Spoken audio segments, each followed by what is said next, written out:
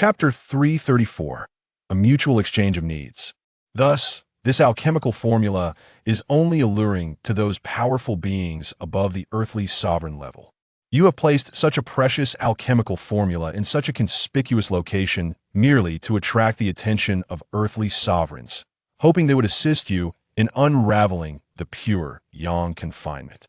At this juncture, Dan Yao cast her a sidelong glance and remarked, "However, you did not anticipate that I possess cultivation surpassing the earthly sovereign level at such a young age, which is why you hesitated to sell the formula to me."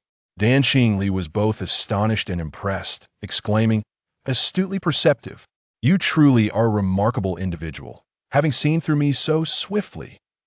Pausing momentarily, she continued in a grave tone, "In the past century, although I have been unable to dismantle the pure yang confinement within me, I have devised 3 methods to counter it." Dan Yao inquired with curiosity, "What are the 3 methods of resolution?" "I am afflicted by the pure yang force, and must utilize extremely yin substances to counter the yang and break the confinement. The first method involves concocting the pure yin small returning pill. By harnessing the millennia-old yin medicinal power of this pill, combined with my own soft and yin spiritual energy, I can launch an internal and external assault to shatter the pure yang confinement and restore my former prowess. However, to refine the pure yin small returning pill, one must prepare a plethora of precious medicinal materials, and the alchemist's own strength must exceed that of an earthly sovereign. Otherwise, it cannot be accomplished." Dan Yao remarked, "Your spiritual energy is restrained by the blazing sun's directive, rendering you incapable of refining it.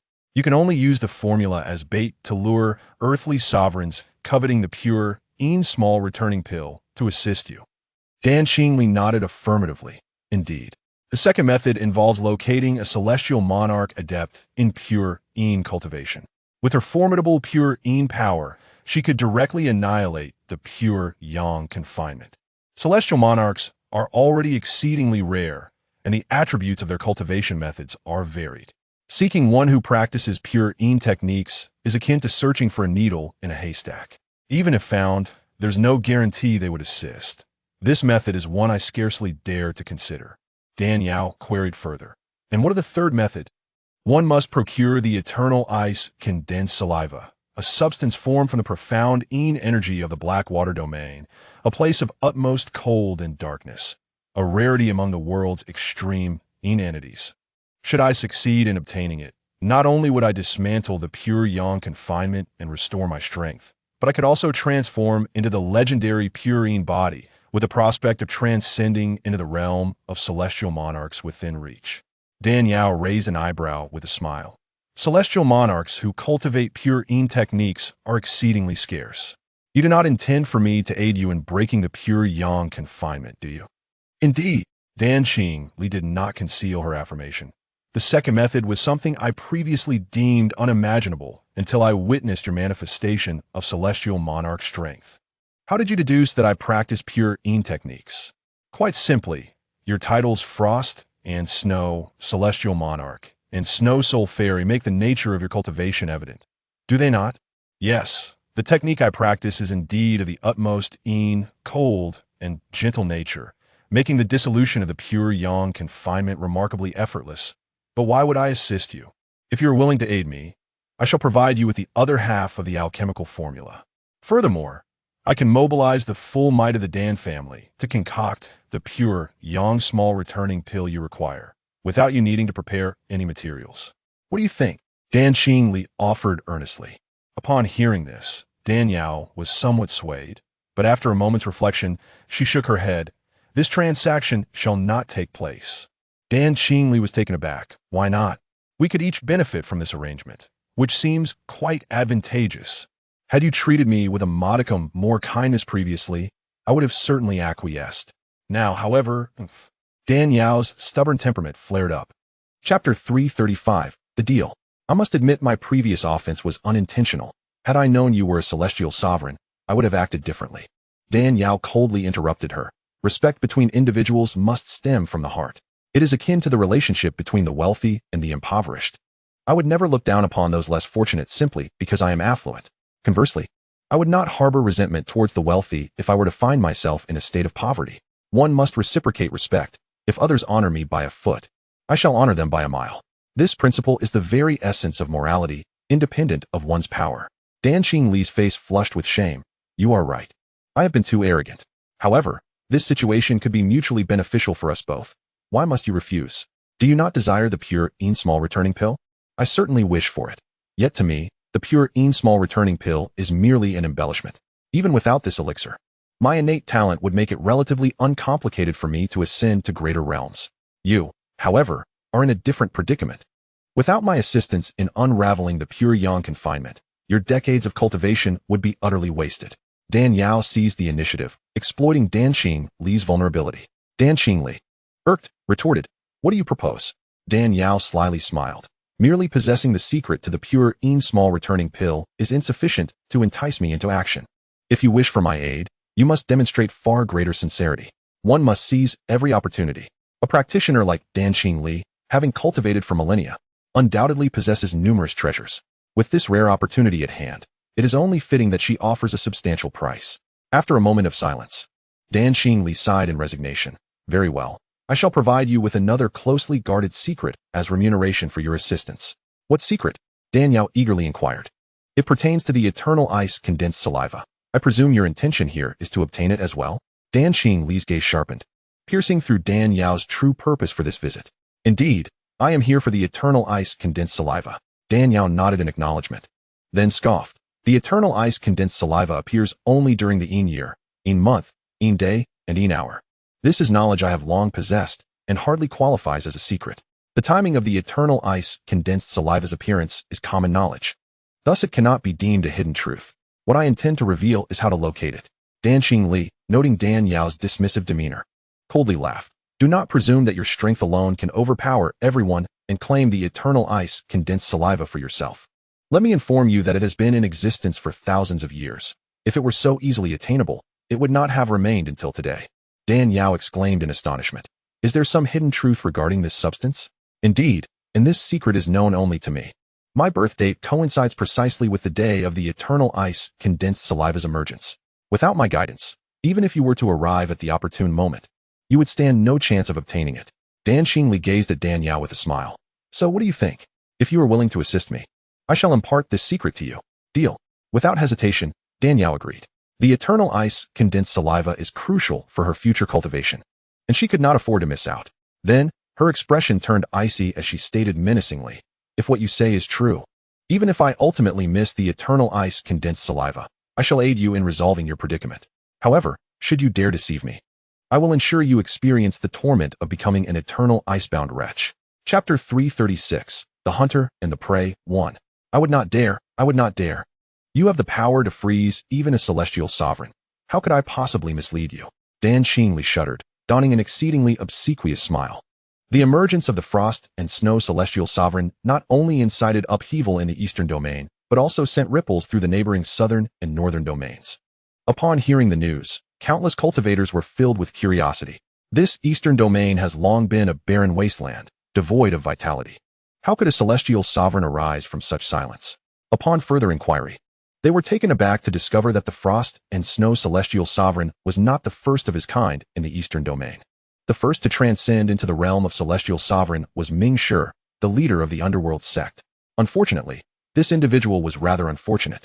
Instead of provoking someone less formidable, he chose to challenge the seven-star palace. As a result, he was swiftly frozen into an eternal icebound state by the frost and snow celestial sovereign and sealed deep within the earth demon ridge.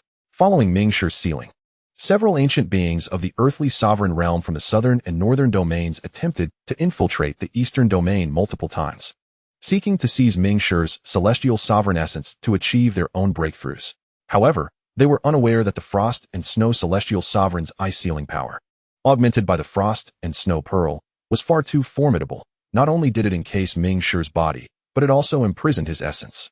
Unless one possessed strength surpassing that of a celestial sovereign, no one could hope to unseal him.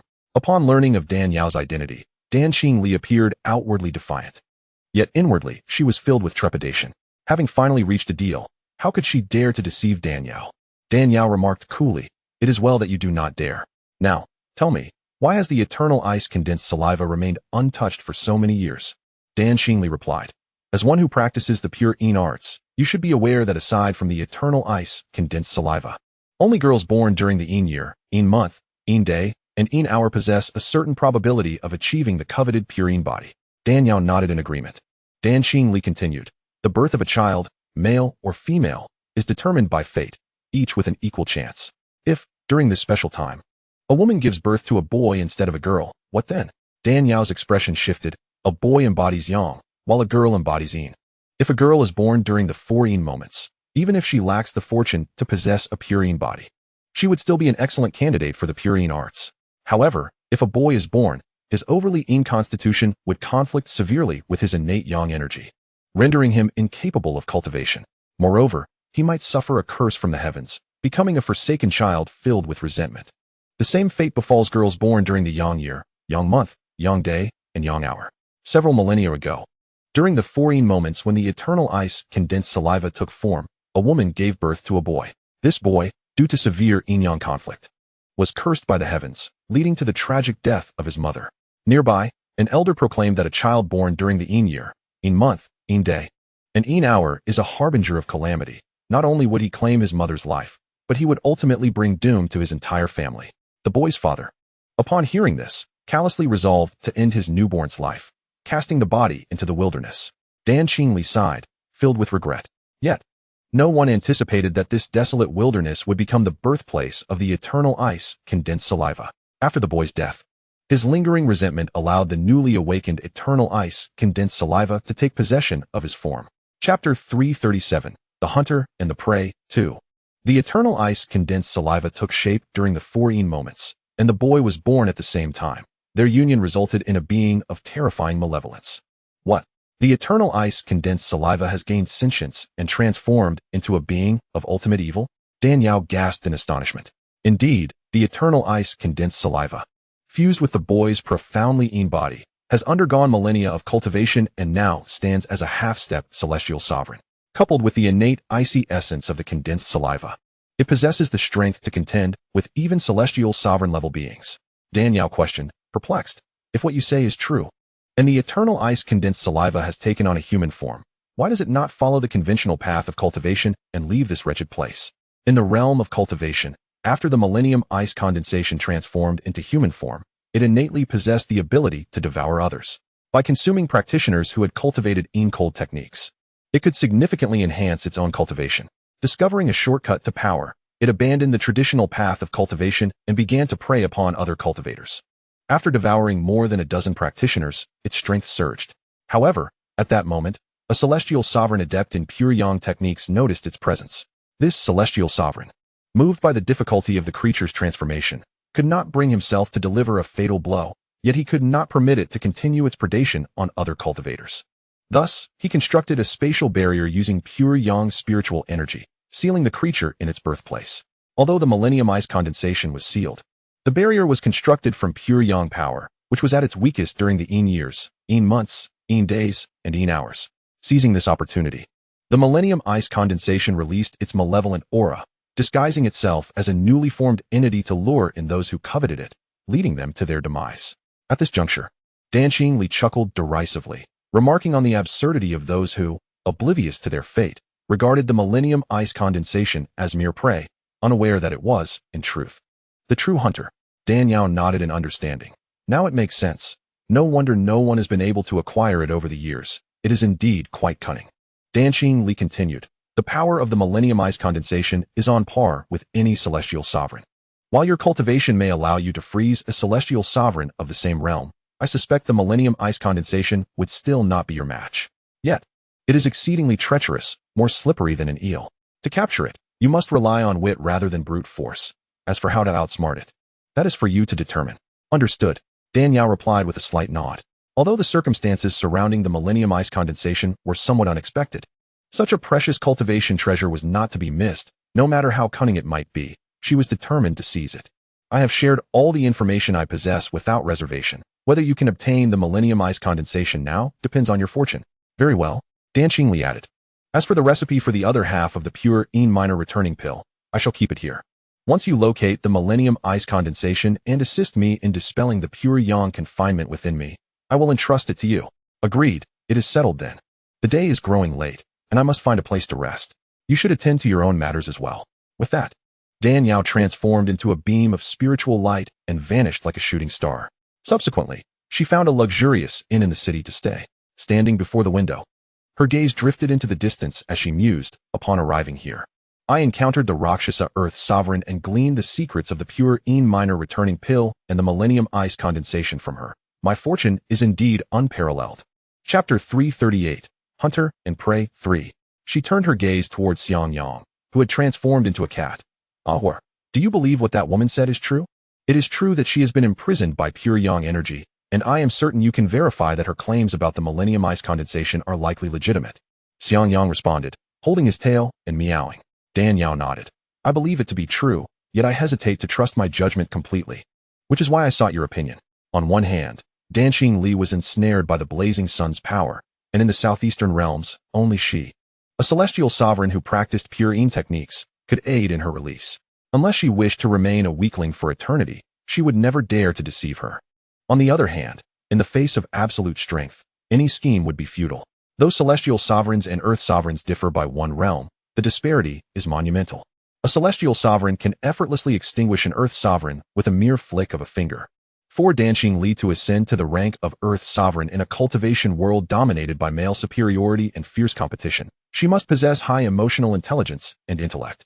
Would she engage in such self-destructive folly? Xianxiang understood that Dan Yao's inquiry stemmed from her trust in him, and he relished this confidence. He smiled. While what she said may indeed be true, one must remain vigilant. It is prudent to be cautious and to proceed with care. Indeed, Dan Yao nodded. They then delved into discussions about the millennium ice condensation. Xianxiang sighed. It is regrettable that my meridians are utterly destroyed, rendering me incapable of wielding any power. Otherwise, if we joined forces, with your bridal garment divine skill complementing my Mingyu technique, the fusion of Yin and Yang would make even the most formidable millennium ice condensation yield to us. Dan Yao replied. Even if your meridians were intact, your abilities would be limited due to the fiery nature of your power. Danqing Li has explicitly stated that the spirit formed from the millennium ice condensation is as cunning as a fox and as treacherous as a ghost. A direct confrontation would be futile. The only path to success lies in cunning strategy, though devising such a strategy poses its own challenges. Xianxiang pondered for a moment and said, a man without guilt may suffer for possessing something precious. The millennium ice condensation grants one a pure Een body, an irresistible temptation for any practitioner of Een cold techniques. Once it manifests, it will undoubtedly incite fierce battles among powerful cultivators. Yet, despite the passage of millennia, no one has truly acquired it, illustrating its cunning nature. Capturing it is akin to reaching for the heavens. It is exceedingly vexing. Dan Yao seated herself, pouring a cup of clear tea and taking a delicate sip. After a moment of contemplation, she suddenly slapped her hand down. I've got it. I have a plan. Xianxiang was taken aback and quickly inquired, what plan? Did Danqing Li not mention that this creature enjoys devouring practitioners of Een cold techniques to enhance its cultivation? Yes. Xiangyang's expression suddenly shifted.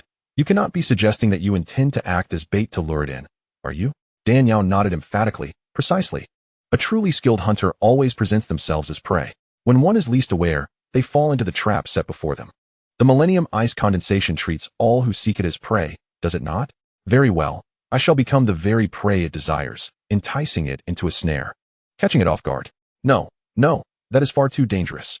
Danqing Li only based her information on what she had gathered, knowing that the millennium ice condensation possesses the strength of a half-step celestial sovereign. Chapter 339, Hunter and Prey 4. Xianxiang shook his head vehemently. It has been several hundred years since its last appearance. It may have already broken through to the celestial sovereign realm. What if? Dan Yao waved her hand dismissively. There is no what if. Fortune favors the bold. To acquire a treasure like the millennium ice condensation, one must take risks. Besides, you are aware of the nature of the techniques I practice. Even if it has advanced to the celestial sovereign realm, it would not be my match. But have you considered that while it indeed craves the Een cold spiritual power of practitioners, as Danqing Li mentioned, it is exceedingly clever and adept at evading danger? Once you reveal the profound Een energy of your Mingyu technique, it will undoubtedly discern your status as a celestial sovereign and flee before you can even attempt to ensnare it. Upon hearing this, Dan Yao furrowed her brows. Indeed, that creature possesses remarkable intelligence. If it perceives my cultivation level as high, it certainly will not risk attempting to devour me. Thus, this strategy is fundamentally flawed. We must devise another plan. Xiang Yang, unwilling to see Dan Yao take such risks, urged her. Dan Yao's eyes sparkled as she asked, Ahua, do you have any suggestions for significantly diminishing my aura so that I appear as an ordinary cultivator?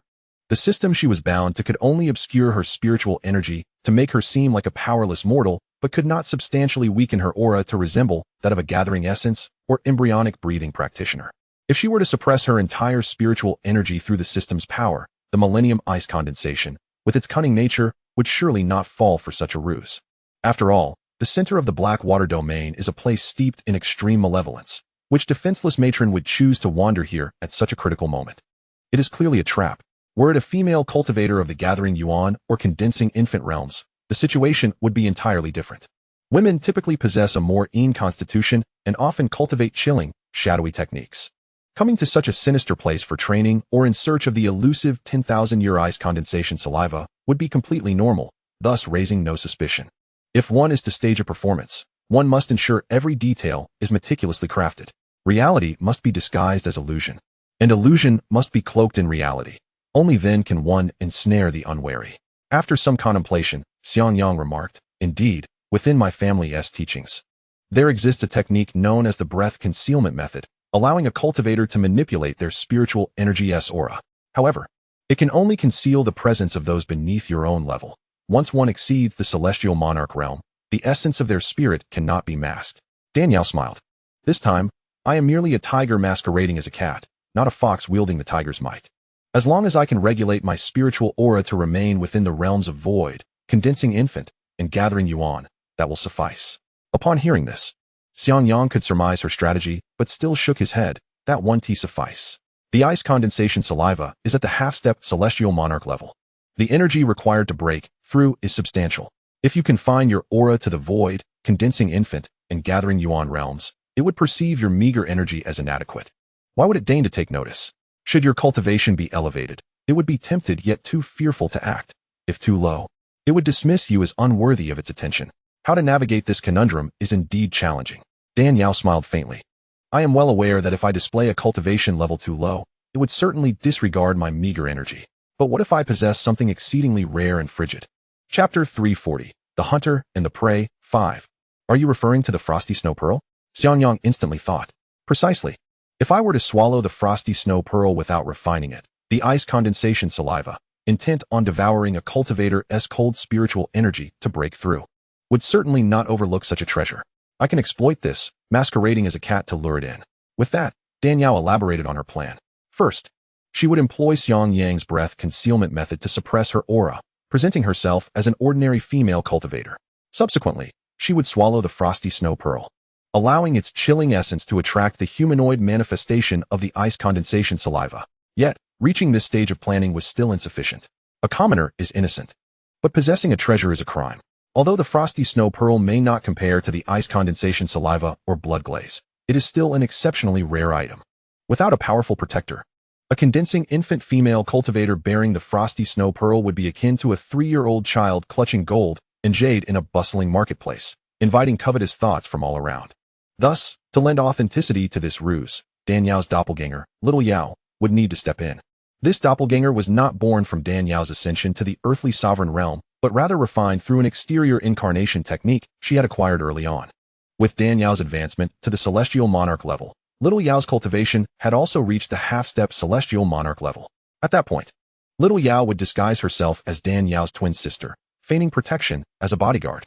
With the cunning of the ice condensation saliva, it would undoubtedly devise ways to distract Little Yao, subsequently seeking to prey upon Dan Yao, who harbored the frosty snow pearl.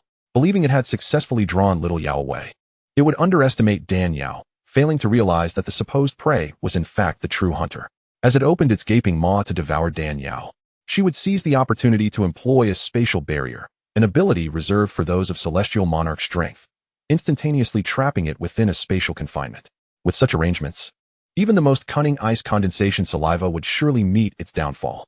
Xiang Yang reviewed this scheme from beginning to end. Although he found it somewhat intricate, he could identify no flaws. He nodded. This plan is indeed unexpected and will certainly entice the being formed from the ice condensation saliva. However, one must exercise extreme caution. Should it sense something amiss, we must flee without hesitation. I understand, Danielle replied.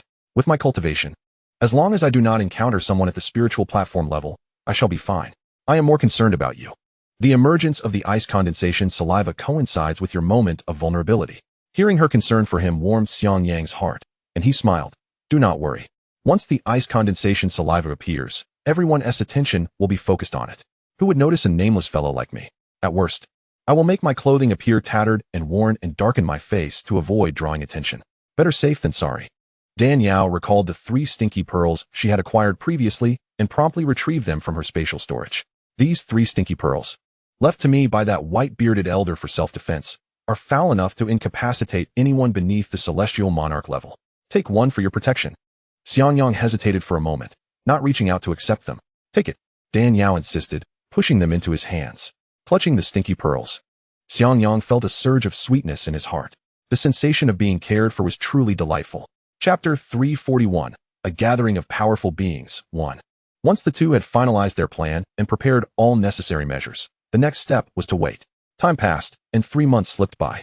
The Een year and the Een month had arrived. Only the Een day and Een hour remained. As a treasure capable of bestowing a person with a pure Een body, the ice condensation saliva was indeed a gem among gems.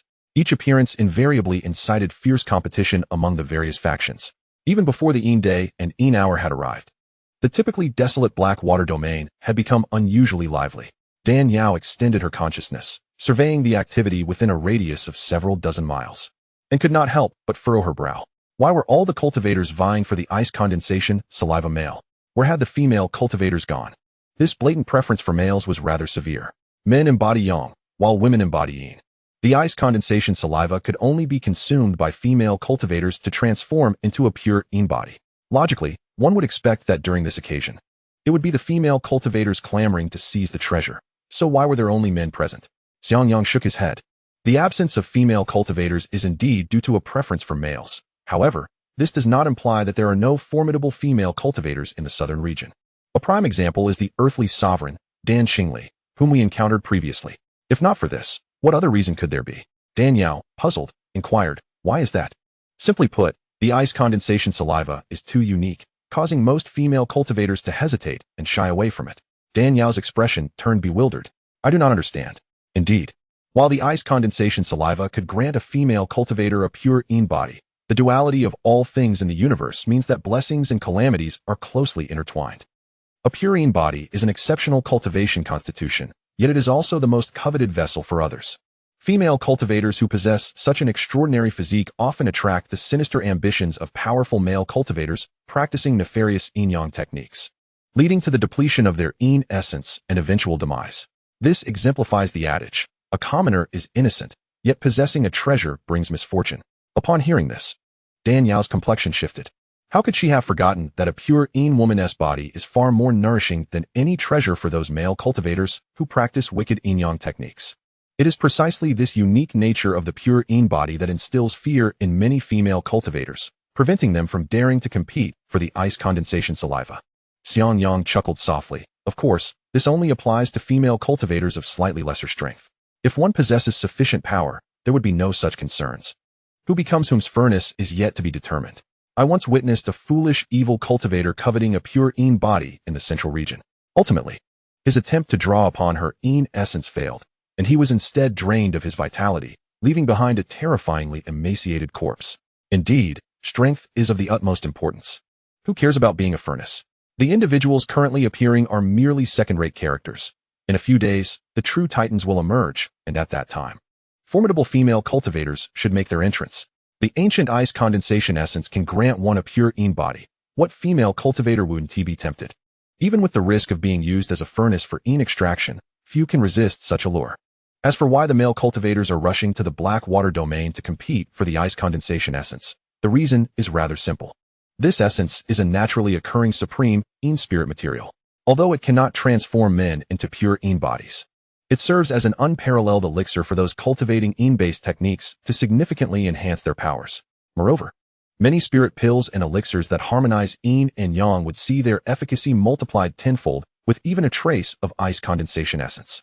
Which alchemist could possibly resist such a spirit material? As news of the ice condensation essence's emergence spread like wildfire, the undercurrents in the black water domain grew increasingly turbulent. Dan Yao, undistracted by external affairs, sat quietly in meditation, awaiting the arrival of the pure Yin day. At last, that day arrived. As Dan Yao sat cross-legged, she sensed an overwhelming aura of pure Yin energy and suddenly opened her eyes. Gazing into the distance, she noticed the sun hanging in the sky dimming, shrouded by powerful Yin energy. Almost simultaneously, the hidden strongmen sensed this Yin aura and leaped forth to join the fray. Yao, the ice condensation essence has emerged. Xiangyang said solemnly. I know, the battle for it is about to commence.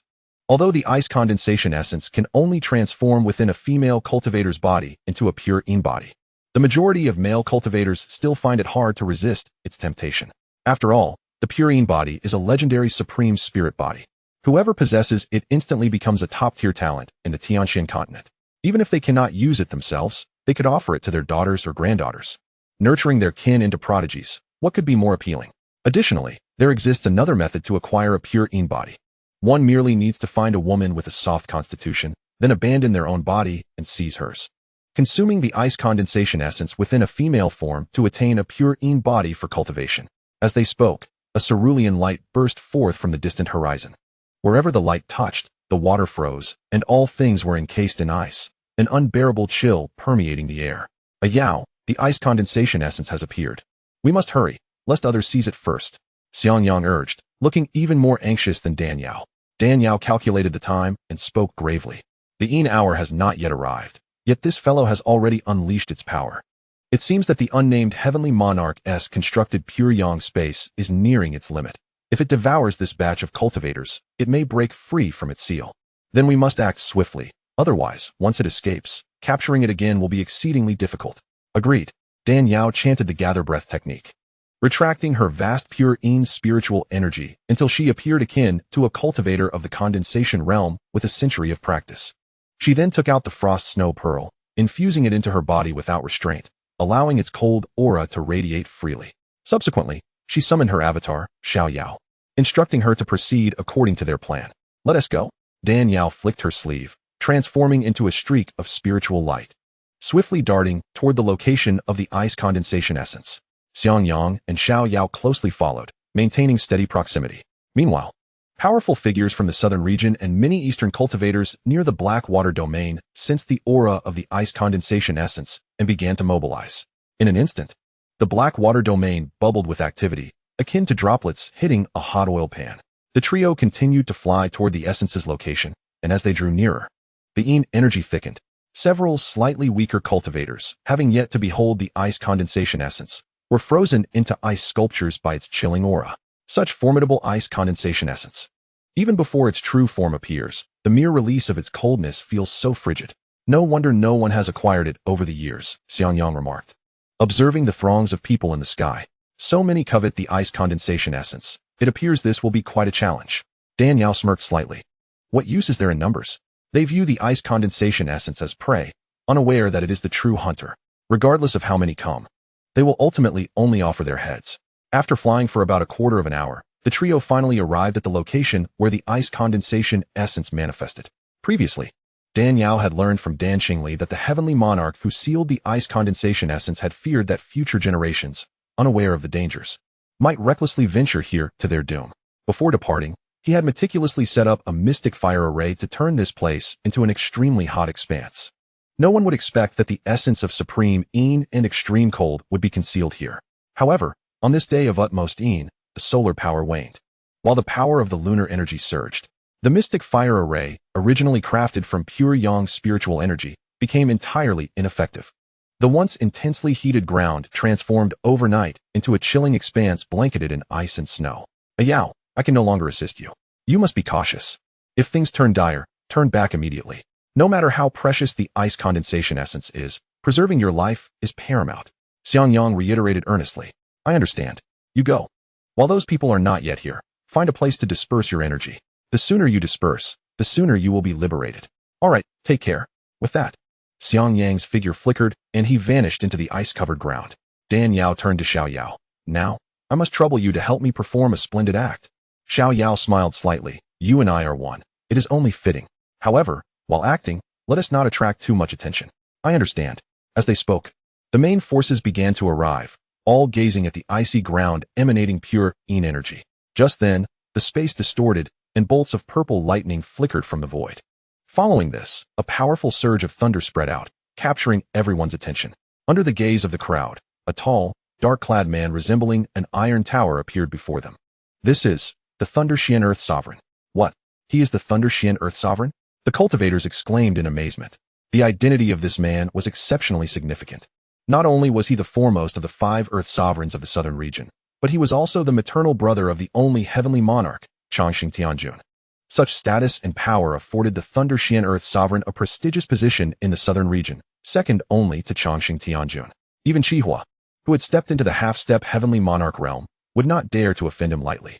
At this moment, the formidable figure standing atop the pinnacle of the southern domain's cultivation pyramid, a peak Earth Sovereign, suddenly made his appearance, naturally invoking awe and admiration from the crowd. However, among those who held him in reverence, Dan Yao remained unperturbed. After ascending to the realm of the celestial monarch, no one in the southeastern domains posed a challenge to her.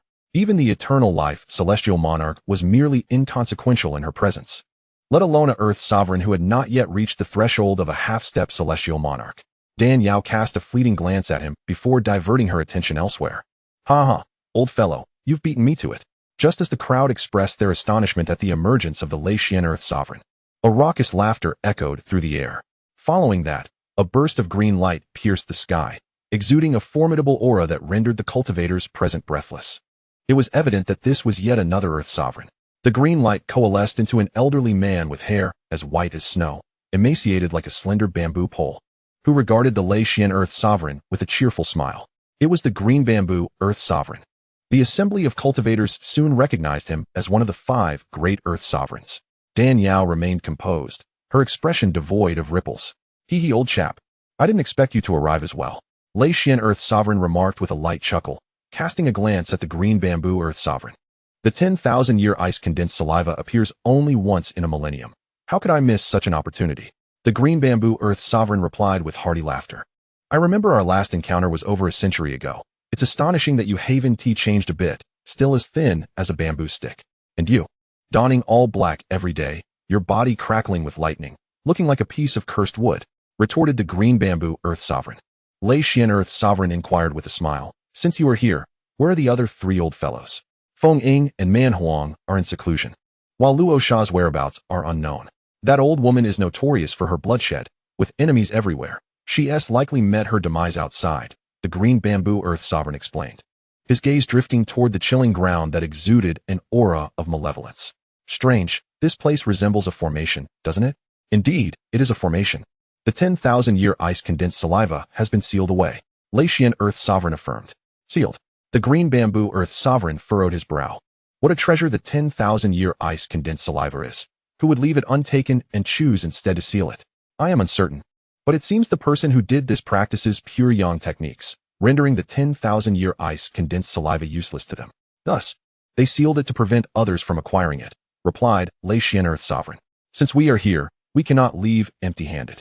Let us join forces to break this seal, proposed the Green Bamboo Earth Sovereign. With a high-ranking individual present, why should we exert ourselves? Laziest Earth Sovereign responded with a grin. Dan Yao and Xiao Yao exchanged glances, both taken aback. This Laziest Earth Sovereign was indeed remarkable, capable of perceiving even the presence of that old fellow. Ha ha. As expected of the brother of the eternal life, celestial monarch, you've detected my existence. Impressive, truly impressive, came a low, eerie voice, heavy with age. The crowd looked up to see a distortion in the void, revealing 3 figures. At the forefront stood an elderly man clad in red, his visage aged yet sharp, emanating an intensely fiery aura that evoked a sense of trepidation. Flanking the red-clad elder were a man and a woman. The man bore a defiant expression, while the woman, strikingly beautiful, wore a stern demeanor. It was the Crimson Fire Monarch, and thus, the source of his overwhelming presence became clear. Forgive my rudeness. Laziest Earth Sovereign offered a respectful bow. The title of monarch is reserved for those who have reached the half-step celestial monarch level, whose cultivation far surpasses that of an Earth Sovereign. To address them merely as sovereign would be disrespectful. Yet directly calling them monarch could offend those of the celestial monarch realm.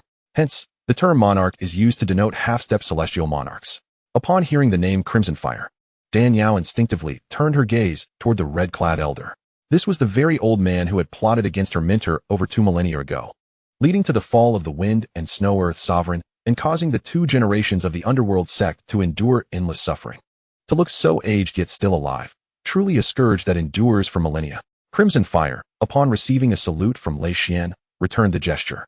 He typically wouldn't even glance at ordinary Earth Sovereigns, but given that Lei Xian Earth Sovereign's brother was the eternal life celestial monarch, he dared not offend him. Just then, Crimson Fire sensed a familiar aura. His gaze turned sharply to Dan Yao, demanding, "What is your relationship with the Wind and Snow Old Man?" Crimson Fire's fierce tone sent a shiver down Dan Yao's spine. To lure the 10,000-year ice condensed saliva, she had absorbed the frost snow pearl of the Wind and Snow Earth Sovereign into her body.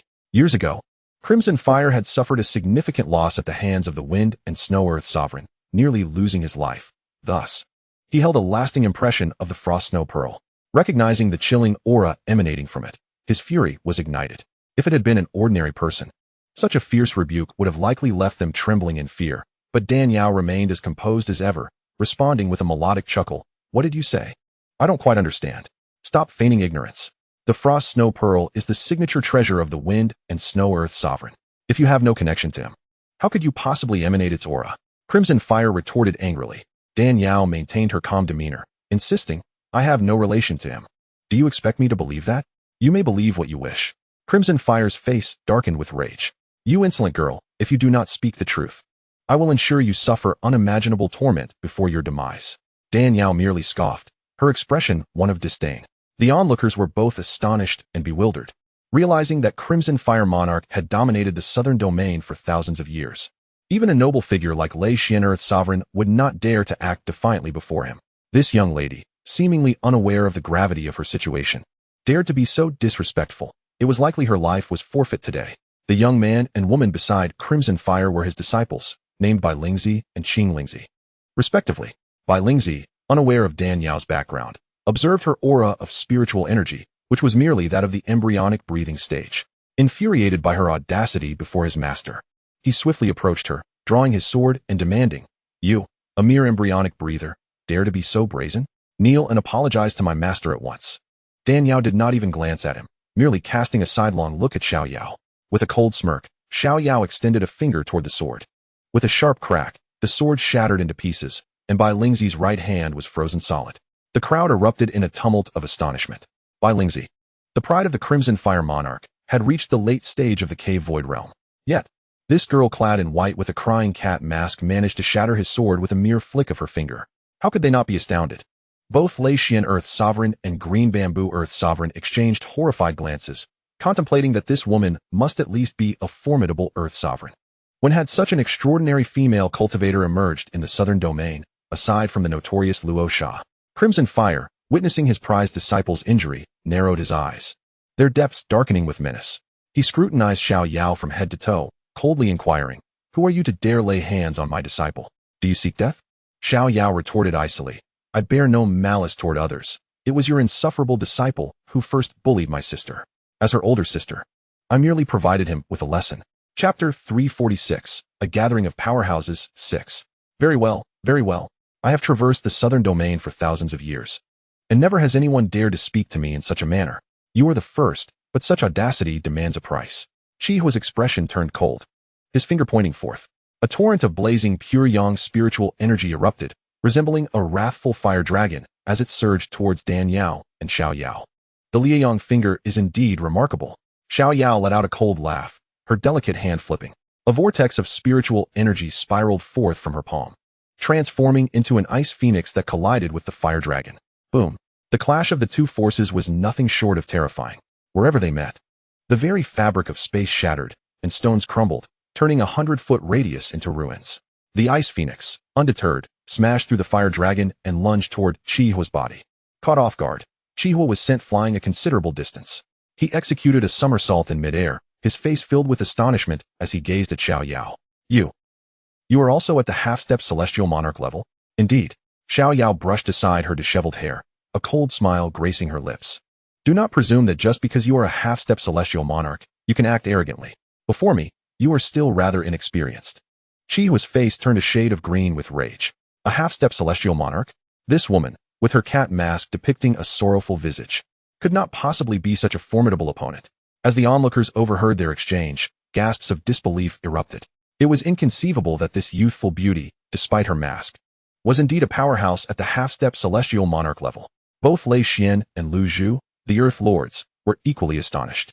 A half-step celestial monarch. This represents the closest existence to the celestial monarch realm. Lei Xian, the strongest among the 5 Earth Lords, had been trapped at the pinnacle of the Earth Lord level for nearly 800 years, receiving guidance from his elder brother, the eternal celestial monarch. Yet he had yet to achieve such a breakthrough.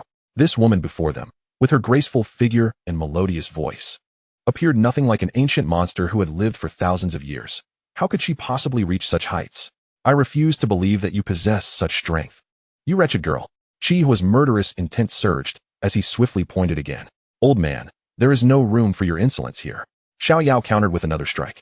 Endless cold spiritual energy coalesced instantly, forming a massive ice palm that descended like a mountain. A thunderous crash resounded as Chihua's garments were torn asunder, revealing a visage reminiscent of aged, dried meat, leaving onlookers with eyes wide in shock. Dan Yao and Xiao Yao were nearly sickened, hastily turning their faces away. A few female cultivators in the crowd were equally disgusted by the sight. Chihua was so enraged he seemed on the verge of exploding. Since ascending to the Earth Lord realm, he had never endured such humiliation. He intended to retaliate and settle scores with Xiao Yao. Lord Chihua, Lei Xian interjected. As a distinguished master, must you truly act so recklessly before the younger generation? What? Do you wish to teach me a lesson as well? Chihua retorted, his face growing even darker. I dare not. I merely believe it unnecessary to act in such a manner at this juncture.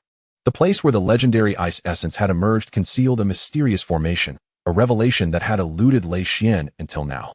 What astonished him further was that he could barely comprehend this formation. If his eyes did not deceive him, it seemed to be set by a celestial monarch-level expert. For a celestial monarch to go to such lengths to establish a sealing formation, the ice essence was surely far from simple. Chapter 347, A Gathering of Powerhouses, 7. Before fully grasping the situation, Lei Xian was naturally reluctant to see 2 half-step celestial monarchs, whose strength surpassed his own, engage in a futile battle. Lest they provide the ice essence with an opportunity to exploit, one must commend Lei Xian's overarching perspective. Despite being unaware that the ice essence had already taken form and viewed them as prey, his vigilance was commendable. However, Chihua, upon hearing this, remained unconvinced. His gaze filled with animosity towards Dan Yao and Xiao Yao. I shall remember this debt. You will pay for it. Old coot, who fears you? I shall sit here on my little stool, munching seeds as I await your arrival to settle accounts. Let us see how many moves your old life can withstand. Xiao Yao scoffed, her disdain palpable. Everyone can throw around threats. Were it not for the need to deceive the ice essence, I would have long since struck you down. You dare insult me, old coot? Chihua was so furious that he felt as though the Buddha had descended. He had assumed that as long as the eternal celestial monarch did not show up, he would reign supreme among the crowd. Little did he expect a powerful and sharp-tongued female cultivator to emerge, besting him twice in their encounters. Although he had fortuitously acquired the jade peach from the western region's starry sea, successfully breaking through to the half-step celestial monarch level, he lamented that his age had hindered his physical prowess. Even with comparable realms, he was not necessarily her match. Continuing to fight would only lead to further humiliation. Little wretch, enjoy your moment of triumph while it lasts. Once I obtain the ice essence and comprehend the profound unity of yin and yang, merging it with the liaoyang finger to break through to the celestial monarch level, I shall see how I deal with you. With this thought, Chihua turned away, ignoring Dan Yao and Xiao Yao. The onlookers could not help but cast several glances at Dan Yao and Xiao Yao, astonished that a powerhouse like Chihua had suffered at the hands of these sisters. The friction between Xiao Yao and Chihua was but a minor interlude. The crowd soon regained their focus, gazing at the ominous, chilling terrain before them. The icy aura emanating from the ground had intensified to an extreme, rendering the Xianhua formation completely ineffective. In the center of the formation, a massive gap appeared, releasing waves of chilling air that caused the cultivators to shiver. As though their very blood was freezing, they hurriedly summoned their spiritual energy to resist the cold. Seeing this, Dan Yao and Xiao Yao exchanged glances. After such a long wait, they had finally arrived at the ice essence. Let us proceed as planned. In a flash, the 2 figures darted into the fray with the other cultivators. Upon entering, they felt as though they had plunged into a vast expanse of profound ice. The cold almost unbearable. While the 2, practicing pure yin techniques, felt the chill acutely, the others fared no better. Dan Yao scanned her surroundings. noting the peculiar mist enveloping the area, reminiscent of the dry ice fog used in theatrical performances in her past life. At that moment, she sensed an intense gaze upon her from the shadows, one that burned with fervor, akin to a drunkard spotting a 50-year-old vintage wine. A subtle smile graced her lips. Just then, a series of piercing screams echoed from nearby. Clearly, those cultivators who lacked the strength yet were greedy for the ice essence had attempted to seize it, only to become its next meal. Dan Yao's expression turned cold as she and Xiao Yao pressed onward. Chapter 348, A Web of Intrigue, 1. Suddenly, the space distorted. A surge of icy air seeped from the fissures, forming ice beings. The ice beings roared in unison, hurling their ice darts like a tempest toward Dan Yao and Xiao Yao. Understanding that the ice essence had its sights set on her, Dan Yao refrained from unleashing her full power, instead channeling her energies to activate the Frost Snow Pearl, barely managing to defend against the onslaught. Most of the icy darts were deftly neutralized by Xiao Yao. However, despite her relentless efforts, the assaults from the ice beings continued unabated. Without hesitation, Xiao Yao grasped Dan Yao's hand, channeling her spiritual energy to form a protective barrier, successfully blocking the icy projectiles. After escaping from the onslaught of the ice beings, the two turned into another space. To their surprise, dozens more ice beings emerged ahead, launching attacks that were even more ferocious than before. The strength of these ice beings was roughly on par with that of the nascent soul stage. Naturally, Xiao Yao was unperturbed. Yet, as the old adage goes, a multitude of ants can overwhelm an elephant. No matter how formidable a half-step celestial monarch might be, it could hardly withstand such relentless assaults. The two exchanged glances, both recognizing the intent of the ancient ice condensation. The space around them was transformed by the chill of the ancient ice condensation, severing all connections to the ambient spiritual energy, making it exceedingly difficult for cultivators to replenish their energy. The spiritual power within a cultivator is finite. If ensnared in the unending entanglement of the ice beings, their energy would inevitably deplete. The ancient ice condensation clearly aimed to exhaust the spiritual power of the cultivators, intending to capture them all at once. However, it would never fathom that both Dan Yao and Xiao Yao drew their spiritual energy from the Mingyu technique, which operates in a manner distinct from the norm, rendering their energy inexhaustible even without the absorption of ambient spiritual energy. Although the two were not concerned about depleting their energy, they were unwilling to reveal their true condition to the ancient ice condensation. After all, a performance must be executed thoroughly. Without a convincing act, how could they trick this cunning old entity? A cold smile tugged at Dan Yao's lips. Humph. I graduated from the Central Academy of Performative Arts. Let us see who outplays whom. With a swift motion, Xiao Yao struck, reducing dozens of ice beings to mere powder, before she and Dan Yao swiftly departed. Yet, another wave of ice beings attacked, relentless and unyielding. Xiao Yao's spiritual energy, concealed by the concealment technique, gradually waned. It seemed as though everything unfolded precisely as the ancient ice condensation had anticipated. After breaching the final barrier, the two arrived at the deepest part of the space. There, they found a world of ice and crystal, where all things were formed from glistening ice. Dan Yao looked up and saw a massive, pitch-black throne at the center. Upon it sat a cherubic figure clad in a crimson robe, exquisitely beautiful, with eyes that sparkled like grapes, exuding an irresistible charm.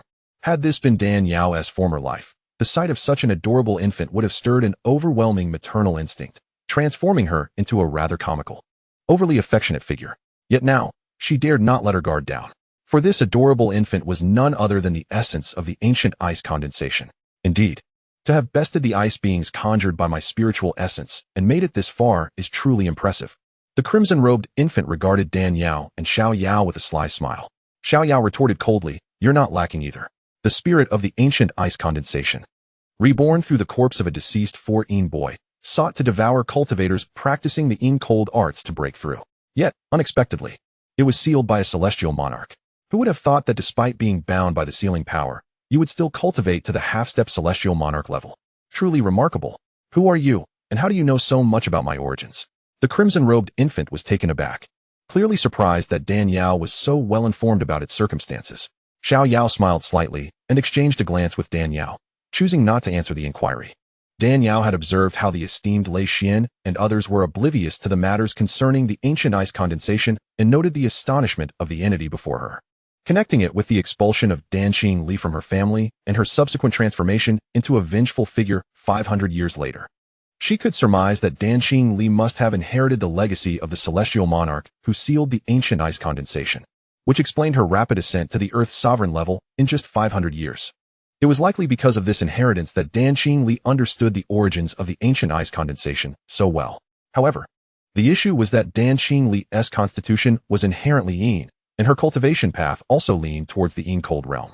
While the celestial monarch's sealing of the ancient ice condensation clearly utilized pure yang energy, the interplay of yin and yang, opposing forces, begs the question of how such a legacy could be transmitted. At that moment, Danielle set aside her contemplations, focusing intently on the crimson-robed infant that embodied the ancient ice condensation. Just then, the surrounding space rippled with powerful waves. A multitude of formidable auras tore through the icy atmosphere, surging forth with greedy gazes fixed upon the crimson-robed infant.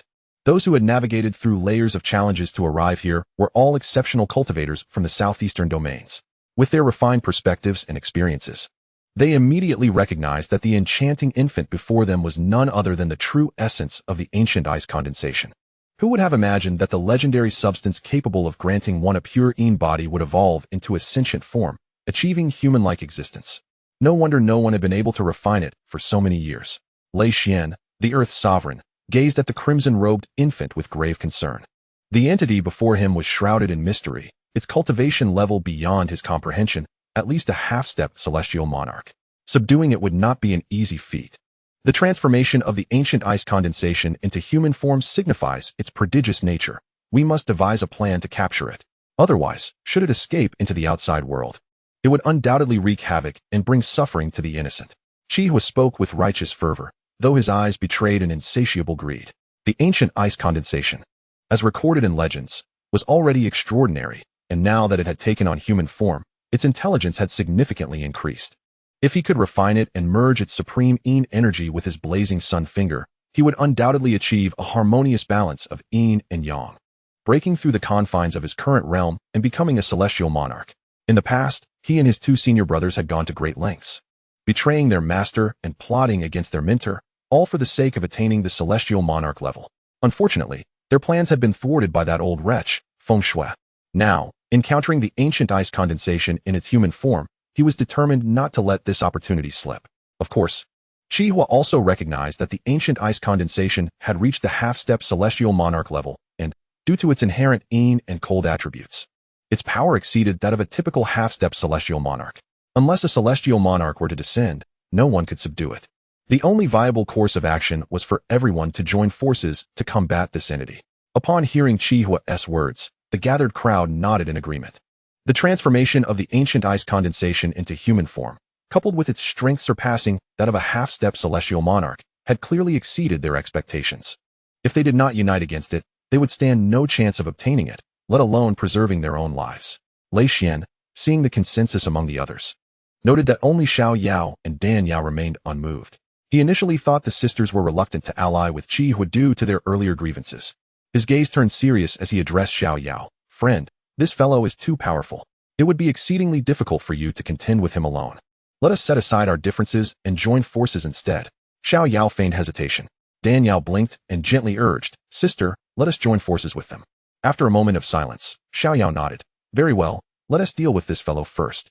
With Xiao Yao's agreement, Lei Xian nodded approvingly. Excellent. Then let us unite our strengths. However, the notion of unity was merely a facade. Each harbored ulterior motives. Those with any semblance of strength were undoubtedly fixated on monopolizing the ancient ice condensation.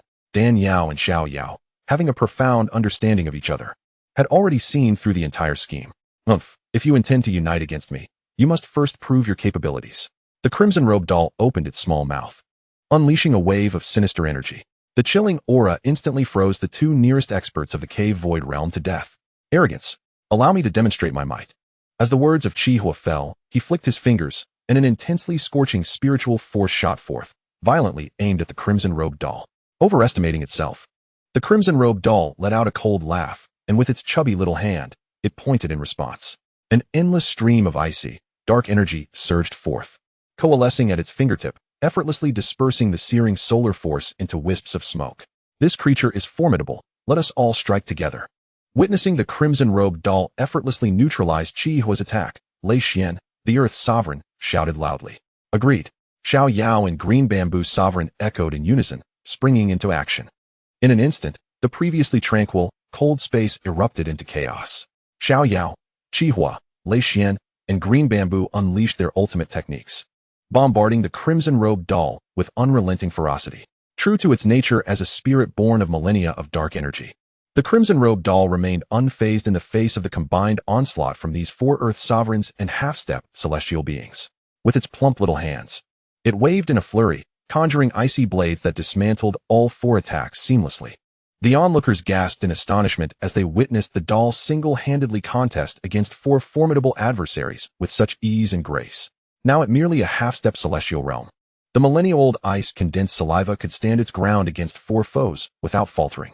Should it achieve a breakthrough into the celestial realm, it would surely be a terror to behold.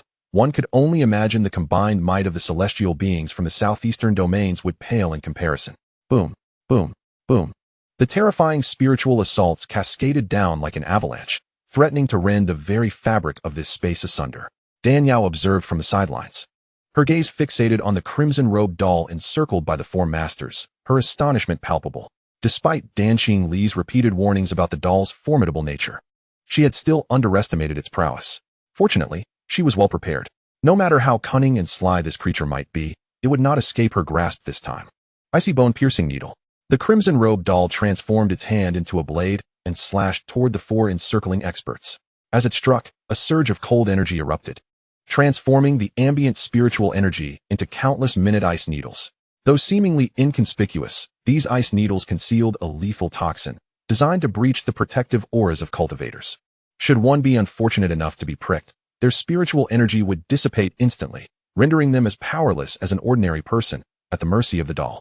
Upon witnessing the doll unleash such a terrifying attack, Xiao Yao and the others turned pale and hastily evaded. Despite their swift movements, they still found themselves in disarray from the icy assault. The sight elicited gasps of disbelief from the assembled crowd. Humph, with such meager skills, you dare to attempt to refine me? You truly are oblivious to your own mortality. Floating in midair, the crimson-robed doll coldly regarded the four. Today, I shall bury you all here. The expressions of Qihua, Lei Xian, and Green Bamboo were akin to stepping in dog excrement, utterly grim.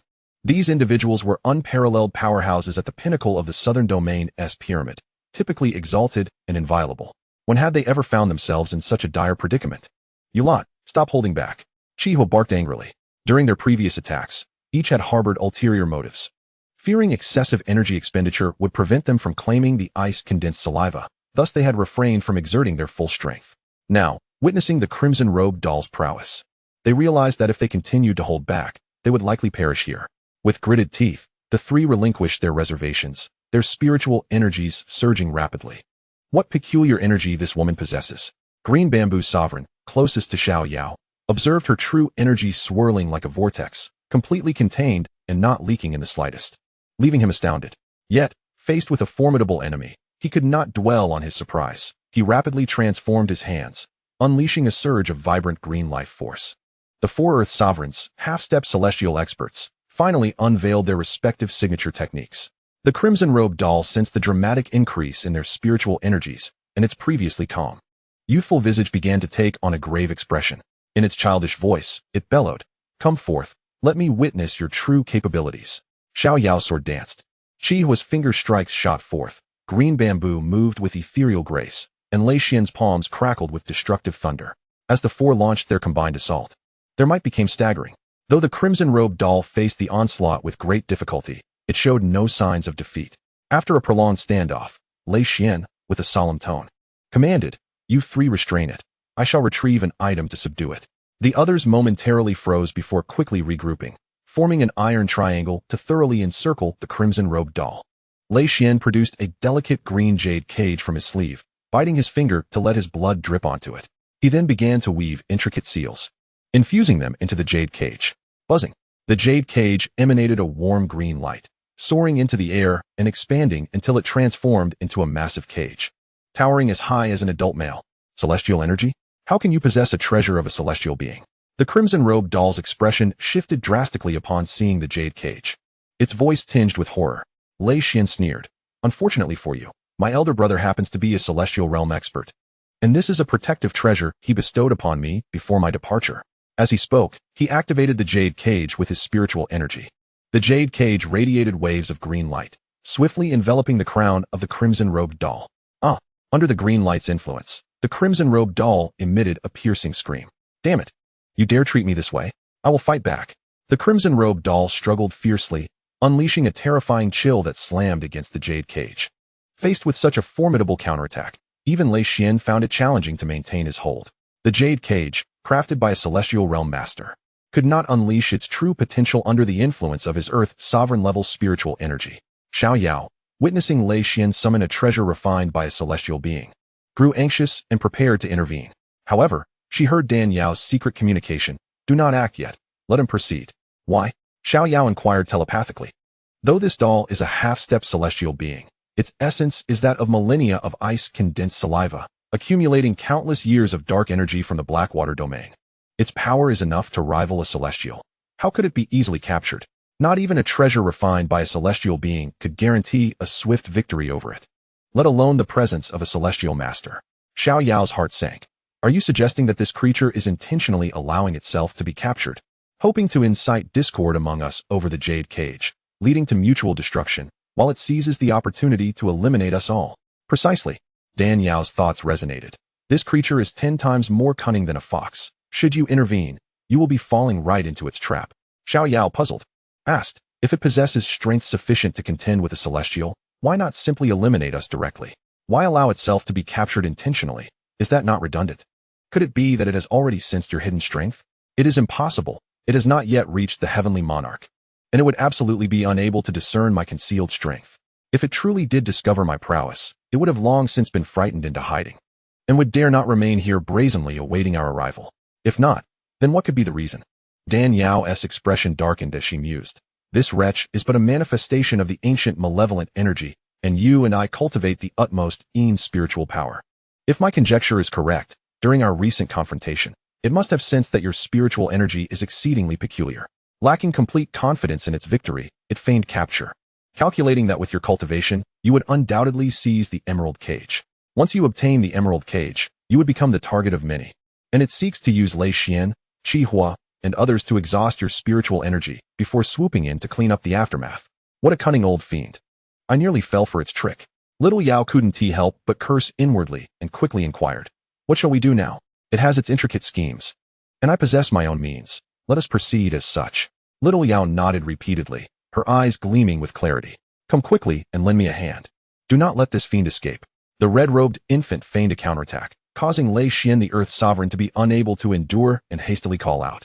Upon hearing this, all the cultivators promptly infused their respective spiritual energies into Lei Xian the Earth Sovereign. Lei Xian the Earth Sovereign's aura surged, and he spat forth a mouthful of essence blood, splattering it upon the emerald cage.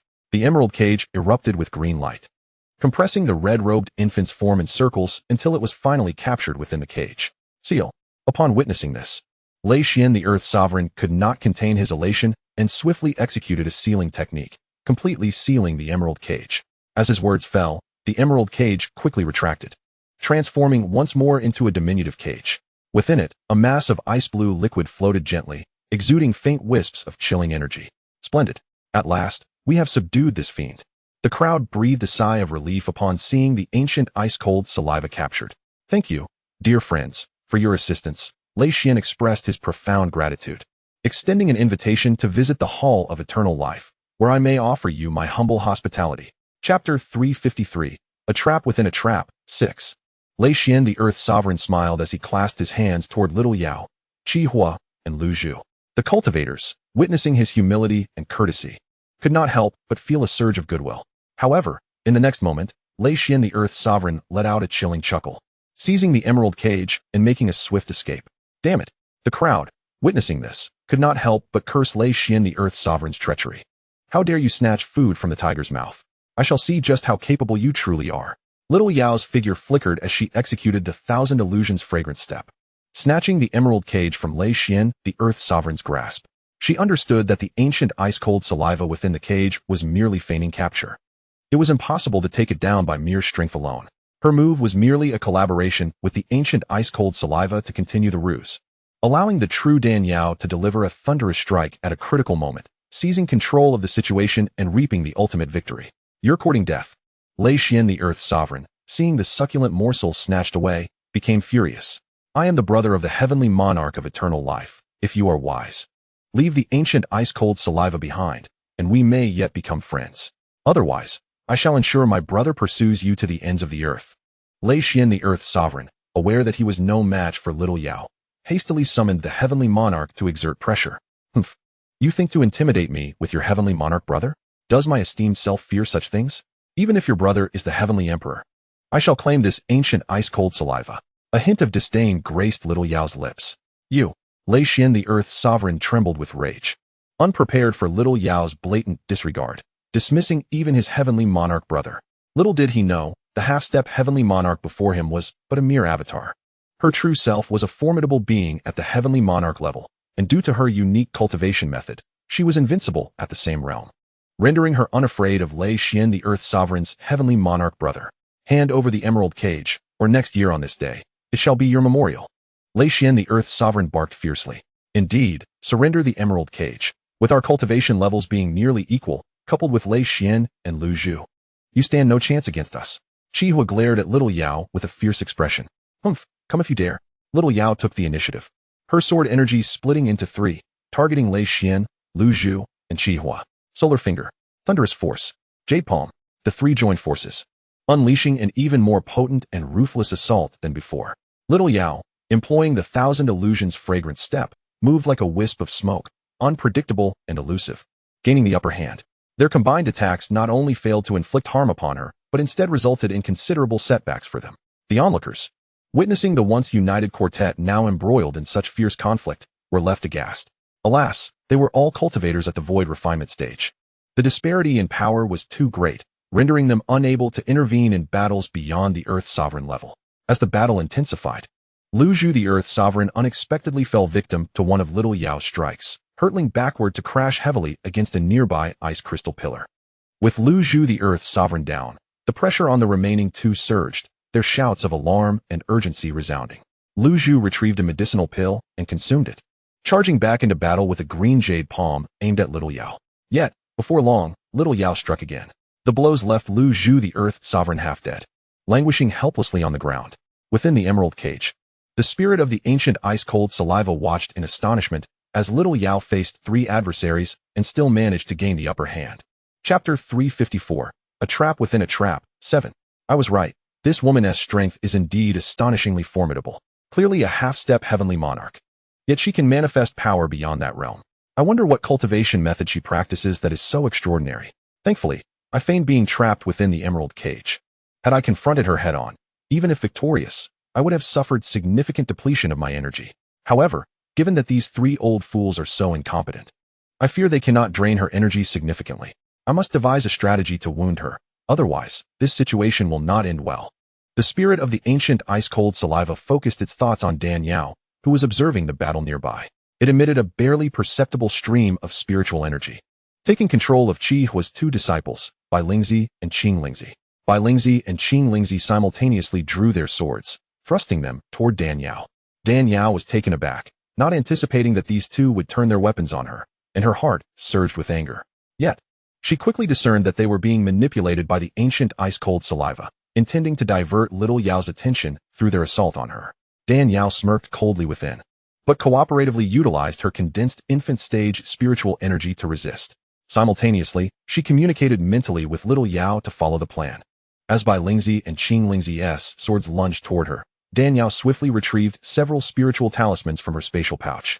These talismans had previously been refined by little Yao using her spiritual energy. After all, though she and little Yao publicly called each other sisters, as the elder sister, she must possess a few protective talismans from her powerful sibling. Just as Lei Xian, the Earth Sovereign, had similarly refined an emerald cage as a protective treasure for his brother upon breaking through to the heavenly monarch realm. Sometimes, the details determine success or failure.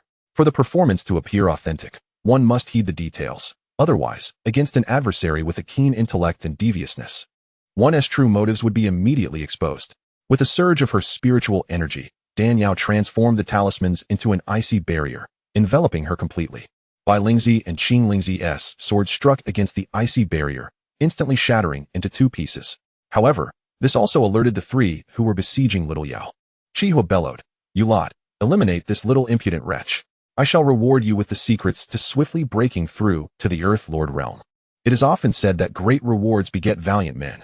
Initially, the onlooking cultivators had been idly spectating, but upon hearing his command, they hastily unleashed their assaults upon Dan Yao. With a resounding crash, the Xianbing barrier shattered. Dan Yao feigned terror, shrieking, "Sister, come save me." Upon hearing this, Xiao Yao immediately redirected her sword, rushing towards Dan Yao. The sword aura surged forth, and those cultivators attacking Dan Yao were swiftly turned to crimson mist. However, at the very moment she struck, Qi Hua, Lei Xian, and Lu Zhu seized the opportunity, each affixing a talisman to Xiao Yao's back. Xiao Yao suddenly coughed up a mouthful of blood, her body going limp as she collapsed onto Dan Yao. Qi Hua rejoiced, laughing heartily, "Little wretch. So you too can be wounded. Ha ha ha. If you know what is good for you, hand over the jade cage, or else you think I'd willingly give it to you?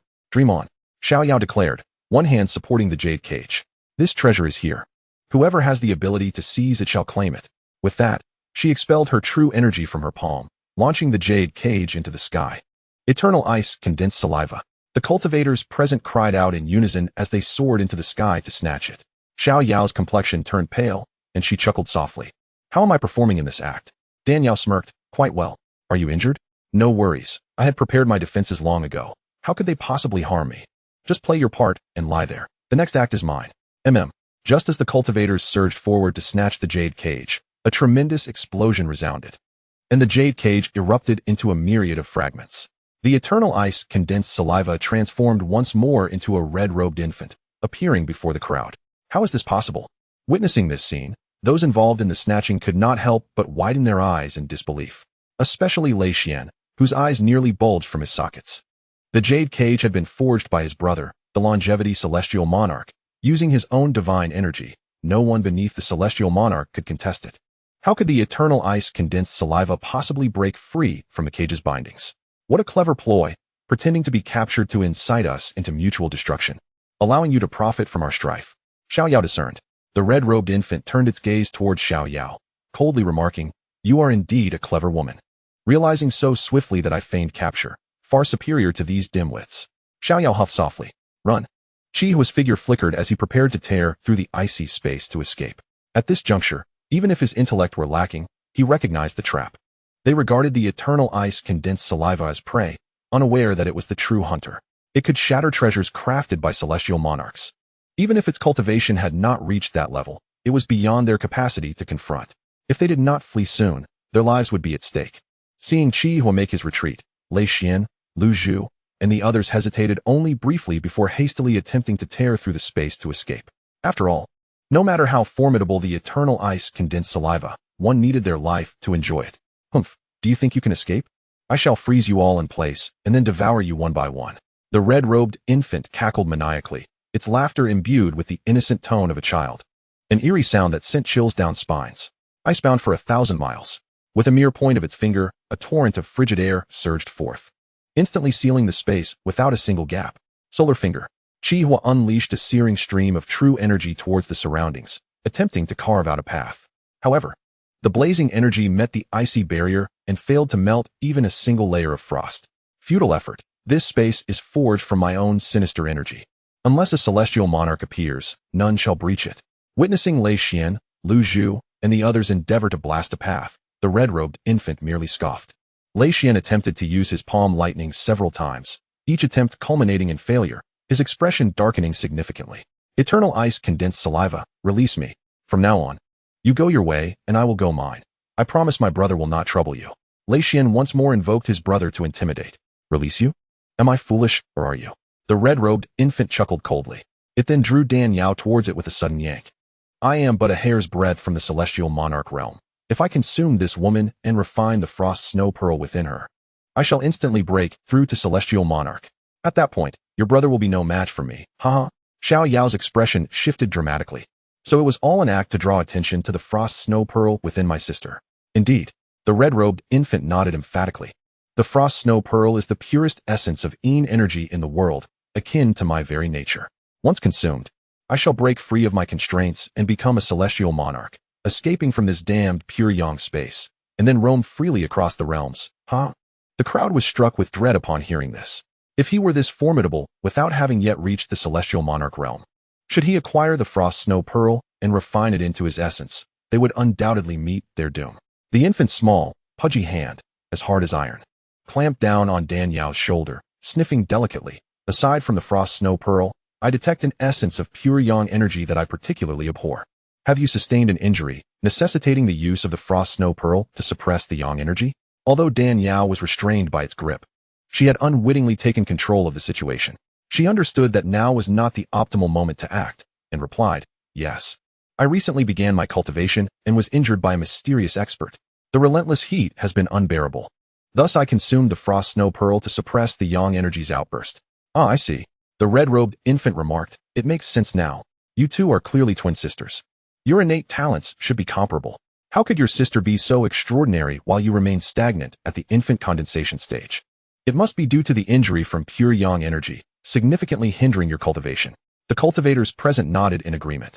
They had previously found it strange that the two, in stature, voice, and aura, were identical twins. Why was the elder sister so powerful while the younger sister lagged so far behind? It turned out that the extraordinary talent had incited envy, resulting in an injury from a mysterious expert. Little did they know, this was all part of Dan Yao's deliberate act. She understood that the eternal ice condensed saliva was cunning beyond measure.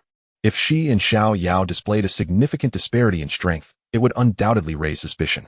Thus, she infused a thread of pure yang energy into her own body, feigning an injury from the pure yang force. This clever ruse not only explained the vast difference in power between her and Xiao Yao, but also crafted a perfect justification for the frost snow pearl's presence within her. After all, who would casually consume such a chilling object? Even if one sought its power to cultivate a yin-based technique, there was no need to go to such lengths. Chi Hua, perplexed, queried, "Your power is so formidable. Why not simply injure and subdue them? Why feign capture? Is that not redundant?" The crimson-clad doll cast a glance at him and remarked, "This is not a mere superfluity, but rather a pursuit of security. Each of you possesses strength inferior to mine. Yet this woman harbors an extraordinary spiritual potency. Even if I were to vanquish her, I would undoubtedly suffer grievous injuries. In such a scenario, it would be unsurprising for you to take the opportunity to consume me whole. How could I allow you such an advantage? The most prudent course of action is to feign capture, inciting you to turn against one another in a deadly contest for my possession, leading to mutual destruction, while I reap the benefits like a fisherman." Upon hearing this, the crowd felt their scalps tingle with apprehension. They had been so preoccupied with seizing the millennium ice condensation saliva that they had unwittingly become players in a grand scheme. Little did they realize, the intelligence birthed from the millennium ice condensation saliva was astutely calculating and profoundly cunning. After Lei Xian confined me within an emerald cage, you all assumed I had become a mere plaything, incapable of stirring considerable turmoil, and thus began your self-serving squabbles, engaging in fierce combat. Ha ha. Everything has transpired just as I anticipated. Currently, each of you is severely drained of spiritual energy, and this woman has sustained 3 heavy strikes to her back. Her organs are misaligned, her spiritual energy scattered, rendering her no longer my match." As the crimson-clad doll spoke, she could not restrain herself and erupted into maniacal laughter. Appearing quite deranged, after being trapped here for millennia, not only could she escape today, but she would also ascend to the rank of a celestial sovereign, surpassing the formidable beings of the southeastern domains. Truly a double blessing. What are you laughing at? Suddenly, the crimson-clad doll noticed Xiao Yao smiling, her expression most peculiar. "Have you ever heard a saying regarding the millennium ice condensation saliva?" Xiao Yao inquired. "What saying?" The crimson-clad doll could not help but ask. Before Xiao Yao could respond, she scoffed. "You wouldn't dare suggest something like heaven is watching, and those who do evil will inevitably face retribution, would you? I am the millennium spiritual saliva born of heaven and earth. How could I fear any infernal retribution? Spare me your attempts at intimidation, no matter how eloquently you speak. You shall not escape death today."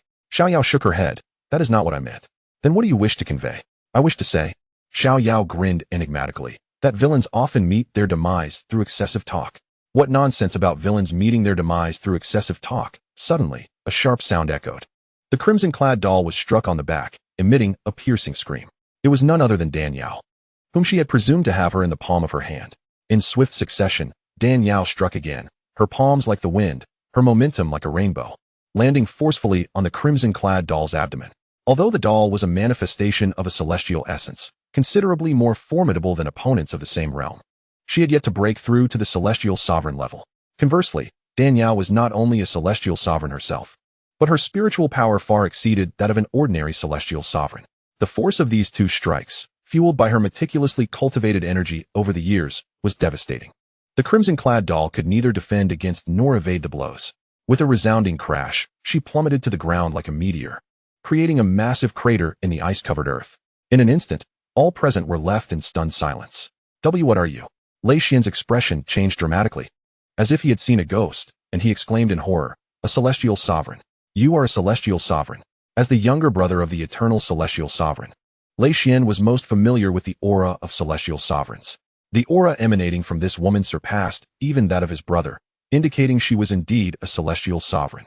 Only a celestial sovereign could inflict such grievous harm upon the millennium ice condensation saliva spirit, which was nearly at the celestial sovereign level itself. A celestial sovereign. She is actually a celestial sovereign. Upon hearing this, the crowd turned their astonished gazes toward Dan Yao, their astonishment nearly overwhelming. They could never have imagined that the girl regarded as prey by the millennium ice condensation saliva was, in fact, the ultimate hunter lurking in the shadows. As the crowd was engulfed in shock, the crimson-clad doll transformed into a streak of cold light, attempting to flee. Trying to escape? Not on my watch. Xiao Yao called out with a clear whistle, her figure flashing as she struck out with a palm.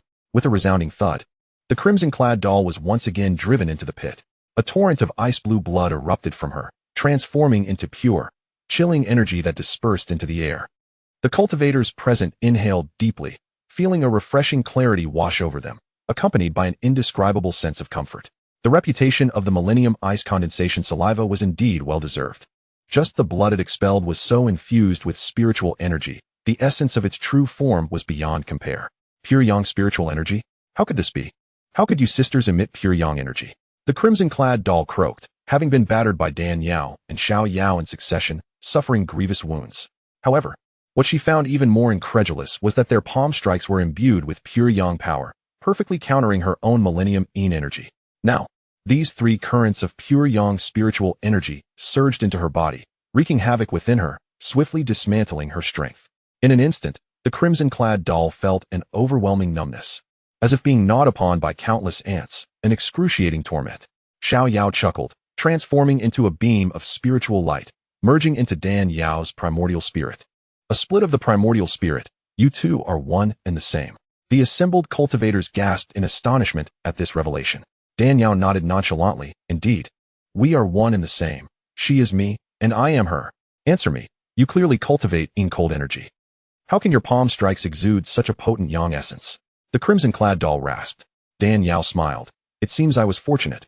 Many years ago in a secret realm, I learned a method called the ice flame transformation technique, which allows me to convert the energy within me into the opposing pure yang force. This ice flame transformation technique was what Dan Yao had acquired in the snowstorm secret realm. In the natural order of things, once anything develops to an extreme, it will transform towards its opposite, which is the essence of the principle that extremes meet their counterpoint. Just as an overflowing cup spills, a full moon wanes. An excess leads to decline. They all convey the same truth. The Mingyu skill I practice is the epitome of the most yin, cold, and soft energies. No other cultivation method can yield energy more yin than it. Building upon this foundation, I employed the ice flame transformation technique, pushing my own energy to become even more yin and cold, exceeding the critical threshold, thus transforming pure yin energy into pure yang energy. And this pure yang energy is the nemesis of the millennium ice condensation saliva. Ah, I see. So that pure yang essence within you was indeed self-inflicted? Precisely. What a clever ruse. The crimson-clad doll sighed. I never imagined after living for millennia, I would be outmaneuvered by a mere girl. Her tone shifted, becoming sharp. As a celestial sovereign, do you not find it despicable to employ such means to ensnare others? Dan Yao laughed heartily. All's fair in war. It has always been thus. Especially against such a cunning and treacherous opponent as you. If I did not employ some strategy, how could I achieve my goals so easily? The crimson-clad doll was rendered speechless. In truth, if one were to assess Dan Yao's cultivation, she was capable of sweeping through all cultivators in the southeastern domains. Even if the crimson-clad doll acquired the frost snow pearl and broke through to become a celestial sovereign, she would still be no match for Dan Yao. The convoluted scheme was necessitated, firstly, by the formidable prowess of the spirit born from the millennium ice condensation saliva, which, while not yet breaking through to the celestial sovereign level, possessed strength rivaling that of a celestial sovereign. Even if she could not defeat Dan Yao, escaping was still within her capabilities.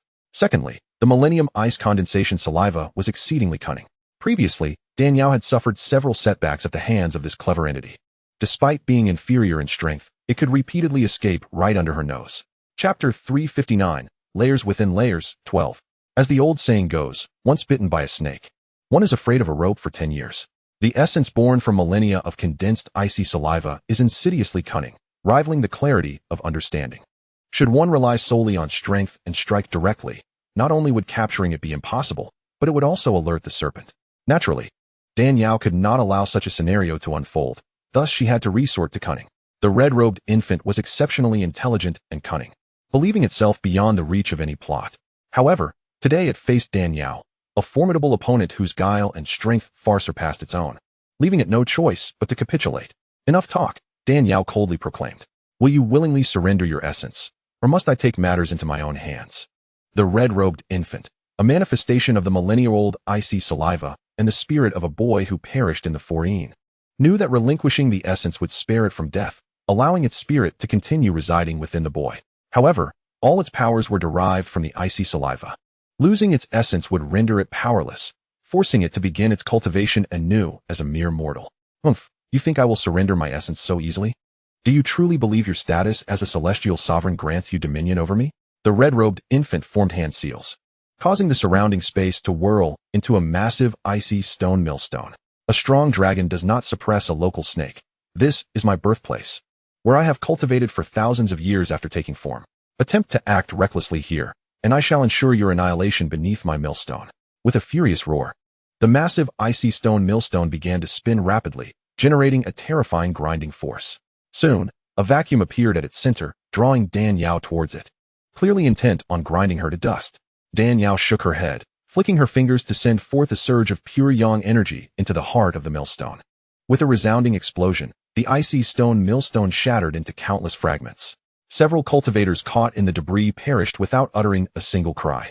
Danyao scoffed. You have been struck by my pure yang energy. Your powers are gradually being confined. How could you possibly contend with me? Surrender your essence, and perhaps I might show you mercy. Never. I shall fight you to the end. The red-robed infant's eyes blazed crimson. It had not anticipated Danyao's power to be so formidable. Its painstakingly honed icy stone millstone crumbled before her, ice essence sealing heaven. The red-robed infant unleashed a stream of ice-blue essence, unleashing a torrent of sinister energy. The temperature around them plummeted instantly. Those of lesser strength could not withstand the chilling onslaught, screaming as their bodies rapidly froze into ice sculptures. The frozen state lasted but a few breaths before they exploded into heaps of shredded flesh and ice, meeting a truly gruesome fate. Witnessing this scene, everyone turned pale with fear. The sinister chill of the millennia-old icy saliva was overwhelmingly terrifying. If they remained, they would inevitably meet the same fate as the others. As they prepared to fight for their lives, Danyao pointed her finger, directing a surge of pure yang energy that seared a dark hole in the icy air. You all must leave this place. I will handle this abomination myself. This was not out of compassion for their lives, but rather because the red-robed infant was exceedingly difficult to deal with. Although she had severely wounded it, the potential for a desperate retaliation remained formidable, necessitating her full concentration. The presence of so many would only serve to distract her, providing the creature with an opportunity to exploit. Furthermore, after subduing the millennia-old icy saliva, the process of refining it would require considerable effort. Given its potent essence, transporting it elsewhere would inevitably attract the envy of other powerful beings. It would be far more prudent to utilize the environment here to absorb and transform it directly into purine. If these individuals continued to linger, how could she focus on refining the millennia-old icy saliva?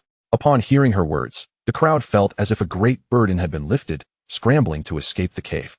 With the celestial sovereign present, it was unlikely that the millennia-old icy saliva would escape her grasp, no matter how hard they fought. They could not seize it from a celestial sovereign, thus they were unwilling to remain. The Thunder Xian Earth Sovereign glanced back at Danyao, gritting his teeth in frustration. In a flash, he dove into the cave. Below the celestial sovereign, all are but ants. With his current strength, he could not hope to contend. He would return, inform his brother, the eternal celestial sovereign, and then devise a plan to reclaim the millennia-old icy saliva. Once Danyao saw them all depart, she promptly sealed the cave entrance, her gaze icy as she fixed it upon the red-robed infant. You vile creature! You think to consume my essence to forge a purine body? That shall never come to pass. I will thwart your desires. The red-robed infant bellowed in rage. ice blue essence streaming forth from its being. The dreadful cold twisted the surrounding space. Umph, even at death's door, you dare to be defiant? I shall see how many of my attacks you can withstand. Ice silk heavenly prison. Dan Yao formed seals with her hands, unleashing strands of ice silk that wove into a net, ensnaring the red-robed infant. Caught off guard, the red-robed infant found itself firmly ensnared by the ice silk net. Ah! It screamed as the net constricted, resulting in a catastrophic explosion that revealed the true form of the millennia-old icy saliva. The essence surged, attempting to break free from the ice silk net. Yet, unbeknownst to it, the net, though seemingly soft as cotton, was 100 times more resilient than the silks of ancient celestial beings. No use. This ice silk heavenly prison is a manifestation of my energy. Even if you were to ascend to celestial sovereign, you could never tear it apart. Accept your fate, Dan Yao declared coldly. And no, your majesty, I was wrong. I see my errors now. Please spare me. I am willing to surrender my essence. As the ice silk net tightened further, the millennia-old icy saliva felt genuine fear. Struck by Dan Yao's pure yang palm power, its energy diminished, rendering it utterly incapable of resistance, and it hurriedly begged for mercy. Dan Yao regarded the millennia-old icy saliva, now pleading with the voice of a child, her expression as frigid as ice. Do you think I can be deceived by your feigned submission? Instantly discerning the ruse, she reversed her energy, channeling a surge of pure yang energy that ignited into blazing flames, enveloping the ice silk net. The cries of the millennia-old icy saliva echoed like a pig being slaughtered. Not this. I cannot accept this. Yet, no matter how it resisted, its intelligence was consumed by the scorching flames of pure yang. When the wailing ceased, a viscous liquid, deep blue and reminiscent of sapphire, appeared before her. Chapter 361, Refinement 2. The millennia-old icy saliva. Is this the essence of the millennia-old icy saliva? Dan Yao gazed in awe at the flowing sapphire-like liquid, her eyes brimming with excitement. After expending so much effort, she had finally obtained this treasure. It was indeed a hard-won achievement. Dan Yao let out a gentle sigh. Suddenly, with a flick of her finger, an icy and chilling spiritual force surged forth, completely sealing the space of frost without leaving a single gap. The Millennium Ice Condensation, an unparalleled treasure sought after by countless cultivators, would undoubtedly attract the covetous eyes of many powerful beings if taken out directly, bringing forth an unending tide of troubles. This frigid space, born from the sinister energy that nurtured the Millennium Ice Condensation, existed in isolation, cut off from the world. Outside this realm, a mysterious fire formation had been left by a once powerful celestial sovereign to seal the Millennium Ice Condensation, with protection both internal and external. It became an ideal place for refinement, difficult to disturb. The next step was to swallow the Millennium Ice Condensation. This step was the most crucial and perilous. Regardless of one's immense cultivation or formidable external defenses, the internal body remains the most vulnerable. Even a simple mishap like a fishbone lodged in the throat can be excruciating, let alone the sinister and chilling Millennium Ice Condensation. A moment's carelessness could not only thwart her attempt to refine it for her use, but could also cause her internal organs to freeze and shatter from its frigid energy. After a moment of hesitation, Dan Yao gritted her teeth, resolutely grasping the gem-like azure liquid and swallowing it whole. The moment the Millennium Ice Condensation entered her body, she began to tremble violently. Her originally rosy and delicate complexion turned pale as a ghost. Despite having cultivated the icy and chilling techniques for a century, her body had developed a high tolerance for the cold energy, yet the terrifying chill brought by the Millennium Ice Condensation exceeded her expectations.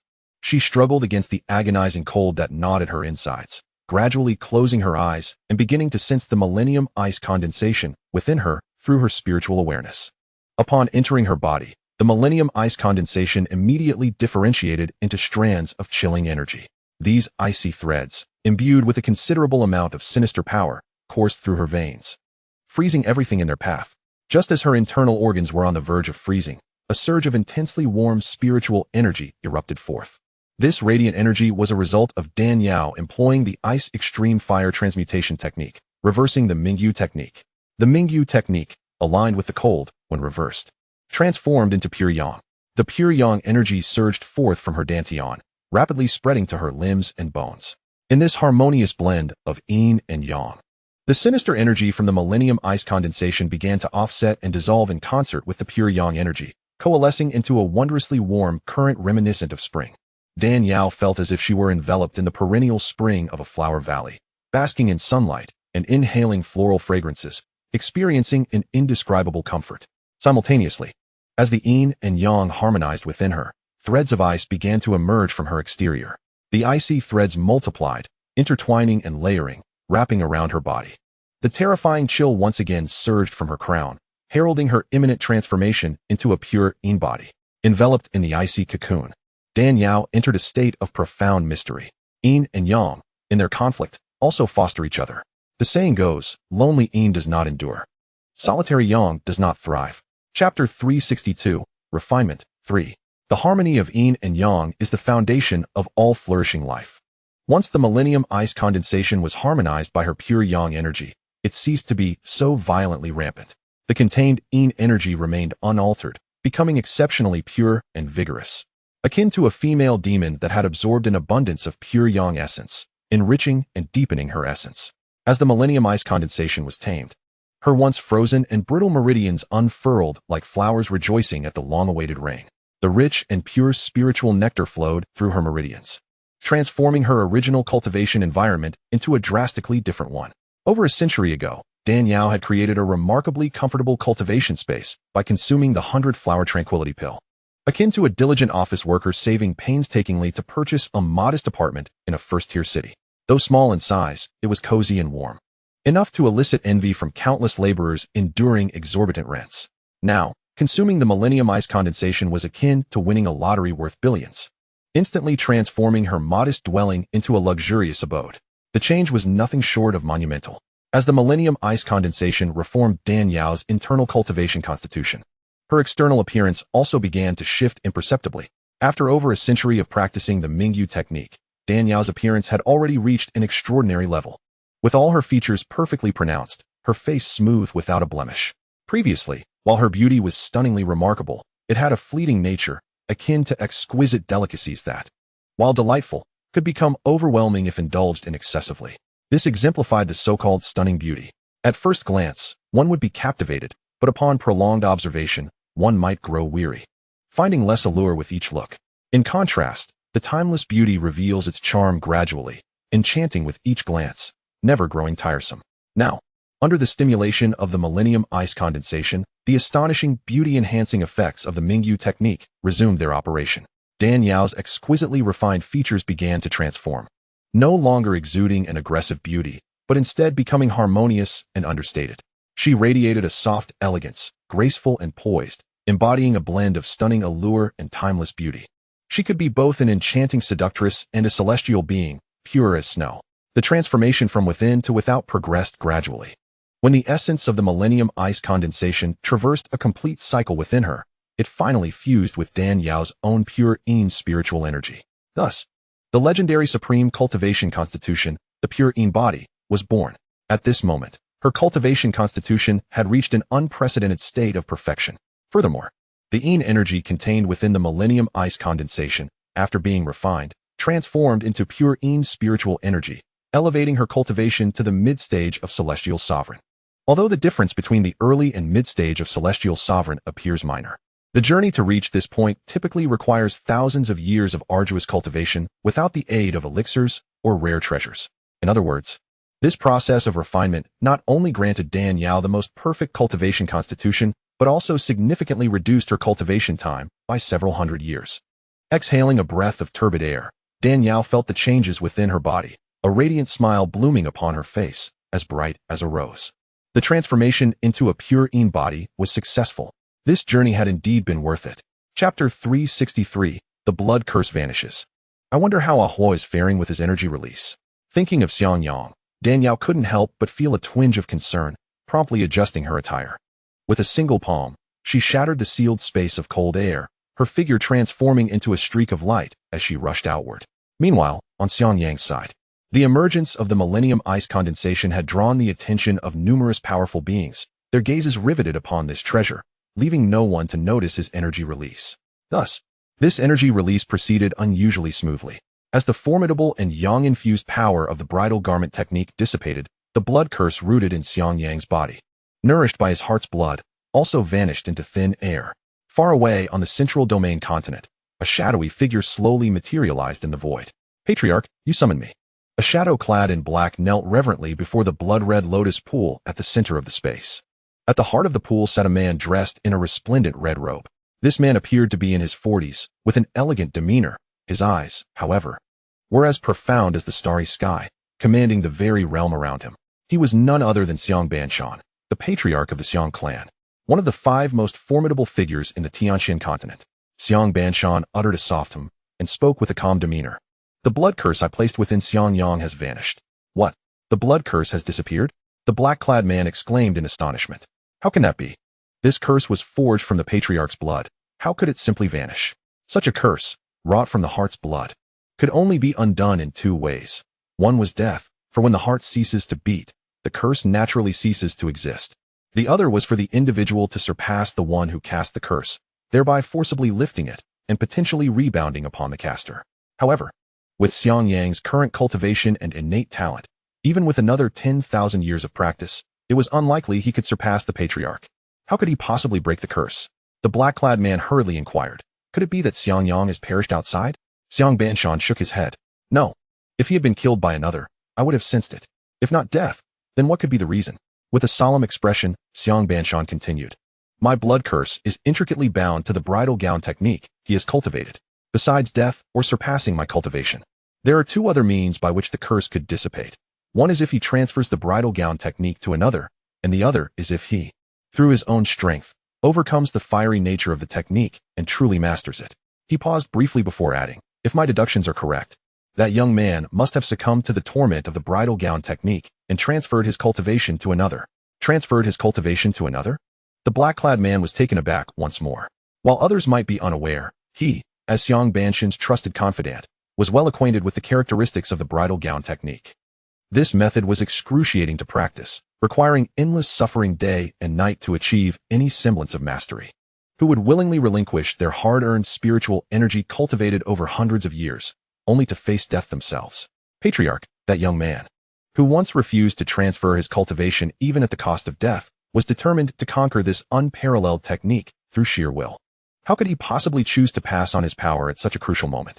The agony of practicing the bridal gown technique was beyond what an ordinary person could endure. Previous prodigies in the clan had succumbed to the torment within a century, seeking their own demise. Chapter 364, An Alternative Possibility. The fact that he had survived to this day was already a miracle. Sadly, the one to receive the bridal gown was not me. Xianxiaban's face darkened, his voice laced with repressed fury. Years ago, when Xiangyang broke through to the Void Realm at the age of 100, it had shocked the Xiang clan. Seeing such extraordinary talent, Xianxiaban had imparted the bridal gown technique to him, hoping that he would craft a gown for his own benefit. Yet unexpectedly, this young man, despite his remarkable talent, was also incredibly stubborn, willing to endure torment to avoid benefiting him, ultimately fleeing instead. For over a century, Xianxiaban had tirelessly searched for his whereabouts, fearing that he might succumb to the trials and pass his cultivation to another. Little did he know, others would benefit from his plight instead. The black-clad man pondered for a moment before hesitantly suggesting, Patriarch, might there be another possibility? Xianxiaban's expression changed suddenly. Impossible. The spiritual energy of the bridal gown technique is extraordinarily intense and violent. Besides transferring it to another, there is no way to genuinely master it.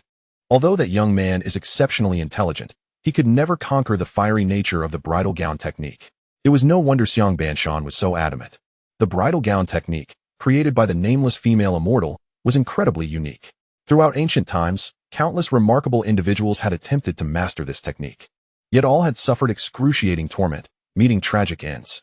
Over time, a saying had emerged across the Tianxian continent. If you wish to harm someone, impart the bridal gown technique to them, ensuring they endure a lifetime of suffering. Subsequently, a remarkable figure named Nie Yun emerged on the Tianxian continent. A prodigy of unparalleled talent, he was known for his indomitable spirit, believing that nothing was impossible, and that where there is a will, there is a way. After acquiring the bridal gown technique, he was determined to conquer this extraordinary skill through his own strength and resolve. However, he could not have anticipated the ferocity of the bridal gown technique's spiritual energy, which surpassed his wildest expectations. Unable to master it, he instead endured ceaseless torment, both physically and mentally, suffering profoundly. Even more unexpectedly, due to his obsession with mastering the bridal gown technique, his marital life suffered, leading to infidelity with a servant and the birth of a child. By the time he discovered this betrayal, he had already been led astray for decades. In a fit of rage, Nie Yun not only killed his wife and her lover, but also infused the spiritual energy of the bridal gown technique into the illegitimate child, wishing for the offspring to experience the searing torment, suffering a fate worse than death. Who would have guessed that this energy, which had brought him such suffering and nearly driven him to madness, would inflict no pain upon the child? Unwilling to accept this, Nie Yin intensified the energy he poured into the child. As he continued to strengthen the power, the child not only refined it for his own use, but also feigned agony, deceiving Nie Yin into continuously transferring spiritual energy to him. By the time Nie Yin realized what had happened, he had transferred the vast majority of his bridal gown technique's power to this child, whom he loathed to the core. Thus, the child became the first individual in history to master the bridal gown technique. After years of arduous practice, Nie Yin not only faced betrayal from his wife, but also inadvertently crafted a bridal gown for the very child born from that betrayal. Chapter 365, Rooting Out the Source. What man could endure such an outcome, ultimately succumbing to rage and dying from a fit? The child who fortuitously mastered the bridal gown technique became the founding ancestor of the Xiang clan. The method of cultivating the bridal gown technique was thus passed down through generations, becoming the clan's sacred art, due to the unique experiences of their ancestor. Every subsequent patriarch of the Xiang clan firmly believed that the term bridal gown implied crafting a gown for another. Only by enduring hardship to cultivate for another could one truly master the bridal gown technique. Xiang Banshan, at his core, was a man steeped in tradition, unwavering in his faith in the ancestral records. As the first individual to cultivate the technique, Xiang Yang was destined to become a mere pawn, crafting a gown for another. How could he possibly master the bridal gown technique? Given the failures of so many before him, Xiang Yang would certainly be no exception. He must have succumbed to the torment and transferred his cultivation to another. The thought of this made Xiang Banshan's fury boil over. Patriarch, the bridal gown technique is our clan's unparalleled legacy.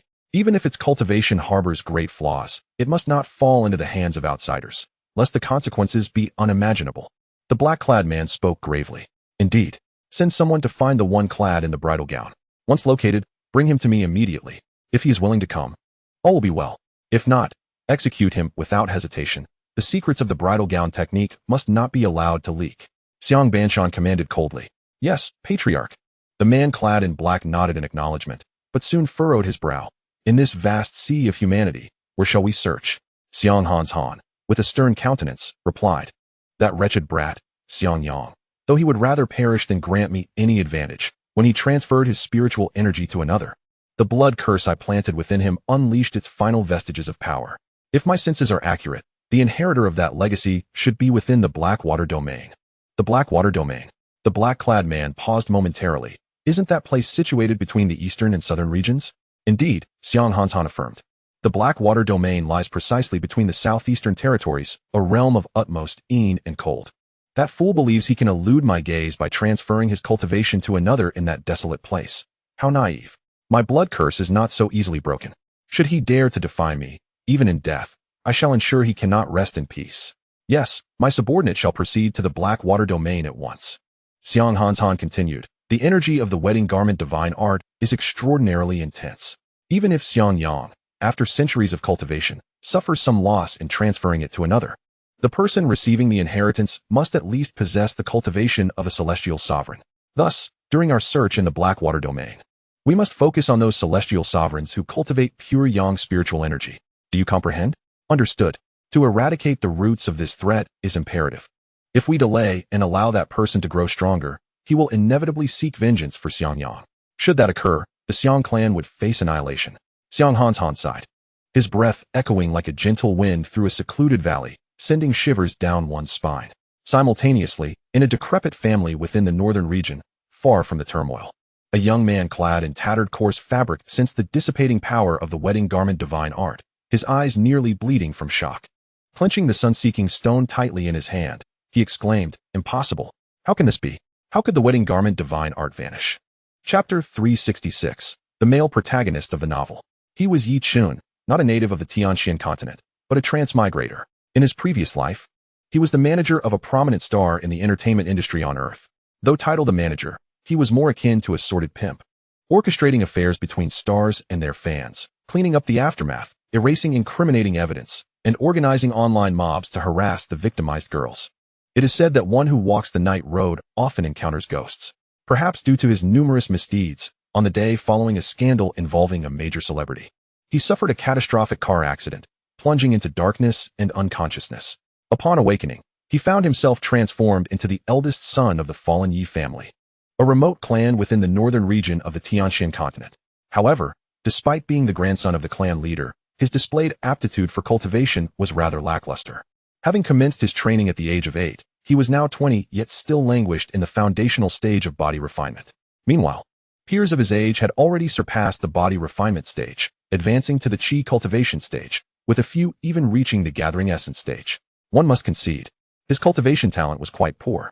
Without any fortuitous encounters or special opportunities, it seemed likely he would only ever reach the gathering essence stage in his lifetime. Currently, Yichen lamented his unfortunate start. At this moment, his childhood betrothed, with whom he had been promised since youth, approached to annul their engagement, publicly humiliating him in the process. Had he been any other transmigrator, faced with such disheartening circumstances, he might have succumbed to despair. Yet, Yichen simply laughed foolishly.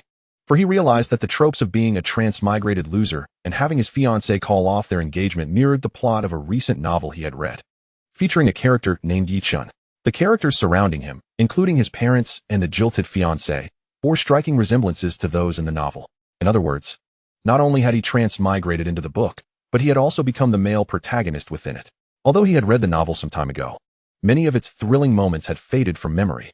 Nevertheless, Yichen distinctly recalled that while the protagonist faced a rocky start, he wielded the narrative of the character Su Zhu from demigods and semi-devils, whose fortune was extraordinarily favorable. Shortly after his introduction, he was endowed with another's lifelong cultivation, instantly transforming from a waste into a peerless powerhouse. Thereafter, leveraging his strength, he embarked on a journey of arrogance, face-slapping, and the establishment of a harem, ultimately ascending to the pinnacle of existence. The thought of such narrative arcs nearly caused Yichen to burst with elation. He marveled at the benevolence of the transmigration deities, bestowing upon him such an extraordinary life. Surely, they felt pity for his past hardships, having arranged encounters between stars and female fans while he himself had never tasted the fruits of such endeavors. However, after the initial euphoria, Yichen's concerns resurfaced. Despite being the protagonist of the novel, he had heard that if the main character became aware of their existence within the story, they might alter the plot and even become a mere side character. Yichen was determined to prevent such an outcome.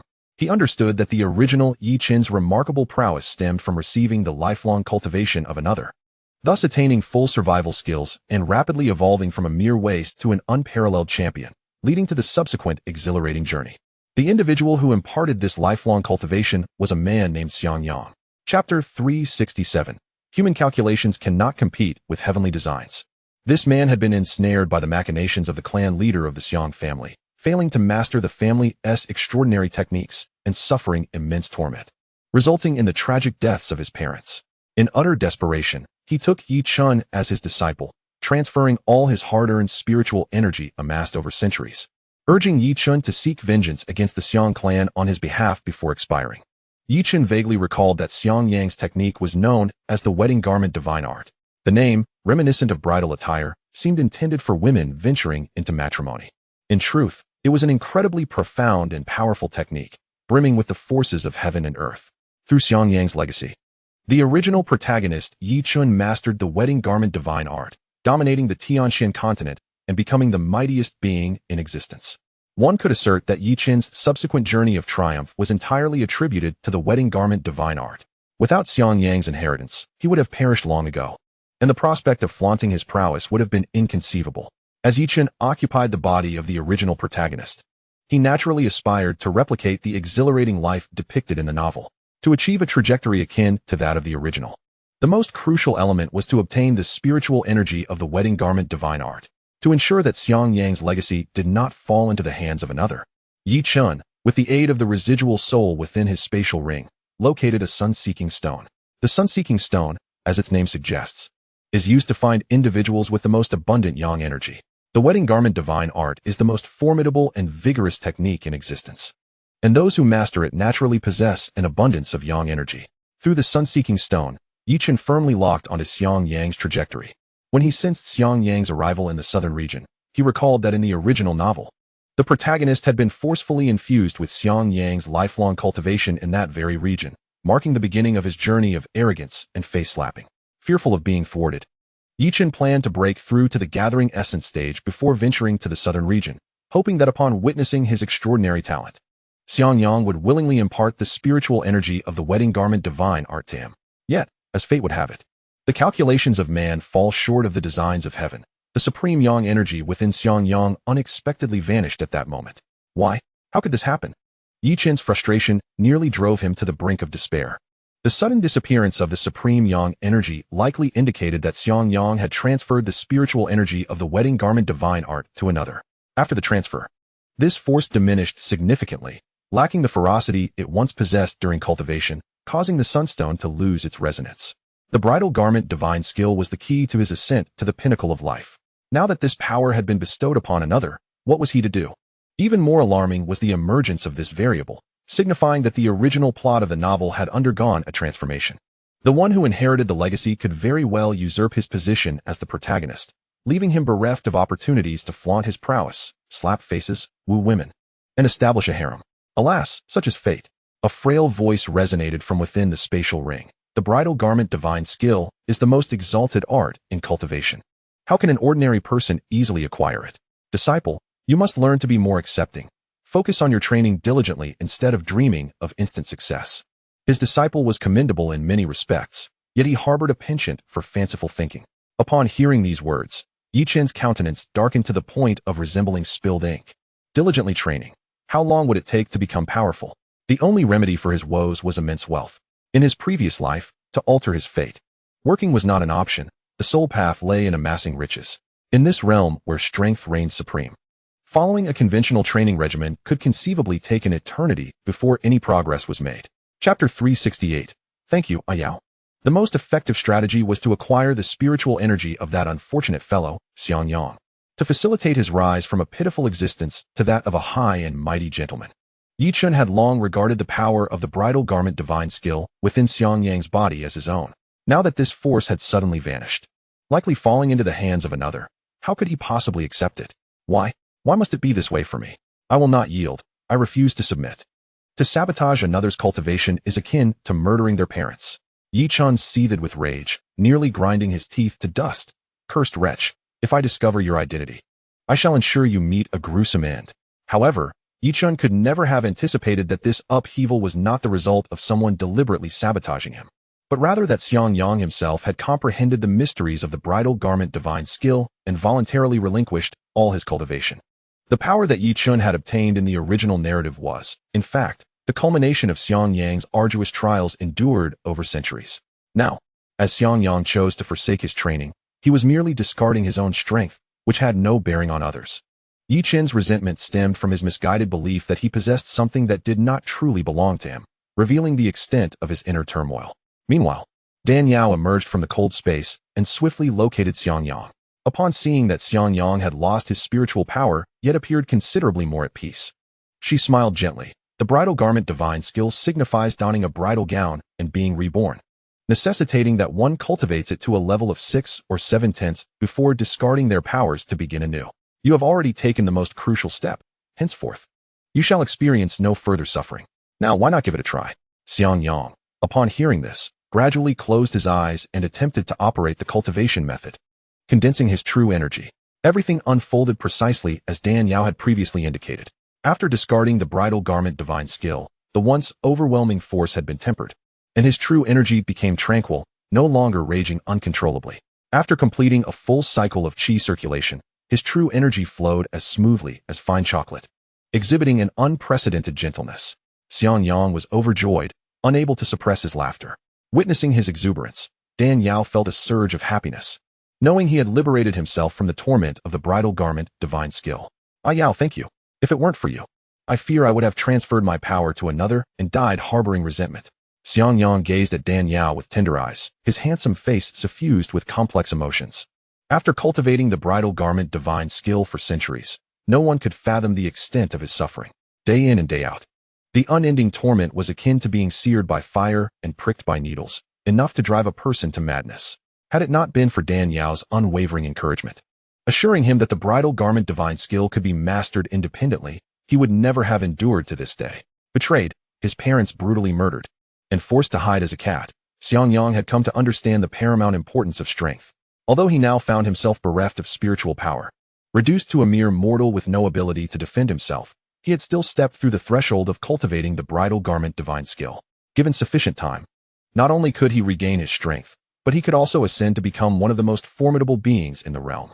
Deeply grateful to Dan Yao for revealing the true cultivation method of the bridal garment divine skill, he recognized that, despite the underlying exchange of interests, her assistance was akin to a rebirth for him. Dan Yao smiled softly.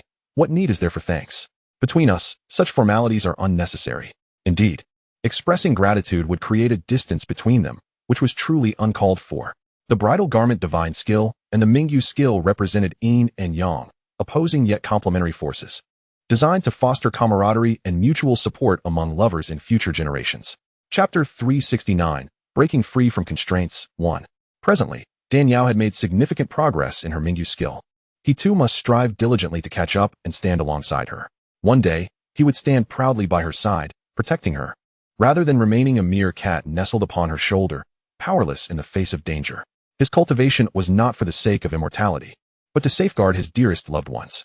With his parents gone, Dan Yao had become the most important person in his life. He could not allow any harm to befall her, absolutely not. Xiang Yang's gaze grew resolute, solidifying his determination to train.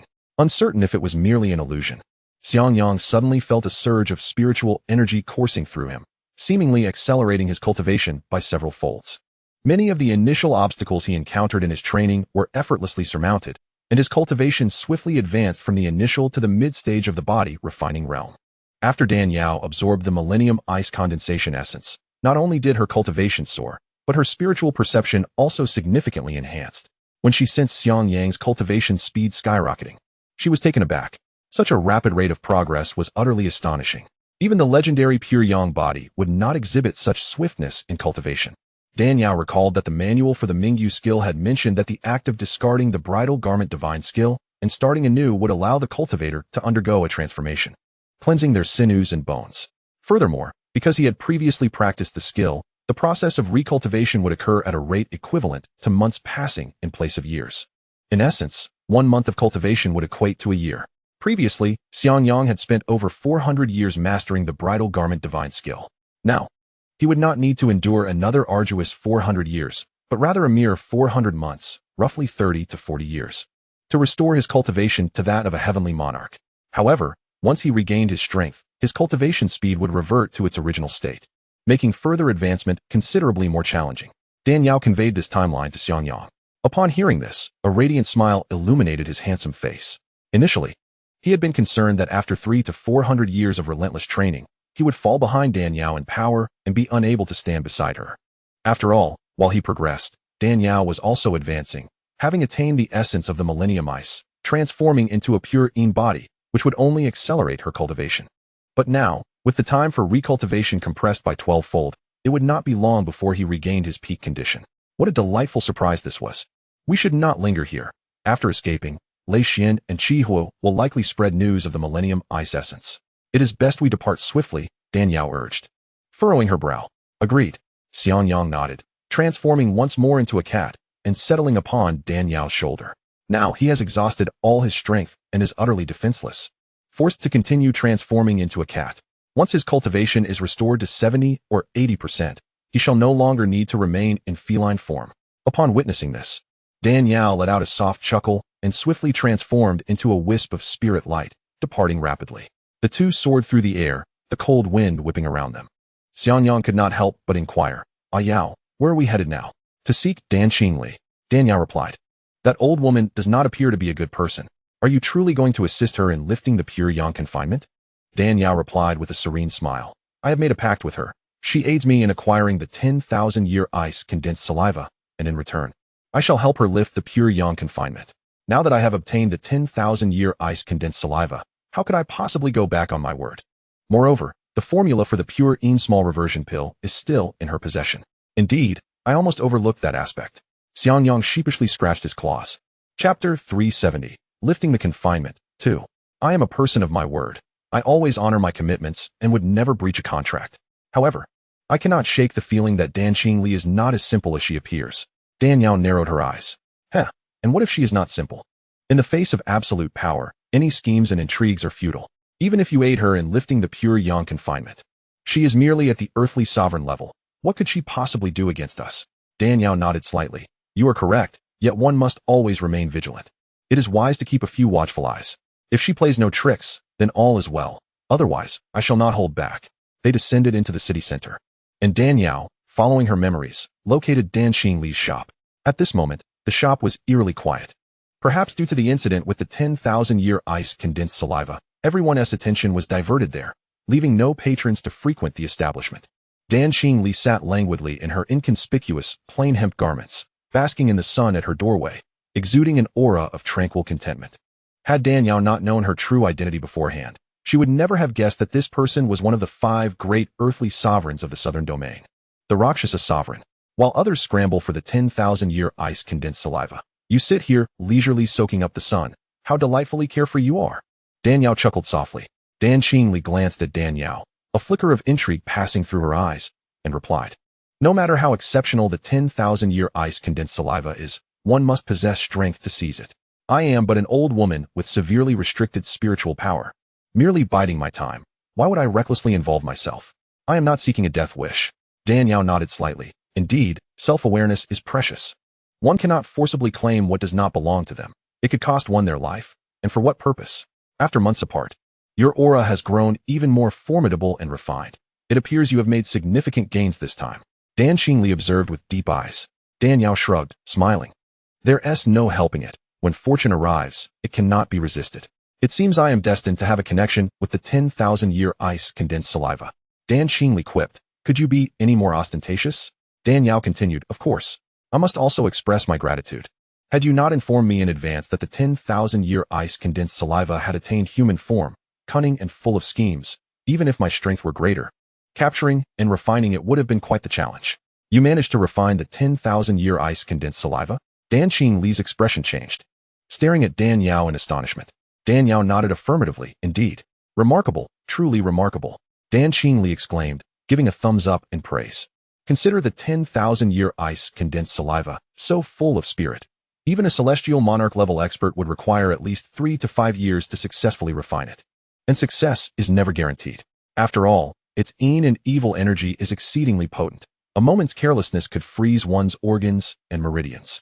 The fact that Dan Yao managed to refine it in just a few days left her utterly astonished. Dan Yao smiled lightly. By the way, Your Majesty, I have acquired the 10,000-year ice condensed saliva. Look. Dan Xingli's smile was excessively ingratiating, reminiscent of a brothel madam, almost waving a handkerchief and calling out, "Come play, dear." Dan Yao's lips twitched, and she replied, "Rest assured, I am a person of my word. What I promise will be fulfilled." Yes, yes. What status do you hold? How could you possibly deceive an old woman like me? Chapter 371, Lifting the Confinement, 3. Dan Xingli smiled apologetically and inquired, "When do you intend to make your move?" "Anytime," Dan Yao replied with a smile. "I have already promised you. The other half of the formula for the pure small reversion pill should now be given to me, correct? Did we not agree that as long as you assist me in lifting this damned pure yang confinement, I would immediately present the formula, and even help you refine pills? Yet, my pure yang confinement remains unlifted." "Very well." Dan Yao gazed deeply at her and said coldly, "I shall first assist you in lifting the pure yang confinement, allowing you to restore your cultivation. At that time, I hope you will not go back on your word. Otherwise, you know the consequences." I dare not. Dan Xingli shivered. "You are a celestial monarch-level expert, and have refined the 10,000-year ice condensed saliva. Your future potential is limitless. I am not foolish enough to offend you." She smiled reassuringly. "Rest assured, once the pure yang confinement is lifted, I will promptly hand over the other half of the formula for the pure small reversion pill." "That would be best." Dan Yao nodded, smiling again. "With nothing else to attend to, I shall assist you in removing this troublesome confinement now." Good. Dan Xingli eagerly urged Dan Yao into the inner chamber. The two settled upon the meditation mat Dan Xingli usually used for cultivating. Dan Yao placed one hand on Dan Xingli's back and immediately sensed a powerful force of pure yang energy emanating from within her. What a domineering force of the fierce sun finger. No wonder you were unable to utilize your spiritual power to resolve it for over a century. Dan Xingli chuckled ruefully. Indeed, I had not anticipated that the fierce sun finger of that old dog Chi-Hua would be so formidable. Once I lift the confinement and restore my cultivation, I will settle the score with him. Dan Yao shook her head. I have crossed paths with that old man. His strength is truly impressive. Even if I lift the confinement within you and restore you to your peak, you would still not be his match. I may not be able to defeat him now, But that does not mean I will always be so. Once I break through to the celestial monarch realm, I shall show that old dog what for. It seems you are quite confident about breaking through to the celestial monarch realm, Dan Yao remarked, recalling something. Your master? Could it be that celestial monarch who sealed the 10,000-year ice condensed saliva? Dan Qingli was taken aback. How did you know? Just a guess. A guess? Dan Qingli was stunned. The fact that the 10,000-year ice condensed saliva had attained sentience and had possessed the corpse of a deceased Yin boy to take on human form was a secret even ancient beings like Qi Hua and Lei Xian, who had lived for thousands of years, were unaware of. Yet you not only knew of this, but also understood its devouring capabilities and cunning nature. Even celestial monarch-level experts find it challenging to subdue it. If you have no connection to the celestial monarch who sealed it, how could you be privy to such a closely guarded secret? Dan Qingli sighed. You truly possess an astute mind. Indeed. The celestial monarch who sealed the 10,000-year ice condensed saliva is my master, the Yangming celestial monarch. But I do not understand, Dan Yao queried. If he is known as the Yangming celestial monarch, with spiritual power that can counteract such a Yin entity, the technique he cultivated must be of a masculine nature. Why is your spiritual power so cold and Yin? Although the Yangming celestial monarch is my master, I did not inherit his teachings. I practiced the techniques left behind by his deceased wife. Chapter 372, Lifting the Confinement, 4. Dan Qingli continued, my master and mistress shared a deep bond. After her passing, he could not bear the thought of her legacy ending, so he allowed me to practice her ultimate technique while also imparting his own insights to me. Ah, so that is the case. As Dan Yao suddenly comprehended, she declared, enough of this for now. I shall first assist you in breaking the confinement of the crimson fire. A pure, Yin energy arose from her palm. The moment this energy manifested, the temperature in the surroundings plummeted to an arctic chill, as if one were ensconced in a frigid cellar. My spiritual power far surpasses that of the crimson fire. Given your earth sovereign physique, you may find it exceedingly difficult to endure this force. The process will be accompanied by excruciating, bone-chilling pain. Should you falter? Dan Qingli waved her hand resolutely, her expression steadfast. You may proceed. This old woman has endured more suffering in her lifetime than you can imagine. If I cannot withstand this modicum of discomfort, then after being cast out from my family, I would have perished long ago. How could I possibly have attained the title of one of the 5 great earth sovereigns, the Rakshasa sovereign? Very well.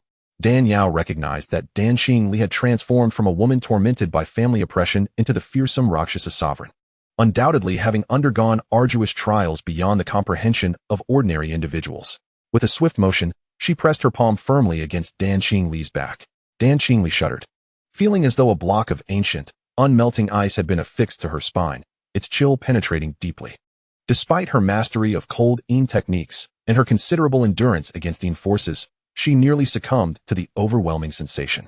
As her body trembled from the frigid assault, Dan Qingli was equally astonished by the depth of Dan Yao's spiritual prowess. While she understood that Dan Yao was a formidable celestial monarch, she had not anticipated her abilities to be so unfathomably profound.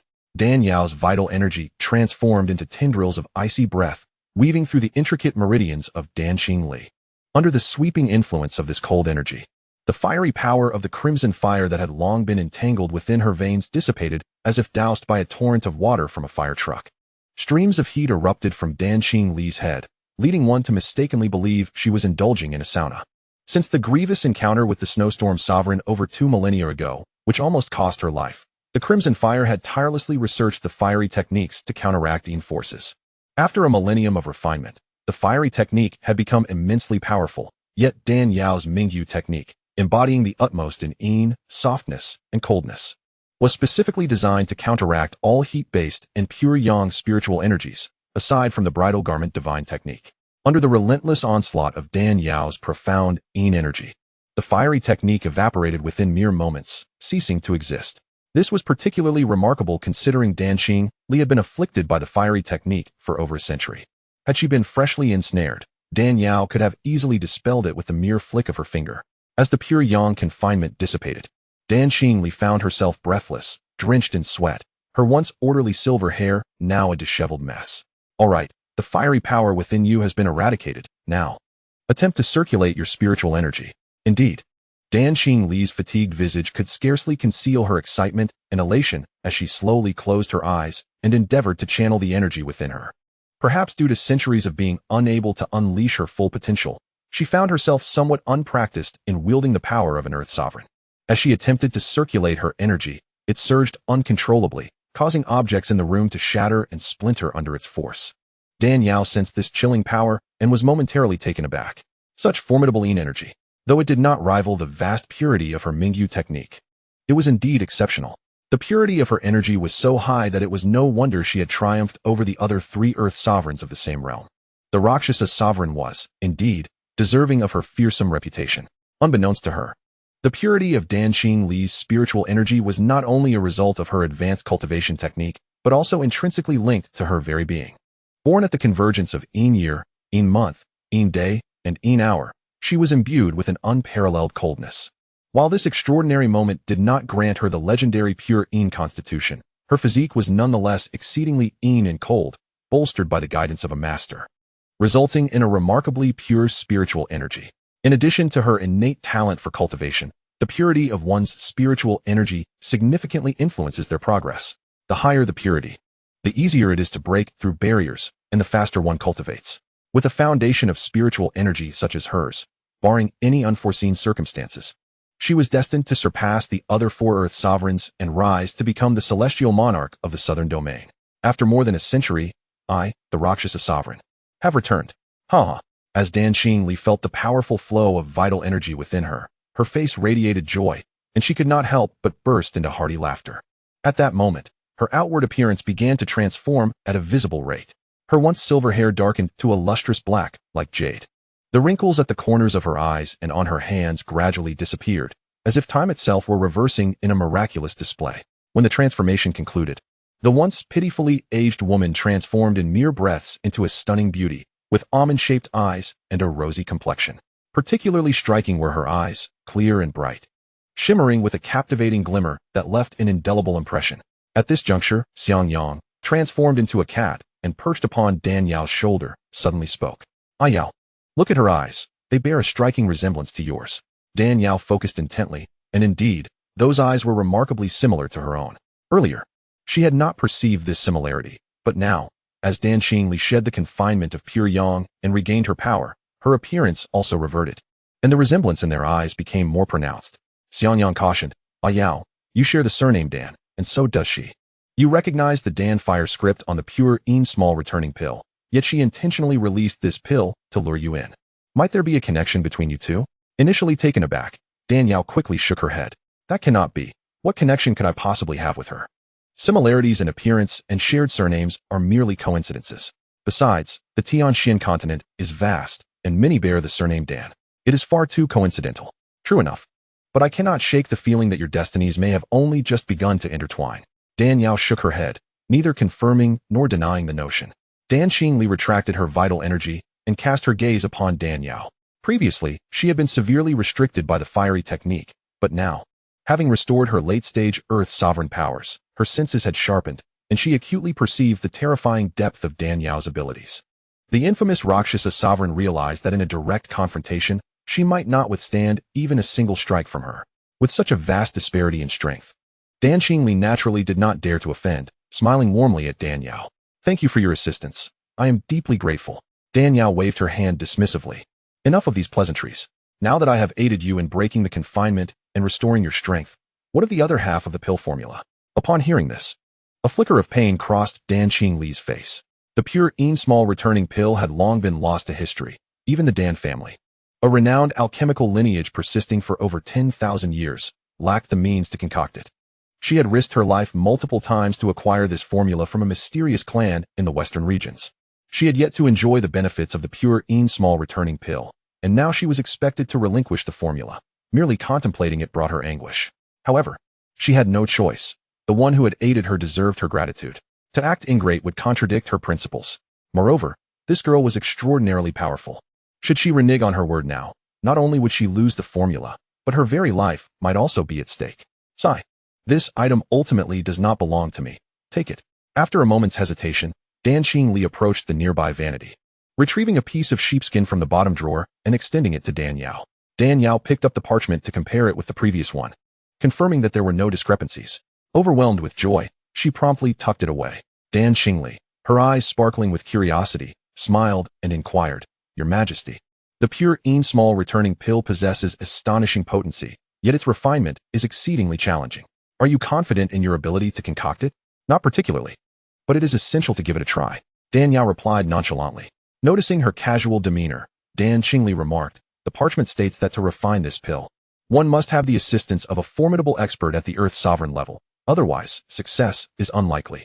While your spiritual power is formidable, your path is steeped in the coldness of yin, which is fundamentally incompatible with the fiery essence required for pill refinement. It is doubtful you can succeed. That is of no concern to you. I have my own methods, Dan Yao retorted with a mischievous grin. Oh, your tone suggests you possess a way to reverse yin and yang. Might I inquire about this method? Dan Qingli, the esteemed eldest daughter of the Dan clan, felt a surge of curiosity. Her family had long been devoted to the cultivation of yang attributes, and her own yin nature had rendered her overlooked and subjected to bullying. Now, observing Dan Yao's even more yin and cold spiritual energy, yet her capability to refine pills, Dan Qingli could not suppress her inquisitiveness. The interplay of yin and yang is one of both creation and destruction, capable of mutual transformation at certain pivotal moments. The old yin births the young yang, and the old yang births the young yin. I have a means to transform yin and yang, but the specifics of my method are not for you to know. Dan Yao explained cryptically. Dan Qingli felt a pang of disappointment upon hearing this, but understood that any secret capable of transforming yin and yang was undoubtedly a treasure, and one could hardly expect her to divulge it. Yet, she too practiced yin cold techniques. Despite having noted the formula for the pure yin small returning pill, her spiritual energy attributes would hinder her from successfully refining it. Inwardly conflicted, Dan Yao suddenly said, earlier, you seem to promise to prepare the materials for me to refine the pure yin small returning pill for free. Do you still have those? Dan Qingli's eyes darted as she feigned ignorance. Enough with the charade. We are both seasoned foxes, so let us refrain from playing the fool. Dan Yao rolled her eyes. What seasoned fox? What are you talking about? I don't understand at all. Dan Qingli continued her act. Oh, really? If you truly don't understand, how could you have lured me here? Dan Yao's demeanor shifted sharply as she growled. So, you are the scheming Rakshasa Earth Sovereign, who has even ensnared me in your trap. Truly impressive. Dan Qingli's face turned pale with shock as she stammered. Why you seen through me? Indeed, I have, Dan Yao retorted, a smile of rage gracing her lips. I found it peculiar before, but couldn't pinpoint why. After I released your pure yang confinement, witnessing your smugness, it suddenly clicked. This was all an elaborate scheme to lure me in. Dan Qingli, a formidable woman of the southern domain, quickly regained her composure. Unable to contain her curiosity, she asked, I thought my plan was flawless. How did you discern the flaw? Where was my oversight? Dan Yao replied with a cold smirk. It lies in your proposed methods of resolution. Methods of resolution? Dan Qingli was taken aback. You stated that you were largely restrained by the red fire's radiant sun finger. And to break free, you had three options. First, to refine the pure yin small returning pill. Second, to seek the assistance of a celestial sovereign skilled in yin cold techniques. And third, to acquire the 10,000-year ice condensed saliva. Dan Qingli nodded. Yes, what of it? At first glance, it seemed plausible, yet upon deeper contemplation, something felt amiss. Dan Yao's expression sharpened as she dissected the situation. The first method, refining the pure yin small returning pill, requires a vast array of materials and the assistance of an earth sovereign skilled in pure yang techniques. Setting aside your already confined spiritual energy, your excessively yin cold energy would struggle to produce the pill, rendering this method unfeasible. The third method is even more improbable, as you explicitly stated that the 10,000-year ice condensed saliva has taken on a humanoid form, being not only immensely powerful but also cunning. Even a celestial sovereign would find it challenging to capture it. If a celestial sovereign cannot seize it, how could a restrained earth sovereign like you dare to seek it? Remember, the 10,000-year ice condensed saliva thrives on devouring those with yin-cold spiritual energy. To it, you are merely a nourishing delicacy. You previously asserted that the second method was the least likely, yet it is actually the most feasible. Your elaborate web of deceptions aim to entice me with the pure yin small returning pill, hoping I would assist you in breaking your confinement. Am I correct? Listening to this logically sound analysis, Dan Qingli felt as though struck by thunder, her face drained of color. Why the silence? Dan Yao scoffed. Am I mistaken? Dan Qingli's expression flickered between shades of green and white, her embarrassment palpable. You are absolutely right. Not a word of that was incorrect. I only sought to explore the three methods of resolution. With the pure yin small returning pill beyond reach and the 10,000-year ice condensed saliva unattainable, the only viable solution is to find a celestial sovereign versed in yin cold techniques. Dan Yao sighed in resignation. Indeed, the old adage holds true. The older ginger is spicier. I believe myself cautious enough, yet I still fell into your trap, becoming your pawn. However, there is one thing I do not comprehend. What is it? How did you know I would come here? Dan Qingli sighed softly when news of a celestial sovereign emerging in the eastern domain spread. Practitioners across the southern domain sought to uncover your circumstances. Upon learning your title as the Frost and Snow Celestial Sovereign and recognizing your ability to seal the underworld sect leader with the power of Xianxian, I knew you were the person I sought. Only you could break my pure yang confinement. And then, Danielle pressed for more. The 10,000-year ice condensed saliva is an unparalleled treasure, and scarcely any practitioner can resist such temptation, especially those cultivating in-cold techniques. Thus, I was certain you would venture into the black water domain in search of it. I devised the allure of the pure, small returning pill to entice you. My earlier confrontation with you was not mere theatrics. I was waiting for you to take the bait. However, I never anticipated that the rumored Frost and Snow Celestial Sovereign would be so young. Ah, so that was your reasoning. You deduced I would surely come here based on my title and cultivation attributes, thereby laying your trap. Such meticulous planning is indeed commendable. While Danielle expressed admiration, her gaze remained as icy as a shard of ice. I ought to be the one admiring you. Do you have any idea how long and how much effort I invested in crafting this scheme? I thought it was flawless, yet it was unraveled so swiftly by you. Dan Qingli lamented with a wry smile. Huh, Dan Yao retorted coolly. Had I not seen through it, I would likely have been ensnared long ago. Dan Qingli refrained from responding, her fingers running through her now dark hair. Having been struck by the red fire's radiant sun finger, although your assistance has helped me resolve it, the centuries of pure yang confinement have still depleted a portion of my cultivation, leaving me at the initial stage of Earth Sovereign. To regain my former peak state will likely require several centuries of arduous training. Dan Yao furrowed her brows and inquired, what exactly are you trying to say? Dan Qingli responded with a smile. Our previous collaboration was quite pleasant. Why not engage in another transaction? Transaction? Dan Yao scoffed, a glint of sharp coldness flickering in her eyes. You certainly have a well-calculated scheme, plotting against me while expecting my assistance to count your gains. All under the guise of a delightful partnership. With such cunning and shrewdness, I fear you may not even be prepared for the consequences of your actions. How could you dare to conspire with a tiger? Dan Qingli grinned mischievously. I may be cunning, but no matter how ingenious the scheme, it pales in comparison to absolute power.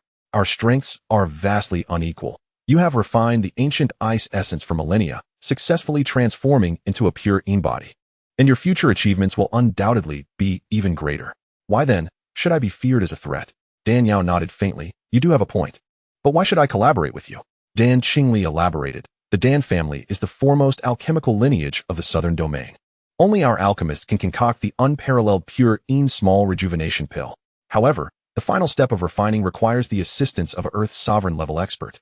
As my spiritual energy is too chilling, and there are no Earth Sovereign alchemists in my clan. Thus, I require your aid. She paused before continuing.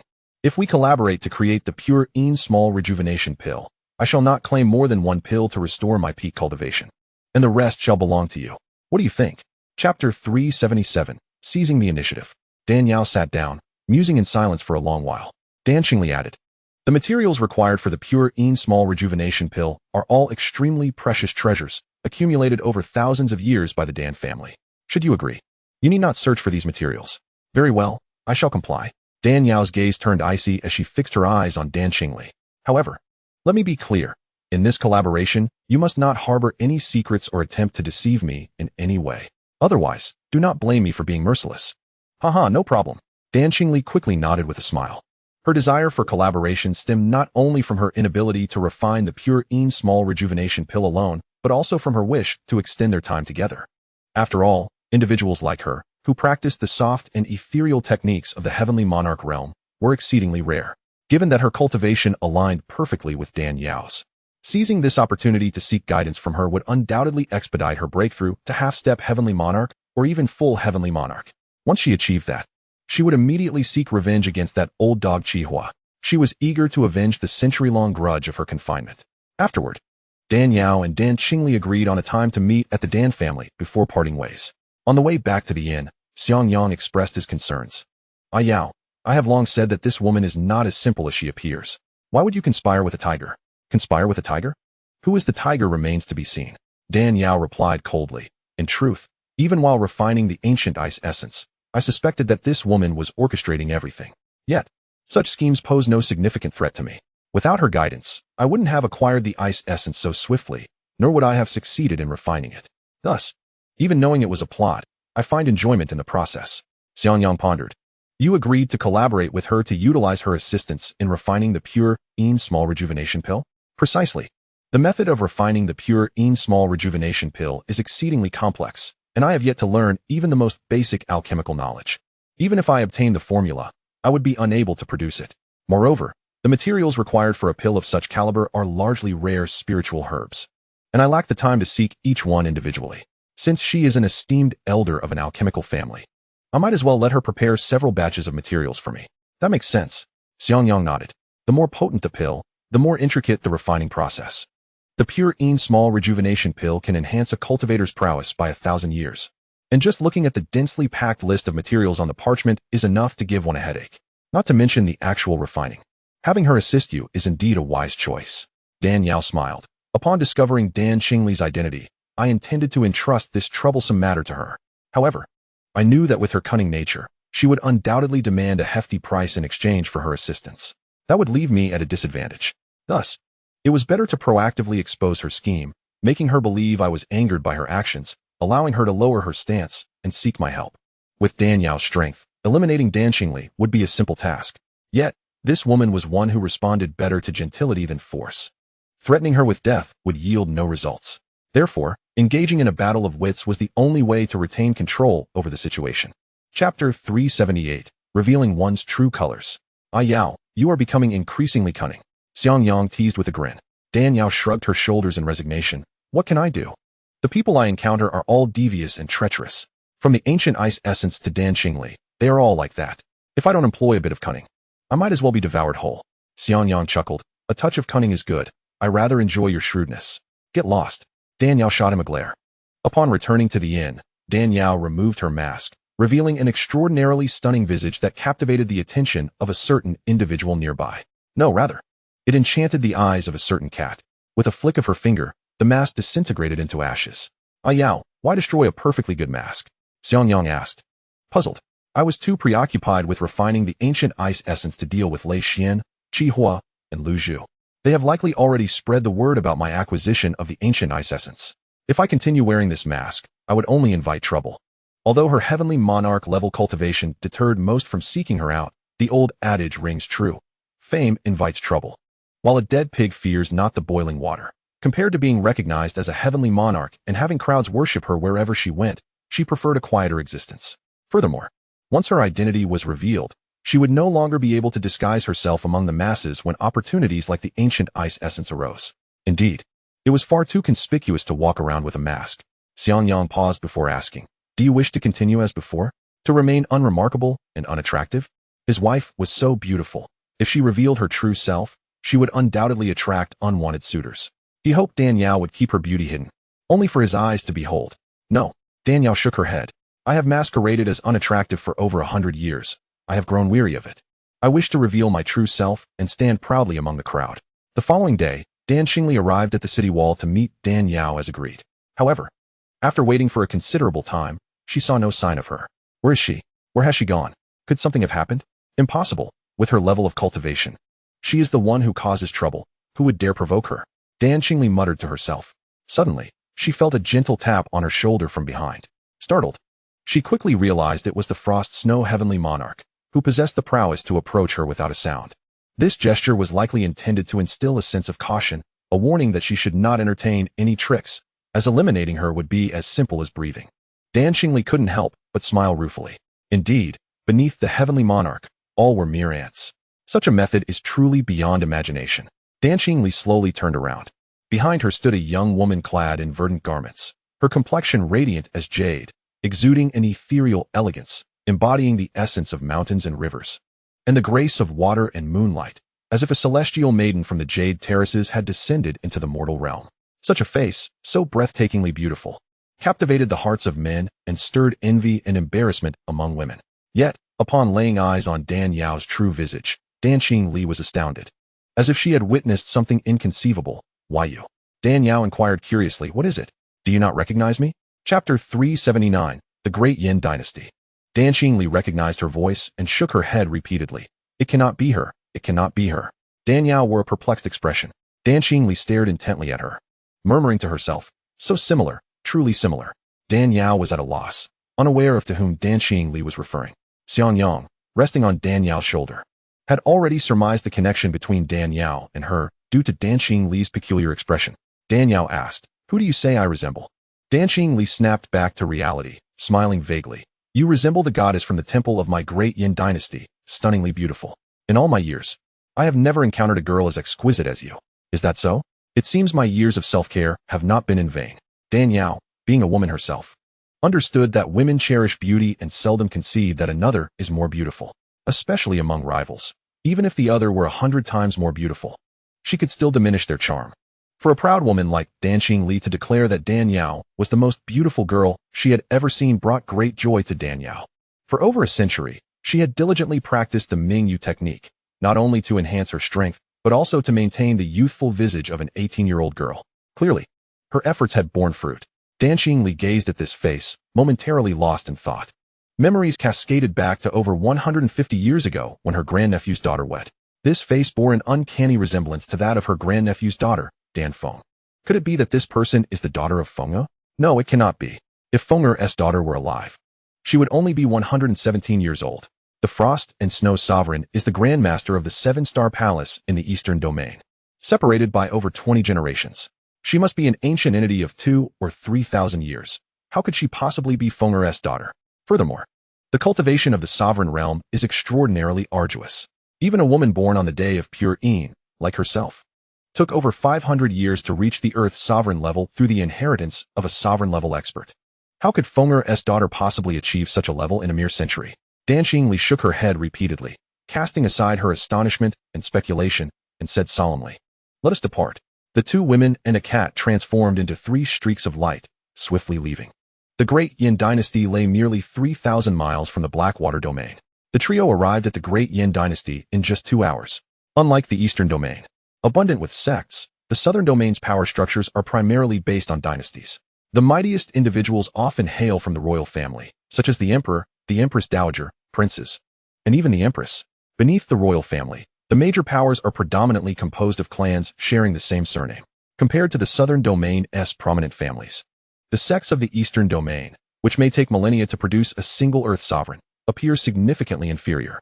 The Great Yin Dynasty is one of the 3 central powers of the Southern Domain. It boasts 3 Earth sovereigns among its ranks.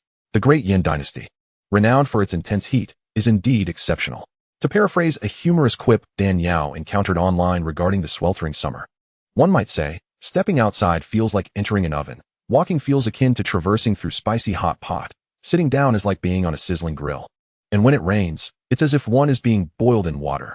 Lying on a bamboo mat without turning over feels like sticking to a frying pan. Each person resembles a piece of 5-spice meat, with only a sprinkle of cumin away from being skewered. Such as the Great Yin Dynasty. Upon entering, Dan Yao felt that the sun was even more merciless than the day when Hua Fei was punished by kneeling and Zhen Huan suffered a miscarriage. Chapter 380, The Sacred Land of Alchemy. Fortunately, having cultivated the Mingyu technique and possessing a pure Yin body, she was best equipped to endure the sweltering heat. Otherwise, it would have been unbearable. Xiang Yang, who practiced the extreme Yang bridal divine technique, thrived in such a scorching environment, his spiritual energy flowing even more smoothly than in other locales. Due to the oppressive heat, the locals dressed very lightly.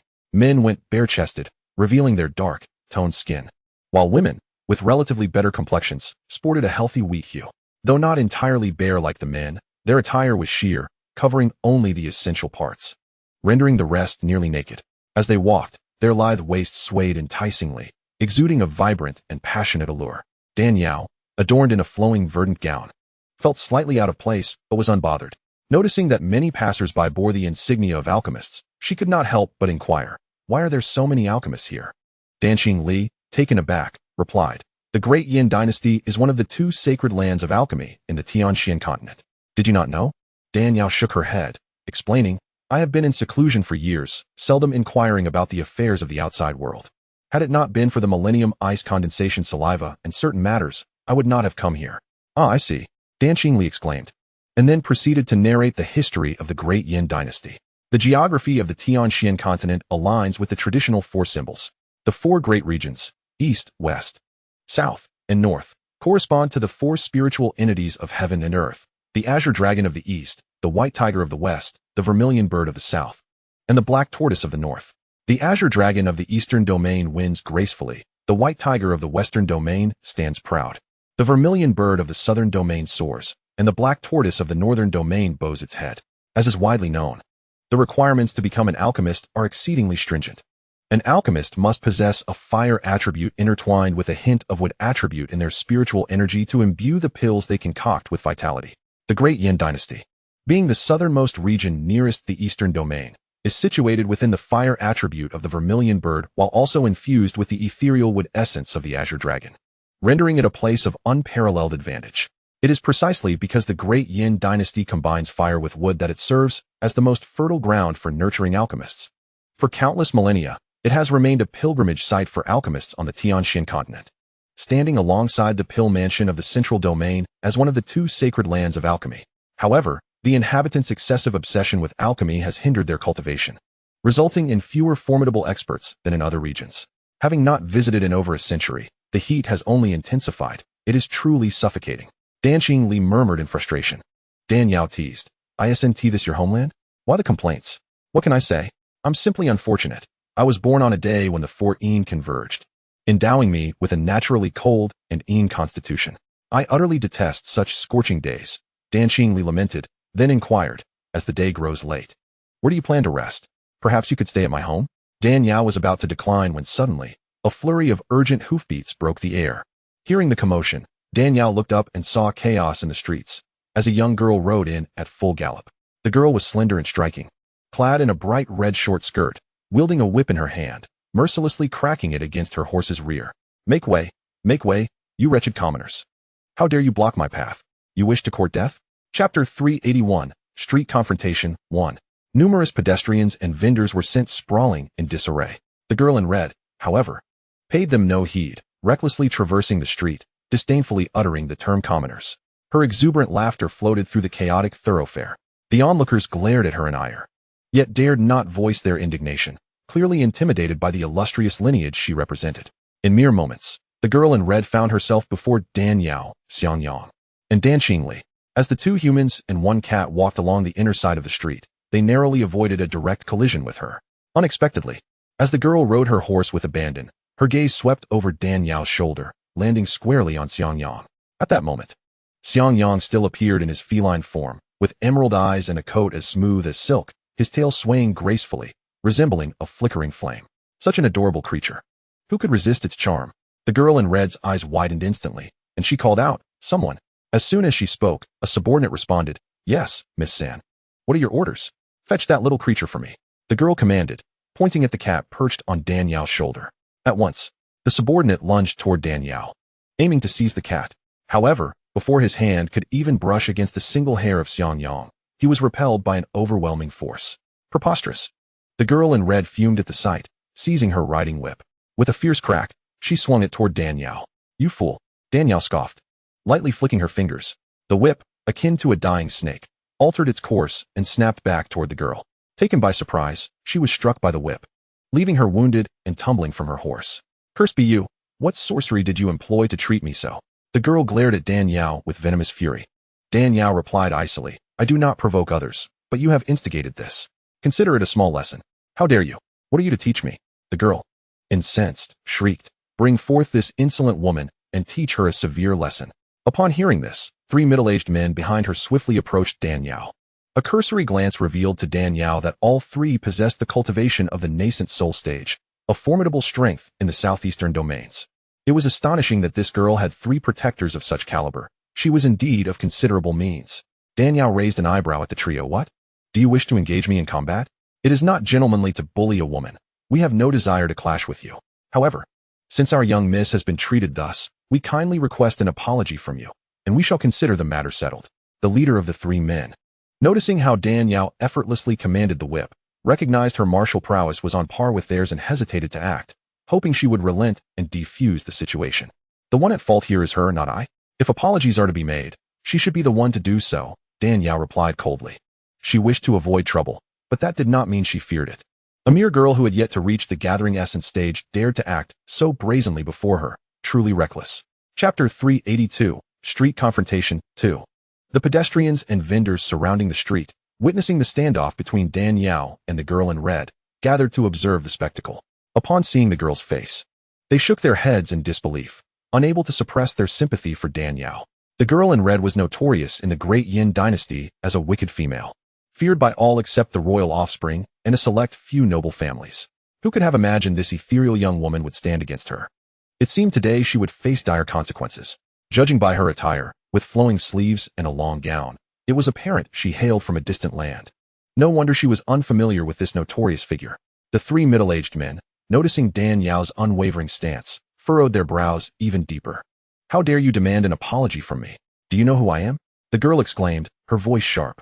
If you know what is good for you, hand over your pet to me and kneel to offer me your respects. Perhaps. Before the girl could finish her tirade, a flash of red darted forth, and Xianxiang raised his paw, delivering a sharp swipe across her delicate face. In an instant, 3 crimson gashes marred her visage. Ah! The girl screamed in pain, clutching her face, her fury igniting. Cursed cat! Cursed woman! I will see you both dead. The girl shouted. You 3, what are you waiting for? Kill that filthy cat. At her command, 2 of the men launched themselves at Dan Yao, while one aimed to capture the transformed Xianxiang. Dan Yao did not even flinch. With a gentle sweep of her sleeve, a powerful chill erupted, causing the 3 men to pale and hastily retreat. With a resounding crash, they were sent flying, crashing into a nearby cotton candy stall, covered in a sticky mess of sugar. I do not wish to kill, but do not force my hand. If you do not leave now, I will ensure your lives are turned upside down. Dan Yao glared coldly at the girl and her attendants, her eyes radiating lethal intent.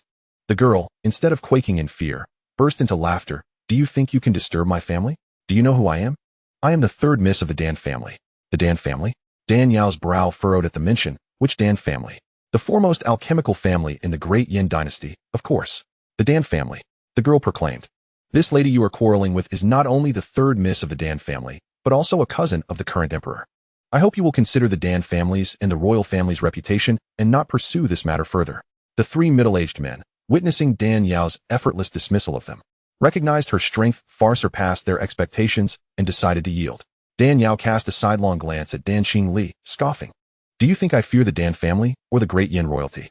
Upon hearing this, the 3 men felt a chill run down their spines. Despite her youthful appearance, Dan Yao's cultivation evidently surpassed the Void Realm. If she were not backed by an incredibly powerful force, how could she exhibit such formidable prowess? Why would she fear the Dan family and the royal family? This time, the 3rd miss had indeed kicked a hard rock. Enough with the grandstanding. Dare to provoke me, and I will ensure you regret it today. The girl in red declared, twisting her hands around the whip's handle fiercely. A resounding flare shot into the sky, echoing ominously. Moments later, a furious voice echoed from afar. Who dares to bully my daughter? Chapter 383, Street Confrontation 3. Before the words settled, a golden light descended from the heavens, landing beside the girl in red. It was Dan Rome, the young clan leader of the Dan family. The future heir of the Dan family had personally arrived. Upon receiving the news, he rushed over, clearly a doting father. It was said that Dan Rome was an overindulgent father, and offending the 3rd miss was more severe than offending him. This girl was in for a world of trouble. The 3 middle-aged men, startled by Dan Rome's furious shout, quickly bowed in deference. Young clan leader, Dan Rome donned a resplendent golden robe, appearing to be in his 30s, exuding an air of remarkable elegance. His gaze swept across the crowd, landing on the girl in the crimson attire. Upon noticing the 3 crimson gashes marring his beloved daughter's visage, he erupted in fury. Who did this? The 3 middle-aged men exchanged apprehensive glances, none daring to respond. Father, you've finally arrived. My daughter is on the brink of being bullied to death. You must stand up for me. The girl in red found solace in her father's presence, her eyes brimming with tears as she recounted her plight. Who dares to torment you? Speak, and I shall ensure justice is served. Dan Rome's heart ached for her. The girl pointed an accusing finger at Dan Yao. It was this woman and her foul cat. Xianxiang bared his teeth in indignation. How dare she insult him as a foul cat? Dan Yao, witnessing the girl's exaggerated tears, rolled her eyes in disbelief, finding the scene utterly ridiculous. Dan Rome scrutinized Dan Yao, his voice laced with authority. You have the audacity to lay a hand on my daughter. Your boldness is remarkable. In the face of Dan Rome's vehement reproach, Dan Yao merely smirked, unfazed. She had come to refine a few pure small rejuvenation pills to enhance her cultivation, not to stir up trouble. Yet, the Dan family persistently provoked her, clearly underestimating her resolve. Turning to Dan Xingli, Dan Yao remarked coolly, The Dan family has disrespected me. Will you rectify this matter yourself, or shall I take action? Dan Xingli's expression soured as if she had just witnessed a particularly distasteful ancient drama. Initially, when she saw someone confronting Dan Yao, she thought herself merely a bystander, but now, the drama had unexpectedly turned on her. Realizing Dan Yao's rising fury, she internally lamented the potential catastrophe that could befall the Dan family if this situation was mishandled. With a stern demeanor, Dan Xingli admonished, "To raise such a willful and unruly daughter, one would think you'd reflect on your own shortcomings rather than cast blame elsewhere. Summon that old fool Dan Kunlun to see me. I wish to inquire how he manages his lineage." The impact of her words was akin to a thunderclap, leaving everyone present, save for Dan Yao and Xiang Yang, utterly astonished. Dan Kunlun, the clan leader of the Dan family, was not only Dan Rong's father and the grandfather of the girl in red, but also the maternal uncle of the current emperor, a peak Dongshu cultivator. He was on the cusp of advancing to the esteemed Earth Sovereign level. The audacity of this middle-aged beauty to summon the clan leader was tantamount to trampling the Dan family's dignity underfoot. Dan Rong and the girl in red were equally taken aback by Dan Xingli's audacity. After a prolonged silence, Dan Rong extended his spiritual sense to gauge Dan Xingli. In his assessment, one who could utter such words was either severely deluded or possessed terrifying strength. The woman spoke with conviction, her demeanor exuding an unyielding presence, indicating the latter. As he attempted to discern Dan Xingli's cultivation level, he found himself unable to gauge it, which filled him with increasing trepidation. Swallowing hard, Dan Rong inquired, "May I ask for your esteemed name?" "You, young one, lack the right to inquire about my name. Return when you ascend to the position of clan leader." Dan Xingli replied coldly, not even sparing him a glance. Dan Rong, incensed by her disrespect, felt his anger surging. As the young clan leader of the Dan family, he was accustomed to being revered, even by the emperor himself, who referred to him as cousin with deference. Never had anyone spoken to him with such rudeness. "I shall repeat myself. Summon that old fool Dan Kunlun to come see me." Observing Dan Rong's face turn a deep shade of anger, Dan Xingli remained unperturbed, her demeanor still icy. "You insolent woman, who do you think you are, demanding my grandfather's presence?" the girl in red exclaimed, her temper flaring anew. However, before she could finish, Dan Xingli struck her sharply across the face. The sound echoed, and the girl's complexion flushed a deep crimson. Dan Xingli's expression was chilling. "You should be grateful you bear the surname Dan. Otherwise, I would have ended you with a single blow." The girl, unable to contain her indignation, began to weep. "You lonely old hag, when my grandfather arrives, you will regret this." Dan Rong, catching sight of Dan Xingli's movement, instinctively pulled his daughter behind him. In an instant, his spiritual energy surged forth as he unleashed a powerful strike toward Dan Xingli. She nimbly evaded the blow, her fingers lightly tapping against Dan Rong's chest. It was as if he had been struck by a bolt of lightning. His body was sent hurtling backward, and upon hitting the ground, a spray of blood erupted from his mouth, landing heavily on the earth. Dan Rong, groaning in agony, lay crumpled like a rag doll, unable to rise. "Father, are you all right?" the girl cried out in alarm. The Dan family guards, witnessing the swift defeat of their normally formidable young clan leader at the hands of Dan Xingli, were left aghast. Dan Rong gasped for breath, struggling to channel his energy, only to spit out another mouthful of blood. The girl, seeing this, turned as pale as a ghost. "Father, she is an Earth Sovereign," Dan Rong exclaimed, his voice trembling with disbelief as he stared at Dan Xingli. His cultivation had already surpassed the Dongshu realm. Yet this woman had managed to injure him with a single strike. Only an Earth Sovereign or one at that level could achieve such a feat. Even a peak Dongshu cultivator would fall short. An Earth Sovereign? Gasps of astonishment erupted from the onlookers, their eyes wide in disbelief as they beheld the formidable woman clad in black. Earth Sovereigns were the apex of power in the southern domain, second only to the legendary Celestial Lords and half-step Celestial Lords, making them among the most formidable beings in existence. Such individuals were rarely seen, often only whispered about. Yet here stood one before them, and she was a woman. The girl in red, upon hearing the term Earth Sovereign, felt her already bruised face turn ashen. Though she was brash and headstrong, she understood the terror of an Earth Sovereign. Even a prestigious alchemical family like the Dan family would not dare provoke one lightly. "My heavens, I have offended an Earth Sovereign." The girl nearly fainted from fear. Dan Yao, observing her tremors of fright, found the situation amusing. "Just one Earth Sovereign has you quaking. Imagine if you knew I was a Celestial Lord. You might just explode on the spot." Dan Xingli's gaze remained fixed on Dan Rong, her voice icy as she commanded, "Do not make me repeat myself. Summon that rascal Dan Kunlun to come here, or else." "Predecessor, please, I will summon him immediately." Dan Rong, gripped by terror, hastily instructed the nearby guards. Quickly, fetch the clan leader. Yes, yes. The guards, equally shaken by the unfolding drama, scurried away toward the east of the city. Before long, an elderly man clad in a crimson and purple robe hurried onto the scene. Earth Sovereign, where is this Earth Sovereign you spoke of? The man in the purple robe was none other than Dan Kunlun, the clan leader of the Dan family. The girl in red, trembling, pointed at Dan Xingli. It's her. Shaolin, do you remember me? Dan Xingli spoke softly, her tone now imbued with a hint of warmth, contrasting her earlier coldness. Why you are? As Dan Kunlun trembled, he suddenly fell to his knees, exclaiming, Great-great-grandmother. Is it truly you? Are you still alive? In the southern region, there are but a handful of formidable beings who have attained the realm of Earth Sovereign. And among them, the only woman to achieve such a level is the esteemed ancestor of the Dan family, Dan Xingli. Thus, when he heard that a powerful Earth Sovereign had appeared on the streets, and furthermore, that she was a woman, his thoughts immediately turned to Dan Xingli, who had been missing for over a century. As fate would have it, his conjecture proved correct. Dan Xingli nodded. It is I? How wonderful, how wonderful. You are still alive? It is truly wonderful. Dan Kunlun was so overwhelmed with joy that he could scarcely find his voice. The onlookers, witnessing this scene, were rendered speechless in astonishment. In contrast to the collective shock, the expressions of Dan Rong and his daughter shifted dramatically, oscillating between elation and dread.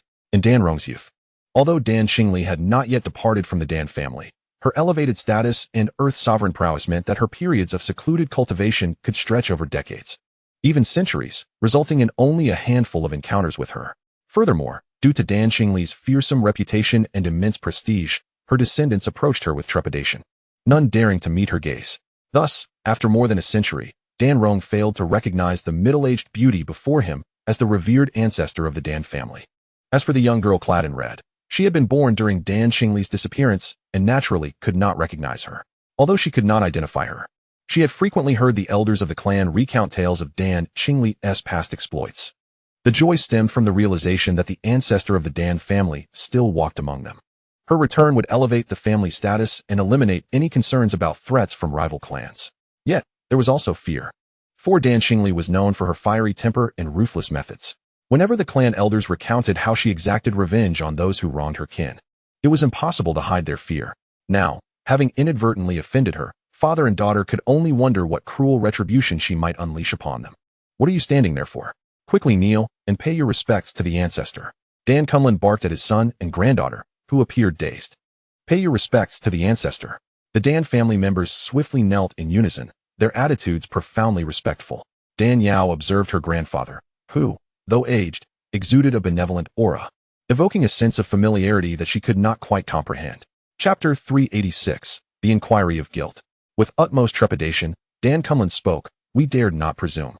Ever since your disappearance, the entire clan has been in a state of anxiety, dispatching numerous individuals in search of you.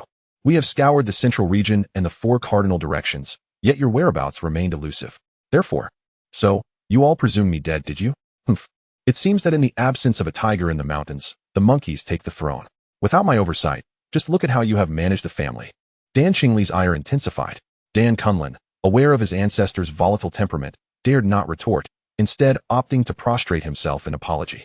A 1,000-mile dike can be breached by an ant hole. No matter how prosperous a family may be, it cannot withstand the reckless squandering of its descendants.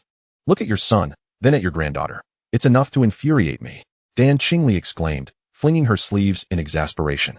Upon hearing this, Dan Kunlun hastily inquired about the matter at hand. Dan Rong and the girl in red lowered their heads, afraid to respond. Dan Kunlun turned to the others. One servant, emboldened, recounted the recent events in detail. Dan Kunlun's countenance darkened, and he bellowed, Is this true? Dan Rong, unaware of the situation, assumed his daughter had been wronged. Upon learning that she had recklessly ridden through the streets, bullied the common folk, and even clashed with the ancestor and her friends, he was nearly rendered unconscious with shock. The girl in red, trembling with fear, stammered, Grandfather, I didn't mean to. I didn't know she was the ancestor's friend. Had I known. Just because she isn't my friend, does that give you the right to bully anyone? Dan Xingli interrupted coldly. Dan Kunlun erupted in fury, wretched child. The 5th rule of the Dan family forbids the oppression of the weak. And now you dare to bully our ancestor? Are you trying to drive me to an early grave so your father can ascend to the position of clan leader sooner? Dan Rong had never witnessed his father in such a rage, fearing that in his wrath, he might strike down his own daughter. He quickly interjected. It is my failure to discipline her. The fault lies with me. I implore the ancestor and you, father, to quell your anger. I will ensure she faces proper punishment and learns the principles of being a decent person." With that, he tugged at the sleeve of the girl and read, urging, "Lingling, quickly apologize." Dan Lingling nodded fervently. "I was wrong. I beg for the ancestors' forgiveness." Dan Xingli scoffed, "To seek forgiveness only when one is guilty? Do you not think it is too late? What a fine young lady of the Dan family you are, truly impressive." Dan Lingling, terrified, prostrated herself repeatedly, pleading, "Ancestor, spare my life. Ancestor, have mercy." Dan Rong was acutely aware of Dan Xingli's merciless nature, recalling how upon returning to the Dan family after achieving the Earth Sovereign realm, she had nearly decimated the entire clan. Had it not been for an elder's urgent reminder that they were descended from Dan Xingli's maternal brother, the Dan family might have perished long ago. Now, with her anger boiling over, he feared for Dan Lingling's life and hastily pleaded, "Ancestor, please, have compassion for her. She is but a child who lost her mother at a young age. I have been preoccupied with clan affairs and neglected her upbringing. Please, spare her this once."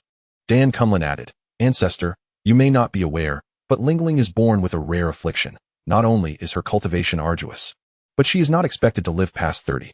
My son and I have been overly indulgent, and we did not foresee that our affection would lead her to become unruly. If you must hold someone accountable, let it be me and her father. We are willing to bear the consequences. You two are so concerned for this girl, it is indeed rare.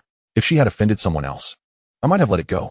Chapter 387. The great do not hold grudges against the small. Dan Xingli sighed, her expression one of resignation. "What can I say? Who instructed her to act so recklessly, provoking the wrong person?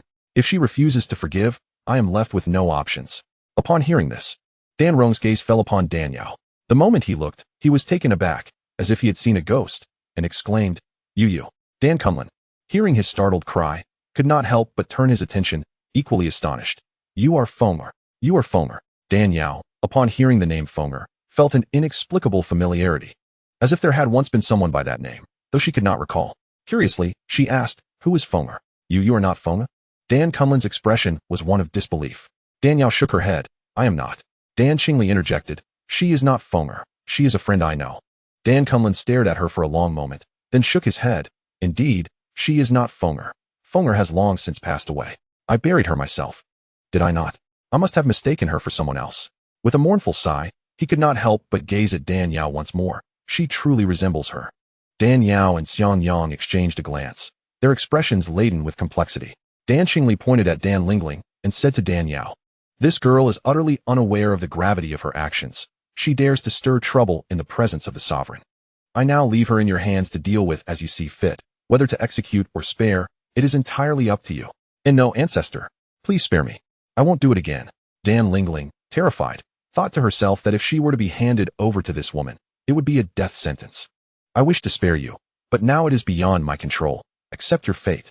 All present felt that Dan Xingli was excessively heartless, willing to forsake her own kin for the sake of an outsider. Little did they know that this ethereal and stunning young woman stood at the pinnacle of power in the southeastern regions. When the emperor is enraged, millions may fall. As the sovereign among cultivators, the heavenly sovereign is an entity beyond reproach. Should this matter be mishandled, it would not only spell doom for the Dan family, but likely bring catastrophe upon the entire Dian dynasty. Dan Xingli sacrificed Dan Lingling, one individual, to appease the wrath of Dan Yao, a powerful being of the heavenly sovereign realm, all for the preservation of the greater good. Dan Yao cast a frosty glance at Dan Lingling and sighed, "Very well. I shall let you off this time, considering your esteemed ancestor. I shall not hold your minor transgressions against you. You need only compensate for the damages incurred by those you have wronged along the streets, and we shall consider this matter settled." Dan Lingling was taken aback by Dan Yao's unexpected leniency, her heart soaring with joy as she hastily assured, "Yes, I will certainly compensate these individuals, even doubling or tripling the amount." Dan Cumlin and Dan Rong, her father and brother, breathed a sigh of relief upon hearing this. Although death was avoided, she would still bear the consequences of her actions.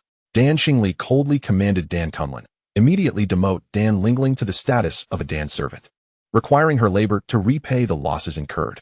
Not a single coin from the family treasury shall be used. Her status shall be restored only upon full compensation." A Dan servant is the lowest rank within the Dan family, tasked with serving the alchemists in their craft. It is well known that alchemists frequently engage with fire. In their service, Dan servants must endure the sweltering heat while tending to the furnaces, and failure in alchemy may lead to them becoming the target of the alchemist's frustrations. Thus, being a Dan servant is perhaps the most arduous occupation within the family. For a pampered young lady like Dan Lingling, who has never lifted a finger, to endure such labor would be akin to a death sentence, constituting a severe punishment. Yes, Dan Kunlun responded immediately. Dan Xingli turned her gaze to Dan Rong. A father must take responsibility for his child's shortcomings. The way this girl has turned out is a reflection of your lax discipline. Henceforth, retreat to the ancestral shrine at home and contemplate your failures. You shall not emerge until Dan Lingling's status is restored. The underlying message was clear. Dan Lingling should not harbor any illusions of leniency. On the contrary, should she refuse to serve as a Dan servant and diligently compensate for the losses, her father would share in her misfortune. The path forward was hers to choose wisely. Dan Lingling had initially planned to have her father arrange matters at the alchemy hall upon her return, but that was no longer an option. Woo-woo. My heart aches. Enough. Everyone can rise now. No need to kneel in public and invite ridicule. Dan Xingli noted the growing crowd and waved her hand. Stand up. We shall discuss matters further at home. Yes, esteemed ancestor. Furthermore, prepare a guest room for my visitor, the finest available. Do you understand? Dan Xingli instructed. Yes. In truth, Dan Kunlun would have arranged the best accommodations for Dan Yao regardless, for her countenance bore a striking resemblance to his late beloved daughter, Dan Feng. The Dan family, a prestigious lineage within the Dayan dynasty, possessed a residence of unparalleled grandeur. Dan Yao, accompanied by a maid, made her way to the west wing. Adjacent to the west wing was a meticulously crafted small garden, adorned with magnolias, begonia, peonies, and the rare golden precious flower, a homophone for wealth. Navigating past a pond and a rockery, the garden was filled with an array of camellias. The illustrious 18 scholars, the 8 immortals crossing the sea, and various renowned beauties. All bloomed in splendid rivalry, presenting a breathtaking sight. As a flower cultivator from the Seven Stars Palace, Dan Yao had spent a century tending to flowers and was well acquainted with their varieties. Upon encountering such exquisite camellias, she couldn't help but marvel. Indeed, the Dan family was worthy of their esteemed reputation. Even their garden flora was of rare quality. Yet, these camellias seemed oddly familiar, reminiscent of a beloved flower of someone from her past. After a brief moment of admiration, Dan Yao followed the maid into an elegantly appointed small chamber. Upon entering, she was greeted by a riot of flowers, embroidered bed covers, delicate beaded curtains, and a crimson carpet adorned with blooming camellias. A dressing table, crafted from ivory and Wangwali wood, was positioned by the window, displaying intricate trinkets. Opposite stood a screen embroidered with begonia patterns, behind which was a finely crafted bed. The chamber appeared less like a guest room and more like a boudoir reserved for the family's most cherished darling. Curiosity piqued. Dan Yao could not resist inquiring of the maid to whom this room belonged. The maid, evasive in her response, merely stated it was arranged by the clan leader and urged her to settle in comfortably, offering assistance should she require anything. With that, the maid bowed and withdrew. Dan Yao opened the window, gazing quietly at the camellias blooming vibrantly in the depths of the garden. Surroundings cloaked in tranquility, the world fell silent, save for the gentle rustle of leaves stirred by the breeze. After a lengthy pause, she heard Xiangyang speak. Ah Yao, do you not find this peculiar? Indeed. It is strange, Dan Yao replied softly. Perhaps it is fate, or perhaps destiny, that I encounter my kin at this moment. Kin? Xiangyang's eyes widened in surprise. Did you discern this? Actually, I suspected it even before arriving at the Dian dynasty, she confessed. Xiangyang, intrigued, asked, how did you come to this conclusion? It was quite simple. When I first met Dan Xingli, donning my mask, she exhibited no reaction. However, upon seeing my true visage, her astonishment was palpable, and she murmured about the likeness. It is not uncommon for people to share resemblances, but consider this. I share the surname Dan, as does she. Coupled with the Dan fire script on the parchment, this is no mere coincidence. Ah, so you were already observant at that time? Yes, I suspected a familial connection. When Dan Kunlun and his son exhibited greater astonishment than Dan Xingli, I was assured they were indeed my relatives. If I am not mistaken, the phoenix Dan Kunlun mentioned must refer to my mother. Xiangyang questioned, if you are aware they are your kin, why not acknowledge them? Dan Yao picked up a yellow birch comb from the table and replied, what is there to acknowledge? I have been missing for over a century, and they have not sought me out. They have likely forgotten me. Why should I impose upon them? Unbeknownst to others, they might think I seek the Dan family's wealth and prestige, eager to present myself as a dutiful descendant. Moreover, kinship is not solely defined by blood. Look at Dan Xingli, the dignified eldest daughter of the Dan family, yet she is subjected to bullying by her so-called blood relatives, ultimately transforming into a cunning and sinister figure. And consider you, the Xiang clan, who also share a lineage from a common ancestor. Yet, Xiang Banshan sought to use you as a pawn for the heavenly marriage technique, disregarding the shared blood that binds you. Xiang Yang fell silent, murmuring, indeed. Sometimes blood ties do not signify true connection. Dan Yao gazed longingly at the clusters of camellias, vibrant as dawn.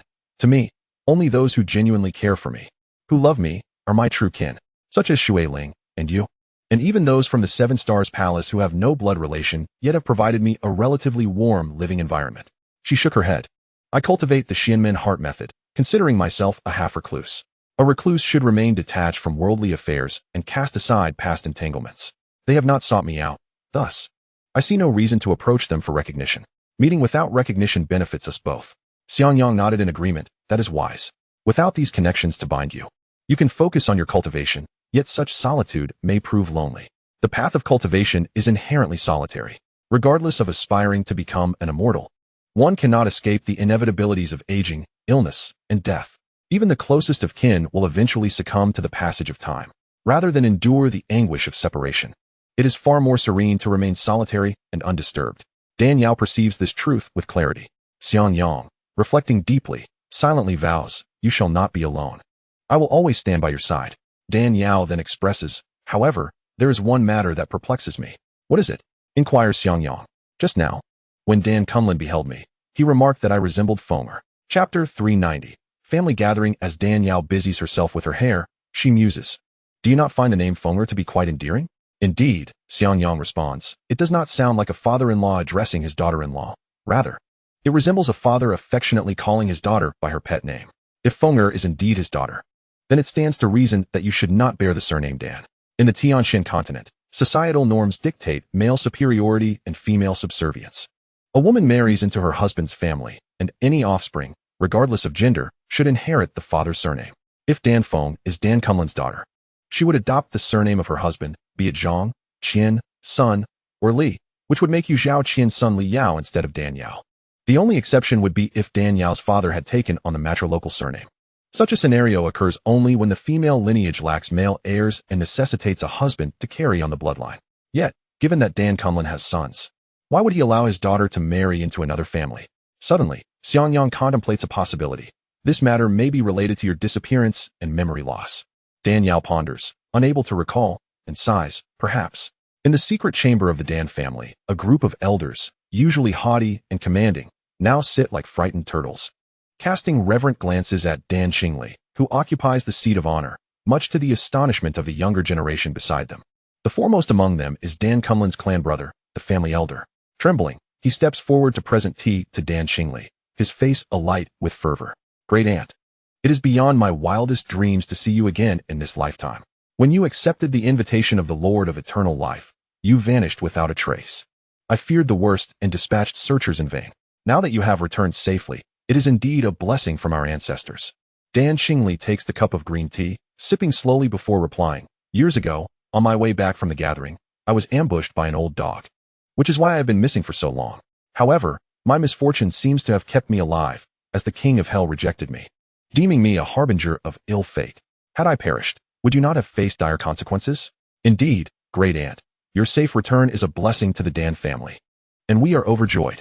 Dan Xingli casts him a sidelong glance, her smile lacking warmth, whether sincere or feigned. I delight in your expressions of disdain coupled with your inability to rid yourselves of me.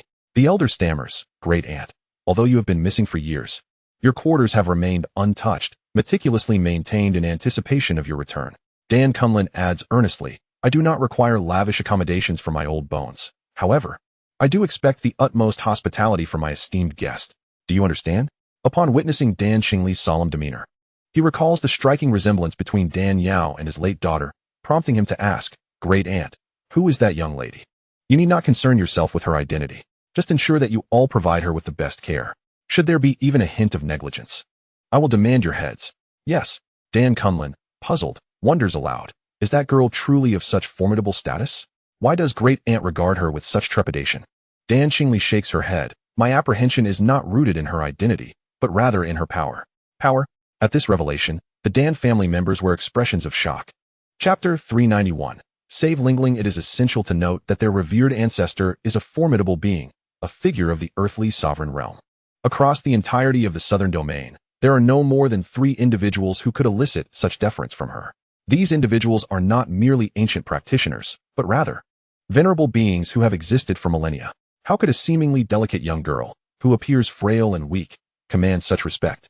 Unable to contain himself, Dan Rong asks, "Ancestor, is that young lady truly so powerful?" She is not merely powerful. Her capabilities surpass all imagination. Had it not been for her assistance, my swift return would have been impossible. A person of her extraordinary caliber is destined to ascend to the pinnacle of the Tianxian continent. It would be most advantageous to befriend her before she fully spreads her wings. Should we find ourselves in opposition, it would spell disaster for the Dan family. And I fear I would not escape unscathed. Dan Xingli's expression turns grave as she recalls the immense strength Dan Yao displayed and the cunning she used to subdue and refine the millennia-old ice-condensed saliva. She has lived for a substantial portion of her life and has never encountered a woman so formidable. The others, filled with astonishment, are increasingly curious about the origins of this individual who instills such fear in even their formidable ancestor. Rest assured, Ancestor, I will strictly instruct our clan members to care for that young lady diligently, without a hint of negligence, the elder assures fervently. Very well. Dan Xingli nods. That is as it should be. She is my guest, and you are to serve her well. In doing so, you shall reap the benefits in the future. She raises her hand. Enough of my rambling. You may disperse now. I, too, must retire for rest. Ancestor, just as Dan Xingli prepares to depart, Dan Rong hastily calls out to her. Dan Xingli looks back at him. Is there something you wish to convey? Suddenly, he kneels, imploring, I beseech you, Ancestor, show mercy and save Lingling. Lingling? Dan Xingli pauses, taken aback. I merely assigned her to be a servant. I did not decree her death. Why would you require my intervention? Ancestor, Lingling was born with a congenital blockage. No remedy can heal her. I have scoured ancient texts and learned that only a top-tier practitioner of cold spiritual power can channel true energy to open her channels. The Dan family's practices, steeped in fiery yang energy, are insufficient. Despite spending vast sums to invite many experts in cold energy, they have all been unable to assist. I can only implore you to intervene. Dan Xingli inquires, congenital blockage? What does that entail? During the time of my late wife's pregnancy, it coincided with the period of your own. My father and I believe she would be born on an auspicious day, much like you, and thus, even if she could not possess a pure body from birth, she would at least be able to cultivate the techniques and become a powerful figure. However, word of her impending birth leaked, and our enemies, fearing the emergence of another individual of your caliber in the Dan family, attacked with malevolent intent, leading to my wife's premature labor. She perished, and our daughter was left injured. As he recounts this tragedy, tears well up in Dan Rong's eyes. A man seldom weeps, but the pain runs deep. He and his beloved wife, childhood sweethearts, had journeyed through life hand in hand, only to be torn apart in an instant, leaving him to mourn in solitude.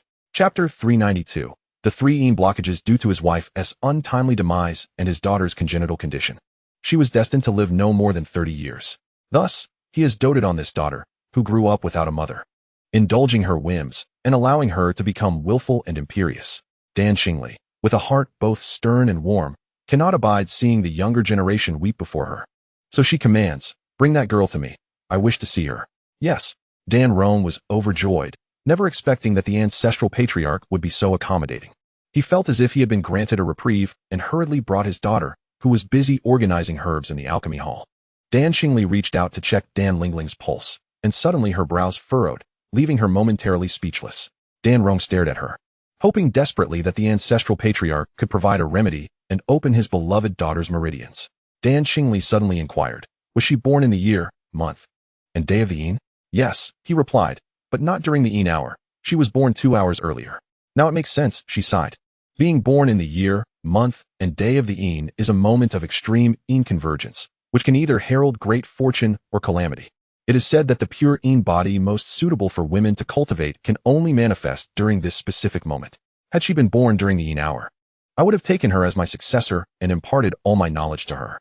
Alas, being born 2 hours too early resulted in the failure of the 4 Yin convergences, leading to a blockage of Yin energy throughout her body, transforming her into a state of 3 Yin absolute meridians.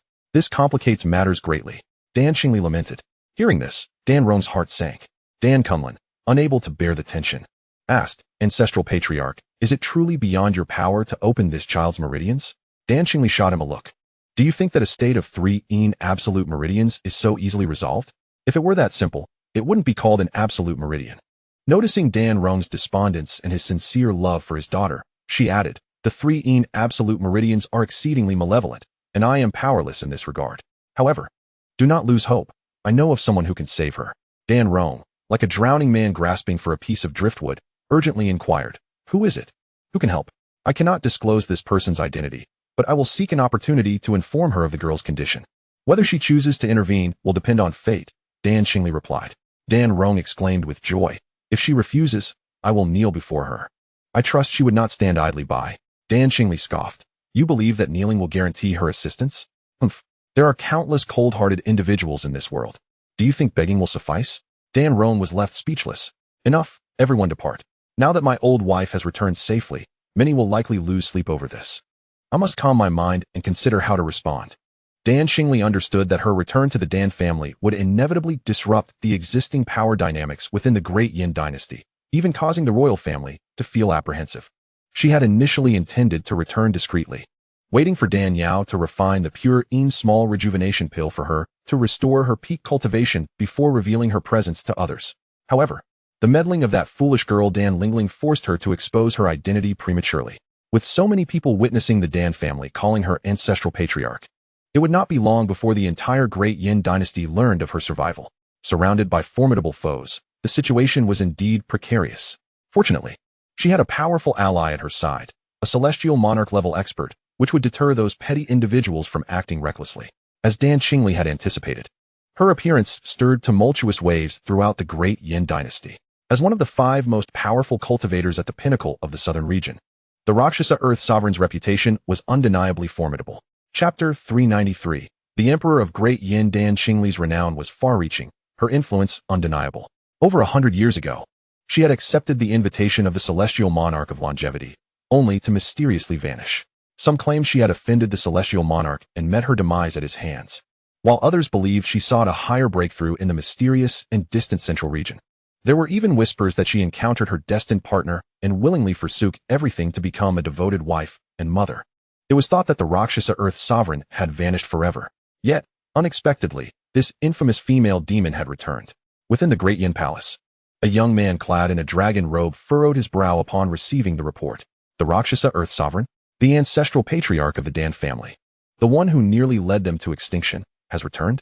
This young man, regal and graceful in his dragon robe, was none other than the emperor of the Great Yin dynasty, Shang Guanyu.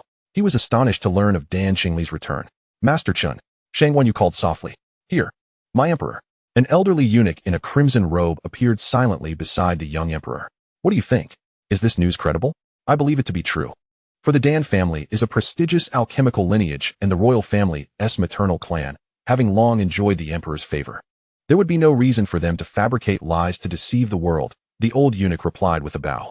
Indeed, Dan Xingli's sudden disappearance once sparked great upheaval within the family, but it was quelled not long after. Although the Dan family is not as illustrious as it was under Dan Xingli's leadership, it remains extraordinarily prominent and has no need for such theatrics. The old eunuch stepped forward, cautiously inquiring, "With the ancestral patriarch of the Dan family reappearing, how does your majesty intend to respond?" Shang Guanyu regarded him with a penetrating gaze and retorted, "What do you think I should do?" After some contemplation, the old eunuch responded, "Dan Xingli's strength is formidable. If your majesty cannot accommodate her, even if it costs me my life, I will find a way to eliminate her." He gritted his teeth with resolve, adding, "Of course, I would not let your majesty bear the burden. Should she be eliminated, I will ensure no one suspects the emperor's involvement. After all, she has many enemies, and accidents abound." "Accidents?" Shangguan mused. The Great Yin dynasty is surnamed Shangguan, not Dan. Successive emperors have strictly limited the influence of the maternal clan to prevent their power from overshadowing the imperial authority. I supported the Dan family wholeheartedly only because they lacked a powerhouse like Dan Xingli. Now, the old eunuch sighed, now that Dan Xingli is alive, the Dan family's fortunes have surged, elevating them above all major clans. This is indeed a challenging situation. Shang Guanyu remained silent for a long time, deep in thought. Finally, he spoke. "My mother was a daughter of the Dan family, and I possess their blood. Dan Xingli is also my ancestral patriarch. I cannot act too ruthlessly." "Let her be," the old eunuch hastily replied. "Your majesty is compassionate and cherishes your maternal clan, but one must remain vigilant. Otherwise, history may repeat itself, as it did a century ago with the previous emperor's favoritism towards a consort, leading to the treachery of the maternal clan." Shangguan Yu's slender fingers tapped rhythmically on the imperial table as he declared, "Then let us first test her strength and gauge the magnitude of her threat." "Yes." The old eunuch smiled inscrutably. "It seems I have not seen her in over a century. I am eager to ascertain the extent of her cultivation." Chapter 394. The Divine Scroll of Fire Alchemy within the blazing halls of the Fire Palace. Qi Huan nearly dropped his nourishing tea upon hearing the news. "What did you say? That old woman Dan Xingli has returned?" "Indeed." Qinglingzi nodded. "She was struck by my solar flame finger. Even if she survived, her cultivation would be severely impaired. How dare she return? Is she not afraid of retribution?" Qinglingzi shook his head. This disciple does not know. Logically, after enduring such a powerful blow from Master, she should not have returned to court death. Her brazen appearance suggests she possesses some form of confidence. Confidence? Qi Hua's eyes glinted dangerously. Could it be that this woman has obtained some fortuitous opportunity and broken through to the semi-celestial monarch level, thereby shattering my pure yang confinement? Surely not. She was at the late stage of Earth's sovereign cultivation. How could she possibly leap to the semi-celestial monarch level in just 100 years? No matter how diligently she practiced? Why not? This woman is enigmatic. I initially believed I could capture her, only to be outsmarted. Qinglingzi urged, "What shall we do?"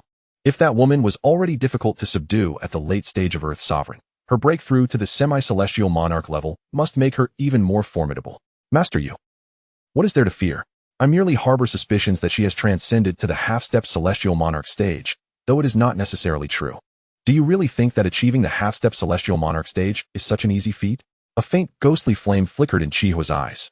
This woman's return is certain to bring vengeance for the grudge of a mere finger from years past. I must devise a strategy to cope with her. In the camellia garden of Xixiang Mountain, Dan Yao sat cross-legged on her bed, immersed in her cultivation. Beside her, Xiangyang remained in a feline state, resting on a jade-black cushion while diligently channeling his energy. This jade-black cushion is a precious artifact for cultivation. Sitting upon it allows one's inner fire to dissipate, fostering vigorous advancements. Dan Yao desired for Xiangyang to restore his cultivation swiftly, so that in the future he could serve as an additional ally when needed. Thus, she lent him the jade-black cushion for his recovery. Indeed, the purine body is extraordinary, allowing for a significantly faster pace of cultivation than before. As Dan Yao slowly opened her eyes, a glimmer of joy illuminated her face. Ever since she ascended to the celestial monarch realm, her progress had nearly stagnated. Regardless of her efforts in cultivation, she felt no signs of advancement. This is quite normal, as the energy required to break through the spirit platform realm is more than tenfold that needed for the celestial monarch stage. Each minor breakthrough within the celestial monarch realm can take anywhere from 600 to 700 years to upwards of 1,000. Naturally, distributing those 600 or 700 years across each attempt makes it exceedingly difficult to perceive any tangible progress. Fortunately, she had acquired the 10,000-year ice condensation saliva, which not only propelled her from the early to the mid-stage of the celestial monarch realm, but also transformed her into a pure Yin constitution, ideally suited for cultivating the profound Yin techniques. Now, her rate of cultivation is astoundingly rapid, akin to riding a rocket compared to the only eternal celestial monarch in the southern region. Reflecting on the passage of time, she realized it had been quite a while since her last sign-in. Although the overall strength of the Dan family is not particularly formidable, it boasts a lineage spanning several millennia as a renowned alchemical family. Signing in here could yield unforeseen surprises. With a thought, Dan Yao connected to the system. Sign in. Ding. Sign in successful. Congratulations to the host for acquiring a copy of the Fire Elixir Divine Scroll. The Fire Elixir Divine Scroll? Dan Yao was momentarily taken aback. In her earlier sign-ins through the system, she had obtained the collection of extraordinary tales, which not only recorded the cultivation methods of the Wedding Garment Divine Skill, but also prominently featured the Fire Elixir Divine Scroll.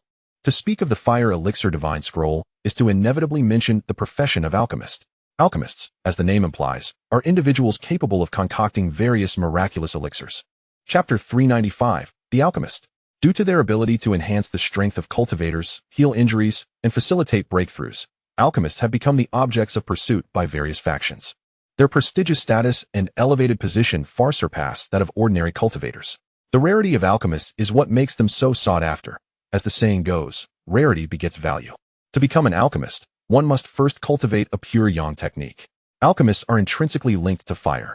Only those who practice pure yang techniques can unleash the necessary fire energy to forge high-quality elixirs. Dan Xingli, as the legitimate daughter of the Dan family, was rendered incapable of becoming an alchemist due to her overly cold Yin constitution, born under the 4 Yin auspicious moment, and thus was cast aside by the family, enduring much hardship. Moreover, one must possess an acute eye for discerning medicinal materials. Elixirs are concocted from various herbs, which often appear similar in their verdant forms. Without a discerning eye, one might mistakenly incorporate the wrong ingredient, leading to disastrous consequences, transforming a spiritual herb into a poison, or worse, causing the alchemical furnace to explode, resulting in calamity. Just as there are distinctions among people, the same applies to elixirs. Through extensive exploration and historical evolution, elixirs have also been classified into grades. Throughout history, emperors have categorized officials into 9 ranks, with the first rank being the highest and the 9th the lowest. On the Tianxian continent, cultivators have similarly adopted this 9-rank system for elixirs, but in reverse order, the 9th rank being the highest and the 1st the lowest, each rank further divided into initial, intermediate, and advanced levels. Legend has it that beyond the 9 ranks exists the legendary divine elixir, which can grant transcendence with but a single pill, truly a marvel. Yet, legends remain mere tales. The existence of such divine elixirs is shrouded in mystery. Besides the attributes of the techniques and the discerning eye, one essential element remains: immense cultivation strength. The process of alchemy is tremendously taxing on both energy and physical stamina, and once one surpasses the 6th rank, they may attract alchemical lightning. Should an alchemist lack sufficient strength, even if they succeed in crafting the elixir, they may meet a tragic end beneath the terrifying alchemical lightning, leading to their demise. Thus, every formidable alchemist is also a powerful cultivator. The threshold for becoming an alchemist is exceedingly high, fraught with peril throughout the alchemical process. To officially qualify as an alchemist, specifically a first-rank alchemist, one must possess the strength of the qi refinement stage. The 2nd rank corresponds to the gathering essence stage, the 3rd to the condensing infant stage, the 4th to the void opening stage, the 5th to the earth sovereign stage, and the 6th to the celestial monarch stage, escalating progressively. Dan Kunlun, the elder of the Dan family, possesses profound expertise in alchemy, having long surpassed the 6th rank. Unfortunately, due to his inadequate cultivation base, he has remained stagnant at the pinnacle of the void opening stage, limiting him to crafting only 4th-rank elixirs. The Fire Elixir Divine Scroll is regarded as the supreme classic in the field of alchemy, reputedly created by a legendary figure from ancient times. This extraordinary individual, born with an absolute meridian, was unable to cultivate but possessed unparalleled talent, innovating a wondrous method of alchemy that allowed even those with absolute meridians to become respected alchemists. As for how he enabled the untrainable to become alchemists, no one truly knows. However, this scroll, encapsulating the essence of his life's work, is the ultimate secret that countless alchemists have yearned for over millennia. Now, having drawn forth this ancient alchemical tome from the system, she is eager to discover the knowledge it contains. Upon reading, her eyes nearly bulged in disbelief. He was, indeed, also a transmigrant. Chapter 396, The Ancient Marvel. The aged, yellowed scroll opens with the first line: "Master the sciences, and fear not the world." Following this is an extensive array of illustrations resembling modern chemical equations for elixir formulations. Master the sciences, and fear not the world. This phrase is a tongue-in-cheek commendation from the 21st century directed at science students. Were it not for the transmigrator, how could such a phrase be known? To her astonishment, the creator of the Fire Elixir Divine Scroll is her fellow townsman, explaining his astonishing brilliance. Dan Yao read through the Fire Elixir Divine Scroll in its entirety, finally grasping why he could enable those with absolute meridians to attain the status of revered alchemists, even in the absence of cultivation capabilities. It turns out this ancient marvel was once a brilliant science prodigy at a prestigious university before his transmigration. Regrettably, he was not the protagonist of his own tale. Lacking a fortuitous golden finger, he was instead a person with an absolute meridian and a damaged dantian. While there may still be hope for healing an absolute meridian, a damaged dantian is beyond remedy, a fate sealed. In other words, his life was destined to be one of mediocrity, lost among the crowd. If his identity in the new world were that of an ordinary family's child, it might have been acceptable. Marrying and starting a family, living a simple life could bring joy. Yet, he was the legitimate son of a prominent cultivation family in the central region, unable to cultivate, making his plight all the more tormenting. Had it been anyone else, they would have likely crumbled under the weight of despair, resigned to their fate. Yet he refused to accept his fate, unwilling to languish in obscurity, and determined to avoid becoming the butt of ridicule. He integrated the scientific knowledge from his past life into his alchemical studies, pioneering a novel method of alchemy that built upon traditional foundations. This innovative alchemical method possesses 2 distinctive characteristics. One is its ease of learning and the simplicity of the crafting process. while the other is the ability to produce high-grade elixirs without the need to cultivate spiritual energy. This ancient prodigy was acutely aware that his transformation from an inept individual to an accomplished alchemist stemmed from his profound understanding of scientific principles in his previous life.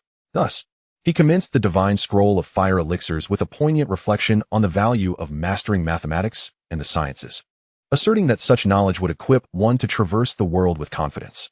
The divine scroll of fire elixirs is divided into 2 volumes. The first volume focuses on alchemy, which has evolved from traditional Chinese medicine. While the methods of alchemy are vast and intricate, the content is often dry and laborious, demanding considerable time and mental effort to master. However, this ancient genius ingeniously integrated modern biology, chemistry, and elements of Western medicine into his work, thus birthing a revolutionary approach to alchemy. To him, alchemy was merely the amalgamation of chemical elements. For instance, the combination of hydrogen and oxygen yields water, while the union of chlorine and sodium produces salt. Everything in existence is composed of elements, and as long as one can discern the elemental composition and master the ratios, any elixir can be concocted. Consequently, he devoted over a millennium to traversing the farthest reaches of the world, meticulously gathering the component ratios of every kind of elixir, subsequently analyzing and distilling his findings into an astonishingly effective alchemical formula. Future practitioners, once they grasped this formula, would effortlessly produce any elixir, achieving a quality superior to traditional methods. The second volume of the Divine Scroll of Fire Elixirs is dedicated to physical cultivation. Although the principles of alchemy can be addressed through the scientific knowledge acquired in a previous life, the rules of the Tianxian continent dictate that any elixir above the 6th grade will attract terrifying alchemical lightning. Chapter 397, Theory and Practice. The alchemical lightning is unavoidable and inescapable. For those unable to cultivate, surviving such a strike is a daunting challenge akin to scaling the heavens. This ancient master, exhibiting unparalleled wisdom, drew inspiration from the Buddhist external power technique known as the Golden Bell Shield, thus creating a novel method of physical cultivation that does not require the cultivation of spiritual energy or the storage of vital energy in the dantian. Instead, it enhances physical constitution through exercise and medicinal liquids. Nevertheless, as humans are mere flesh and blood, confronting the wrath of thunder is no trivial matter. Thus, this method of physical cultivation is fraught with pain and suffering. It demands immense willpower, courage, and endurance. Without these qualities, mastery is virtually impossible. Dan Yao is not inherently devoid of talent. On the contrary, she possesses the coveted pure yin physique that countless cultivators aspire to attain.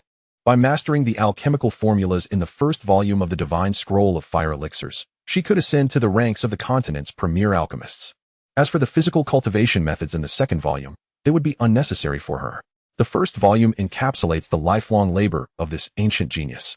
The content contained within is nothing short of extraordinary, deserving of descriptions that evoke awe and wonder. Whoever obtains it, even a seemingly talentless individual, could rise to become a master alchemist. Perhaps this ancient figure, having experienced the trials of education himself, feared that his writing might be overly complex and thus rendered the content as accessible and concise as possible. What does it mean for language to be accessible and succinct? For example, one could say, "My brother was initially my boyfriend and later became my husband." This phrasing is remarkably straightforward, yet a fervent reader could easily extrapolate a lengthy narrative from it. Dan Yao managed to memorize the entirety of the first volume of the Divine Scroll of Fire Elixirs within a day, gradually assimilating its contents into her mind. However, theory often diverges significantly from practice. It is akin to expecting a bucket of chicken from a fast food advertisement, only to receive a meager portion insufficient for one. The path to true understanding and mastery is uncertain and long. Fortunately, she has grasped the secrets of alchemy. With diligent practice, her skills will undoubtedly deepen, and the quality of her elixirs will improve.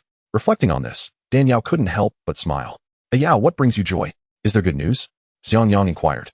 Noticing her inexplicable mirth, Dan Yao pondered for a moment before replying, "Yes, indeed. During my cultivation, my mind cleared, and I recalled many things." "What did you recall that brings you such happiness?" Xiangyang, unaware of how deeply he had come to value Dan Yao's emotions, continued to inquire. "I discovered that my mind is now filled with knowledge and techniques related to alchemy. Prior to my amnesia, I must have been an alchemist." Dan Yao realized that with the knowledge gleaned from the Divine Scroll of Fire Elixirs, she would soon become an eminent alchemist. Despite having had no prior experience in this vocation, Xiangyang was inevitably perplexed about the origin of her alchemical prowess. Rather than complicate matters with fabrications requiring further lies to support them, it was simpler to attribute her skills to her life before amnesia.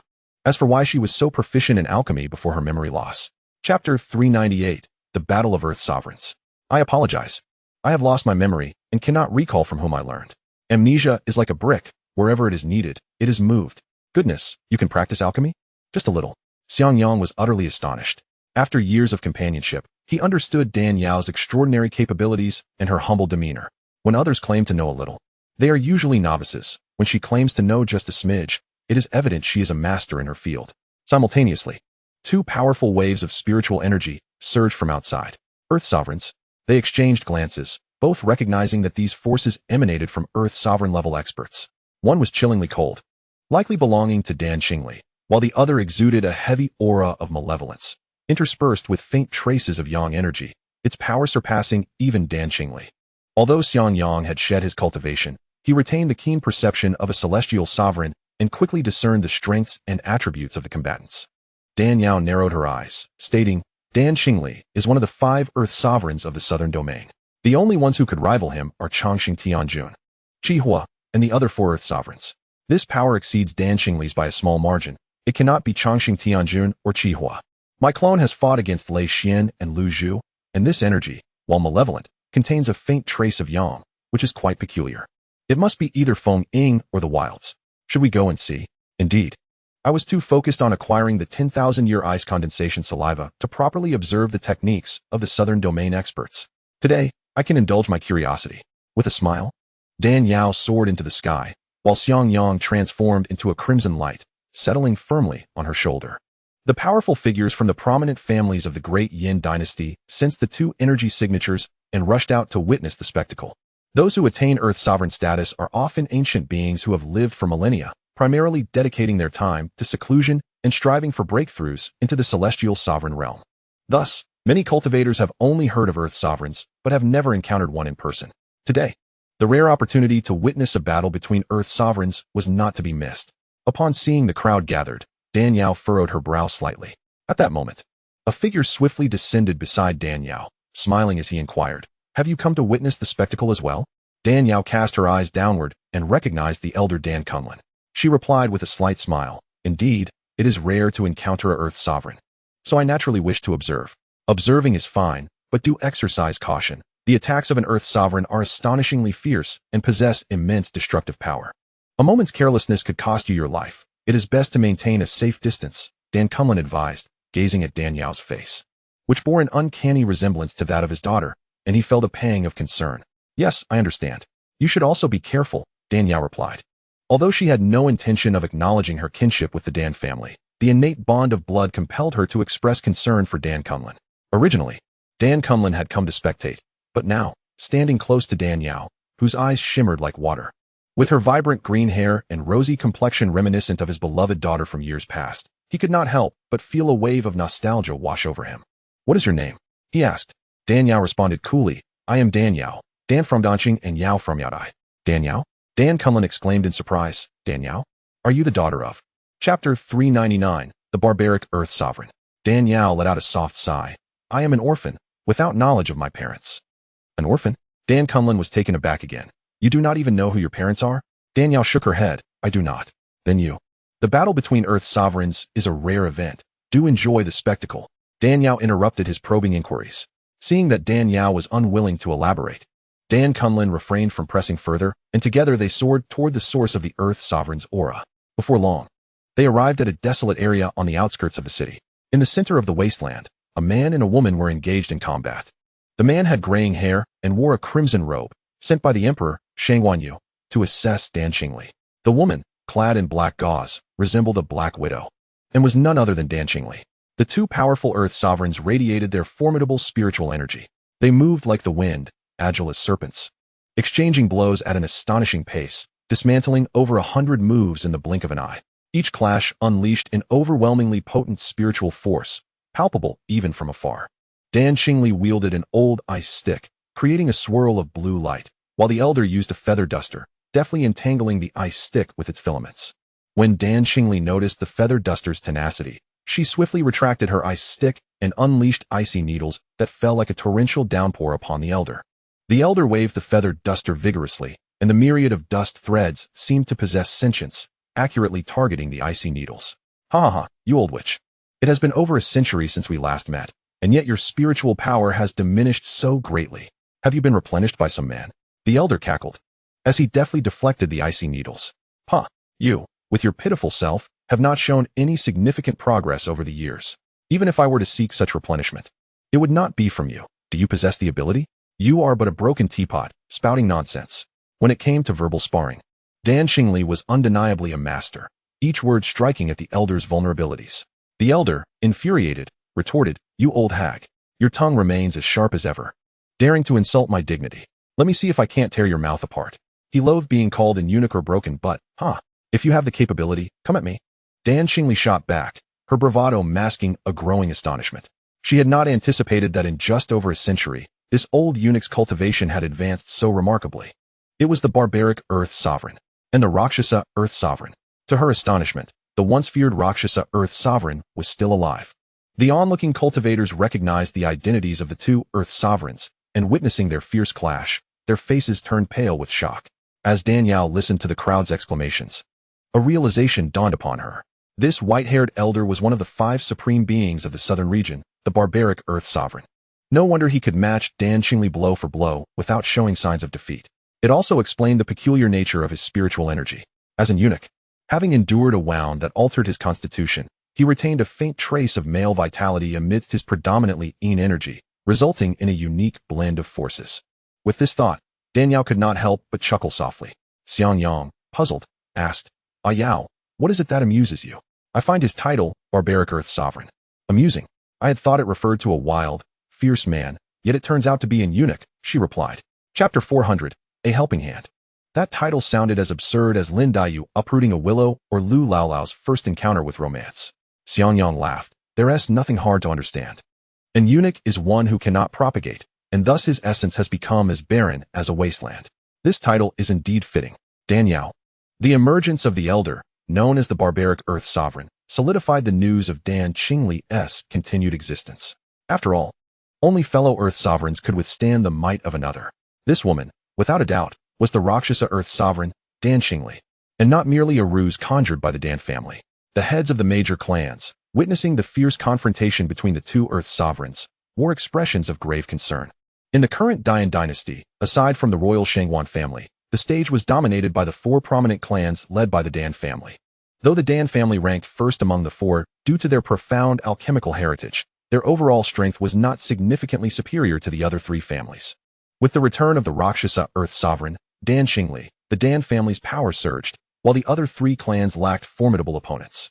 Possessing an Earth Sovereign, the Dan family not only surpassed the other 3 clans, but also instilled a sense of trepidation in the royal family.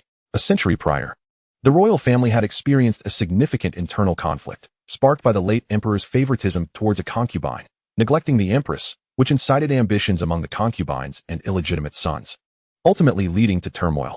Had it not been for Dan Xingli's mysterious disappearance, reducing the Dan family's power, the late emperor would never have dared to indulge in such favoritism. Bang! The 2 Earth Sovereigns faced each other, delivering a powerful blow. Dan Xingli, having been confined by the pure yang restraints for over a century, although aided by Dan Yao in breaking free, had seen her strength wane to the initial phase of Earth Sovereign. Conversely, the barbaric Earth Sovereign, having undergone a century of arduous cultivation, had successfully advanced to the late phase of Earth Sovereign. With this ebb and flow of power, Dan Xingli found herself at a disadvantage. Were it not for her superior cultivation method, which rendered her spiritual energy exceedingly yin yet pure, she would have likely succumbed. Hee. Old witch, you are no match for me. It would be wise for you to concede. The elder, Chen Fu, proclaimed. Never. I would never concede to you. You wretched eunuch, where would I place my dignity? Dan Xingli was not simply being obstinate. She was acutely aware of the consequences of defeat. Having forged countless adversaries due to her ruthless past, a loss to Chen Fu would undoubtedly reveal her diminished strength. The ramifications could be dire, as enemies would surely conspire against her. Moreover, the old dog, Qi Hua, had refrained from attacking, uncertain of her true power. Should she concede, the ensuing chain reaction would be unthinkable. This was also why, despite knowing Dan Yao's formidable strength and the peril of provoking her, she sought to bring her back to the Dan family. She desperately required Dan Yao's ice and fire energy to aid her in refining the pure small returning pill and restoring her power. Dan Yao discerned the predicament faced by Dan Qingli and let out a soft sigh. Very well, I shall lend you a helping hand. With a flicker of thought, the ice jade hairpin atop her head transformed into ethereal radiance, evading the notice of all present cultivators, and swiftly flew before Dan Qingli. Startled by the sudden, silent arrival of the pin, Dan Qingli instinctively thought it was a hidden weapon sent by Chen Fu. Just as she was about to strike it down, a clear, cold voice echoed in her ear. Use the hairpin to deal with him. Chapter 401. You shall wait for us. Upon recognizing that Dan Yao was offering her assistance, Dan Qingli's heart swelled with joy, and she hurriedly summoned the hairpin to her grasp. As the ice jade pin landed in her palm, it instantly transformed into a long sword, cold as jade and glistening like snow. It was none other than the divine weapon that Dan Yao took great pride in, the Snow Spirit Sword. Seeing Chen Fu sweeping towards her with his whisk, Dan Qingli had no time for contemplation and immediately infused her true energy into the Snow Spirit Sword, slicing forth. A sharp sound pierced the air, akin to silk being torn asunder. Chen Fu's hand shattered, his whisk splintering into 17 or 18 fragments, dust scattering in all directions. It must be noted that this whisk was forged from the ancient silk of celestial silkworms from the Great Snow Mountain, blended with diamond powder, rendering it extraordinarily tough and resilient, capable of breaking through anything. Since attaining the rank of Earth Sovereign, Chen Fu had vanquished countless experts with this very whisk. Yet it was astonishing that it was so effortlessly destroyed by Dan Qingli's sword. In utter disbelief, Chen Fu quickly retreated several paces. Fixated on the Snow Spirit Sword in Dan Qingli's hand, Dan Qingli was equally astonished by the sword's incredible sharpness, a testament to Dan Yao's prowess. She pondered how terrifying the Frost and Snow Sovereign would be without any weapons, and with this divine sword in hand, who among the celestial sovereigns could stand against her? Truly terrifying. What manner of sword is this? How could it possess such might? Chen Fu mused, realizing that such a divine weapon must have a significant origin, and he needed to clarify matters to avoid future misfortune. This sword had merely been lent to Dan Qingli by Dan Yao, who was unaware of its true significance.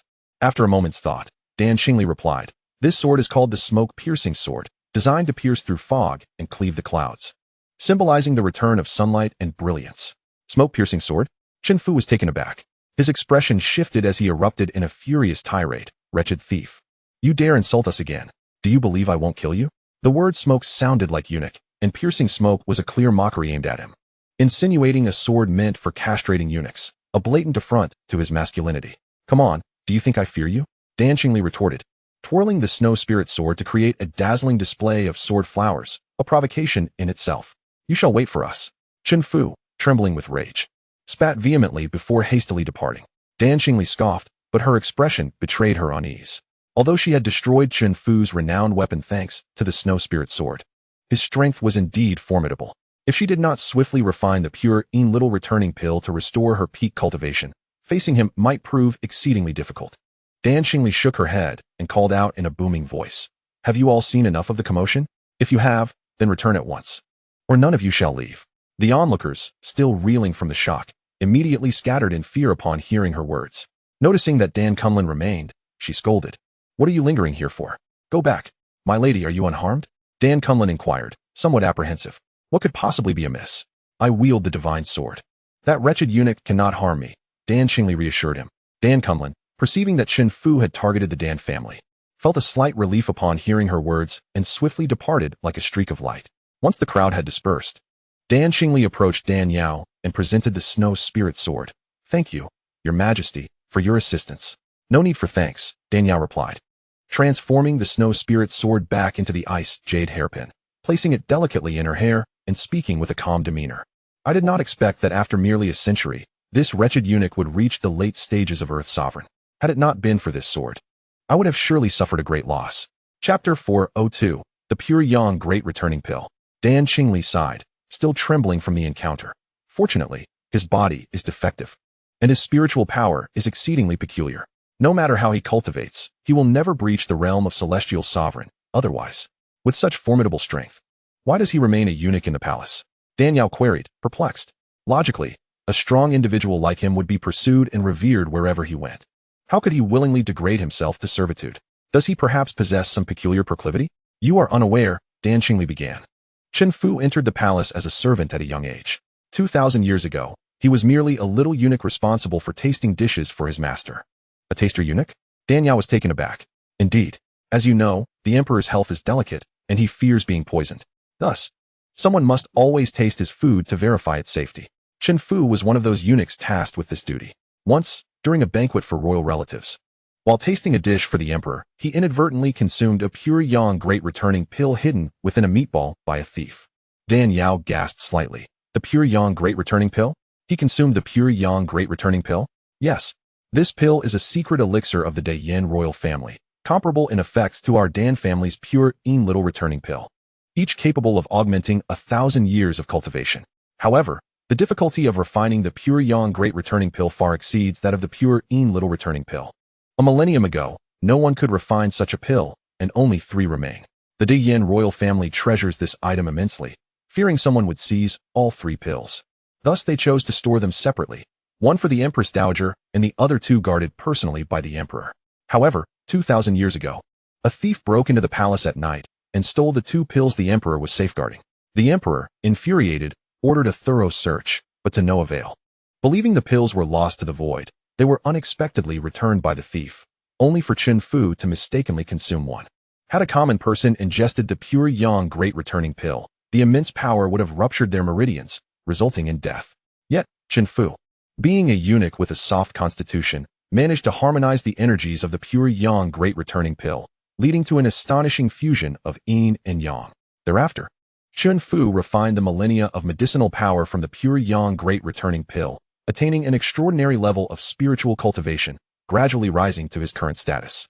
Out of shame for being a eunuch and gratitude for the royal family's kindness, he chose to remain in the palace to guard the Shangguan royal clan. Dan Yao spoke slowly. So that is the case.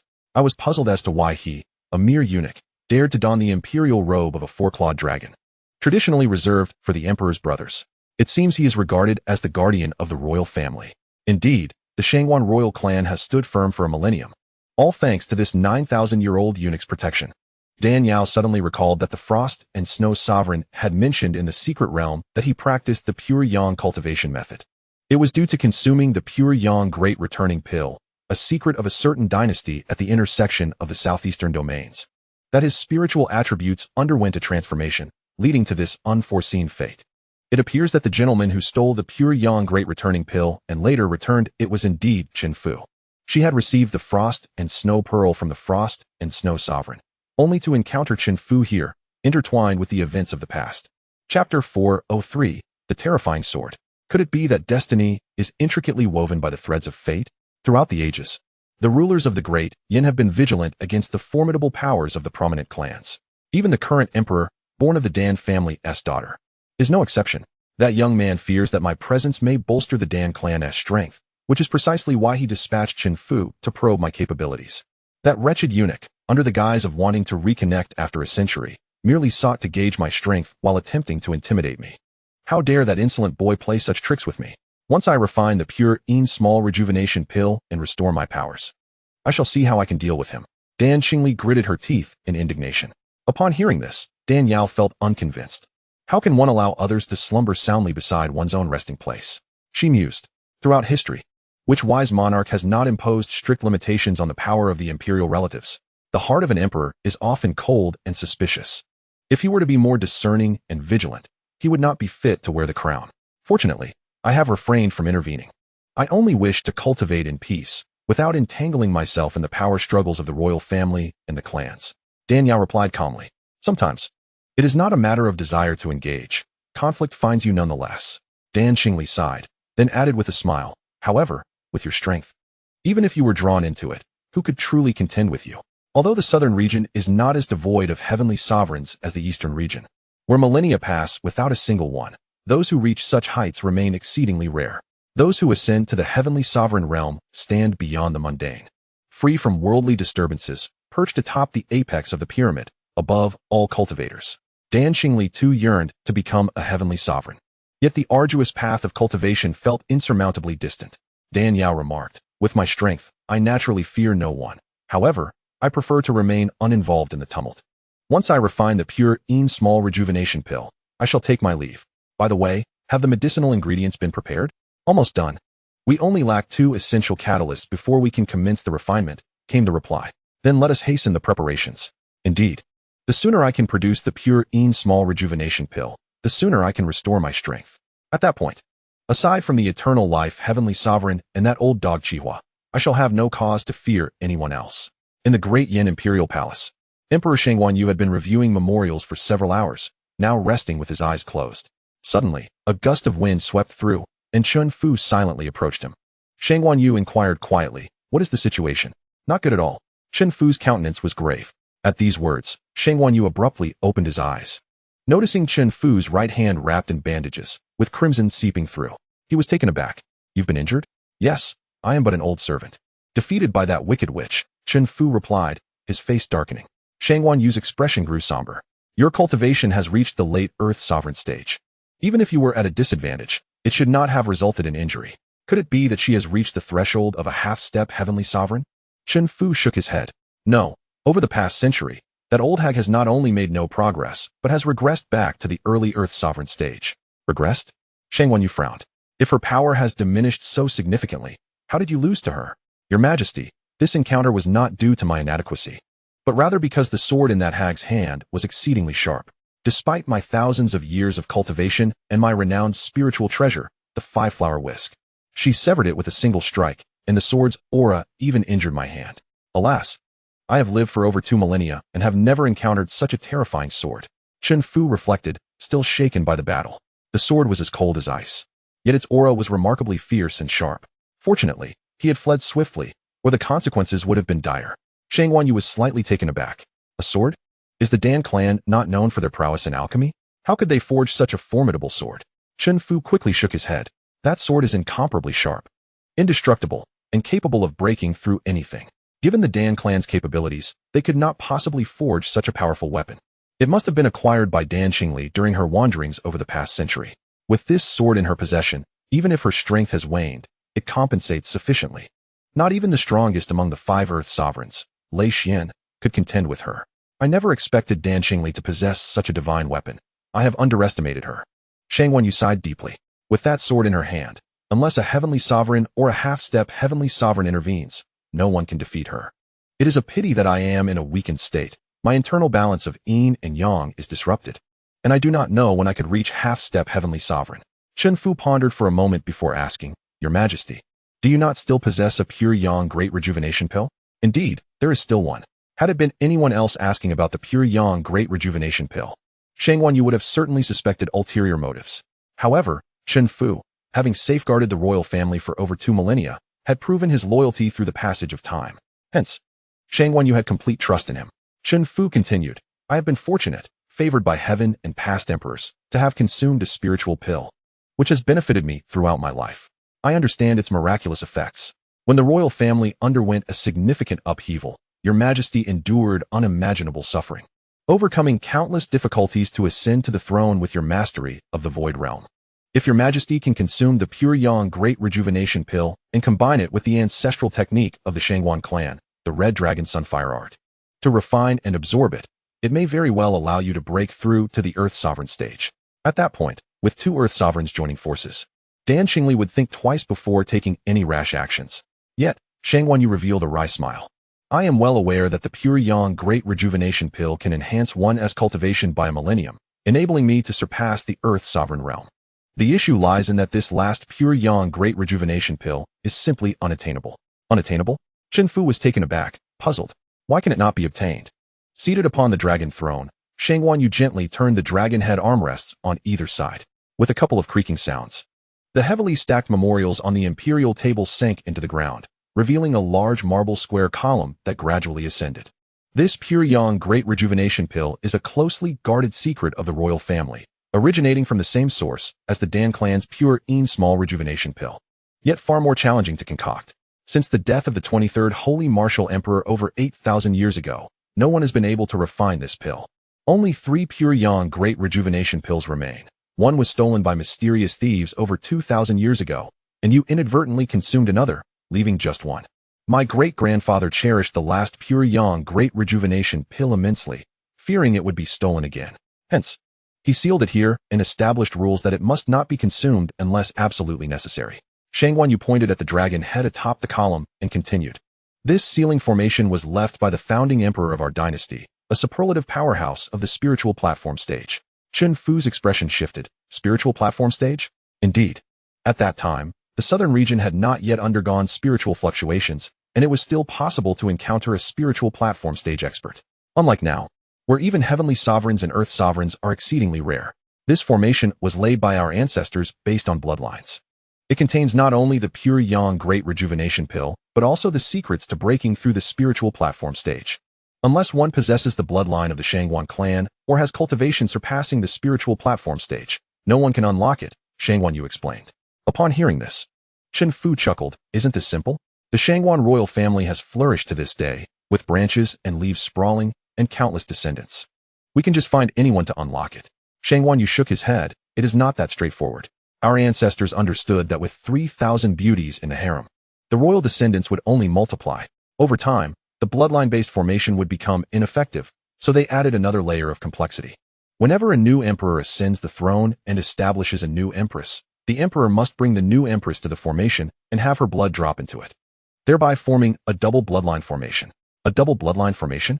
Chen Fu suddenly realized, since ancient times, the establishment of the heir has always been the firstborn son of the empress, as every dynasty's emperors have designated the crown prince from the eldest son of the empress.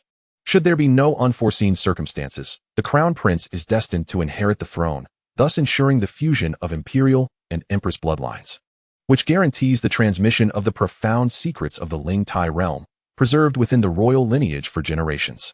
Indeed, the ancestors devised a dual bloodline formation based on this principle. After his father ascended the throne and conferred his mother the title of empress, her blood was integrated into this formation the very next day.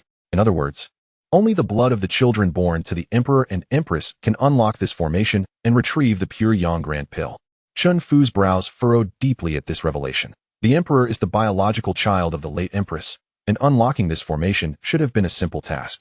However, in his quest to quell internal strife and reclaim the throne, while avenging the late empress, he contravened ancestral laws, practiced forbidden arts, and absorbed demonic blood to enhance his power. Although he experienced a rapid surge in strength within a short span, his own bloodline became tainted by the demonic essence. Thus, could it be said that the pure yang grand pill would forever remain inaccessible? Indeed, the expression on Shangguan face darkened. In truth, there is another individual capable of unlocking this formation. After a brief contemplation, Shangguan understood whom he referred to and lamented. Yes, my mother did not have only me as her son. 5 years after my birth, she bore a princess for my father, my own biological sister, Shangguan Yao. While carrying Yao Yao, the treacherous concubine, fearing that my mother might bear another legitimate son to win back my father's heart, bribed the imperial physician to poison my mother, causing the toxin to be transmitted to the fetus. As a result, upon Yao Yao's birth, she bore terrifying blood vessels on the left side of her face, further diminishing my father's affection for my mother. Yao Yao not only suffered a disfigured appearance, but the residual toxins in her meridians were difficult to expel, severely impacting her cultivation. That rebellion was fraught with peril, blood flowed like rivers, and corpses were strewn everywhere. How could a fragile girl like Yao Yao possibly escape? After I quelled the rebellion and ascended to the throne, I too contemplated the possibility that she might have miraculously survived. I dispatched numerous envoys alongside my maternal clan, the Dan family, to search for her whereabouts for over 4 to 5 decades, but ultimately found nothing and had no choice but to give up. He sighed deeply. My sister is also pitiable. Despite being of noble birth, she endured countless hardships and poison from the moment she was born. It is perhaps better that she has passed. May she not be reborn into a royal family in her next life. Chapter 406, The Alchemist Guild. Shangguan believed her younger sister perished during the rebellion years ago. Little did she know, she had already reached the pinnacle of cultivation in the southeastern regions, currently residing within the Great Yin dynasty. The alchemical process for refining the pure Yin minor pill requires an abundance of spiritual herbs. Each herb must undergo specialized processing before it can be utilized. Dan Xingli had just returned to her family and had yet to prepare the necessary herbs, requiring additional time before commencing the alchemical process. Dan Yao was not in a hurry. She had only just refined the ice condensation saliva of 10,000 years, and her purine body was still in its nascent stage, not fully acclimated.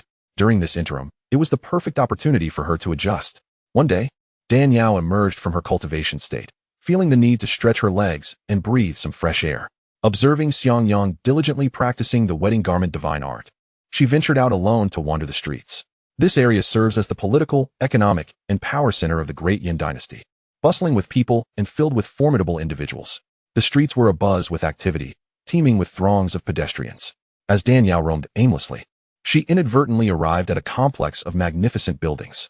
This architectural ensemble was grandiose, resplendent with gilded accents, its walls adorned with pristine white marble, and the rooftops covered with lustrous glazed tiles, exuding an extraordinary aura. Curiously, while she had encountered crowds of people elsewhere, even in less opulent establishments, this most imposing structure seemed to attract little foot traffic. Passers-by displayed expressions of reverence and admiration upon glimpsing this edifice. How peculiar! Danyao lifted her gaze to see that the main entrance of this building was intricately carved with blazing flames, atop which floated numerous alchemical furnaces.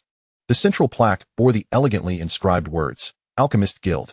In her previous life, Danyao had perused countless fantasy novels and was well aware that the Alchemist Guild was a gathering place for alchemists, as well as a venue for protagonists to showcase their prowess and forge connections.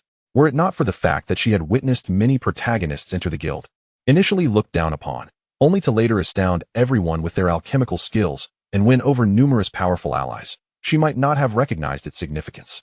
After all, it was the alchemists who, when wronged, revealed their identities, unleashing a torrent of support from countless strong figures who would swiftly retaliate against any who dared to bully them. As the most esteemed profession in the Tianxian continent, alchemists could concoct pills desired by countless powerful beings, thus inherently wielding immense influence. Unless one was immensely powerful, few would dare to offend an alchemist, as the repercussions of being overwhelmed are simply unbearable.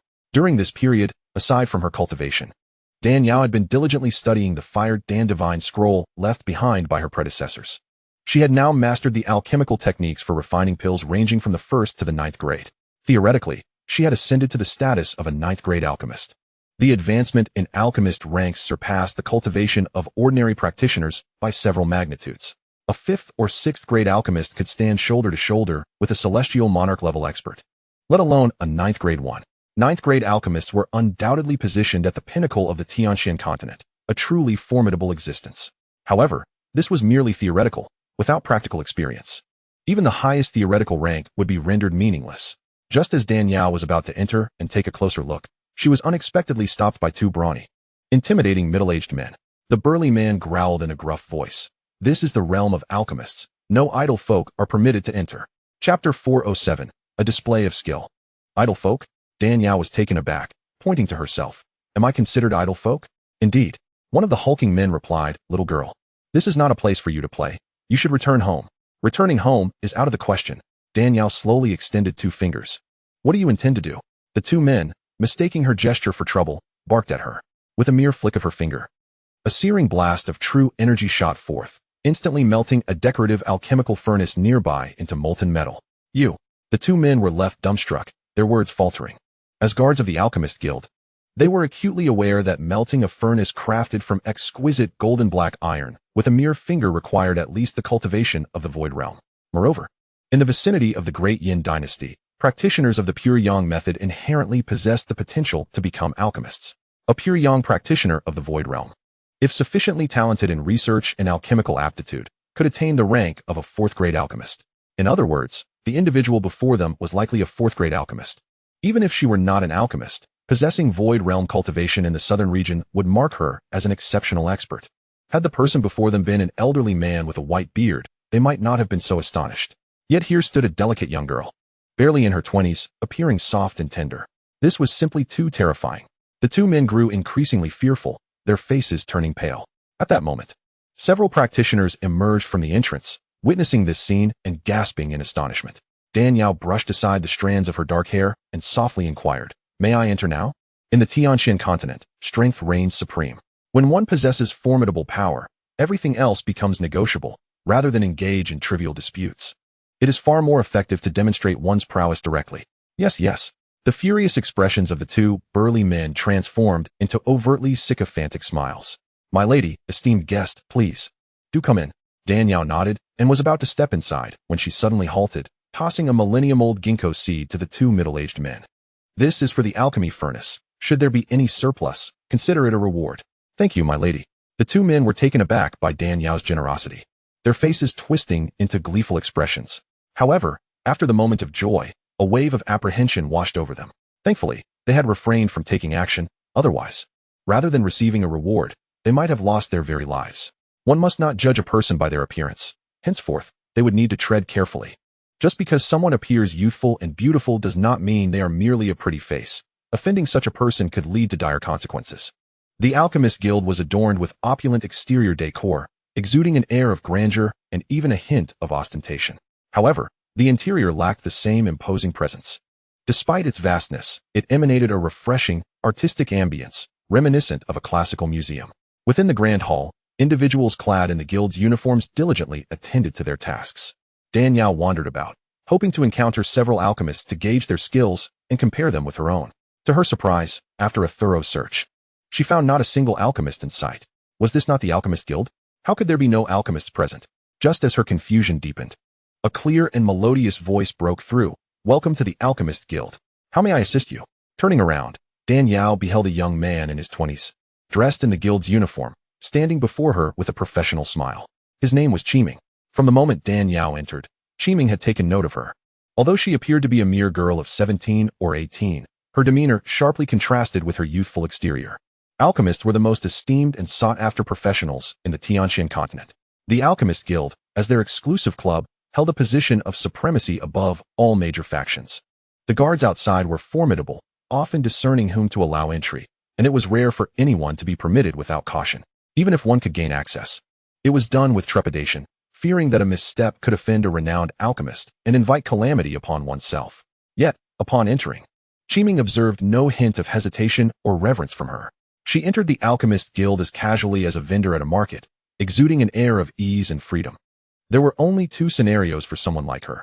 Either she was immensely powerful, a formidable cultivator, or a high-ranking alchemist, entirely unafraid, or she belonged to a superpower, with sufficient backing to shield her from any repercussions, rendering her fearless. Regardless of which case it was, this stunning woman before him, seemingly unearthly, was undoubtedly a distinguished client deserving of his utmost attention. Dan Yao replied mildly, "I don't require anything specific. I'm merely browsing." "Certainly. If you need anything, please do not hesitate to ask." "The Alchemist Guild is abundant in elixirs," Qiming assured her. "Abundant in elixirs?" Dan Yao raised an eyebrow. "Can they be purchased?" "Indeed." Qiming nodded, smiling. "As long as the Alchemist Guild has it, transactions can be made. However, some elixirs are exceedingly precious, and acquiring them will require a significant investment. I understand that quality comes at a price. At present, I urgently seek a particular elixir. I wonder if you possess it?" "What elixir do you seek?" Qiming inquired. "The pure small returning pill. Do you have it here?" Dan Yao knew that this elixir, capable of enhancing a cultivator's prowess by 1,000 years, was extraordinarily rare, and even if it were available, the cost would be exorbitant. Yet, if it could be traded, she was willing to pay the price. Having bound herself to a system for over a century, her spatial ring was filled with countless rare treasures that other cultivators would covet. These items had become redundant for her, and it would be better to exchange them for the pure small returning pill to enhance her cultivation. After all, no matter how valuable these items were, they were ultimately material possessions. True strength was paramount. "The pure small returning pill?" Qiming was taken aback. "What do you need it for?" "To enhance my cultivation," Dan Yao responded, not concealing her intentions. Anyone with even a modicum of knowledge about alchemy would be familiar with the pure small returning pill, renowned for its ability to augment a cultivator's prowess by a millennium. "Do you have it?" She pressed eagerly. "I am willing to pay handsomely." The process of refining the pure small returning pill was laborious. If it could be exchanged for rare materials or techniques, that would save her from the arduous task of concocting it. "We do not have it." Qiming shook his head repeatedly. "The pure small returning pill boasts astonishing effects. How could such a miraculous item be found here? Even if it were available, it would have long been traded away, certainly not remaining until today." Dan Yao, upon hearing this, remained undeterred. She understood well the pill's value. Her inquiry had merely been casual, devoid of genuine expectation. Qiming continued, "This pill is extremely precious. Not only is its refinement challenging, but the recipe is also a closely guarded secret of the Dan family in the eastern part of the city. If you truly wish to acquire it, you might consider seeking out Elder Dan at the Dan family. Perhaps you could trade for one. However, Elder Dan is the maternal grandfather of the current emperor, and his status is exalted. Ordinary offerings are unlikely to sway him, and you would need to present something exceptionally rare." Dan Yao shook her head, remaining silent. Although the pure small returning pill was indeed a secret of the Dan family, Its refinement required cultivation at the earthly sovereign level. While the Dan family boasted a powerful figure like Dan Xingli at that level, unfortunately, the cultivation technique was too cold and dark, rendering him incapable of alchemy. Moreover, the small returning pills left by the family's ancestors had been depleted over time due to the family's development. Were it not for this, Dan Xingli would not have sought her assistance in refining the fire-quenching pill.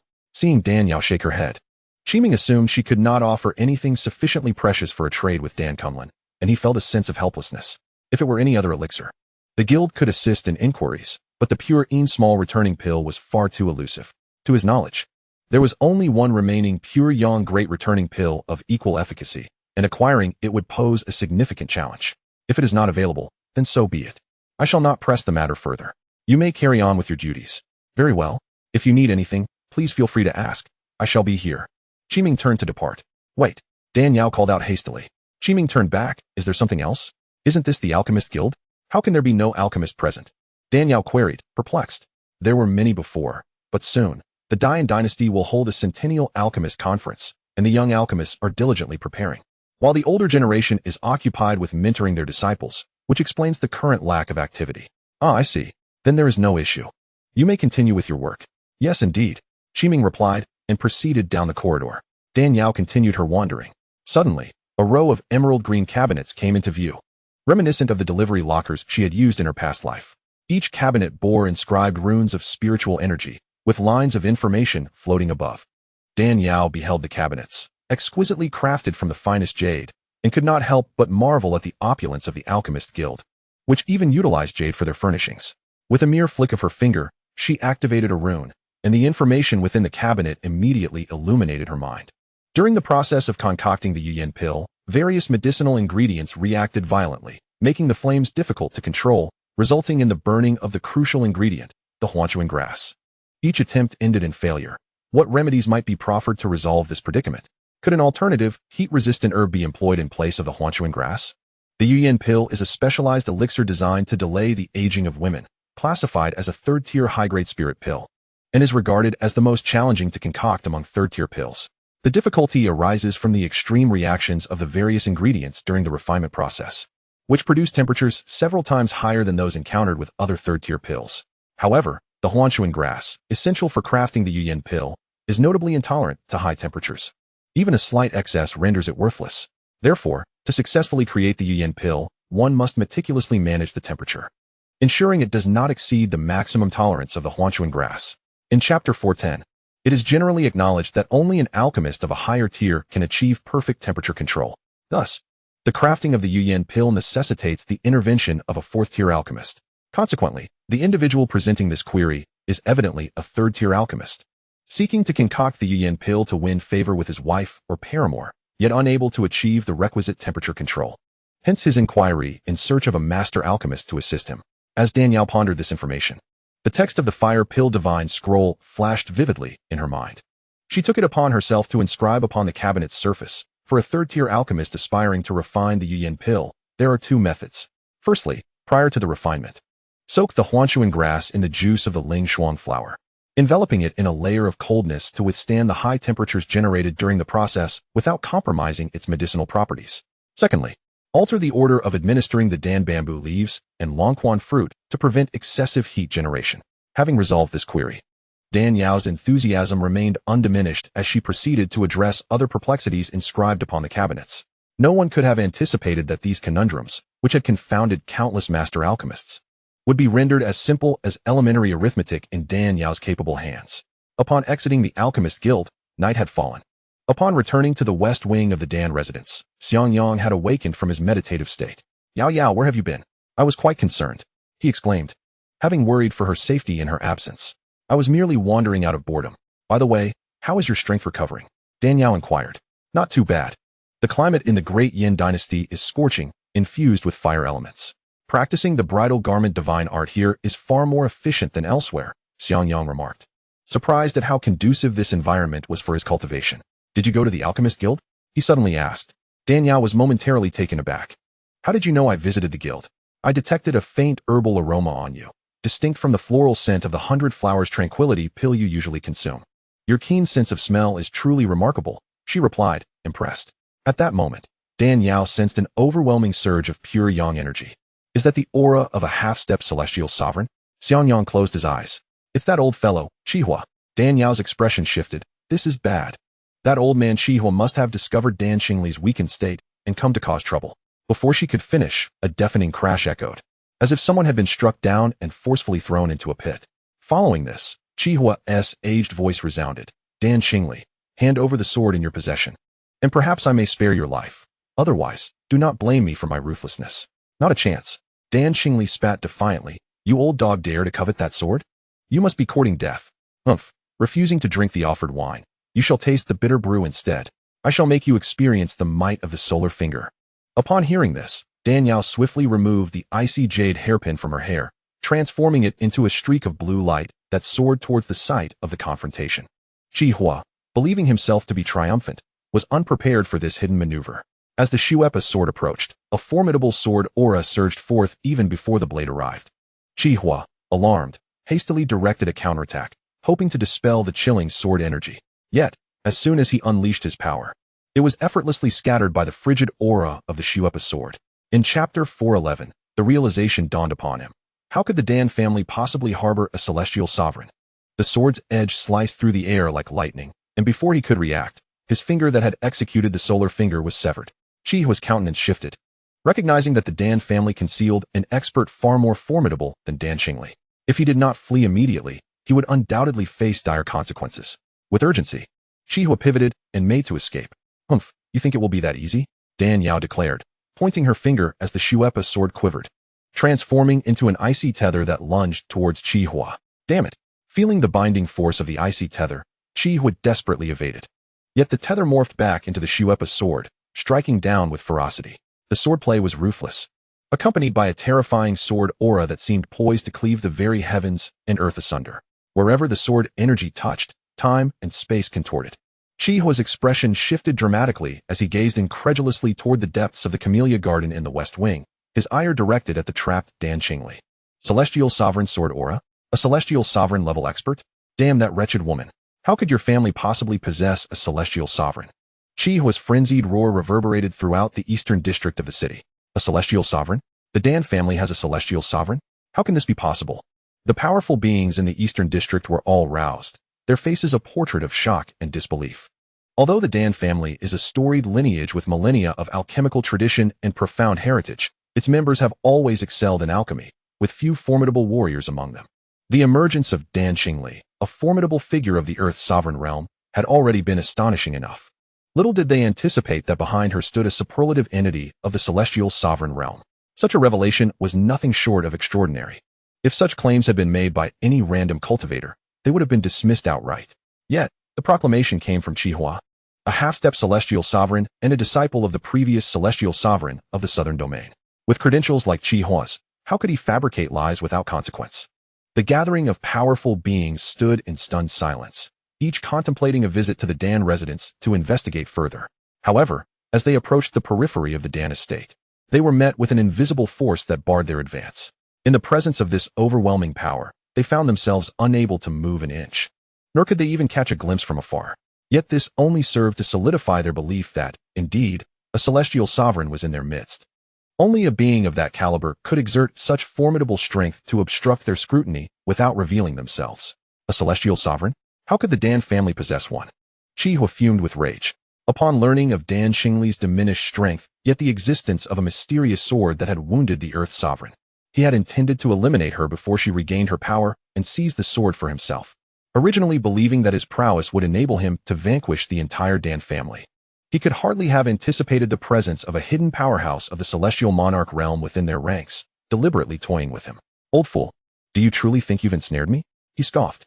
If I were unprepared, would I dare to return to the Dan family so brazenly? Heaven offers a path you refuse to tread, while hell has no gates, yet you wander in. This time next year will mark your day of sacrifice. Dan Xingli was struck down, deeply embedded in a pit, her countenance pale, yet she continued to sneer. Chapter 412, The Death of Qihua. Qihua was nearly overwhelmed with rage. The battle this night was far more perilous than the siege against the Frost and Snow Monarch years ago.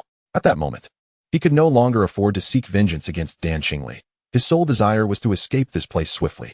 With a thunderous roar, he unleashed the overwhelming might of a half-step celestial monarch, igniting a tempest of spiritual energy in a bid to break free from the confinement. Dan Qingli coldly laughed. It's futile. Beneath the celestial monarch, all are mere ants. Even if you are a half-step celestial monarch, you are merely a slightly larger ant. Today, you are destined to perish. I refuse to believe it. You think it will be so easy to bring about my demise? Sunfire Finger, shatter for me. Qihua felt a terrifying chill beginning to freeze his spiritual power, and he struggled fiercely. Suddenly, an overwhelming aura of pure yang spiritual energy emanated from him, surpassing the half-step celestial monarch level, as if he had ascended to the realm of the celestial monarch itself. Yet, the sudden acquisition of such power brought him no joy. For this strength was purchased at the cost of burning through his cultivation and lifespan, not to be sustained for long. Even if he were to miraculously escape this predicament, he would undoubtedly suffer a significant reduction in lifespan and a severe depletion of strength, falling from the half-step celestial monarch tier. However, with his life hanging in the balance, he could not afford to ponder such matters.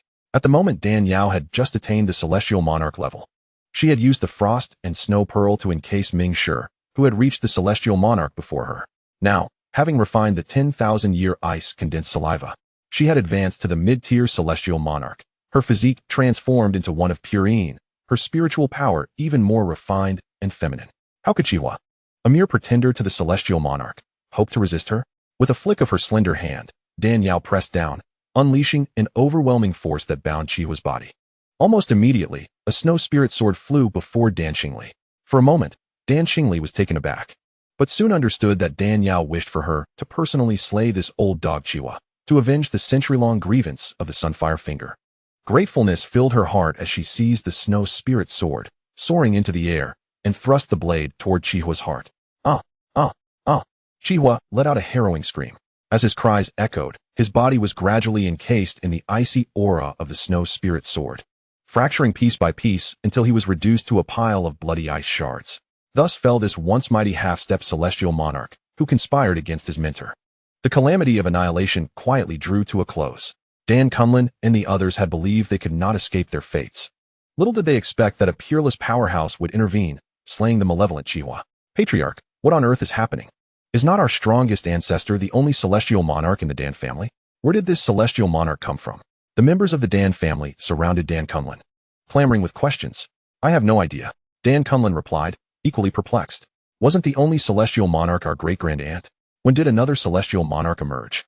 Such beings are not as common as cabbages, easily acquired. Currently, the only living celestial monarch in the southern region is the longevity celestial monarch. Hearing this, the young members and elders of the Dan family fell silent. If even Dan Kunlun, the head of the family, was unaware, then they had no hope of understanding. After a moment of contemplation, Dan Kunlun stated, "Stop your wild conjectures. I will find time to inquire with our ancestor. You may all disperse now." Yes. Meanwhile, within the western chamber, Dan Qingli respectfully returned the snow spirit sword to Dan Yao.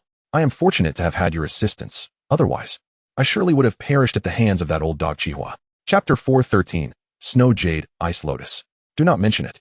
Although Dan Yao had not intended to acknowledge familial ties, wishing to avoid unnecessary entanglements, the unbreakable bond of blood was difficult to ignore. Additionally, on the Tianxian continent, the patriarchal society dictated that once a woman marries, she becomes like water spilled from a vessel. Her children would share less kinship with their maternal family.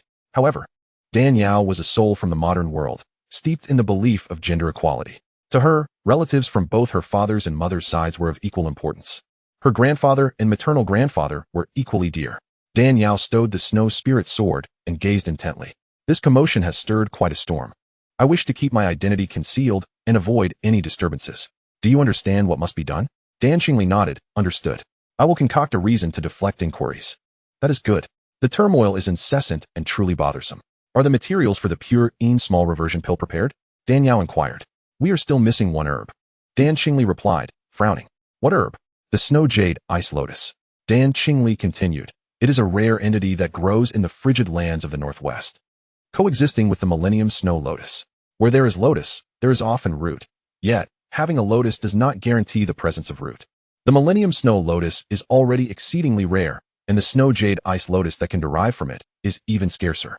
The Dan family previously possessed one, but it has unfortunately been consumed, making it difficult to find another at this time. Consumed? How did that happen? According to the Fire Dan Divine Scroll, The snow jade ice lotus is an extremely cold herb, utilized solely for refining the pure small reversion pill and a few other rare medicines. Of those, aside from the pure small reversion pill, which is a 5th grade pill, the others are all 7th or 8th grade.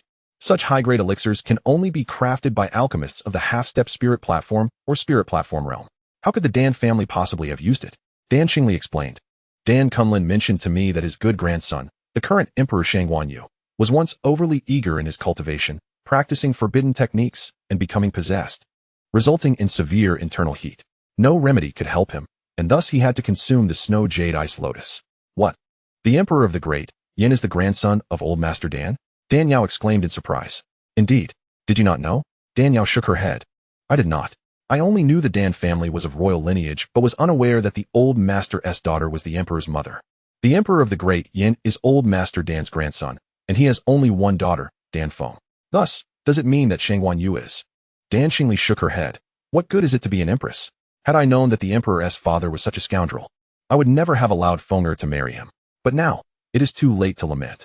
Alas, she sighed, then continued, the snow jade ice lotus is exceedingly rare.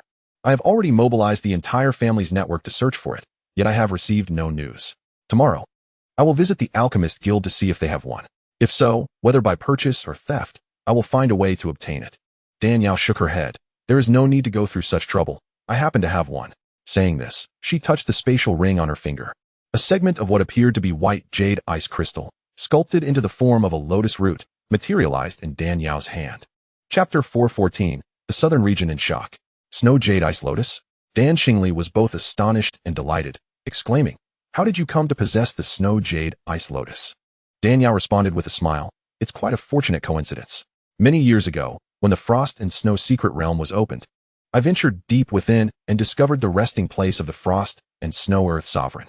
Surrounding this sacred site, due to the presence of frost snow pearls, a multitude of snow lotus flowers flourished. To my delight, beneath 3 of these snow lotuses, I found even more ethereal ice lotuses, which I promptly gathered. Splendid. With this snow jade ice lotus, the refinement of the pure small returning pill should pose no challenge. Let us commence the alchemy at once. Indeed. With the snow jade ice lotus in hand, Dan Qingli swiftly descended.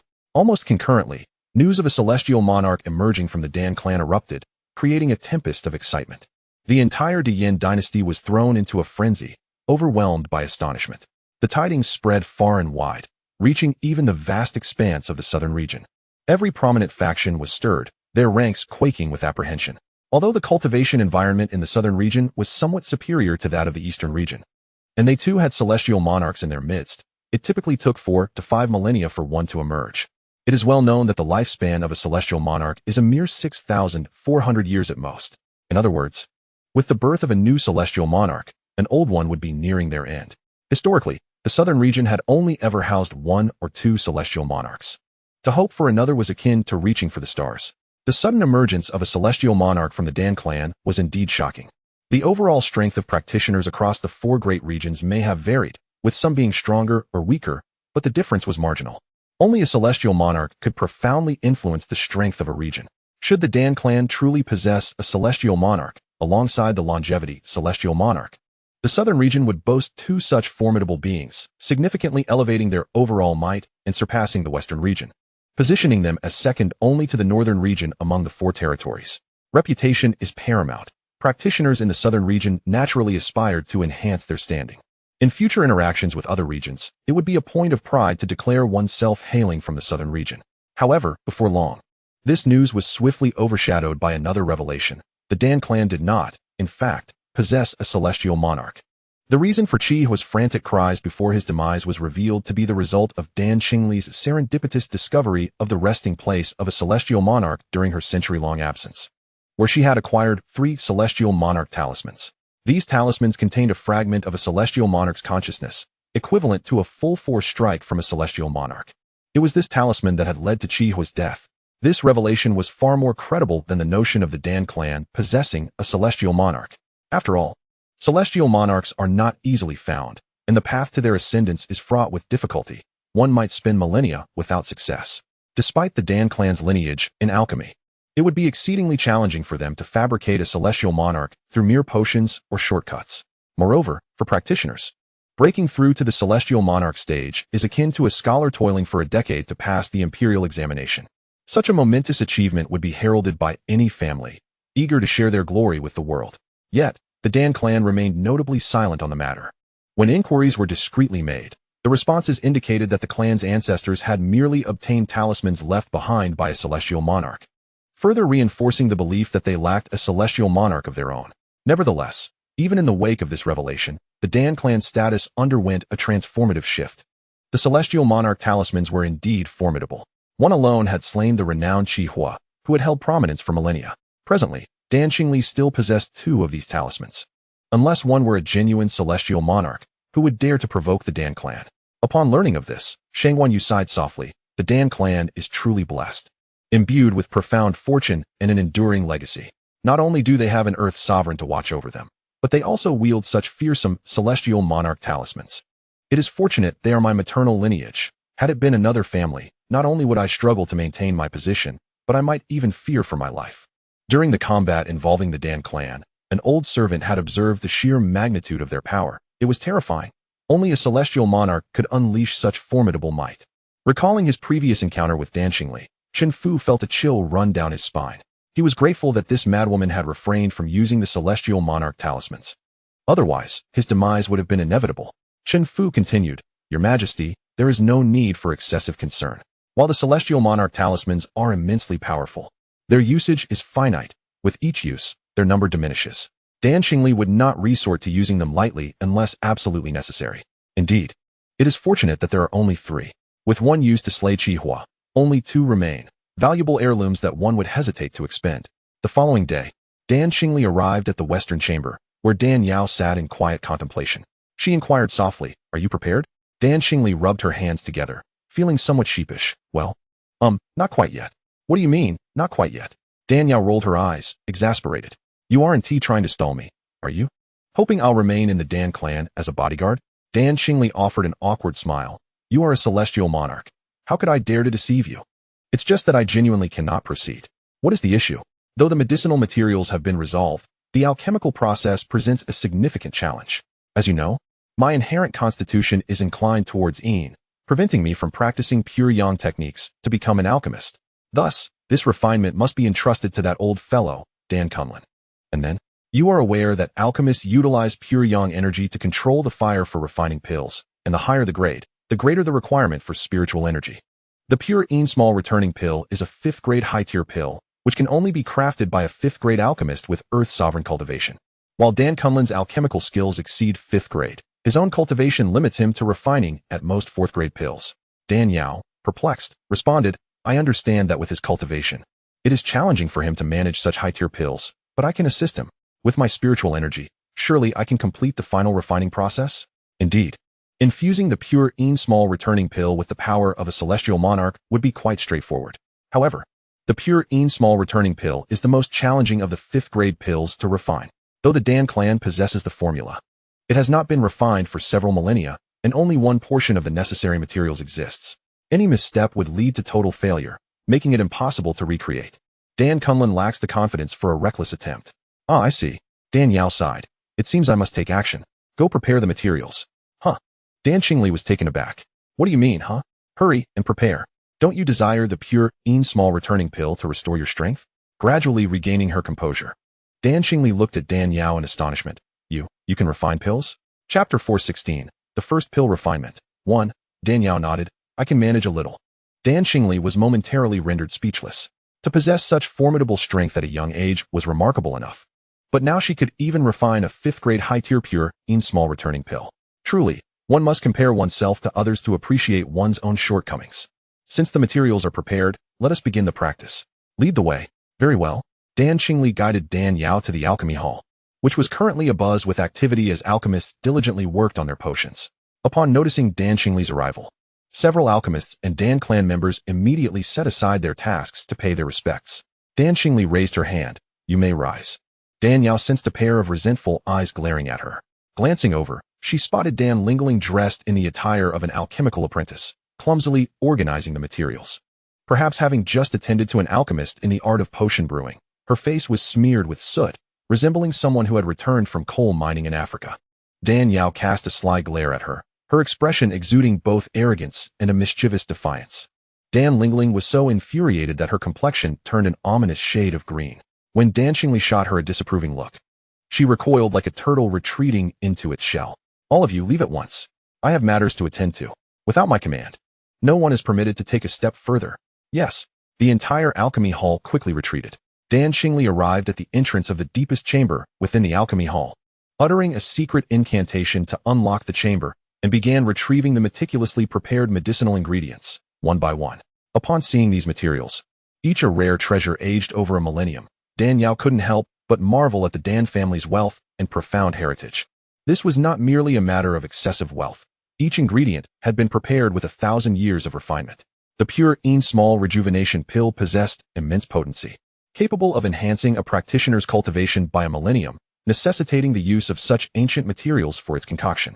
Given the extreme difficulty of crafting this pill, which bordered on the 6th grade elixirs, it imposed significant demands on the alchemist's skill. Aside from a few exceedingly rare ingredients, Dan Xingli had ensured multiple portions of all other necessary materials were prepared. After thoroughly inspecting the ingredients and confirming their quality, Dan Yao proclaimed, "This is my first attempt at crafting such a pill, and I must concentrate fully without a moment's distraction. Please guard the entrance for me.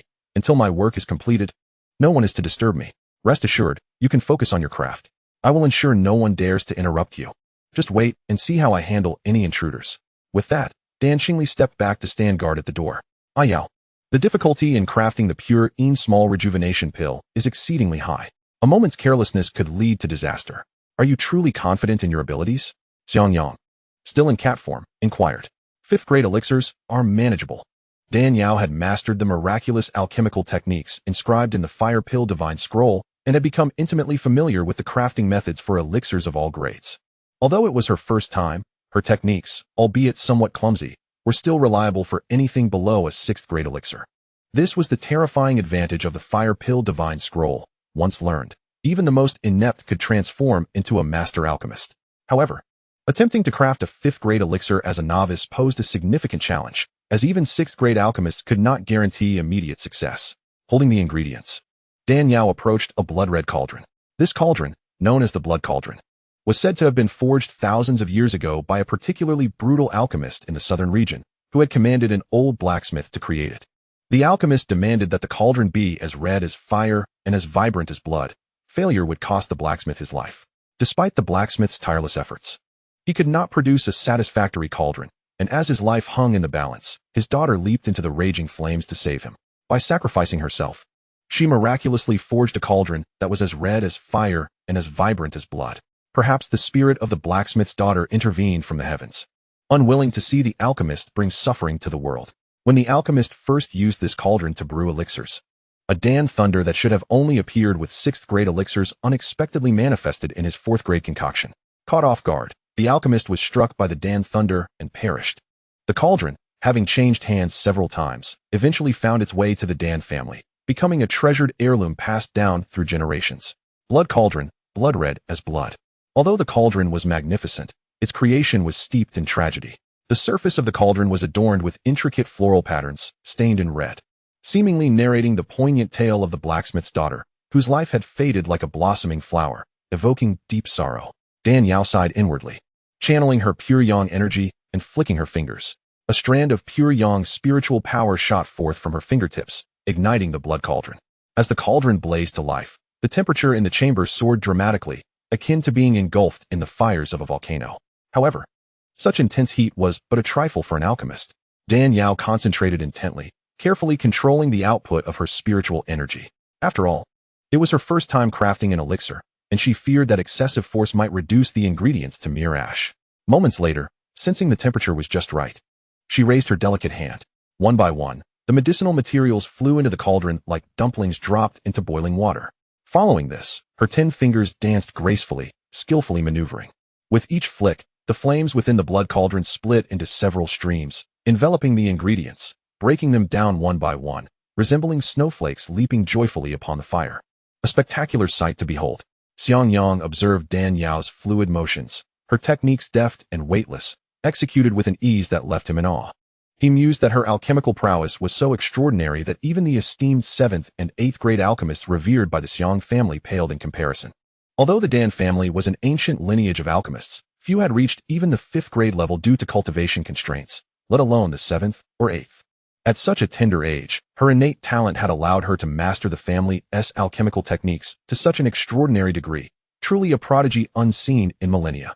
Little did he know, Dan Yao's alchemical skills were not inherited from her mother prior to her amnesia, but rather learned from the Fire Pill Divine Scroll. This ancient tome was crafted by a remarkable figure from antiquity, incorporating the most advanced educational philosophies of the time, making it easy to learn and master. Having only recently begun her studies, Dan Yao could effortlessly concoct 5th and 6th grade elixirs. Once she fully comprehended the first volume of the alchemical chapters, she would become the preeminent alchemical queen of the Tianxian continent. Under the intense heat of her pure yang energy, all the medicinal ingredients began to dissolve, gradually merging into a fragrant liquid. Each ingredient for the pure small rejuvenation pill was at least a millennium old, and to completely break them down required an immense amount of spiritual energy. Fortunately, Dan Yao practiced the Mingyu technique, granting her boundless spiritual power. Were it anyone else, they would not dare to squander their energy so recklessly. It would need to be a gradual process, lest she exhaust herself.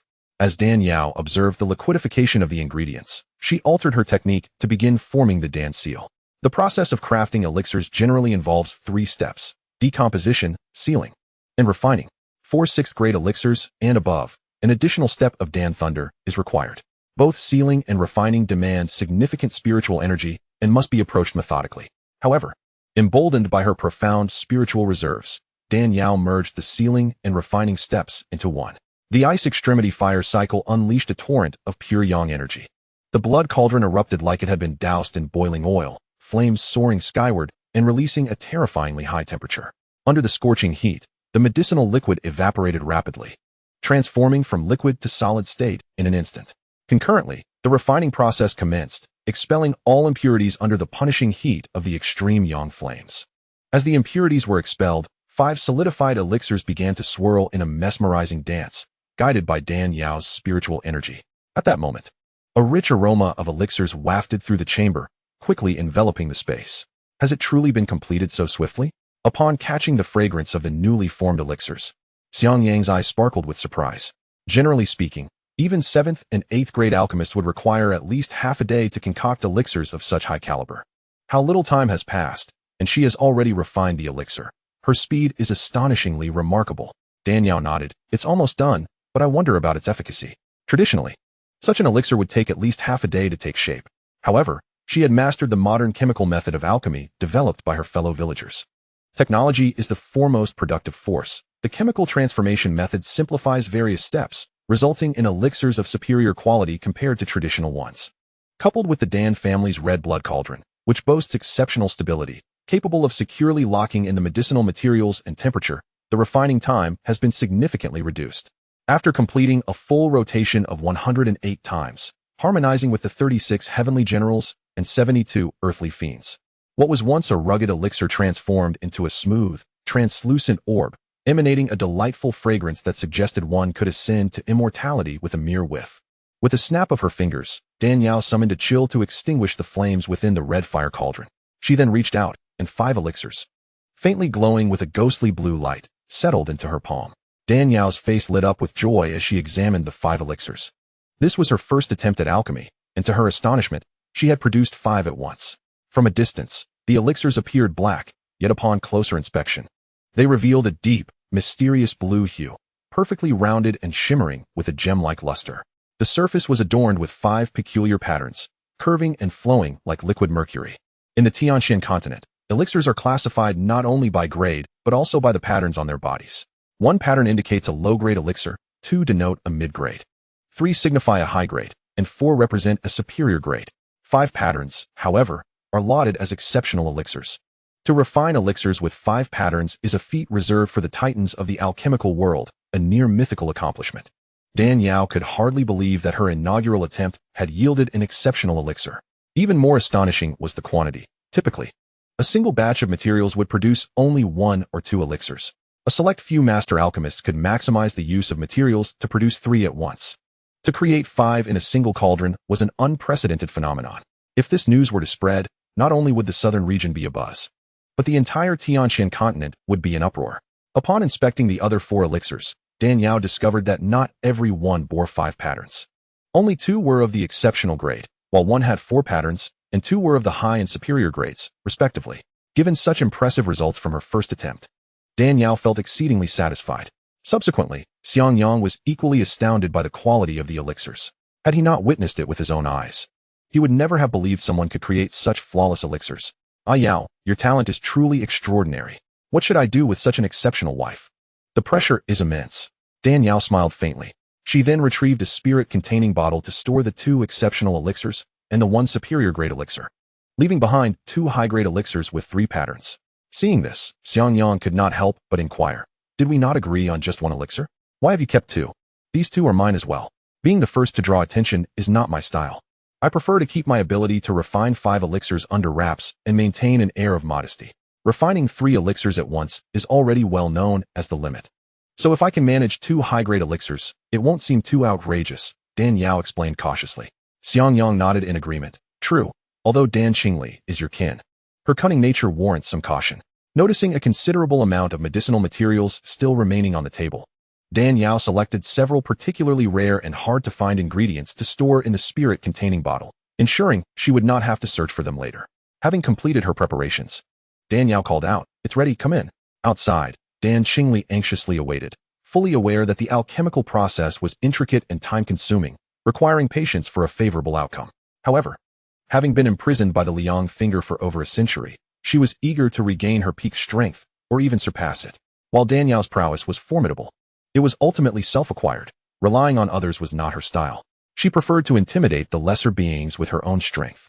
As time ticked by, Dan Qingli grew increasingly impatient, murmuring, aside from the mysteriously distant central region, the alchemists in the other 4 major regions are generally not very strong. Though I am a celestial sovereign, most of my energy has been devoted to cultivation. Balancing both pursuits, how profound could my alchemical skills truly be? I fear the worst. She paced restlessly, like a headless fly, muttering, the prepared medicinal materials are already in the refining process. It's akin to an arrow that cannot be withdrawn. I hope she can surprise me. After all, she shattered the millennia-long absence of celestial sovereigns in the eastern region.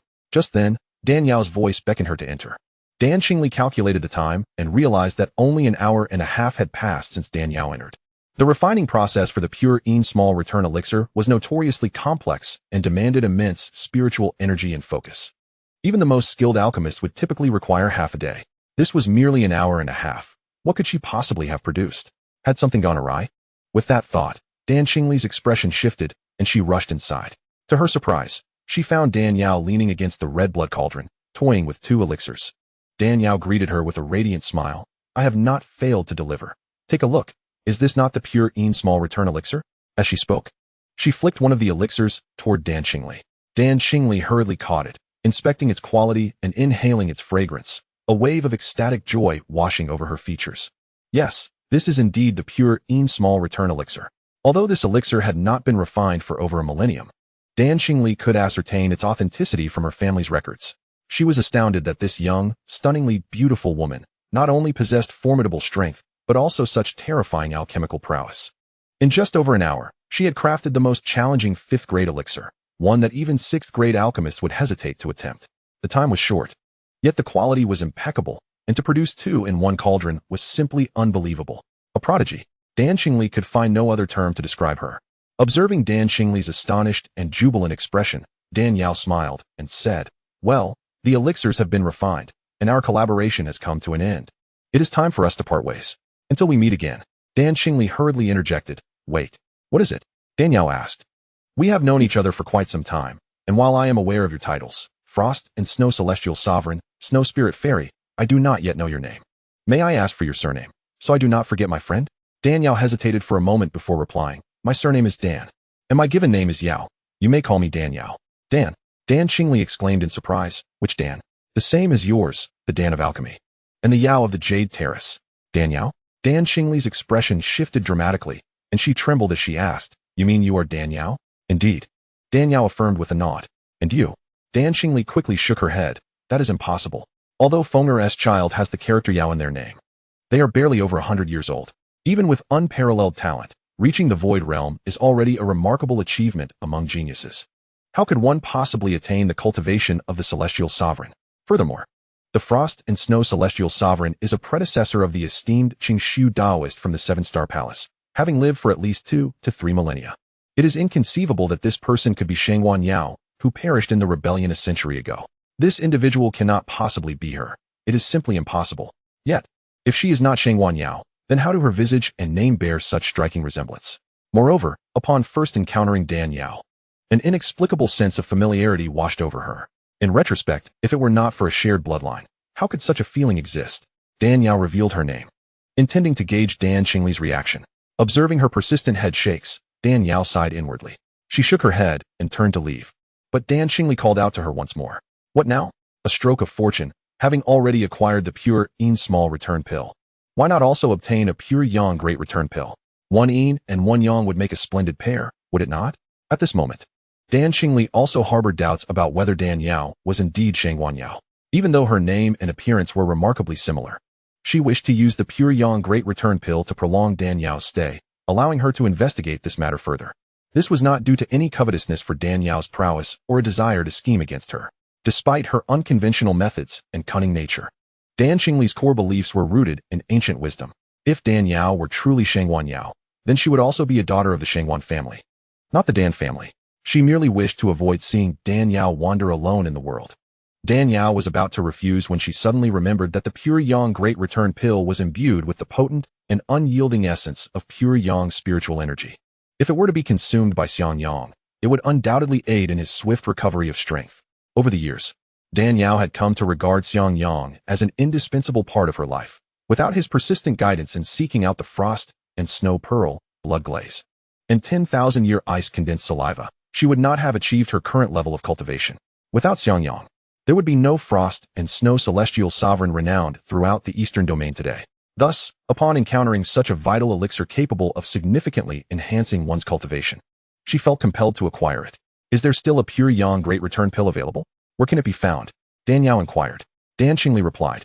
After years of depletion during the Dayan dynasty, only one remains, hidden within the emperor's palace, protected by a formation set up by a spirit platform realm expert. Even with your formidable spiritual power, it would be impossible to breach it. Dan Yao could not help but roll her eyes at this, thinking, if it cannot be obtained, why tease me? Do not be angry. I have not finished speaking, Dan Xingli chuckled. Have you heard about the upcoming alchemist conference hosted by the Dayan dynasty? Dan Yao nodded, recalling that just a few days prior, out of boredom, she had wandered around the alchemist guild and overheard the staff discussing it. Xianxiang, listening from the side, felt a flicker of interest.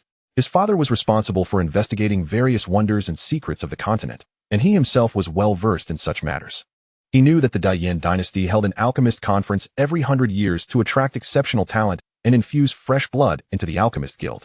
However, participation in the conference was not open to just anyone. There were stringent age requirements. Candidates had to be between 50 and 200 years old, representing the younger generation. To become an outstanding alchemist, one needed not only to excel in alchemical skills, but also to possess sufficiently strong spiritual cultivation to withstand the trials of fire and the tribulations of alchemical lightning. By limiting the age to between 50 and 200, they could filter out those with insufficient experience and weak spiritual energy, while selecting the young generation capable of excelling in both alchemy and cultivation. Coincidentally, Shangguan Yao, sister of Shangguan Yu, fell precisely within this age bracket. If Dan Yao agreed to participate in the alchemist conference, it would be tantamount to acknowledging herself as a youth rather than an ancient being who had cultivated for thousands of years. One must admit that Dan Xingli was indeed quite cunning. The moment she learned of Dan Yao's alchemical abilities, she seized the opportunity to test her. No one as astute as Dan Yao could fail to grasp Dan Xingli's intent. With a smile, she twirled the pure Yin small return pill in her hand and remarked, "The alchemist conference is merely a game for the young. Do you take me for a 17 or 18-year-old girl? It holds no appeal, so let us abandon it." Dan Xingli, surprised by Dan Yao's vigilance, found herself at a loss. "I understand you do not care for the hollow title of alchemist champion, but in your travels, having a bit of reputation would be advantageous. For example, the title of alchemist carries great prestige, and few would dare to offend one so esteemed. Not merely for their capacity to concoct elixirs, alchemists were also backed by vast and intricate networks of influence. When powerful cultivators encounter bottlenecks and cannot break through on their own, they often seek the assistance of alchemists, thus becoming pawns in the alchemist's games. Dan Qingli continued, her eyes sparkling with mischief. You claim to prefer a low profile, yet do not wish to be bullied like a soft persimmon. Why not leverage this alchemist conference to establish your identity as an alchemist? This way, you can navigate the world with greater ease, revealing your alchemist status in times of trouble, which would surely simplify matters. Danielle shook her head. While I appreciate discretion, I am not a pushover waiting to be exploited. If something displeases me, I would rather eliminate it directly than complicate matters. Moreover, if I wish to acquire the identity of an alchemist, it would be simpler to obtain certification from the Alchemist Guild. Seeing Dan Yao so impervious to persuasion, Dan Qingli felt exasperated. The benefits of being crowned champion of the Alchemist Conference were numerous, including receiving noble titles from the Emperor, becoming an elder of the Alchemist Guild, and enjoying superior benefits and priority access to rare medicinal materials. Dan Qingli elaborated, but Dan Yao remained unmoved. In desperation, Dan Qingli revealed her trump card. The most crucial reward for this year's champion is the formula for the Pure Yang Great Return Pill. What? The formula for the Pure Yang Great Return Pill? Dan Yao momentarily froze, bewildered. Isn't that a royal secret? How could it be a prize for the champion? How could the Emperor part with such a treasured ancestral formula? This formula is not a prize from the Emperor, Dan Qingli clarified, shaking her head. Not from the Emperor? Then how did it become a champion's prize? Although the Pure Yang Great Return Pill is a secret passed down through the Shangwan royal family, it was lost by the 19th Emperor. After several twists of fate, it eventually fell into the hands of the Alchemist Guild and became one of their most important formulas. Successive emperors have sought it from the guild, only to be firmly rebuffed by the president. Moreover, since the Pure Yang Great Return Pill is a 6th grade elixir, only a 6th grade alchemist with celestial sovereign cultivation can concoct it. Even if it were recovered, no one would be able to produce it. Over time, the royal family simply relinquished their pursuit. As Dan Qingli spoke, she cast a meaningful glance at Dan Yao, her gaze seemingly conveying the message that the formula for the Pure Yang Great Return Pill, a cherished treasure of the Shangwan royal family, would surely pique the interest of a princess from the Shangwan clan. Yet, Dan Yao remained impassive, her expression neutral, wrestling internally with whether or not to participate in the upcoming conference. Upon hearing about the formula for the Pure Yang Great Return Pill, Xiang Yang's eyes lit up, and he quickly transmitted his thoughts. Yao, you must acquire the formula for the Pure Yang Great Return Pill. It is imperative. With this elixir formula, you will not only be able to continuously refine the Pure Yang Great Returning Pill to aid in restoring my cultivation, but more importantly, the parchment containing the records of the Pure Yang Great Returning Pill also harbors a tremendous secret regarding alchemy. Should you decipher this secret, I assure you, you shall ascend to become the most formidable alchemist in the Tianxian continent. Upon hearing this, Dan Yao's heart trembled with astonishment. After all these years of acquaintance with Xiang Yang, she had never witnessed him so fervently animated. Chapter 4:23. I shall participate, then. Clearly, the secret inscribed on the parchment concerning the Pure Yang Great Returning Pill is of such astonishing magnitude. If she could unravel it, her gains would exceed those of the eternal ice condensation saliva by several multiples. With this thought, Dan Yao disregarded the risk of revealing her identity and promptly nodded. Very well, I shall participate. Upon hearing this, Dan Qingli's face brightened with a glimmer of joy. Dan Yao's agreement to participate indicated that her age was not as great as the outside world speculated. However, considering her astonishing cultivation at the Tianjun realm, Dan Qingli still found it hard to believe. She hastily remarked, the Alchemist Guild has stipulations that only those aged between 50 and 200 may partake in this alchemist convention. After registering for the competition, one must also undergo a blood age test at the guild to ensure fairness and justice. You, what of me? Dan Yao smiled like the moonlight glistening on snow. Just as you suspect, my age fits the requirements for this alchemist convention perfectly. Dan Yao knew that with Dan Qingli's intellect, even if she remained silent, Dan Qingli would soon ascertain her age. Rather than continuously obfuscating the truth, it was better to candidly acknowledge it. Dan Qingli, despite having already surmised Dan Yao's true age, hearing her explicit admission stirred an inner tempest of incredulity. Who could have imagined that the one to shatter the millennium-long absence of a Tianjun in the eastern domain, the Grandmaster of the Seven-Star Palace, was merely over a century old? In the mundane world, such an age would be regarded as that of a venerable elder, a centenarian. Yet in the realm of cultivation, where beings often live for several hundred or even thousands of years, it was astonishingly youthful. Gulp. Dan Qingli swallowed hard. Taking a deep breath, is what you say truly authentic? You are genuinely only over a century old. Dan Yao nodded emphatically. Indeed, as true as pearls. Your cultivation talent is simply too terrifying. I can find no words to adequately describe you. Dan Yao shrugged. There is nothing I can do. I was simply born this way, and I too feel quite helpless. Dan Qingli. Dan Yao continued. The Tianxian continent is vast and sprawling, teeming with hidden talents. More numerous than the sands of the Ganges, I am but a mere drop in the ocean. Upon hearing Dan Yao's words, Dan Qingli shook her head. You are far too humble. As far as I know, even in the central domain, where prodigies abound, one cannot find a Tianjun realm expert in their 100+ years. Your unparalleled cultivation talent can only be described as monstrous.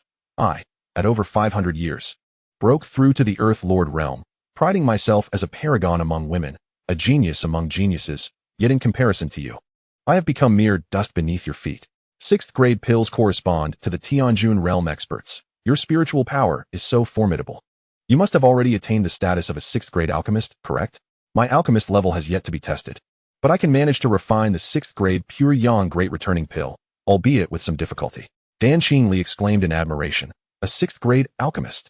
Across the 4 major domains of Southeast, Southwest, Northeast, and Northwest, only that ancient being from the Northern domain, who has lived for thousands of years, has reached such a level in alchemy. With your current spiritual prowess and alchemical skills, you stand at the pinnacle among the 4 major domains. Participating in the alchemist convention would be akin to child's play for you. Dan Yao remained non-committal and inquired, when does the alchemist convention commence? In 1 month. Very well. I shall stay for an additional month. During this time, I shall refine the pure Een minor returning pill I just concocted. Chapter 424. Unexpected Gains. Dan Yao paused. You should refine it as well. Once you restore your strength, I need to intervene. Indeed. Dan Qingli nodded, and then asked, will you continue to reside here? Dan Yao contemplated and replied, I am too lazy to move. I shall remain. With that, Dan Yao gently exited the alchemy hall. Gazing at her gradually vanishing silhouette, Dan Qingli murmured, truly an extraordinary woman.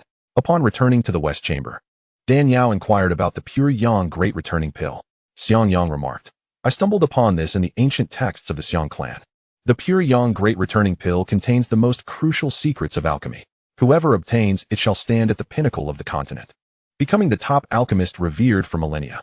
Dan Yao asked curiously, what is this secret? Well, Xiang Yang chuckled, once you possess it, I shall reveal it to you. There is no fun in disclosing it now. Is that true? You wouldn't be deceiving me, would you? Dan Yao hesitated. Xiang Yang furrowed his brow. When have I ever deceived you? The previous frost snow pearl, blood lioli, and eternal ice condensation saliva, were any of them false? Indeed. What secrets lie within? Dan Yao was brimming with curiosity. Once you arrive, I shall tell you. It will undoubtedly exceed your imagination.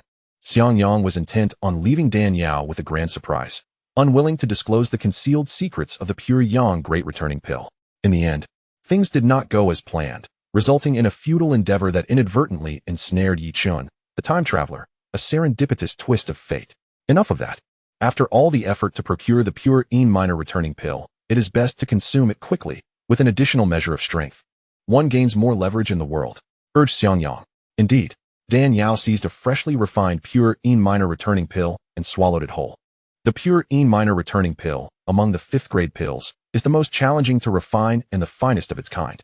Each pill can augment a cultivator's prowess by a millennium, truly a divine remedy. Nonetheless, while this elixir is potent, its effect on a Tianjun realm expert does not compare to that of the Dongshu or Earth Lord realms. It can only enhance their capabilities by a few hundred years at most. Even so, such a pill is enough to tantalize a Tianjun realm expert. After all, even the tiniest morsel is still sustenance. Gaining a few hundred years is preferable to laboriously cultivating day by day. For several consecutive days, Dan Yao immersed herself in refining and absorbing the potency of the pure Een minor returning pill. Although a few hundred years of cultivation is somewhat inadequate for a mid-stage Tianjun, making it impossible to shatter the barrier of late-stage Tianjun all at once. During the process of refining and absorbing, Dan Yao experienced an unexpected boon. This unexpected gain stemmed from the previously devoured eternal ice condensation saliva. Dan Qingli had once mentioned that the eternal ice condensation saliva, when combined with the deceased 4-Een boy, could form a spiritual entity possessing an incredible devouring power, capable of consuming all things cold and sinister, transforming them into one's own strength. Dan Yao had leveraged this characteristic to bait it with the extremely cold frost snow pearl, successfully capturing it. After obtaining the eternal ice condensation saliva, Dan Yao had focused on converting it into a pure Een body, inadvertently neglecting its inherent devouring abilities. Little did she know, compared to the pure Een body, The devouring capacity of the eternal ice condensation saliva was undoubtedly more formidable and monstrous. Before Dan Yao could break through to the Tianjun realm, Xiangyang had previously mentioned that the demonic path is not bereft of sinister techniques that absorb yin to complement yang, drawing upon other spiritual energy and essence. Chapter 4:25, The Devouring Ability. However, the powers obtained through such means cannot be entirely refined for one's own use due to the differing spiritual attributes of the cultivators. Whether righteous or sinister, yin or yang, they often lead to self-destruction, resulting in ruptured meridians and death. Hence, the founder of the ghostly nether sect, Elder Ghostly Nether, had to resort to the blood lioli, a remarkable object, to store vital energy. The ancient ice-formed essence possesses a devouring power devoid of such hidden concerns. This essence, a transformation of the malevolent energies from the realm of shadows, embodies the purest yin and naturally resonates with yin entities. Consequently, it can consume and refine any yin-cold object, converting it into its own strength without any inherent risk. By devouring the energies of cold yin practitioners, it can absorb the spiritual power cultivated over a lifetime by these practitioners. Conversely, anyone who consumes this ancient ice-formed essence has a considerable chance of acquiring this extraordinary devouring ability. Although, after consumption, the majority of its original essence transforms into a purely yin form, significantly diminishing its devouring capacity to only about 30 or 40% of its original power. This ability still serves as an incredible catalyst for absorbing yin-cold entities and converting them into one's own strength, undoubtedly enhancing one's cultivation. After Dan Yao ingested the pure yin small return elixir, it swiftly dissolved in her warm blood, unleashing an astonishing pure yin medicinal force. This immense pure yin energy instantly awakened the latent devouring power hidden within Dan Yao.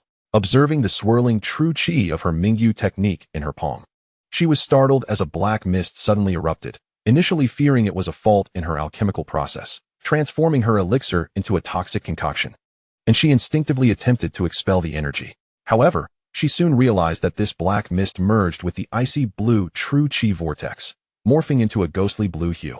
Appearing exceedingly eerie, Dan Yao quickly surmised that this was the devouring ability of the ancient ice-formed essence, and she could hardly contain her joy. Truly, it was an unexpected boon. Initially, she sought merely to attain a purely yin body through the ancient ice essence, yet she inadvertently acquired the capability to consume yin-cold entities. In the Tianxian continent, regardless of how skilled the alchemist is or how high the quality of the elixir produced, there will always be some loss during the absorption process. Even with the finest five-stripe elixirs, she could only garner 70 or 80% of their potency at most. However, with this devouring power, the medicinal potency of the pure yin small return elixir could be absorbed entirely, allowing her to cultivate with unprecedented ease and efficiency. Dan Yao retrieved another pure yin small return elixir from her spatial ring and consumed it once more. This time, she refrained from utilizing her own spiritual power for refinement and instead invoked this peculiar devouring power. As anticipated, upon encountering the pure yin small return elixir, this devouring force reacted with the fervor of a shark sensing blood, immediately consuming it voraciously. What would typically take several days to fully refine and absorb was instantaneously transformed into waves of seemingly gentle yet surging spiritual power that flowed into her dantian. Such a terrifying devouring power. In mere moments, it completely refined the pure yin small return elixir, derived from millennia-old medicinal materials. Dan Yao felt a rush of astonishment. Exhaling a deep breath, Xiangyang, nestled nearby, intently observed Dan Yao, sensing the changes in her aura, and remarked with a smile, "Truly, you embody the legendary pure yin body. Your capacity to absorb elixirs is indeed formidable." Dan Yao shook her head, clarifying, "It is not the pure yin body, but the devouring power of the ancient ice-formed essence." Devouring power?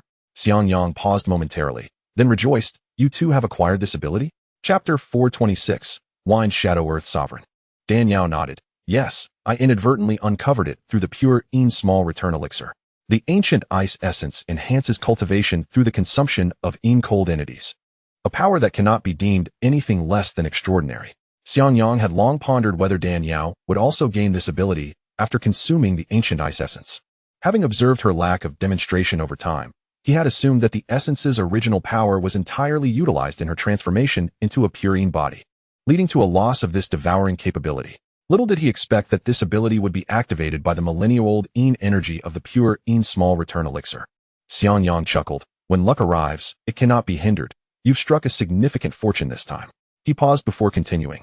While you can indeed consume cold entities to enhance your cultivation, the Mingyu technique you practice harnesses extremely pure spiritual power.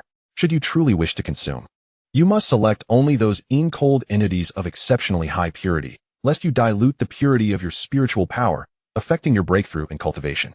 Indeed, I regard this as a supplementary function. Unless I encounter treasures like the frost snow pearl, I would not easily resort to devouring. The power obtained through forceful acquisition pales in comparison to the fruits of diligent practice. Presently, her cultivation had reached the mid-stage of the celestial monarch realm. In the southeastern, southwestern, northeastern, and northwestern realms, no one could contend with her, save for Xianxiang, who would take 3 to 4 decades to restore his strength. However, such power remains insufficient in the mysterious and distant central domain. Xianxiang had mentioned more than once that the central domain is rife with ancient beings who have lived for tens of thousands or even hundreds of thousands of years. At her mere 100 years of age and celestial monarch strength, she would appear as an infant in the presence of these superannuated entities. To traverse this continent unimpeded, reaching the celestial monarch realm is far from adequate. She must attain the divine void realm. Learning is akin to rowing upstream. One must either forge ahead or be swept back. She needed to exert herself in her cultivation. Alchemist Guild. An elderly man clad in alchemist robes stood silently before a jade cabinet, observing the alchemical information that floated above the surface. This man is none other than Xie Yuan, the Wind Shadow Earth Sovereign, one of the 5 most formidable figures in the southern domain. Although Xie Yuan is the weakest among the 5 Earth Sovereigns, none would dare underestimate him, not even Lei Xian, the brother of the eternal life celestial monarch. For aside from being a formidable Earth Sovereign, he is also the president of the Alchemist Guild, having attained the 5th rank in alchemy, recognized as the foremost alchemical master in the southern domain. Despite being the president of the Alchemist Guild, Xie Yuan does not concern himself with its management, delegating daily affairs to the vice president. Instead, he spends most of his time immersed in the alchemical chambers. As one of the 5 mightiest figures in the southern domain, Xie Yuan harbors little interest in cultivation.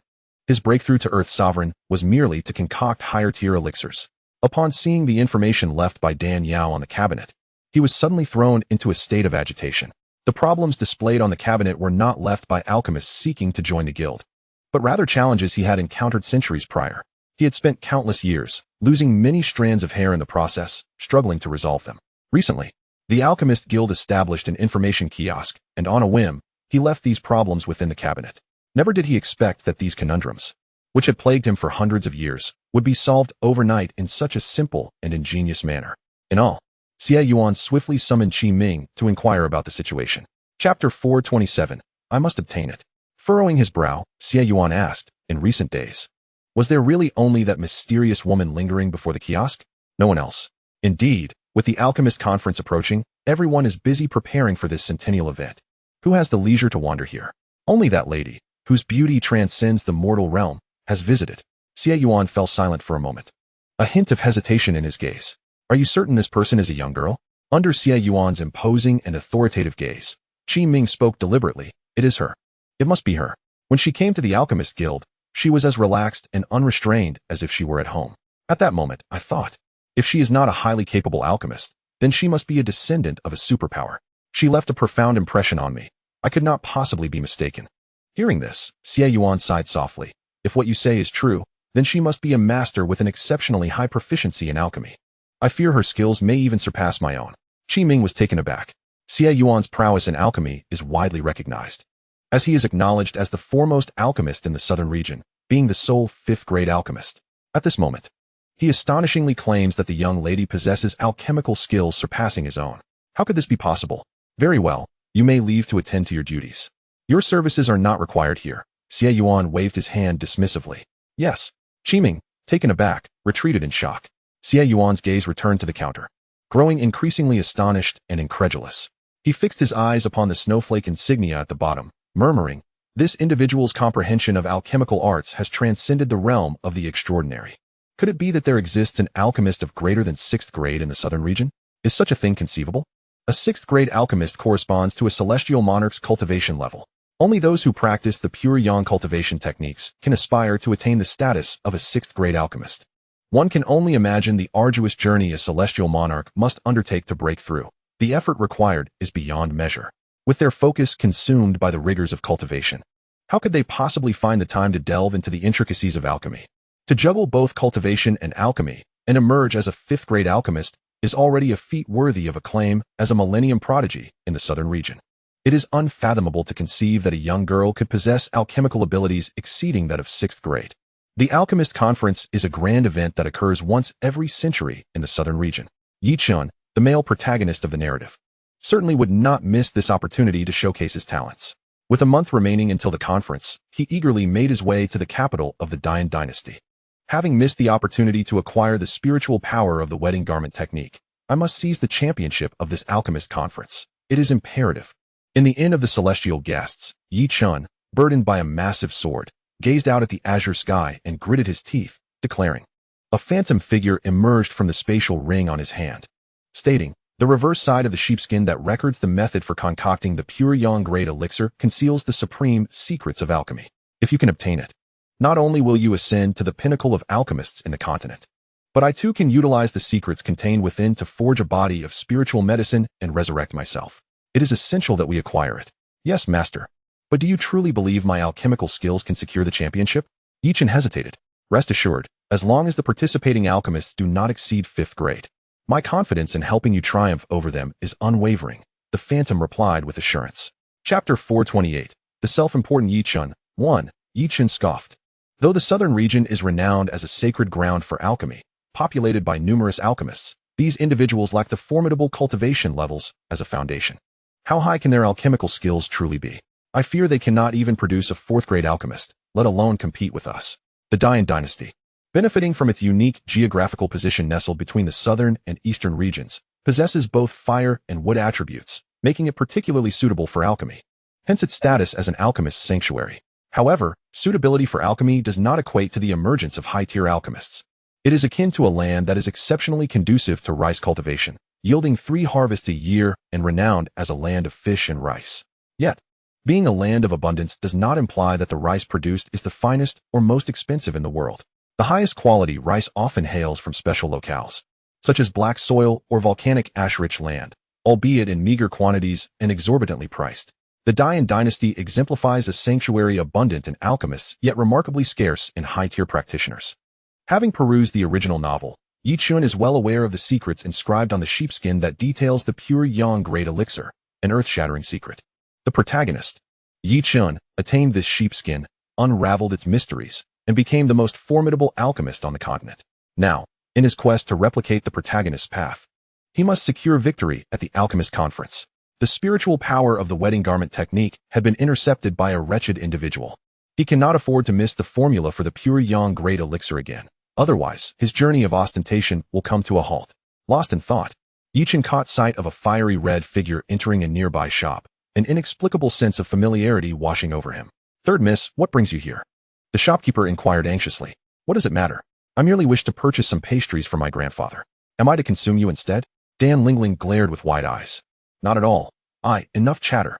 1 box each of mung bean cake, pea yellow, and golden silk meat pie, quickly," Dan Lingling commanded.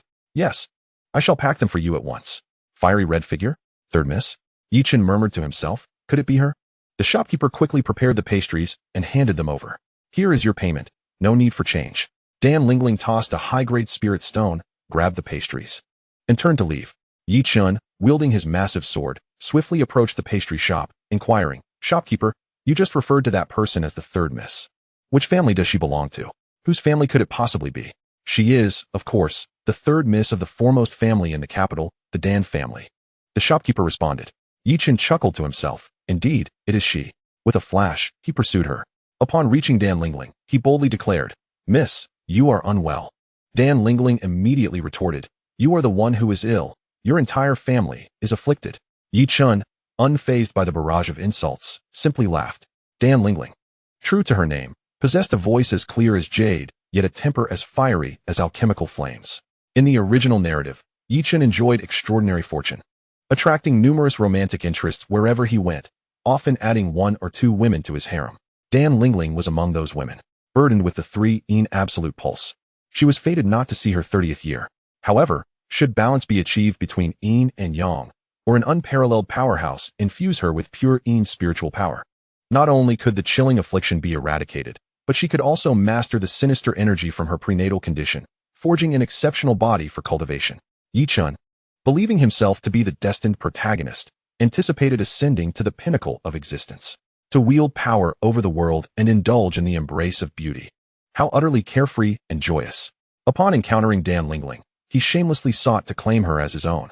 The guards accompanying Dan Lingling, overhearing Yi Chun's remarks, were incensed. How dare you speak disrespectfully to the third miss? Do you wish for your life? Facing the guards' stern admonishments, Yi Chun remained unfazed, thinking to himself, I shall soon be the son-in-law of the Dan family. What need have I for decorum? These petty individuals, accustomed to looking down on others, would soon see their faces bruised when I claim victory at the alchemist conference. One guard, seeing Yi Chun's indifference, barked, impudent wretch. Do you not yet realize you must apologize to my lady? Yi Chun smiled nonchalantly. My needs are far too precious. Aside from my parents and teachers, no one warrants my submission. He approached Dan Lingling closely, whispering, You suffer from a chilling affliction, do you not? On nights of the full moon, during the peak of Een, the cold within you flares, an unending cycle throughout the year? Dan Lingling's expression shifted, as she scrutinized Yi Chun with newfound suspicion, stammering. How do you know this? I am well aware. There is nothing in this world that escapes my knowledge. Yi Chun feigned profundity, his demeanor suffused with an air of arrogance, as he chuckled. What you are experiencing is known as the 3 Een severed pulse. It arises during the Een year, Een month, and Een day, yet is born prematurely before the Een hour, resulting in a stagnation of Een energy that is trapped and unyielding within your body, inflicting unbearable torment. Those afflicted with the 3 Een severed pulse seldom live beyond 30 years. I stated you are ill. Where is the deception in that? Dan Lingling, compelled by the meticulousness of his explanation, found herself unable to dismiss his words. Born with the 3 Een severed pulse, she had been deemed beyond remedy. Her grandfather and father had exhausted every conceivable method to cure her, all in vain. Yi Chun then inquired, Are you aware of how to treat the 3 Een severed pulse? Dan Lingling nodded, Indeed. My grandfather once told me that the only way to remedy this ailment is to find a female practitioner of pure Een techniques, who can infuse her innate Een spiritual energy into my heavenly spirit, thereby replenishing the lost Een energy from my premature birth and allowing the 4 Een energies to converge, thus curing the 3 Een severed pulse. However, female cultivators are exceedingly rare, especially those proficient in pure Een techniques. I had hoped that our ancestors' return to the family would resolve my plight, but alas, she shook her head and sighed at this juncture. Our ancestor? Yi Chun paused momentarily. Are you referring to Dan Xingli? Indeed, Dan Xingli is the ancestor of the Dan family.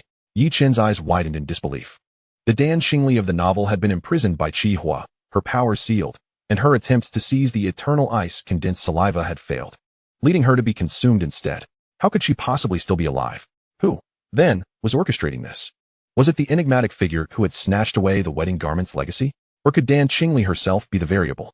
Suppressing his fury, Yi Chun remarked, To treat the 3 Een severed pulse through the infusion of spiritual energy, the practitioner must possess at least the cultivation level of a heavenly monarch.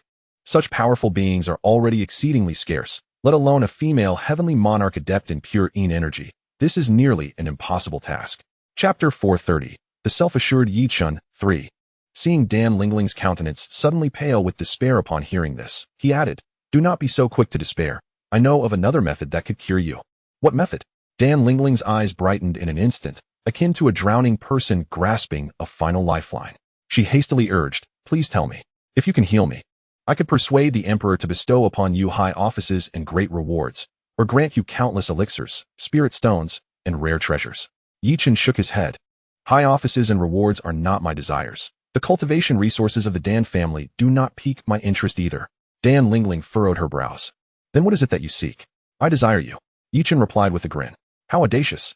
Do you comprehend what you are saying? Dan Lingling seethed with anger. As the most cherished third daughter of the Dan family, born of noble lineage, how could this ragged boy clad in black, bearing a dilapidated sword, dare to make such a claim? I understand that you are likely furious, thinking I am akin to a toad yearning for a swan's flesh. However, allow me to impart a piece of wisdom. 30 years to the east, 30 years to the west. Do not belittle the impoverished youth. Do not peer through the cracks of the door to judge a person, for such actions may lead to misjudgment. I will certainly rise to greatness, soaring to the skies. And at that time, it will not be I who is unworthy of you, but rather you who will find it challenging to reach me. I am merely offering you an opportunity. Should you let it slip away, any future regrets will come too late. Yi Chun, like a master of persuasion, meticulously planted these thoughts in Dan Lingling's mind. In his view, she was merely a young lady of a prominent family in the southern region, To become the wife of a man poised to ascend to the pinnacle of the continent was a fortune she could scarcely fathom. After all, for women, securing a powerful husband was far superior to mere accomplishments. He considered himself a protector of the delicate, unwilling to see Dan Lingling wither away, and thus begrudgingly offered her a chance to become his woman. She ought to feel grateful. Dan Lingling found his words utterly revolting. Had it not been for her recent severe punishment from Dan Xingli, which dissuaded her from returning to the alchemy hall as a servant, she would have already commanded her guards to eliminate this insufferable wretch. Taking a deep breath, she retorted, "Reveal the method you know to treat me. I shall not pursue your offense, and I will even reward you with a plethora of cultivation resources. If you refuse this courtesy, do not blame me for the consequences." Unfazed, Yi Chun replied, "In all the realm, I alone possess knowledge of another method to heal you. Should you kill me, no one else will be able to cure you." Dan Lingling was infuriated. "Do not be angry, dear lady. Anger ages a woman. I prefer gentle and charming beauties. Yet occasionally, even a fiery spirit like you has its allure. You shameless rogue, say one more word, and believe me, I shall end your life." Dan Lingling trembled with rage, contemplating that if this insolent fellow dared to speak further, even the threat of being sent to the alchemy hall would not deter her from making him pay. Noticing her fury, Yi Chun observed the guards behind her drawing their weapons, poised to act at her command, and he was about to taunt her once more when suddenly a voice emanated from the ring on his finger, aged and commanding. "Do not stir trouble. The alchemist conference is of utmost importance." Chapter 431. Recognizing one's kin, 1. Upon hearing this, Yi Chun had no choice but to suppress his oily grin. "Very well, I shall cease my jest. Since you are so eager to know, I shall enlighten you." Dan Lingling tensed. "Speak quickly."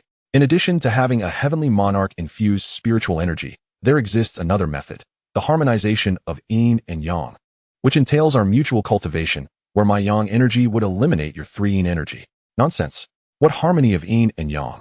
You lecherous rogue. You merely wish to take advantage of me. Do you truly believe I would fall for such a ruse? Dan Lingling, both embarrassed and enraged, prepared to command her guards to teach Yi Chun a lesson. But then, she caught sight of Dan Yao approaching from a distance, leisurely enjoying a skewer of candied hawthorn. Her expression changed instantly. If she allowed her guards to act, and Dan Yao witnessed it, misunderstanding that she was throwing a tantrum and bullying an innocent, she would surely return home to face the wrath of her ancestor. With this thought in mind, Dan Lingling once more suppressed her anger. "I am not deceiving you. If you do not believe me, there is little I can do. Your life is yours to waste." Yi Chun pretended to shake his head, feigning a turn to leave. Dan Lingling, fearing an encounter with Dan Yao that might lead to her being sent back to the alchemy hall as a laborer, hastily departed with her entourage. Yi Chun stood there in bewilderment. According to the conventions of fantasy novels, she should not have left without calling out to him. Why had she fled? How could he pursue her if she ran away? Refusing a toast and opting for a penalty drink? Just wait until we meet in bed. I shall show you the consequences. Yi Chun stamped his foot in frustration, utterly perplexed as to where things had gone awry. For none of it was proceeding according to script. Dan Yao, having refined 2 pure yin little returning pills, had not advanced further, but had significantly increased her spiritual power. She understood the importance of balancing work and rest. While cultivation was vital, one could not remain perpetually tense, as it could adversely affect one's mindset. Observing Xiang Yang still diligently working to restore his cultivation, Dan Yao took another stroll, casually purchasing a skewer of candied hawthorn. After more than 100 years in this world, she had nearly forgotten the taste of candied hawthorn. The bright red fruit, encased in sweet crystalline sugar, strung together, resembled a cluster of glistening rubies, utterly enticing. Many individuals who indulge in candied hawthorn instinctively peel away the outer layer of glutinous rice paper before savoring the treat. However, Dan Yao prefers to consume the sticky rice paper along with the hawthorn. To her, a candied hawthorn devoid of the rice paper lacks soul. It is only when both elements intertwine that the flavor reminiscent of childhood memories emerges. With each crisp bite, a delightful blend of sweetness and tartness follows, transporting Dan Yao back to her youth. While she relishes the sweetness of the hawthorn, she notices Dan Lingling glaring furiously at a young man clad in black. Her expression a mixture of embarrassment and anger. The young man, though appearing rather presentable with a well-proportioned physique, bears an excessively greasy expression that reminds her of a repulsive figure from a past life named Lu Don, evoking a sense of disgust. While Dan Yao disapproves of Dan Lingling's arrogant demeanor, she finds the greasy young man even more loathsome. Observing Dan Lingling's hasty departure, she refrains from interfering and prepares to leave herself.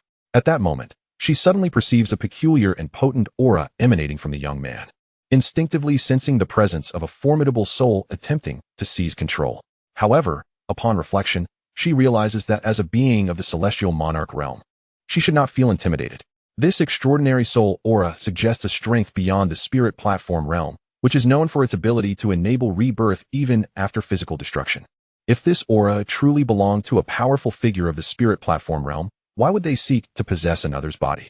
Yet, if it were not a strong spirit attempting possession, how could this young man exude such a formidable soul presence? Could he possibly be a destined protagonist from a fantastical narrative, guided by a mysterious remnant soul in his cultivation? The more Danielle ponders, the more perplexed she becomes. As she sees Yi-chun turning to leave, she instinctively conceals her presence and follows after him. Yi-chun steps out onto the street, intending to head to the Alchemist Guild to authenticate his alchemist rank for the upcoming competition. Just before reaching the guild's entrance, the remnant soul within his spatial ring interjects. "You oblivious young fool, have you not realized someone is tailing you?" Startled, Yi-chun glances around but sees no suspicious figures. "Don't turn around, she is right behind you. Her aura is rather peculiar, and I can't quite discern her nature. You need to leave quickly to avoid exposing yourself." Yi-chun has never witnessed such urgency from the soul, indicating the significance of the pursuer. With no time to deliberate, he swiftly veers into a nearby alley. Unbeknownst to Danielle, who is tracking him, Yi-chun has detected her presence. Alarmed, she employs her 1,000 illusions and fragrant steps to overtake him, successfully intercepting him head-on.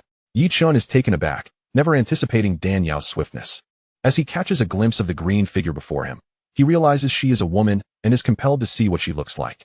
Upon lifting his gaze, his heart races uncontrollably, and he feels a wave of desire wash over him, leaving him parched and entranced. Heavens, how can there exist such a stunning woman? Just moments ago, he thought Dan Lingling was beautiful, a captivating gem in her own right. Yet, standing beside this woman, Dan Lingling's allure pales in comparison. One is a limited edition from an international luxury brand, while the other is merely a cheap commodity. This is true beauty, a visage that eclipses all.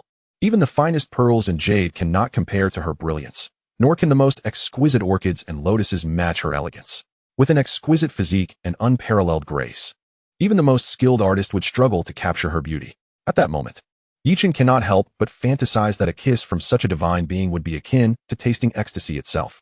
The remnant soul in his spatial ring, witnessing Yi-chun's infatuation, cannot help but twitch, yet it must concede that this woman is indeed breathtakingly beautiful. Having traversed realms, Yi-chun is aware of his status as a male protagonist with a harem of over 20. He muses that a man ought to embrace life with fervor and should not sacrifice an entire forest for a single woman. Yet, now faced with Danielle's celestial beauty, he contemplates that if he could marry such a heavenly figure, it would indeed be worth relinquishing a whole forest.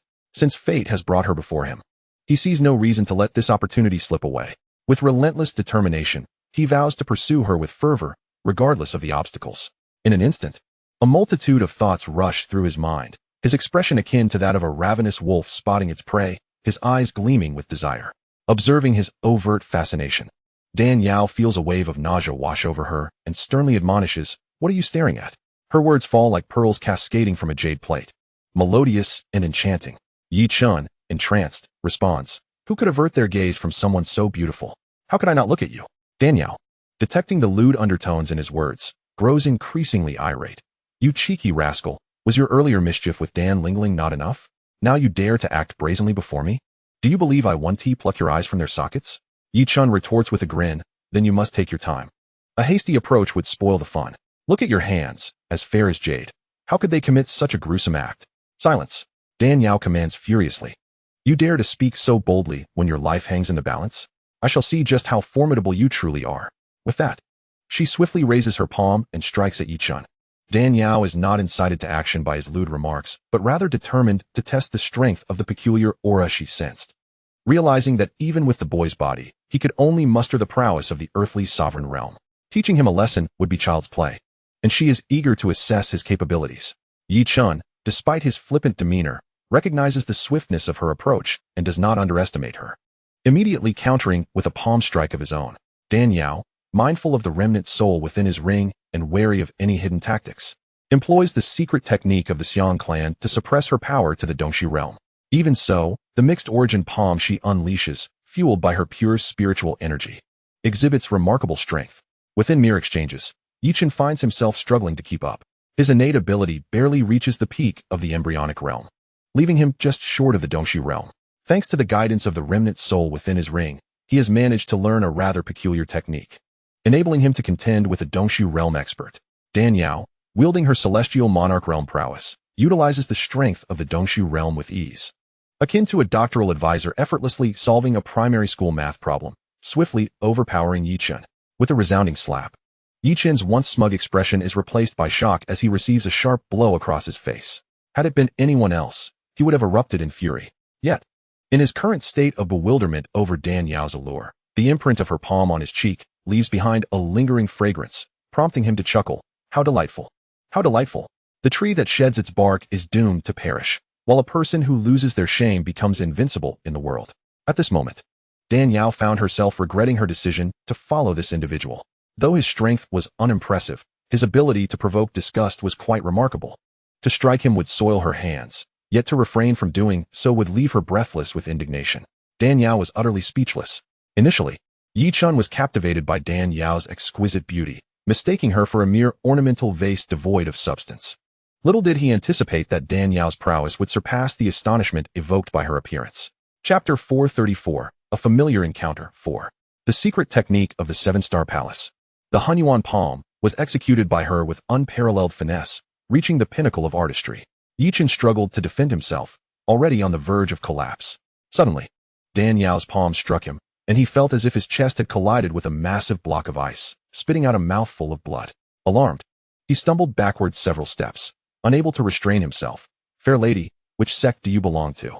His astonishment was profound, and he couldn't help but ponder how someone so young and beautiful could possess such formidable combat abilities.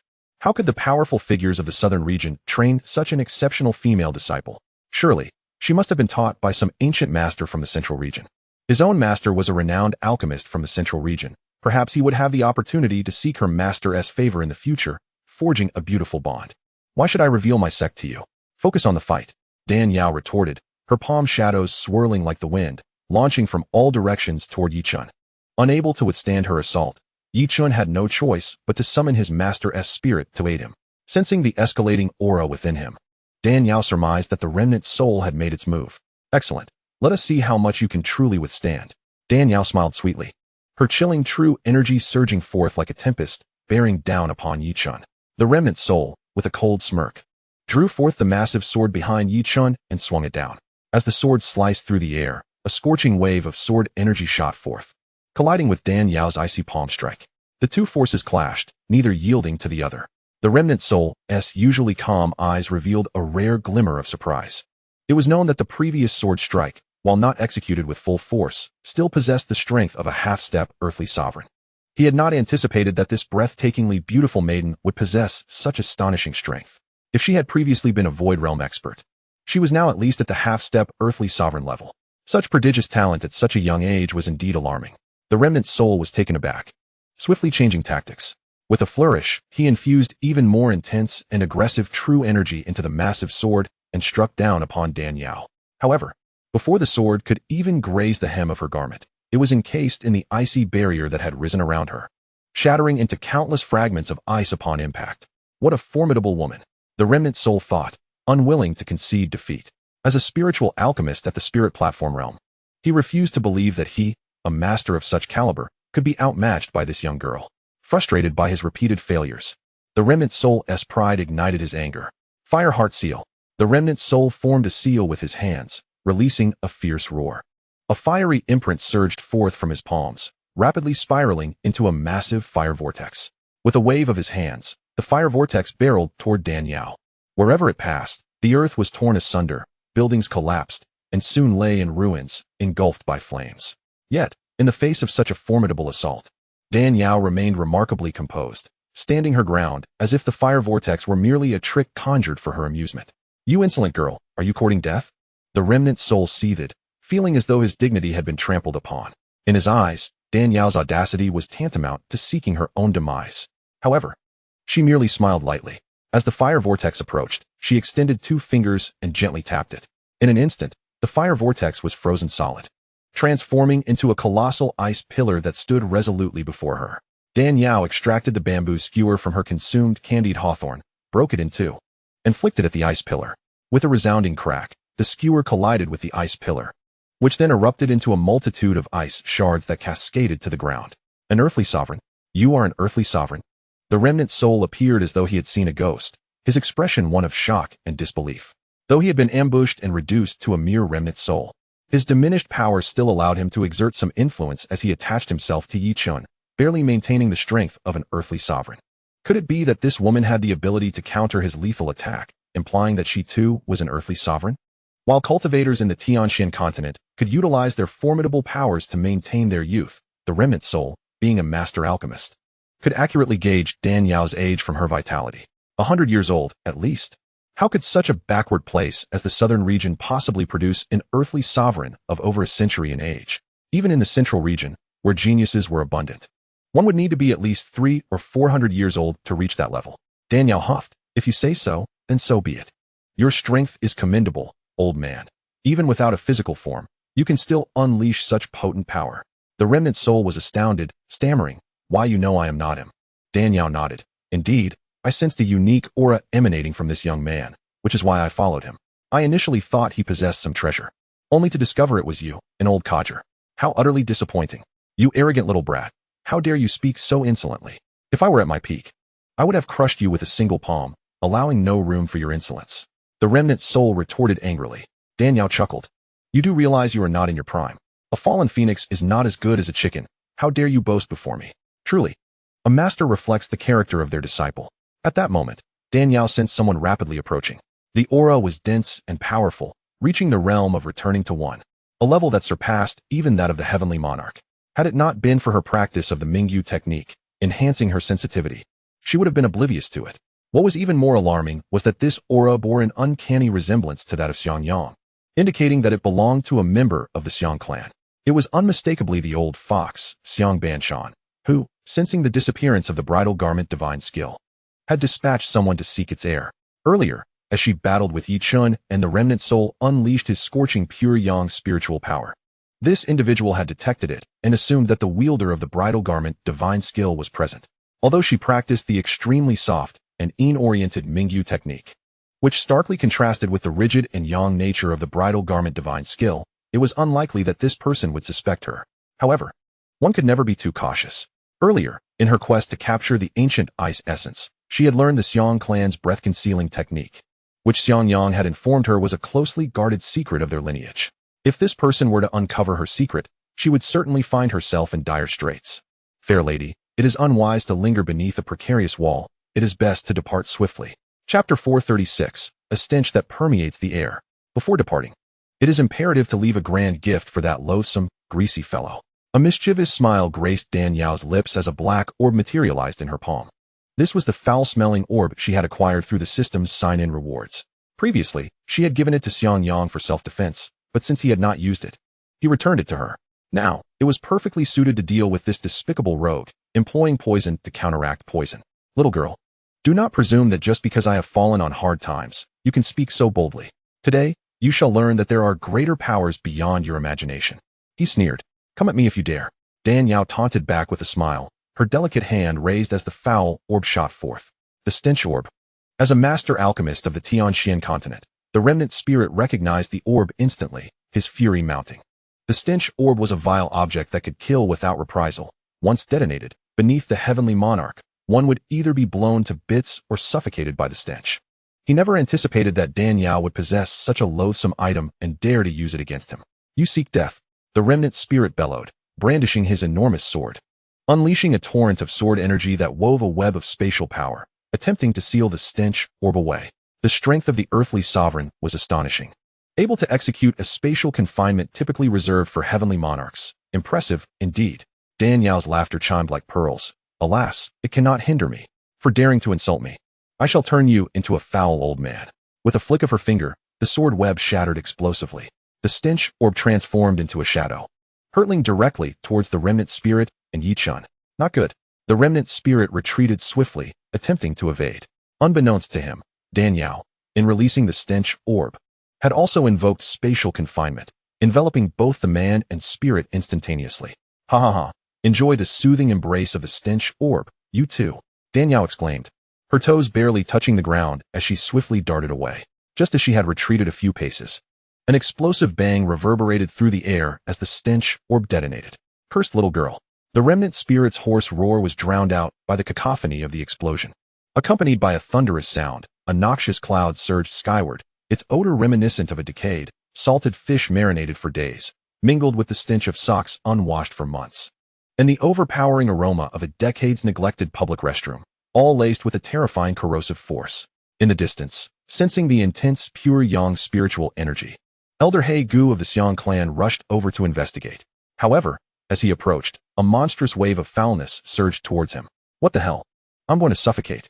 As the stench threatened to engulf him, He Gu hastily channeled his true energy to fend off the noxious wave. Otherwise, he would have to undergo a thorough cleansing upon his return.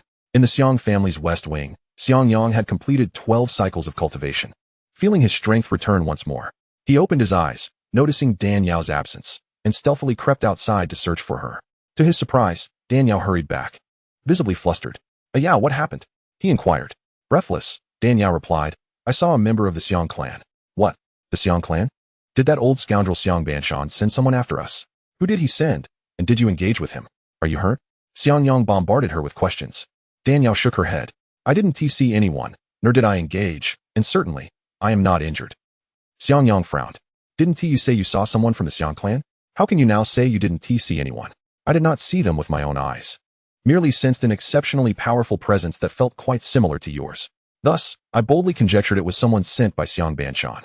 Dan Yao knew Xiangyang was concerned for her safety, so she added, that person did not discover my presence, and even if they did, my cultivation is of the extreme yin and cold, in stark contrast to the yang of the wedding attire technique. They could not possibly suspect me. Xiangyang fell silent for a moment, letting out a deep sigh. I had thought that by dispersing my power in the Blackwater domain, that old scoundrel would lose track of me. I never expected him to trace me here. What a cunning ploy. Dan Yao smiled. I believe he sent someone not necessarily to find you. How so? The wedding attire technique is a cultivation method passed down through the Xiang clan for generations, considered the only pathway to mastery by making garments for others. When Xiang Banshan sensed the spiritual energy of the wedding attire technique dissipating from within you through blood curses, what do you think he would conclude? Xiangyang pondered briefly, understanding dawning upon him. Given that old scoundrel's ingrained mindset, he must think that I could not withstand the burdens of the wedding attire technique and transferred my powers to another. Dan Yao nodded solemnly. Exactly. The wedding attire technique is a life-for-life cultivation method. Once the energy is transferred to another, the cultivator will be left drained and lifeless. In other words, to Xiang Banshan, you are already as good as dead. If I am correct, he would be unwilling to allow his plans to fall through, wanting to avoid letting the power of the wedding attire technique fall into the hands of outsiders. Thus, he has sent someone to pursue the fortunate individual who has acquired the inheritance. Xiangyang sneered. That old scoundrel, clever as he may be, will never suspect that I did not transfer my powers to another, but instead chose to waste them and start anew. Unfortunately, that old fool has already reached the peak of the divine void realm, only a step away from the legendary ascension. He gritted his teeth in frustration. Unless I master the wedding attire technique to its utmost pinnacle, I could never defeat him. Dan Yao spoke softly. You have already overcome the greatest hurdle of the wedding attire technique. Achieving the highest realm is merely a matter of time. When the moment arrives, it will naturally unfold. And at that point, not only will you be able to eliminate Xiang Banshan, but also eradicate the Xiang clan itself. Indeed, I have endured the most arduous trial. What could possibly frighten me now? Xiangyang sighed, squeezing Dan Yao's hand gently. Yao, thank you. If it weren't for you revealing the true method of cultivating the wedding attire technique, I would have been doomed to become a tragic figure in someone else's tale. Dan Yao smiled softly, choosing not to elaborate further. By the way, how did you come to notice the Xiang clan's presence? Xiangyang asked. Interestingly enough, I was feeling rather bored earlier, so I strolled outside and bought a skewer of candied hawthorn. It was then that I spotted Dan Lingling and a greasy young man in black. Dan Yao recounted her encounter with Yi Chun in detail. Upon hearing that Yi Chun had spoken lewdly towards Dan Yao and expressed a desire to marry her, Xiangyang's eyes turned icy. Very well. Should I ever cross paths with him, I will ensure he pays dearly. The two fell into silence, each entering a state of cultivation. In the blink of an eye, the 15th day of the month arrived, the night of the full moon. Xiangyang and Dan Yao concluded several days of cultivation and stepped into the courtyard, quietly admiring the moonlight. Did you say what? The three in absolute veins? Dan Yao recalled a puddle of water that remained in the courtyard after the rain. This reminded her of an article she had studied in her past life, a night visit to the Chengtian temple. One line resonated with the moment. The courtyard below is as clear as accumulated water. In the water, algae and reeds intertwine, reflecting the shadows of bamboo and cypress. At that moment, a shrill scream from a maid pierced the air nearby. Oh no! The third miss has fainted. Hurry, someone! As the words fell, chaos erupted in Dan Lingling's chamber, with commotion echoing throughout, even reaching Dan Qingli. Dan Yao felt a surge of curiosity and beckoned a maid over. What is happening? Why is there such a ruckus? The maid replied, the third Mrs. Old ailment has flared up. Old ailment? What old ailment? The maid shook her head and said, I am not the personal attendant of the third Mississippi. The clan leader fears that the rumors might affect her marriage prospects and has strictly ordered the servants not to speak carelessly, so I am unaware of the details. I have only heard that this affliction has been with the third miss since birth, and it tends to manifest on nights of the full moon. However, this episode appears to be more severe than before, even alarming the ancestors. Oh, I see. There's nothing more to discuss. You may leave. Dan Yao waved her hand. Yes. The maid turned and exited. Xiangyang contemplated for a moment and remarked, I recall that day when I had a falling out with Dan Lingling. Dan Rong mentioned that Dan Lingling is afflicted with a congenital fatal condition, destined not to live past 30. This incident tonight must have been triggered by that ailment. Dan Yao's eyes narrowed. Congenital fatal conditions encompass various types, including yin-yang fatal conditions, triple yin fatal conditions, triple yang fatal conditions, 9 yang fatal conditions, and 9 yin fatal conditions. It remains unclear which one she suffers from. Nevertheless, it matters little. Each should concern themselves with their own affairs. This girl is quite spoiled, arrogant, and unruly, exhibiting a demeanor that is utterly unlikable. It is best to steer clear of such sordid matters. After all, the Dan family wields considerable power and influence, and she will not be mistreated. Xiangyang did not forget how Dan Lingling had once tried to entice him, even if he were a mere cat. That would not suffice. Indeed, she is a lady of immense wealth, surrounded by numerous attendants.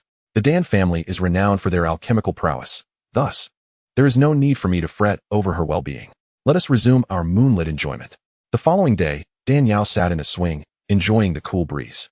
The nearby camellias were in full bloom, their beauty breathtaking. Dan Yao possessed a blend of icy elegance and vibrant allure. Even the most vivid camellias could not overshadow her charm. Indeed, she was more exquisite than the flowers themselves. Dan Qingli strolled over, smiling. You seem to be quite at ease. Dan Yao smiled like the sunset, stealing a half-day of leisure. I excel at idleness, though I am inept at everything else. Dan Qingli replied, no matter how much you laze about, your cultivation remains uninterrupted. Your aura has strengthened since your arrival at the Dan residence. It appears the pure Yin minor pill has greatly benefited you. Are you not the same? After consuming one, your cultivation has returned to its peak, and there are faint signs of advancing to the pinnacle of the earthly sovereign. A breakthrough must be near, correct? Indeed, but I still require more time for cultivation. Last night, I expended a considerable amount of vital energy to subdue Lingling's malevolent aura. Dan Qingli shook her head helplessly. Dan Yao was slightly taken aback. What affliction does Dan Lingling bear from birth that it has become so severe, necessitating your depletion of vital energy to contain it? Dan Qingli sighed. This girl is unfortunate. She is born with a triple yin fatal condition. What did you say? A triple yin fatal condition? Dan Yao gasped in astonishment, almost unable to believe her ears. Chapter 439, Vigilance. Dan Qingli, confused by Dan Yao's astonishment, nodded. Yes, the triple yin fatal condition. Is there a problem? Dan Yao took a deep breath, striving to regain her composure, and replied solemnly, there is no problem, merely a surprise that such a terminal affliction would manifest in her. She murmured to herself, so it is the triple yin fatal condition. No wonder, no wonder. What's wrong with you? Dan Qingli, noticing Dan Yao's peculiar expression, felt even more perplexed. It's nothing. My thoughts are a bit jumbled. I need to sort them out. You may return now. Just as Dan Qingli was about to leave, Dan Yao called out, wait. Dan Qingli paused. What else is there? For this upcoming alchemist conference, which guest has the Alchemist Guild invited as the host? The Alchemist Conference occurs once every 100 years, grand in scale and highly prestigious. All notable figures are invited. That old ghost, Xie Yuan, knowing I have returned, has even sent me an invitation to serve as a judge. I am considering whether to accept, Dan Qingli said with a smile. Since he has sincerely invited you, it would be wise to attend. Take this opportunity to help me keep an eye on someone. Whom should I be vigilant of? Dan Qingli inquired. A young man clad in black, carrying a massive sword on his back, Dan Yao specified. Dan Qingli was uncertain of Dan Yao's intentions, but recognized that someone she deemed worthy of such concern must be significant. Thus she replied promptly, understood. I shall keep a watchful eye. Only those who have obtained alchemical certification may participate in the alchemist conference. That individual has just arrived here. He likely has not yet been certified as an alchemist. Dispatch someone to monitor the alchemist guild and report any findings immediately. Yes. Dan Yao gazed at Dan Xingli's departing figure, murmuring, I hope I am not overthinking this, otherwise. Xiang Yang, perplexed, could not restrain himself from asking, Yao, what is happening? Dan Yao rubbed her temples. I am not entirely certain about this matter. My thoughts are quite chaotic at present. I will inform you once I have clarity. Though she could not yet guarantee her suspicions, she had a strong hunch. That oily, lecherous young man in black, with a thickness of skin even a needle could not penetrate, was likely a time traveler. When she encountered him recently, Dan Yao felt an uncanny familiarity. This sense of familiarity stemmed not from them having traversed from the same place, but rather from the lingering soul hidden within the spatial ring. Reminiscent of characters from fantasy novels she had read, more than one, in fact. Among 100 fantasy novels, at least 20 or 30 contained similar plotlines. The male protagonist always wore a ring or jade pendant concealing the remnant soul of a powerful being, guiding him through challenges and propelling him to the pinnacle of success. This trope had become a standard in the realm of fantasy literature. Initially, Dan Yao had hesitated to conclude that this individual was a traveler. However, upon Dan Xingli's revelation of Dan Lingling's triple fatal condition, and reflecting on the encounter where she had seen Yi Chen flirt with Dan Lingling, uttering nauseatingly greasy lines, she began to solidify her suspicions. While the triple fatal condition was not as prevalent as the cliches of bullying the poor youth, the fiancé coming to break off the engagement, or the wasteful son turning his fate around, it remained a classic trope in fantasy narratives. Those afflicted with the triple fatal condition were akin to a beauty cursed by a wicked witch in a fairy tale. Only when they encountered their destined prince, whose true love's kiss could break the curse, would they awaken from their slumber. Chapter 440. Discovery of a fellow countryman. In fantasy tales, the underdog male protagonist equates to the prince who awakens the sleeping beauty. The seemingly insurmountable triple fatal condition becomes a trivial challenge in the hands of the male lead. Hence, individuals suffering from the triple fatal condition often become one of the heroines in the male protagonist's harem, the enigmatic remnant soul within the ring. The overused trope of the triple fatal condition, and the lewd and brazen flirtations, all serve to illustrate one undeniable truth. The young man in black whom she encountered is indeed a time traveler, and moreover, the male protagonist from a certain fantasy novel. Should her conjecture prove accurate, she must prepare herself accordingly. Dan Yao was not one to believe in the sentimental notion of fellow countrymen meeting with tearful eyes. More likely, it would be a case of fellow countrymen meeting with a dagger in the back, which aligns more closely with the darker aspects of human nature. Moreover, that individual's behavior was so greasy and lascivious that it was clear he was not of good character. Which author possesses such warped values to craft a male protagonist so repugnant?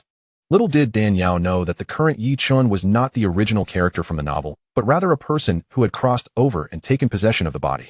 In the author's narrative, the original male protagonist, Yi Chen, was not a time traveler but a native of the northern region. His character was shaped in the likeness of Wei Xiaobao from The Deer and the Cauldron, a character marked by a voracious appetite for love and desire. Yet deeply sentimental and loyal to his brothers, is both cunning and unpredictable, harboring a vengeful spirit for even the slightest grievance. He possesses the ability to converse fluently with both mortals and spirits alike, seemingly blessed with unparalleled fortune, embodying the full spectrum of human virtues and flaws. In the original narrative, the reason why Xiang Yang chose to transfer the power of the wedding garment divine skill to him lies in part in his inability to endure the torment of fiery affliction and his desperate quest for liberation in dire circumstances. However, it also reflects his recognition of Yi Chen's shrewdness. Although he is treacherous and dark-hearted, he is profoundly committed to loyalty and honor, promising to aid in revenge, which is why he allowed Yi Chen to seize this fortuitous opportunity. Currently, Yi Chen is a reincarnated star agent from a previous life, having immersed himself in the entertainment industry, a veritable cauldron of vice, leaving his heart thoroughly tainted. Upon his possession of the original male protagonist, the glimmer of humanity within him vanished entirely, revealing a core of selfishness, darkness, lechery, and malevolence, which only intensified. The mere thought of Yi Chen being a reincarnator caused Dan Yao great distress. As a member of the reincarnation army, she is acutely aware of the extraordinary luck that accompanies such individuals and the grotesque advantages of their external cheat abilities. Coupled with the protagonist's halo and his seemingly indestructible nature, it is enough to render one speechless. Soon enough, Dan Xingli uncovered that this enigmatic youth clad in black is named Yi Chen, the scion of a once prominent, but now declining family in the Northern Territory. Following this thread, the results of her investigations left Dan Yao astounded. This Yi Chun is exceptionally gifted. Having begun his cultivation at the tender age of 4 and breaking through to the body refinement realm by 6, earning the title of the most talented descendant of the Yi family in a millennium. However, an inexplicable misfortune befell him, causing his cultivation to regress and his spiritual power to dissipate, relegating him to the status of a family embarrassment and leading to the rejection of his engagement to a daughter of the Lu family, historically allied with the Yi family. The classic opening of a fantasy tale unfolds, echoing familiar themes and motifs. Dan Yao could not help but roll her eyes in exasperation, mentally lamenting her misfortune. To be reincarnated is one thing, but to find oneself in a male-oriented fantasy narrative is truly the height of bad luck. As she continued to ponder, Dan Yao expressed her grievances with a series of sighs. She then heard Dan Xingli mention that Yi Chun had garnered attention at the Alchemist Guild's certification event, showcasing his alchemical prowess, which left Feng Ying and others exclaiming in astonishment over his genius. Dan Yao mused that the male protagonist's remarkable debut at the Alchemist Conference, marked by ostentatious displays of skill, is yet another trope of fantasy literature. If her intuition serves her well, this upcoming alchemical event would likely be where he shines most. Without a doubt, the formula for the pure yang great rejuvenation pill and the significant secrets concealed within it are likely gifts from the author, who has a penchant for favoring him. A cold smile crept across Dan Yao's face as she thought, let him flaunt his prowess, with me around. I shall see how he continues to boast. The formula for the pure yang great rejuvenation pill is mine for the taking, regardless of whether he is the protagonist. At that moment, Dan Xingli added, by the way, there's something else that seems off. Dan Yao quickly inquired, what is it? After leaving the Northern Territory, this fellow has been inquiring about someone skilled in embroidering wedding garments. Embroidering wedding garments? Upon hearing those words, Dan Yao felt a wave of confusion wash over her. There are countless seamstresses capable of such work. He could simply seek one out. Why the need for extensive inquiries? Moreover, as a man, shouldn't he be looking for someone to craft attire for a groom instead? This is quite bizarre. Dan Xingli frowned. I find it peculiar too. This young man is quite eccentric, often uttering nonsensical phrases that leave us baffled as to his true intentions in seeking a wedding garment embroiderer. Embroidering wedding garments. Dan Yao murmured, suddenly struck by a realization. The ability to embroider wedding garments links directly to the wedding garment divine skill. Is it possible he seeks to exploit Xiang Yang's cultivation of that skill? A man would not seek out an embroiderer without cause, especially after being jilted by the Lu family's daughter. Even if he were to have a wedding garment embroidered, who would marry him? The only plausible explanation is that he desires the spiritual essence of the wedding garment divine skill. Xiang Yang embroiders wedding garments, and he assumes the role of the one who benefits effortlessly. Indeed, it must be so. How intriguing. Not only is he the male lead of a fantasy narrative, but he also wields the script of a notorious player, Zhuizhu. Fortuitously, she had informed Xiang Yang of the cultivation method for the wedding garment divine skill early on, advising him to abandon his previous path and start anew. Otherwise, he would have truly fallen victim to this scam. Suddenly, Dan Yao's expression shifted. This is problematic. The author is excessively partial to Yi Chun. The rewards at this alchemist conference will undoubtedly be extraordinary. If he were to acquire them, the consequences could be unimaginable. Should the Xiang clan fail to locate this place, the situation might be manageable. After all, it is merely a contest of alchemical skill. With my cultivation and the knowledge gleaned from the Fire Dan Divine Scroll, even if Yi Chun has the support of a mysterious remnant soul, he cannot outmatch me, given that he has yet to reach the celestial monarch realm. Yet, just at this critical juncture, members of the Xiang clan arrived. Xiang Banshan sensed the disappearance of the wedding garment divine skill's power, believing that Xiang Yang had transferred his spiritual energy to another. The wedding garment divine skill is an extremely potent and yang-oriented technique, with fiercely blazing true energy, which serves as an excellent aid for alchemical practitioners. The Xiang clan's pursuit of this location likely stems from their intention to uncover the so-called inheritor of that power.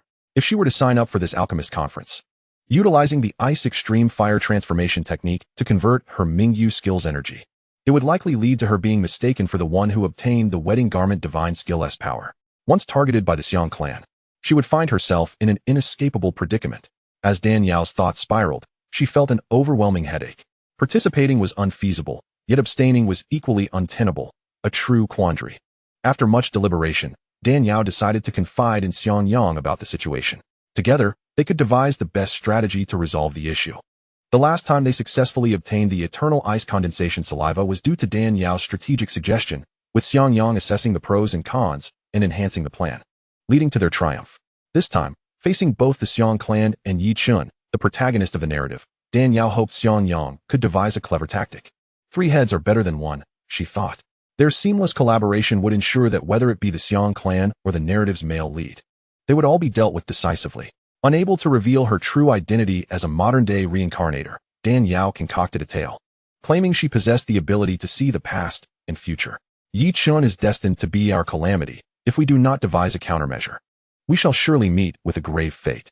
In truth, even without her fabrications, Yi Chun had already found himself on Xiangyang's blacklist. How audacious! To covet a Yao's affections and dream of marrying her, he must be eliminated. Listening to Dan Yao's ramblings, Xianxiang felt a surge of anger directed at Yi Chun. Dan Yao, with an intense gaze, pressed, "This is urgent. You must tell me. What secrets lie hidden within the parchment that contains the formula for the pure yang great rejuvenation pill?" Sighing, Xianxiang replied, "I had intended to surprise you, but now it seems rather dull. Enough with the surprises. We are in a critical situation," Dan Yao urged. "Very well, I shall reveal it to you." The reverse side of the parchment that records the pure yang great rejuvenation pill contains a mysterious map. By applying heat, it will reveal itself. Whoever possesses this parchment, following the map's guidance, can find the legendary Fire Dan Divine Scroll. What? The Fire Dan Divine Scroll? Dan Yao exclaimed in astonishment. It is indeed the Fire Dan Divine Scroll. Is there a problem with that? Xianxiang was taken aback by the sudden peculiarity of Dan Yao's expression and subsequently remarked, "Pure yang equates to fire. Hence, the pure yang great returning elixir is synonymous with the Fire Dan. The sheepskin that conceals the recipe for the pure yang great returning elixir is none other than the treasure map of the Fire Dan Divine Scroll. This scroll is the apex of alchemical tomes within the realm of potion making, elucidating the fundamental principles of alchemy in the most accessible language, allowing one to grasp and master it at a glance. Even those inherently incapable of practicing can, through its wisdom, ascend to become formidable alchemists. Numerous challenges in alchemy thus find resolution, its value rivaling that of the bridal garment technique and the Ming jade art." Dan Yao hastily interjected, "Ahua, do you know how I acquired my alchemical skills?" Xianxiang blurted out, "Isn't it from your mother's family?" Dan Yao shook her head. "No, the Dan family, while the foremost alchemical lineage in the southern domain, has old master Dan Kunlun as merely a 4th-tier alchemist. Moreover, my mother married early. How could she have imparted the true essence of her craft to me, allowing me such prowess in alchemy? And your alchemical skills?" Xianxiang seemed to realize something, abruptly lifting his head to gaze at Dan Yao with astonishment. You practiced the alchemical methods from the Fire Dan Divine Scroll?" Dan Yao nodded emphatically. "Indeed, it is the Fire Dan Divine Scroll. So that is how it is. No wonder at such a young age, your alchemical skills rival those of ancient masters who have delved into their craft for millennia. It seems you have mastered the secrets of the Fire Dan Divine Scroll." Chapter 443, Diverting Calamity, 1. Xianxiang was utterly astonished, paused for a moment, and then continued, "Was this Fire Dan Divine Scroll also passed down to you by that white-bearded old master of yours?" "Yes. The Fire Dan Divine Scroll is already in my possession. Even if one were to obtain the recipe for the pure yang great returning elixir, the scroll itself could never be found again." Dan Yao's confidence in securing the recipe for the pure yang great returning elixir and the unlikelihood of finding the Fire Dan Divine Scroll stemmed from a revelation by the system. Any technique, secret art, or weapon acquired through signing in possesses a uniqueness. For instance, the Snow Spirit Sword, one of the 2 legendary divine weapons of antiquity, exists solely as a singular entity on the entire Tianxian continent. Even if one were to discover a weapon comparable to it, it could only be the Fire Feather Sword, not a second Snow Spirit Sword.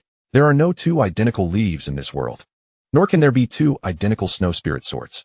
By the same token, the Fire Dan Divine Scroll, penned by an ancient prodigy, exists but as one solitary scroll. Now that it has been revealed by the system, the originally concealed treasure map of the Fire Dan Divine Scroll has become nothing more than a blank sheet of paper. In other words, even if Yi Chun were to decipher the secrets contained within the sheepskin, he would merely obtain a worthless scrap of paper. Initially, Dan Yao had been concerned that foregoing participation in the Alchemist Conference would allow Yi Chun to capitalize on a significant advantage. Now, having learned that the sheepskin hid the map to the Fire Dan Divine Scroll, she felt a sense of relief. However, Dan Yao's brow soon furrowed again. "We currently face 3 formidable challenges. The first is the Alchemist Conference, a grand event held once every 100 years, attracting all prominent figures from the southern domain. Even those who do not participate in the alchemical competition will likely come to observe the spectacle. The pure yang great returning elixir is a closely guarded secret of the imperial family. Naturally, my imperial brother will be keenly interested in who ultimately claims the champion's prize. Should I compete and win, not only would I be recognized by him, but it could also lead the Xiang clan to mistakenly believe I am the one who has inherited the bridal garment technique.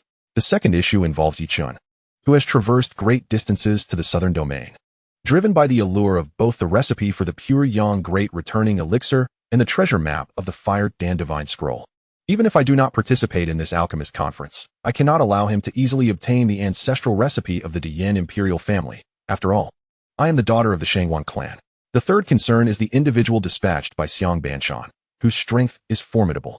If we confront him head-on, we will certainly find ourselves at a disadvantage. Thus, we must devise a strategy to divert his attention. Xiang Yang sighed.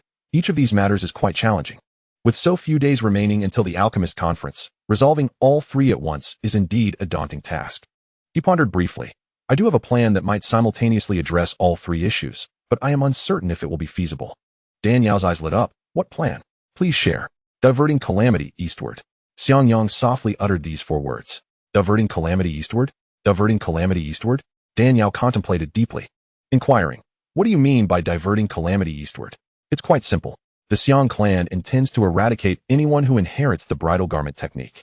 While Yichun covets the secrets contained within the recipe for the pure yang great returning elixir, why not lure Yichun into the fray, allowing the Xiang clan to mistakenly identify him as the one who has obtained the inheritance? Dan Yao's eyes sparkled with excitement.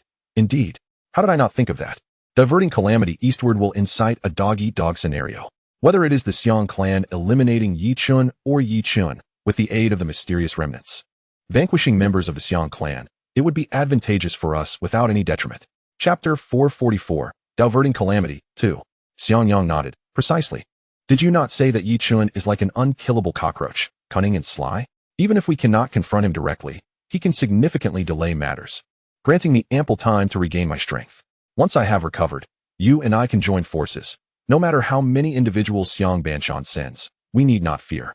Dan Yao questioned. Why is it that once your strength is restored, we need not fear those sent by Xiang Banshan? Isn't that individual a formidable presence in the Lingtai realm? Xiang Yang replied. Indeed, he is a strong practitioner in the Lingtai realm, but the Tianxian continent is bound by geographical limitations. Any cultivator emerging from the central domain, regardless of their cultivation level, will be suppressed, only able to exert their power at the peak of the Tianjun realm or at the threshold of the Lingtai realm. This is a protective measure of the heavens and the earth for the four great domains. Otherwise, the central domain, populated by ancient beings who have lived for tens of thousands of years, would have long since devoured the other four domains to the bones. And how could we possibly maintain our current peace? I see now, Dan Yao exclaimed with realization. However, this heavenly rule is a double-edged sword. While it protects the four domains from being consumed by the central domain, it also restricts the potential of cultivators within these realms. Breaking through to the Tianjun realm is already a significant achievement, and to ascend further to the Lingtai realm, one must venture to the central domain, where the spiritual energy is denser and the rules more complex. This is the fundamental reason why no Lingtai realm cultivator can be found among the four domains. Dan Yao furrowed her brow. So, you mean to say that I have reached the pinnacle of the Tianjun realm, and if I do not go to the central domain, I will never be able to ascend to the Lingtai realm in this lifetime? Xiang Yang smiled and shook his head. While the rules of heaven and earth may restrict other cultivators, they do not apply to those practicing the bridal garment technique and the Ming Jade art. For the operational methods of these two arts are distinct from any others in the Tianxian continent. They are self-contained and not bound by these rules. As long as one has sufficient time for cultivation, breakthroughs can occur anywhere. Is that so? Dan Yao's smile blossomed like a rose. It seems I can afford to delay my journey to the central domain. Since the heavenly rules can restrict cultivators from the central domain and prevent their large-scale invasion, what do I have to worry about? Better to be a chicken's head than a phoenix's tail, rather than venturing to the central domain to be trampled upon. It is far better to remain a top-tier existence in the southeast, southwest, northeast, and northwest domains. Once my strength is sufficiently formidable, I can venture to the central domain at my leisure. Then, Dan Yao inquired, since cultivators from the central domain are all suppressed to the peak of the Tianjun realm and the threshold of the Lingtai realm, I have no reason to fear him, although she is currently at the mid-stage of the Tianjun realm. Her boundless energy derived from the Ming Jade art enables her to engage in prolonged battles, outlasting her opponents. Furthermore, with the ancient divine weapon, the Snow Spirit Sword, In her possession, she is willing to confront even those at the threshold of the Lingtai realm. Indeed, you have cultivated the Mingyu skill, endowing you with boundless strength, rendering you unrivaled within the same realm. Even against formidable foes, you could outlast them until their vitality waned and their light extinguished. However, the cunning and meticulous plans of that old scoundrel, Xianxiaban, are not to be underestimated. Were he not confident, would he so carelessly send someone forth? At this juncture, Xiangyang let out a sorrowful sigh. Ah Yao, do you know what my mother's last words to me were before she passed away? Dan Yao, moved to the core, inquired, what did she say? She said, child, your mother knows you harbor a deep-seated hatred towards him, but regardless of your loathing, until you possess absolute certainty to strike down your enemy, you must exercise utmost restraint. I have held her words close to my heart for over a century. The hatred within me has burned like a searing flame, yet I have never spoken of vengeance. I fear not death, but my life was purchased by the sacrifice of my parents. Until I hold the upper hand, I cannot act recklessly, nor allow their sacrifices to be in vain. With this thought, Xiangyang's eyes glistened with tears. The Xiang clan is not merely a colossal family in the central domain. They are also the most terrifying force in the Tianxian continent, given Xianxiaban's treachery and cunning. Even if he dispatches individuals whose prowess is restricted to the pinnacle of Heavenly Monarch and Half-Step Spirit platform, they will not be easily dealt with. Ah Yao, I cannot let you take risks for me. I have already lost too much. You must not find yourself in danger, absolutely not. Dan Yao fell into silence.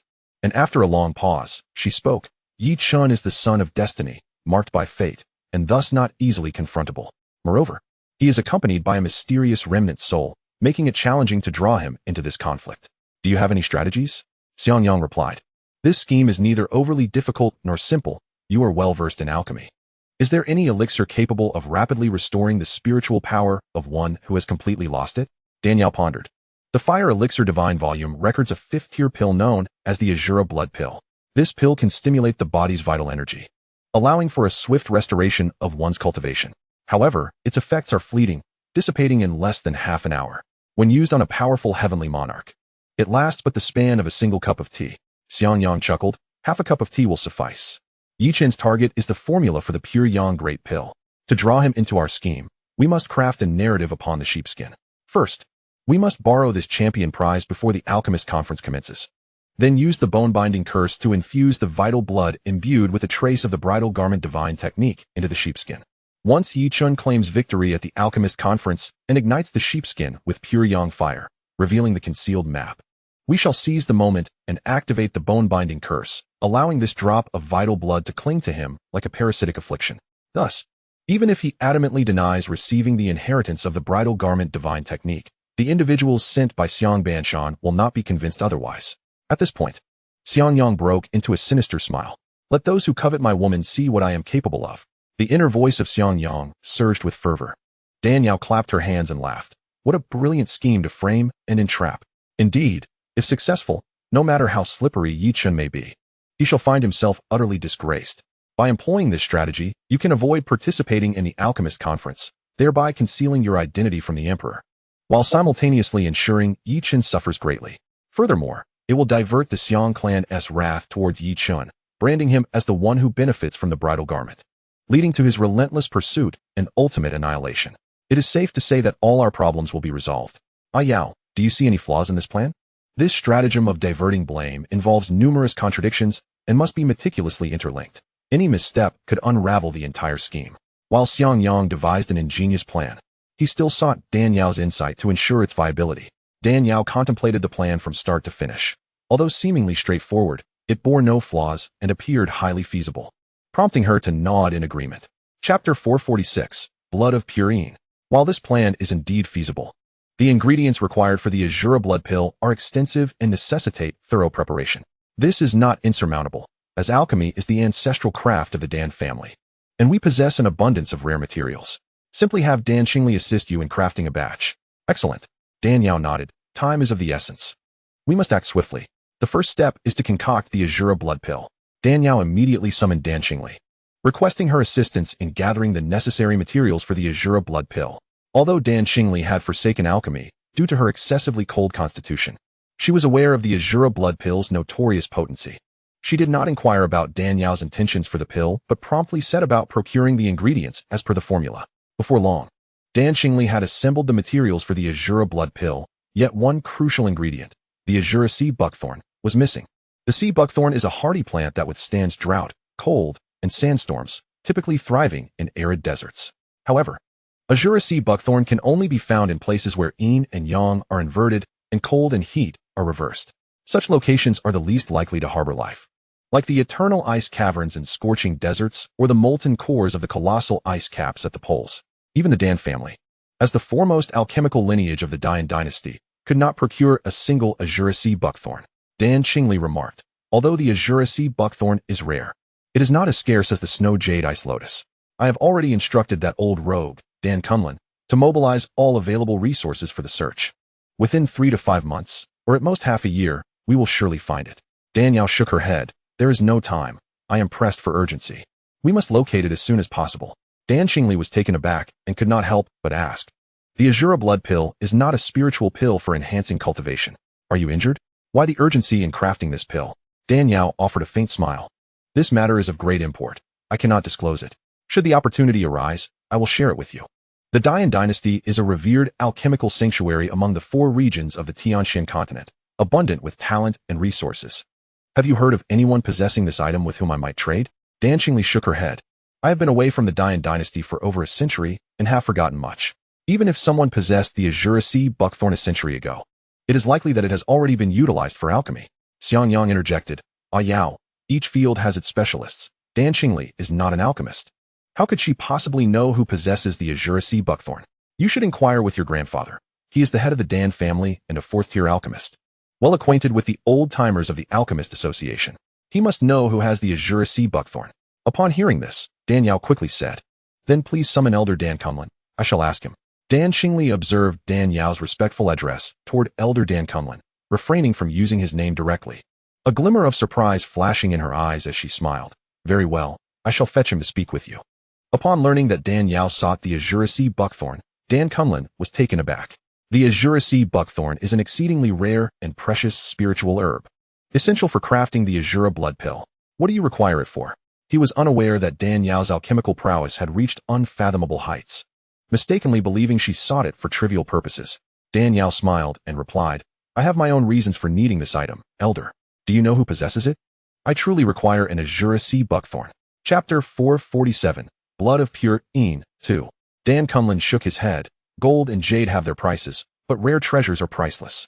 The Azura sea buckthorn is indispensable for crafting a few obscure high-tier pills, regarded as a divine medicine. It is not something that can be easily bought. Even if it exists, its owner would cherish it dearly and would hardly part with it for trade. I am fully aware of the immense value of this item. Should I truly manage to procure it, I would certainly present an equivalent offering that would satisfy the other party in exchange. I earnestly implore you, esteemed elder, to assist in this matter. Upon witnessing Dan Yao's sincere demeanor and her striking resemblance to his own daughter, Dan Kunlun felt reluctant to decline her request. He replied, Several years ago, I believe I overheard at the Alchemist Guild that someone sought to exchange this item for an even rarer treasure. However, that transaction was never fulfilled and was ultimately withdrawn. Dan Yao quickly inquired, who was attempting this exchange? What were they hoping to trade? Dan Kunlun pondered for a moment. His brow furrowed in concentration. It has been too long. I find it difficult to recall. Allow me a moment to think. Dan Yao sat quietly, refraining from interrupting his thoughts, though her exquisite visage was unable to mask her anxiety. The Shura blood pill was the sole elixir capable of swiftly restoring Xiang Yang's strength in a short time, while the Shura hawthorn was the most crucial ingredient required for its creation, with no alternative materials available. If they could not concoct this pill before the upcoming alchemist conference, their plans would be utterly thwarted. Ah, I remember now, Dan Kunlun exclaimed suddenly. However, he then shook his head despondently, but it is far too difficult, utterly unattainable. Dan Yao's initial excitement waned as she furrowed her brow. Who possesses the Shura hawthorn? And why is it impossible to obtain? Dan Kunlun explained. The individual in possession of this item is named Du Yunshan. Like myself, he is a 4th-tier alchemist, though his cultivation talent is limited, rendering it impossible for him to ascend to the status of a revered master. He remains unwilling to settle for being merely a 4th-tier alchemist. A few years ago, he fortuitously acquired a mysterious formula that could enable a peak 4th-tier alchemist to break through and advance to the 5th tier. He attempted to concoct the pill forcefully, but ultimately failed, suffering damage to his consciousness from the explosive alchemical energy. Although his life remained secure and his strength intact, he can no longer refine pills. He sighed softly. For an alchemist dedicated to the craft throughout his life, being unable to concoct pills is a torment worse than death. Thus, he has spent the ensuing years seeking a means to restore his consciousness. Dan Xingli remarked, damage to one's consciousness is nearly irreversible. Recovery would require the creation of the life-transforming pill, a sixth-tier elixir. Although the method of its preparation is relatively simple, the required ingredients are exceedingly rare. Particularly, the main ingredient. He wouldn't dare seek the Shura Hawthorn in exchange for that, would he? Dan Kunlun nodded. Precisely, which is why I declared it too difficult. That item, not only in the southern region but even in the central region, would be hard to find, and it is 10 times more precious than the Shura Hawthorn. Even if it exists, who would engage in such a losing trade? Indeed, the value of that item is staggering. Were I to possess it, I would never part with it. Only a fool would engage in such a detrimental exchange, Dan Xingli mused, suddenly struck by a thought as she cast a surprised glance at Dan Yao. Confused, Dan Yao asked, what are you referring to? Why is it impossible to trade? The life-transforming pill, while known to be a remedy for damaged consciousness, has a particularly rare formula. Therefore, Dan Yao remained unaware of its primary ingredient. Dan Kunlun elaborated. The main ingredient for the life-transforming pill is exceptionally unique. There exist 2 herbs that can serve as the primary component, both of which are extraordinarily precious. The first is the legendary 10,000-year ice condensed saliva, formed from the extreme yin energy of the most profound cold, possessing extraordinary efficacy. The second is the blood of a female cultivator with a pure yin body. The blood of such a woman, being the epitome of yin and softness, counters the pure yang energy produced during alchemical processes. Only this purest yin blood can soothe the damage inflicted upon one's consciousness by alchemical explosions. Dan Yao murmured. So that is the case. The 10,000-year ice condensed saliva is a coveted spiritual item sought after by countless cultivators, with formidable figures vying for it. I have heard that it has fallen into the possession of the Frost Snow Monarch in the eastern region, a being so powerful that none would dare to snatch it from her grasp. As for the female cultivators with pure yin bodies, that is even less feasible. Such a constitution is legendary, with 1 in a million potentially possessing it. Even if one does exist, a woman with such a rare physique, if not fiercely protected by overwhelming strength, would have long been preyed upon by sinister cultivators seeking to extract her essence. To further complicate matters, even if one were to somehow obtain the blood, not all pure yin women's blood would suffice. The life-transforming pill, being a 6th-tier elixir, generates extremely high temperatures during its creation process. The blood of an ordinary pure yin woman would simply evaporate before the pill could be completed. The individual from whom the blood is drawn must possess a cultivation level of at least the Earth's sovereign realm. Female cultivators across the 4 great regions are already scarce, let alone pure yin women of such caliber. This is nearly impossible. As Dan Kunlun continued to elaborate, shaking his head in disbelief, Dan Yao laughed lightly. I expected something far more daunting. It turns out to be just the 10,000-year ice condensed saliva and the blood of a pure yin woman. That is exceedingly simple. Dan Kunlun was taken aback. Do you possess the 10,000-year ice condensed saliva and the blood of a pure yin woman? Dan Yao nodded with a smile.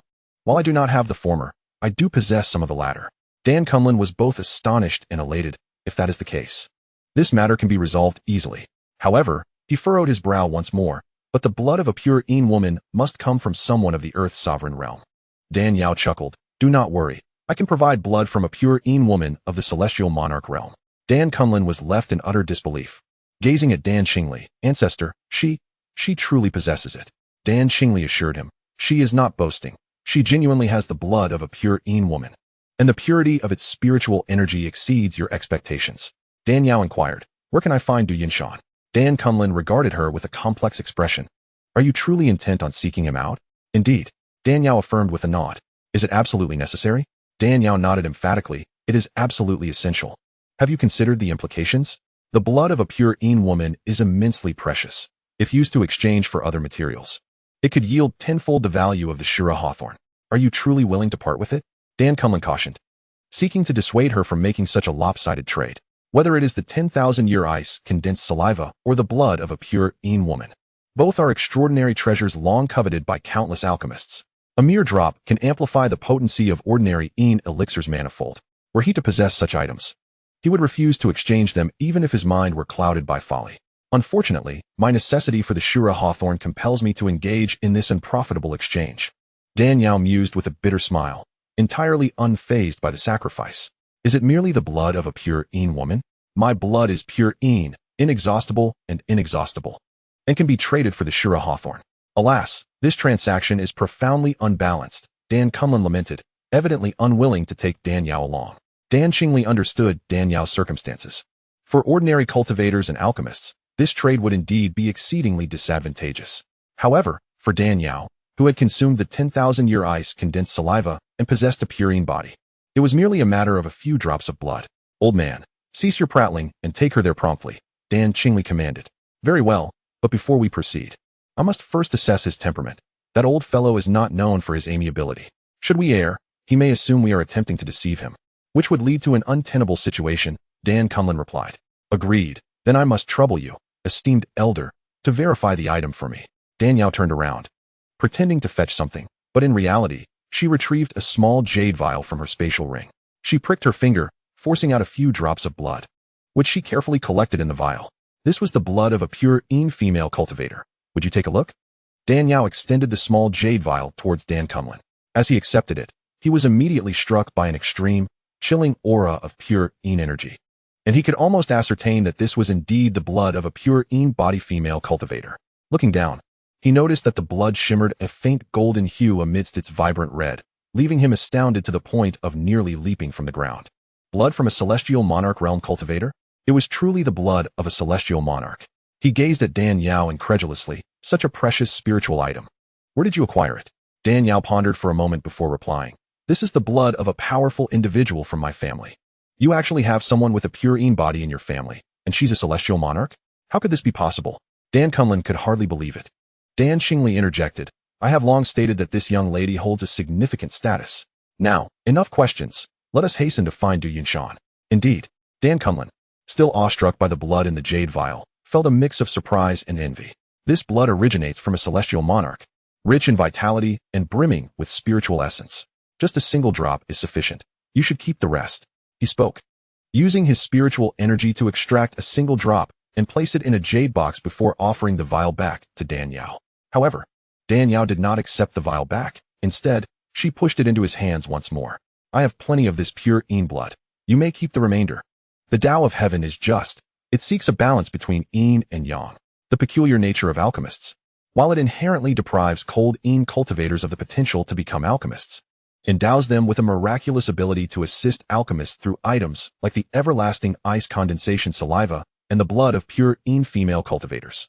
Although alchemists primarily utilize pure yang energy in their craft, the presence of pure attributes can temper the volatility of pure yang, resulting in superior quality elixirs.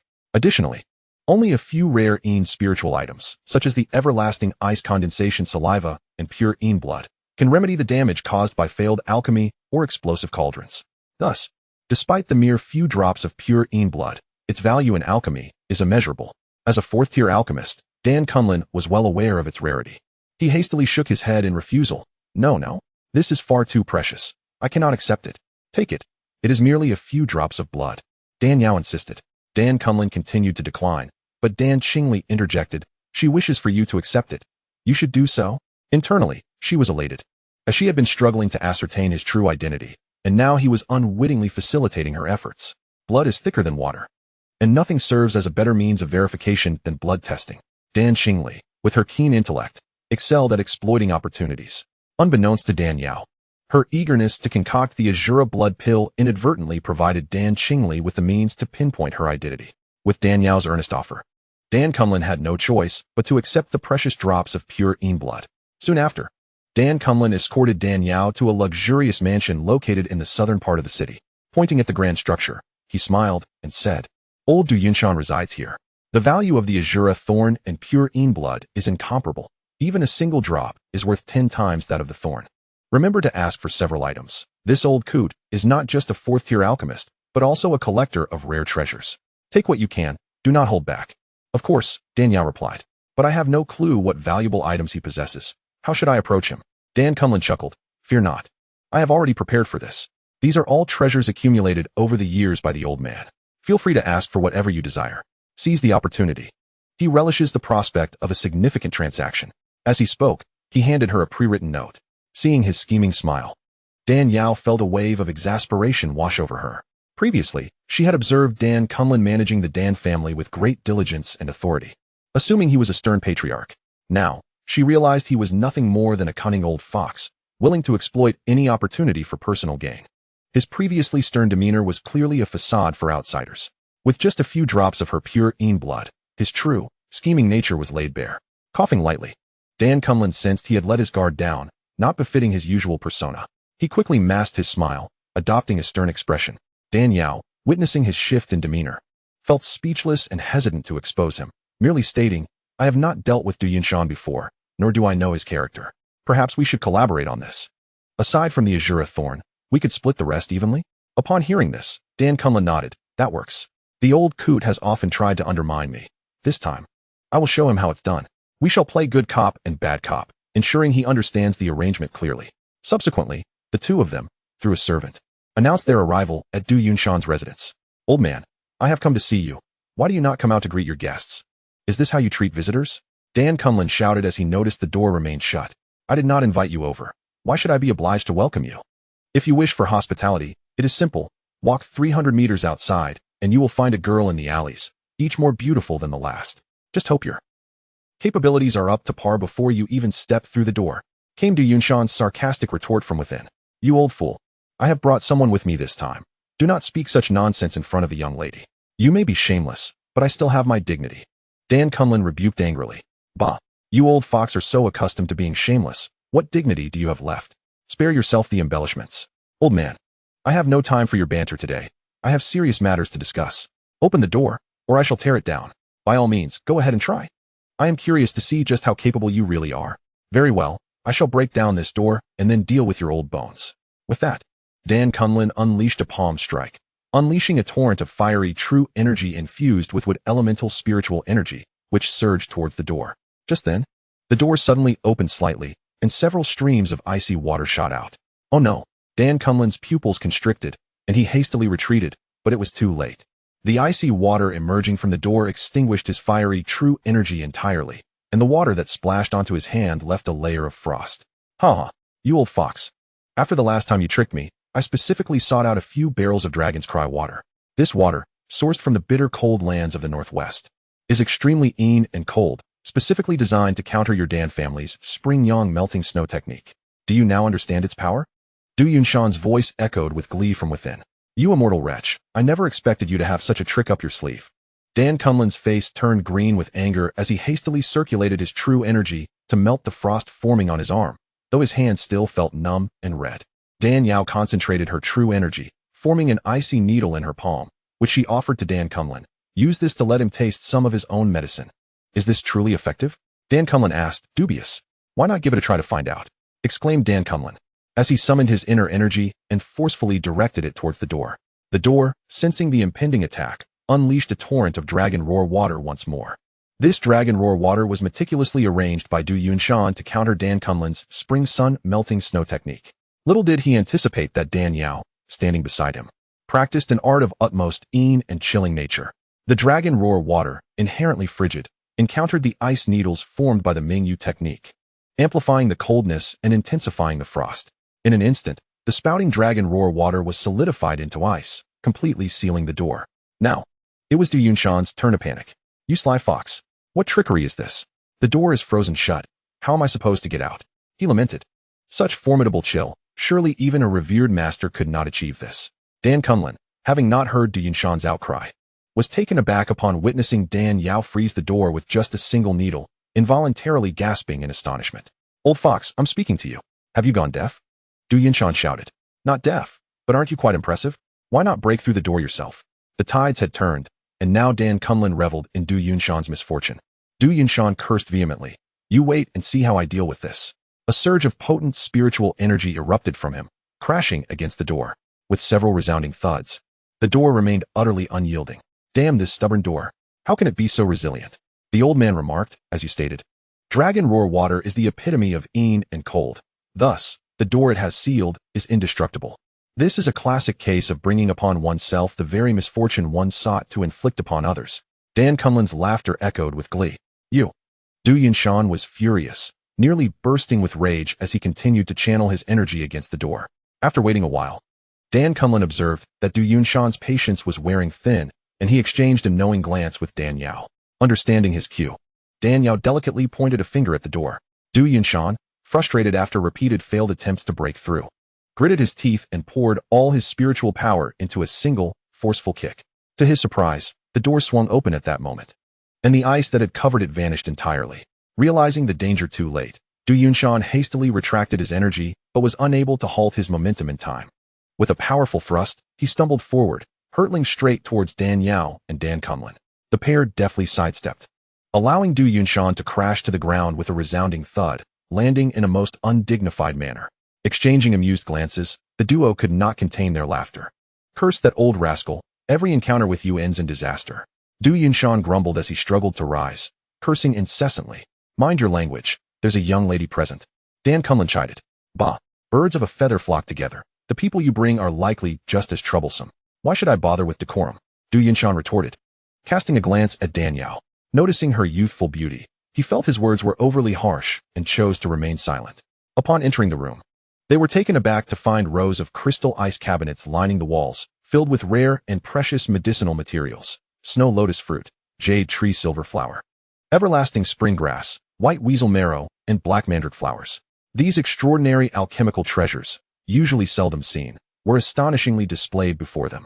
Previously, when Dan Yao had concocted the pure small pill, she had struggled to procure the snow jade ice lotus, yet here it was, a single specimen, on display. Dan Kunlun glanced at Dan Yao, his eyes seemingly conveying the message. "Did I not tell you that this old fellow is a great collector? Now do you believe me? Remember to put on a show. Seize the opportunity to strike when you can." Dan Yao nodded, a sly smile gracing her lips as she regarded Du Yunshan with the gaze of a predator eyeing a plump lamb. "What are you staring at, young lady? Surely you aren't plotting something nefarious?" Du Yunshan remarked, his keen eyes catching the exchange between Dan Yao and Dan Kunlun, raising his guard. "Why would I? You are a formidable master of the Dongxi realm, and I am but a little girl. What wicked plans could I possibly conceive?" Dan Yao replied, her smile innocent yet cunning. "Indeed, even if you wished to, you lack the means to escape this place," Du Yunshan mused, oblivious to the fact that this seemingly delicate girl before him was renowned as the frost and snow sovereign of the eastern domain. Despite having been tricked earlier, he believed Dan Kunlun to be behind the ruse. "Enough of this banter, you two. Speak plainly, or let loose whatever you desire. I still have alchemy to pursue, so do not waste my time." Du Yunshan interjected impatiently. "Huh, you an alchemist? Your spiritual senses are in such disarray. How could you possibly concoct anything? It's like a eunuch visiting a brothel, engaging in utterly nonsensical pursuits." Dan Kunlun scoffed, rolling his eyes. "You old fool, always picking at my wounds. Do you dare to challenge me?" Du Yunshan shot back. "Come then. Though my senses are wounded, my cultivation remains intact. Dealing with you is still well within my capabilities." As the two elders glared at each other, ready to clash, Dan Yao quickly interjected, "Enough? Let us speak of serious matters." "Serious matters? What serious matters?" Du Yunshan's eyes lit up, fixating on Dan Yao. "You girl, do you have something valuable to sell me?" "Not exactly. I wish to propose a trade," Dan Yao replied. "A trade?" Du Yunshan paused, intrigued. "What do you wish to trade?" "I heard from Elder Dan that you possess Shurathorn." Before Dan Yao could finish, Du Yunshan vigorously shook his head. No. What's Shurathorn? I have no such thing. Do not listen to this old fool's nonsense. Old man, stop pretending. I saw it with my own eyes back in the day. How could you possibly not have it? Quit trying to deceive me." Dan Kunlun chuckled. "Begone, you old scoundrel. Always undermining me. There is simply no Shurathorn here." Du Yunshan, flustered and angry, attempted to usher them out. "Getting us to leave won't be so simple." Dan Kunlun smirked. "Humph, you think you can just take the Shurathorn from me? Not a chance." Du Yunshan retorted defiantly, his anger flaring. He then shot a glance at Dan Yao. "The Shurathorn is my most prized possession. I nearly perished in the molten lava of the polar ice fields to obtain it. Even if it cost me my life, I would never part with it." "Elder Du, do not speak so definitively. In this world, there are no trades that cannot be made, only prices that cannot be met. How can you be so sure that I do not possess something you desire?" Du Yunshan scoffed, but remained skeptical, doubting that a young girl like Dan Yao could offer anything of true value in exchange. However, Dan Yao was well aware that the items Du Yunshan coveted most were the eternal ice essence and purine blood. Acquiring either could enable him to find someone to concoct the life creation pill to restore his spiritual senses and reclaim his status as an alchemist.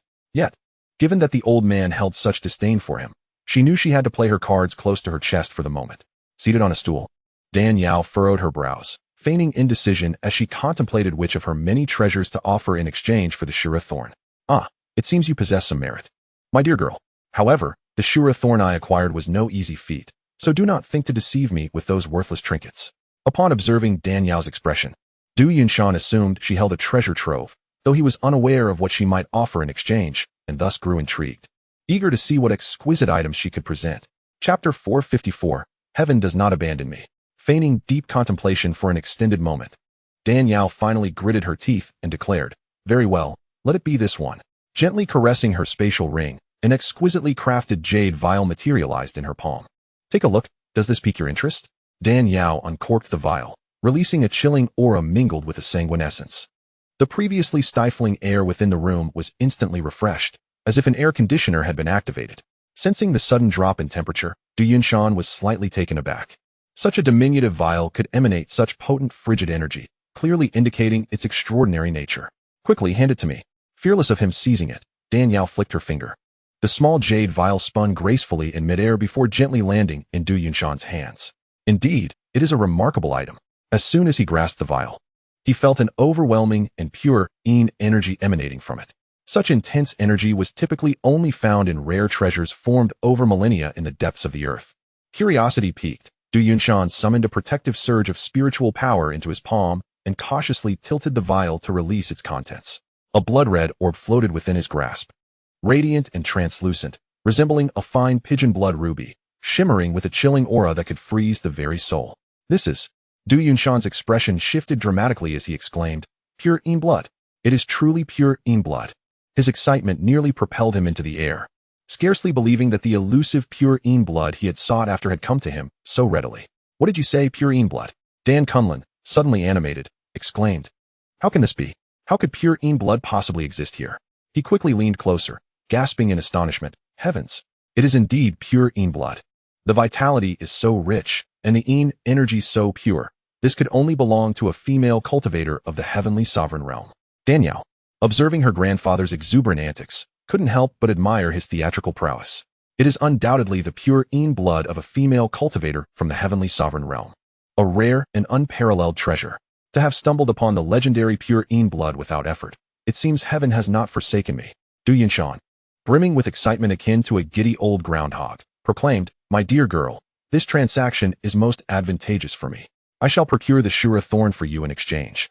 The Shura thorn for a drop of pure blood from a heavenly sovereign realm cultivator was already an immense bargain. Moreover, this single drop contains substantial heavenly sovereign spiritual energy. If it could be used in alchemy to forge the life creation pill, he could not only restore his consciousness and reclaim his identity as an alchemist, but might even ascend further. Fearing Dan Yao might have second thoughts, he hastily reached into his spatial ring to retrieve the Shura thorn. However, just then, Dan Kunlun's shadow flickered as he snatched the blood orb from Du Yunshan's grasp. Casting a faint glare at Dan Yao, "Why didn't you inform me that you possessed the pure blood of a heavenly sovereign female cultivator? Had I known earlier, I would not have brought you to seek this old fellow." Dan Yao smiled and replied nonchalantly, "My family provided me with a plethora of items. How was I to know this was the blood of a heavenly sovereign female cultivator? Is it truly that valuable? Can it be exchanged for the Shura thorn?" "Indeed, it is of comparable value to the Shura thorn, making it a most fitting exchange," Du Yunshan smiled, resembling a wolf in grandmother's clothing trying to deceive Little Red Riding Hood. Dan Kunlun, witnessing the exchange, chuckled lightly. "Old Du, in your youth, you had us old fellows completely under your thumb, bestowing all your fine treasures upon us. Now, in your old age, you wish to deceive a young girl. This is rather unbecoming of you. If you remain silent, no one will mistake you for a mute." Du Yunshan shot back at Dan Kunlun, but continued to smile. "My dear girl, do not heed this old scoundrel's nonsense. Although the pure blood of a heavenly sovereign female cultivator is rare, my Shura thorn is not easily obtained either. Let me explain, its growth is rather unique. No matter how challenging it may be to procure, its worth is merely 1/10 that of the pure blood. This old rascal is trying to dupe you." Dan Kunlun interjected with a smirk. "Old rascal? Would it kill you to refrain from undermining me?" Du Yunshan retorted angrily. "Who is undermining you? I merely wish to ensure that no one takes advantage of the young lady." Dan Kunlun laughed, winking at Dan Yao. "My dear girl, do not listen to this old fellow's trickery. Had it not been for his reckless passion for alchemy in his youth, I would not have been duped by him time and again. Old scoundrel you." Du Yunshan was incensed, but then a thought struck him, and he burst out laughing. "Ha! You truly are more cunning than a ghost. I nearly fell for your trap. You keep undermining me. Perhaps you have set your sights on this drop of pure blood as well?" "Indeed, Dan Cumlin admitted candidly, I have my eyes on it. This pure Een blood is an unparalleled boon for alchemy, especially that of a heavenly sovereign female cultivator. Just a smidgen added during the refining process could exponentially enhance the quality. Such a fine item should not be overlooked. Alchemy, in essence, is akin to cooking. When frying, the temperature of the oil is crucial. If the oil is too hot, the exterior burns while the interior remains raw. Conversely, if the oil is too cool, the food absorbs too much grease, becoming overly greasy and unpalatable. Only by meticulously controlling the temperature can one create the perfect indulgence. Similarly, in alchemy, it is not merely about raising the temperature. The addition of pure Een blood can form a protective layer of cold energy around the pill, ensuring even heating and achieving the delightful effect of a perfectly fried dish, thereby maximizing the medicinal efficacy. Dan Cumlin continued to entice, my dear girl.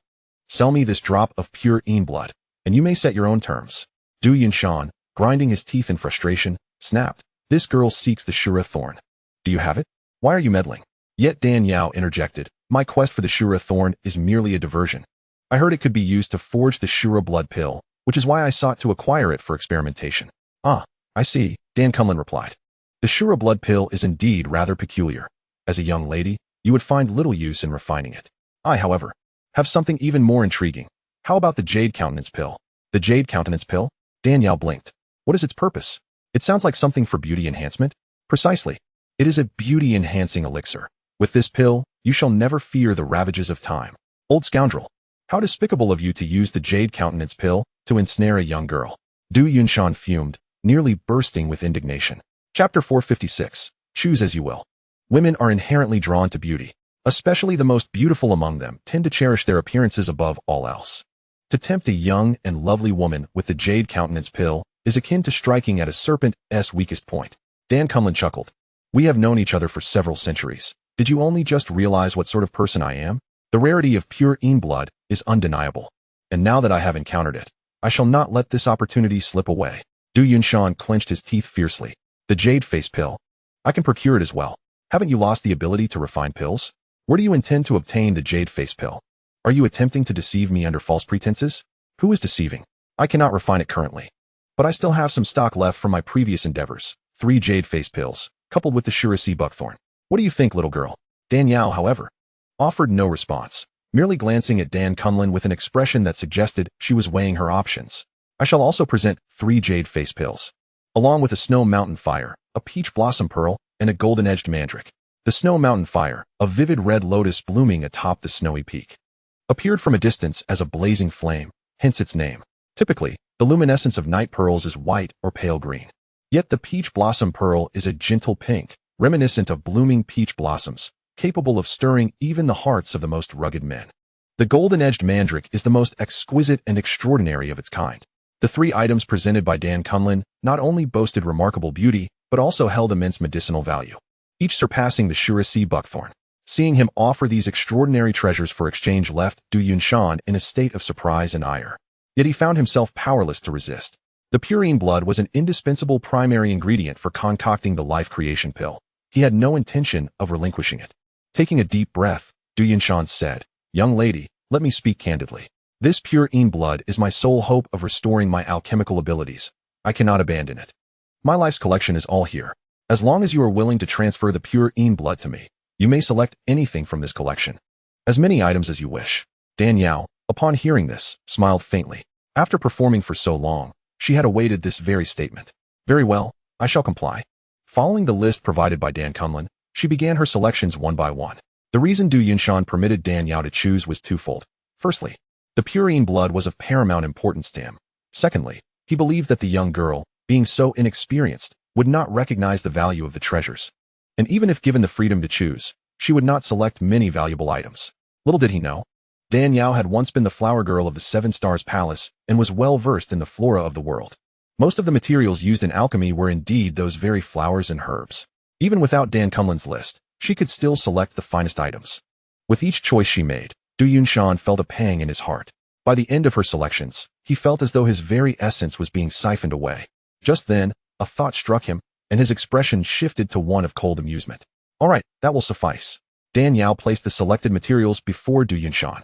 Upon seeing this, Dan Cumlin feigned surprise. Goodness, such a wealth of treasures. The little girl has quite the discerning eye. Of course. You need only look at who I am. Dan Yao replied with a proud smile. The two were working in perfect harmony, aiming to lead Du Yunshan into a clear trap. However, unexpectedly, Du Yunshan snatched back the materials that Dan Yao had selected. Old man, what does this mean? Dan Kunlun furrowed his brows. Chapter 457, The Revelation. Du Yunshan replied coldly, what do you mean? Do you not understand? You two are playing me like a fool, thinking I would fall for your tricks?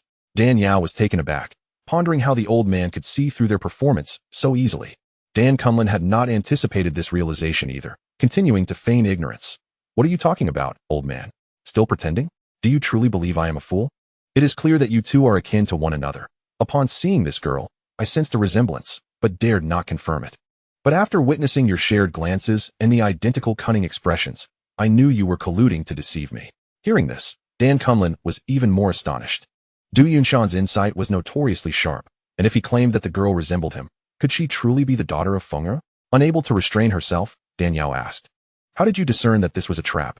Was it merely because our expressions were similar? Du Yunshan replied, of course, it is not just that.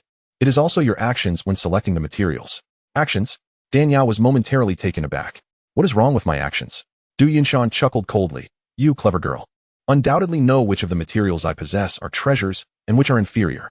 The issue lies in the fact that you deliberately avoided several rare and essential materials while selecting.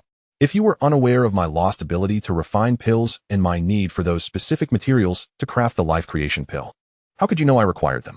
Dan Yao, intent on outmaneuvering Du Yunshan, overlooked the fact that the life creation pill was not a common formula, but rather one that Du Yunshan had painstakingly acquired through numerous connections. Naturally, only a select few old friends with a deep bond with Du Yunshan would know what materials were necessary for its creation. Had it not been for Dan Kunlun's prior warning, how would a mere girl like her know the formula's components and consciously avoid those specific items during her selection?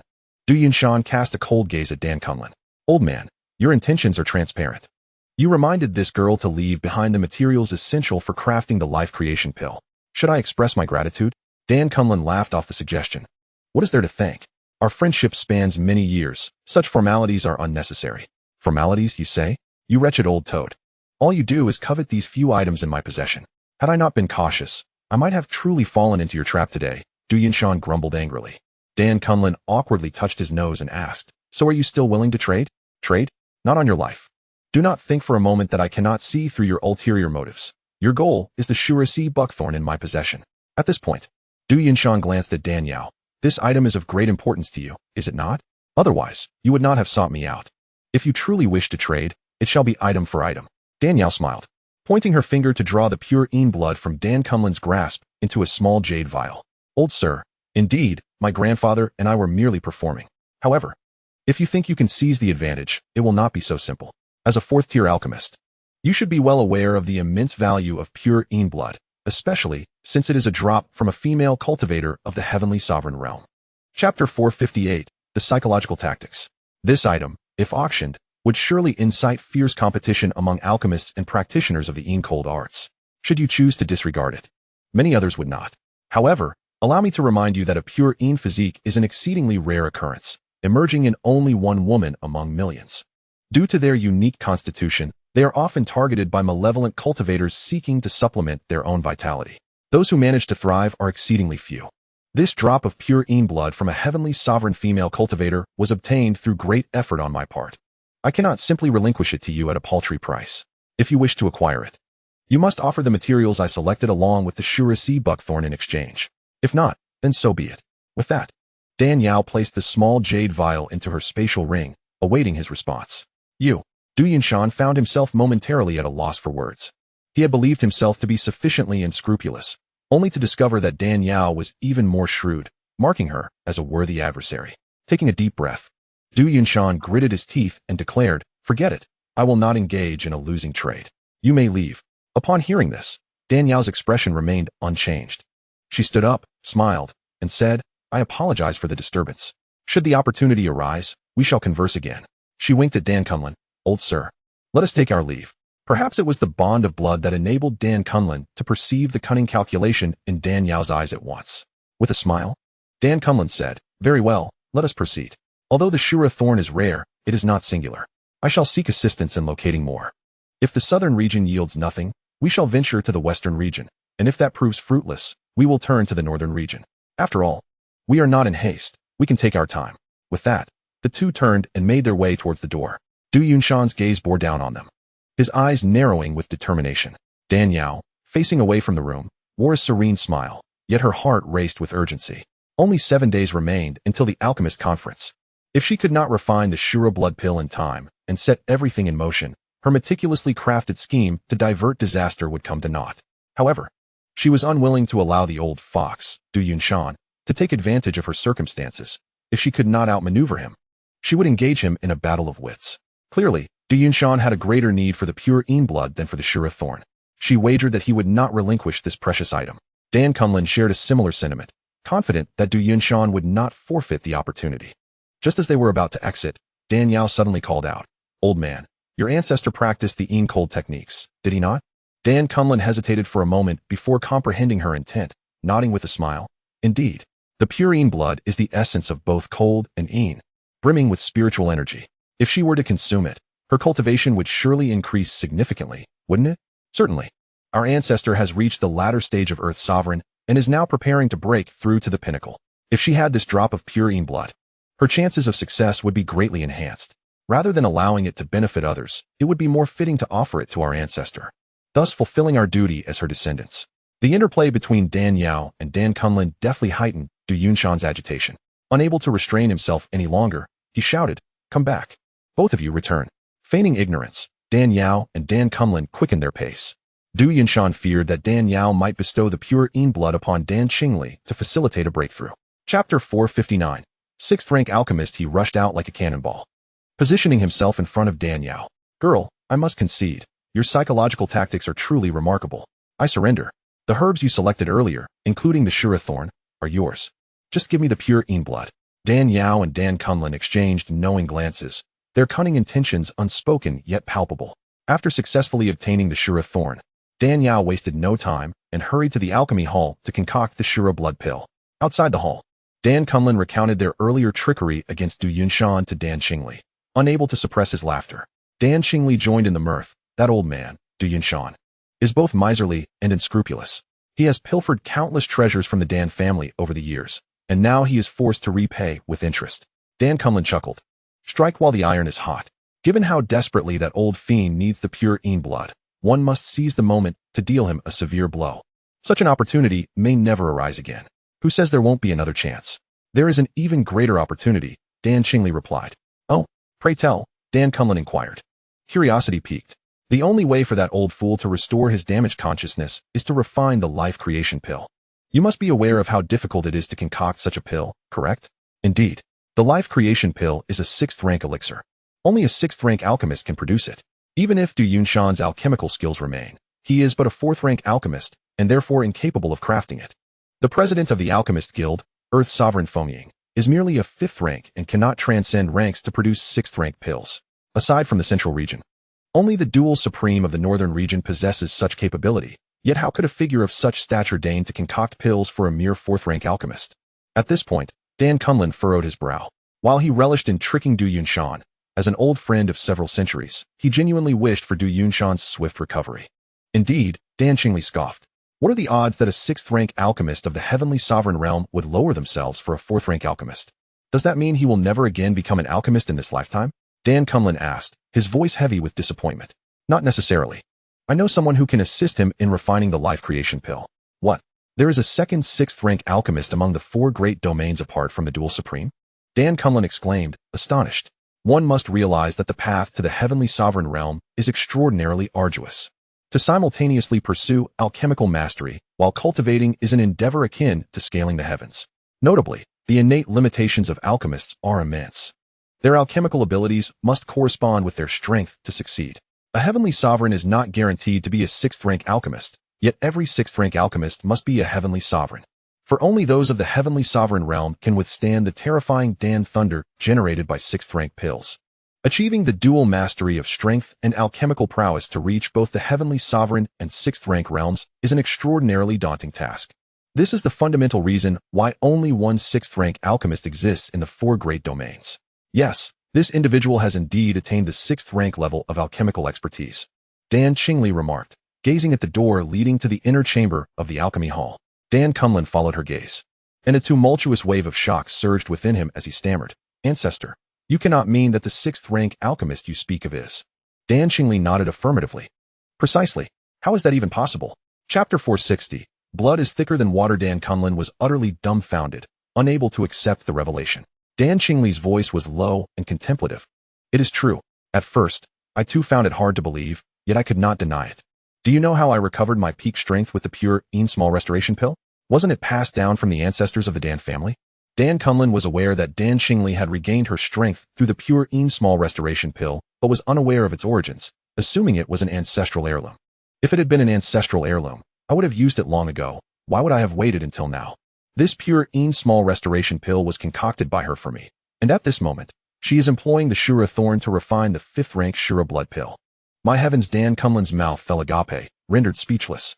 Alas, I have lived for nearly 1,000 years, believing I had seen it all, only to realize what true genius is upon encountering her. Dan Qingli remarked with a faint smile. Dan Kunlun murmured, "A sixth-rank alchemist corresponds to the strength of a heavenly sovereign. Does that imply she is also a formidable heavenly sovereign? To break through to the heavenly sovereign realm would require several millennia of arduous cultivation. Thus, she could not possibly be Feng'er's daughter." Dan Qingli shook her head. "Not necessarily. This girl possesses a talent so terrifying that it surpasses the confines of human imagination. We cannot apply conventional reasoning to gauge her age. When I first beheld her true form, I was taken aback, and due to her power, I was unsure of her age, which left me in a state of confusion." Dan Kunlun inquired, "How then shall we assess her? Blood is thicker than water. The bonds of blood are unbreakable. You still possess a few drops of pure blood, do you not? The simple act of bloodletting to ascertain kinship is not something I need to instruct you on, is it?" Dan Kunlun's eyes lit up. "Of course. How could I have forgotten about the blood test for kinship? I shall prepare a hot concoction to dissipate the cold energy from my blood and perform the blood test for kinship with her." He hurriedly set off to make the necessary preparations. "Wait." Dan Kunlun halted in his tracks. "Ancestor, is there anything else?" Dan Qingli gazed contemplatively at the golden shimmer reflecting off the roof, her eyes slightly squinted. With her keen intellect, she had undoubtedly surmised the connection between herself and the Dan family. The reason for her reluctance to acknowledge it must stem from some deep-seated concern. After you confirm her identity through the bloodline test, do not rashly reveal this matter, lest it lead to embarrassment for both parties. It seemed as if she was lost in distant memories, the bonds of blood, both the warmest and the most painful. An enemy's betrayal inflicts physical pain, while a family member's betrayal wounds both body and soul. As someone who has experienced this, I understand better than anyone. She has wandered alone, weathered storms and tribulations. Arriving at her current state, I fear she, like me, has grown indifferent to the notion of familial ties. Dan Qingli cast a sidelong glance at Dan Kunlun, a chilling depth in her gaze. "I harbor a profound hatred for the Dan family. Had it not been for the fact that your lineage was left behind by my brother, I would have long since annihilated you all. Thus, do not think to bind her with the chains of blood relations. Otherwise, I cannot guarantee she will not become a second Dan Qingli. Do you understand?" Dan Kunlun shivered, his body trembling. "I understand. Furthermore, until she chooses to disclose her identity herself, do not divulge any information regarding her origins. And certainly do not let Du Yinshan know she is a sixth-grade alchemist." Chapter 461. A Genuine Contest. "Yes, Ancestor." Dan Qingli both smiled and sighed. A century-old celestial monarch. Unprecedented throughout history. I must say, this girl is remarkably blessed, so cherish her well. Dan Yao remained unaware that Dan Kunlun had already confirmed her identity through the bloodline test. After spending an hour refining the Azura blood pill, she proceeded to the next phase of the plan. "What did you say? You wish to take a look at the secret formula for the pure yang great returning pill?" Dan Qingli was taken aback by Dan Yao's unexpected request. "Indeed." Dan Yao nodded vigorously. Dan Qingli furrowed her brow. "Why would you want to borrow this? The alchemy competition begins in just a few days. With your alchemical skills, the champion title is within easy reach. Why the rush?" "The specifics of my need I cannot disclose. I truly am in urgent need and cannot wait until the alchemist conference." Dan Qingli pondered, wondering if this girl feared exposure of her identity and was unwilling to forego the formula for the pure yang great returning pill, hence her desire to acquire it. Oh, her scheme is quite clever. Yet, as they say, no plan is without flaw. Your pure blood has already given you away. Dan Qingli shook her head, a look of difficulty on her face. The pure yang great returning pill is an exceedingly precious sixth-grade elixir. Even a single pill can enhance the cultivation of a yang-oriented practitioner by a millennium. The Alchemist Guild treasures this concoction immensely. The emperor has written numerous times to the guild leader, Xie, hoping to reclaim this formula for the royal family, only to be rebuffed by that old curmudgeon. If even the esteemed Yin royal family is met with such resistance, one can only imagine the fate of others. She paused, then added, moreover, with the alchemist competition imminent, should the formula for the pure yang great returning pill leak at this critical juncture, the so-called champion prize would swiftly turn into a farce, bringing disgrace upon the alchemist guild. Such severe consequences, no one can bear. Dan Yao furrowed her brow in worry. Do not even think of resorting to violence to seize the formula from the alchemist guild. They have stood firm in the southern region for hundreds of thousands of years, their foundation far surpassing any other force. Although weakened by the changes in spiritual energy and loss of strong practitioners, the guild's ancient sanctuaries still harbor formations left by powerful beings of the spirit platform realm. The formula for the pure yang great returning pill is concealed within these formations, and with your current spiritual power, you cannot decipher it.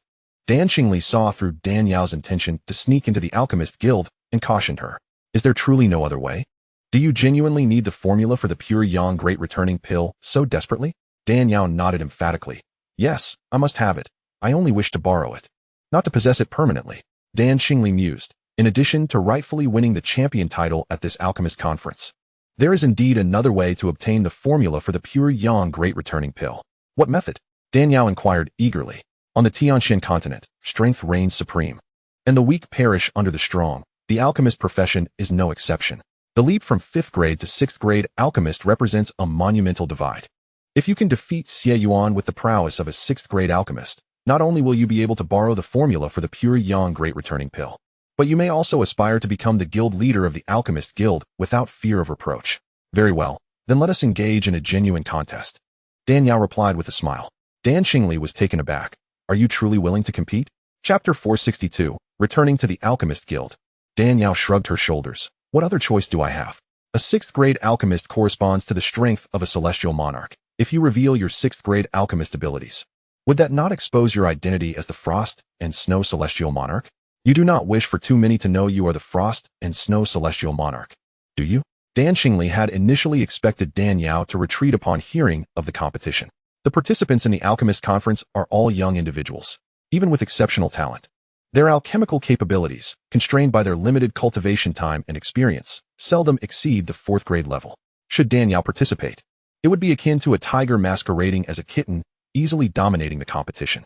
However, directly confronting the guild leader, Xie Yuan, was another matter entirely. That old man is a master of alchemy, renowned as the foremost alchemist in the southern region.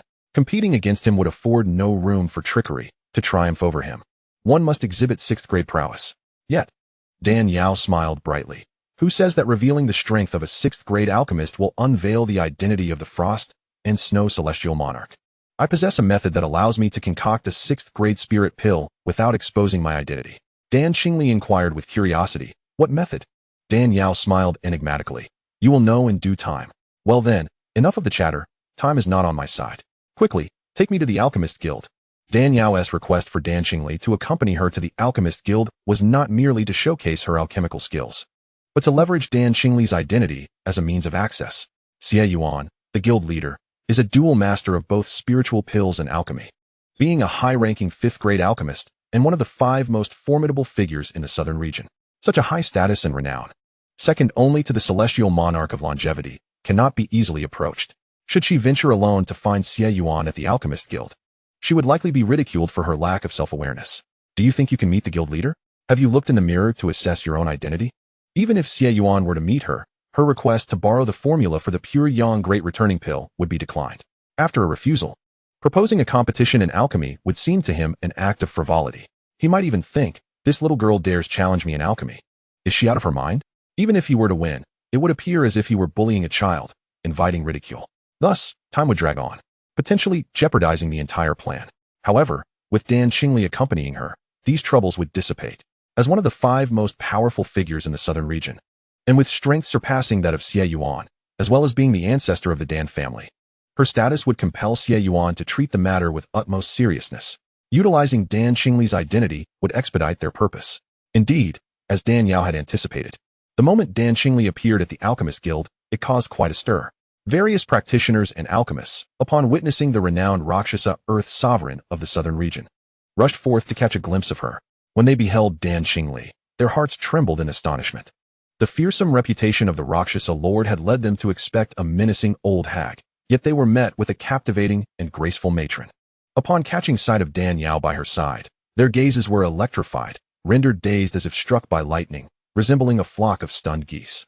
Xianxiang, transformed into a cat and perched upon Dan Yao's shoulder, couldn't help but bare his teeth at the multitude of men fixated on her, wishing fervently to unsheath his claws and gouge out their eyes. Chapter 463, Courtesies. The members of the Alchemist Guild, upon witnessing the arrival of the Rakshasa Lord, hurriedly rushed forth to extend their greetings. Dan Xingli wasted no time, directly inquiring, "Where's your guild leader? I have matters to discuss with him." "Esteemed Lord, the guild leader is currently in the Alchemy Hall, conferring with several elders regarding the regulations for the upcoming Alchemist Convention," the attendant replied, visibly anxious. "Oh, is that so? Very well then, find a place for us to sit. Let that old curmudgeon finish his meeting, and then he can come catch up with me." Even though Xie Yuan was the weakest among the 5 great lords, his unique status as a 5th-tier alchemist instilled a sense of caution in Dan Xingli, who refrained from acting recklessly within the confines of the Alchemist Guild. "Yes, I shall inform the guild leader at once. Please, both of you, rest here for a moment." The attendant promptly escorted Dan Yao and Dan Xingli to the VIP room, serving them tea and spiritual fruits. Before long, an elderly man clad in a gold-trimmed alchemist robe, adorned with 5 flames poised for flight, approached. He was followed by a group of individuals, both middle-aged and elderly, exuding an air of authority and sharpness, unmistakably high-ranking alchemists. Dan Yao recognized one of them as Du Yunshan, who, upon spotting her, shot her a glare filled with animosity. Dan Yao stifled a laugh, though she found it difficult to contain herself. "It has been over a century, yet you remain as charming as ever," Xie Yuan remarked with a smile directed at Dan Xingli. "And you have not changed at all," Dan Xingli replied coolly. Aging. Xie Yuan shook his head. Dan Yao observed the warmth in Dan Xingli's interaction with Xie Yuan, in stark contrast to the hostility she displayed toward the barbaric Lord Qin Fu, each word laced with venom. This unexpected gentleness suggested an unusual bond between the two. Curiosity, a human trait, stirred within Dan Yao. Having traversed from a modern society inundated with sensational news, her appetite for gossip grew even more insatiable. "Ah, Rakshasa Lord, it has been many years. And you seem to have grown even more enchanting." Indeed. Fame and fortune have never tarnished a gentleman. Time does not conquer beauty. You still retain the grace of your youth." The high-ranking members of the Alchemist Guild approached to pay their respects. Dan Xingli shook her head. Aging. Time favors the young. This Alchemist Convention is a stage for the youth. As for me, a woman merely waiting for death, I shall just enjoy the spectacle." Xie Yuan's gaze shifted to Dan Yao, his keen eyes sweeping over her, and he couldn't help but be taken aback. "You are?" "I am Dan Yao. Pleased to make your acquaintance," Dan Yao replied, performing a graceful bow. The onlookers couldn't help but furrow their brows. The esteemed Wind Shadow Lord held a position of great prestige, and though it was excusable for a young scion of the Dan family not to perform grand gestures of respect, how could she not even offer a respectful title? They assumed her to be a young lady of the Dan family, having arrived with Dan Xingli. However, Xie Yuan paid little heed to such formalities. He flicked his sleeve and smiled gently. At such a young age, to possess the cultivation of the Void Realm is quite remarkable, indeed. Upon hearing this, a collective gasp erupted from the crowd, their astonishment palpable. A young girl of her age, a formidable presence in the Void Realm, was indeed beyond belief. Dan Xingli, witnessing their astonishment, couldn't help but chuckle inwardly, pondering how they would react if they were to learn that she was a celestial monarch. Chapter 464. She is not your disciple? Sister Xingli, this girl possesses such ethereal, pure energy. She must be your carefully nurtured disciple. I truly envy you for having such an exceptional apprentice. Xie Yuan's discerning gaze, honed by years of experience as a 5th-tier alchemist, sensed the chilly aura emanating from Dan Yao, reminiscent of Dan Xingli, and assumed her to be a long-lost disciple. Dan Xingli was taken aback for a moment, then shook her head with a wry smile. "As a woman merely biding my time, how could I possibly cultivate such a prodigious disciple?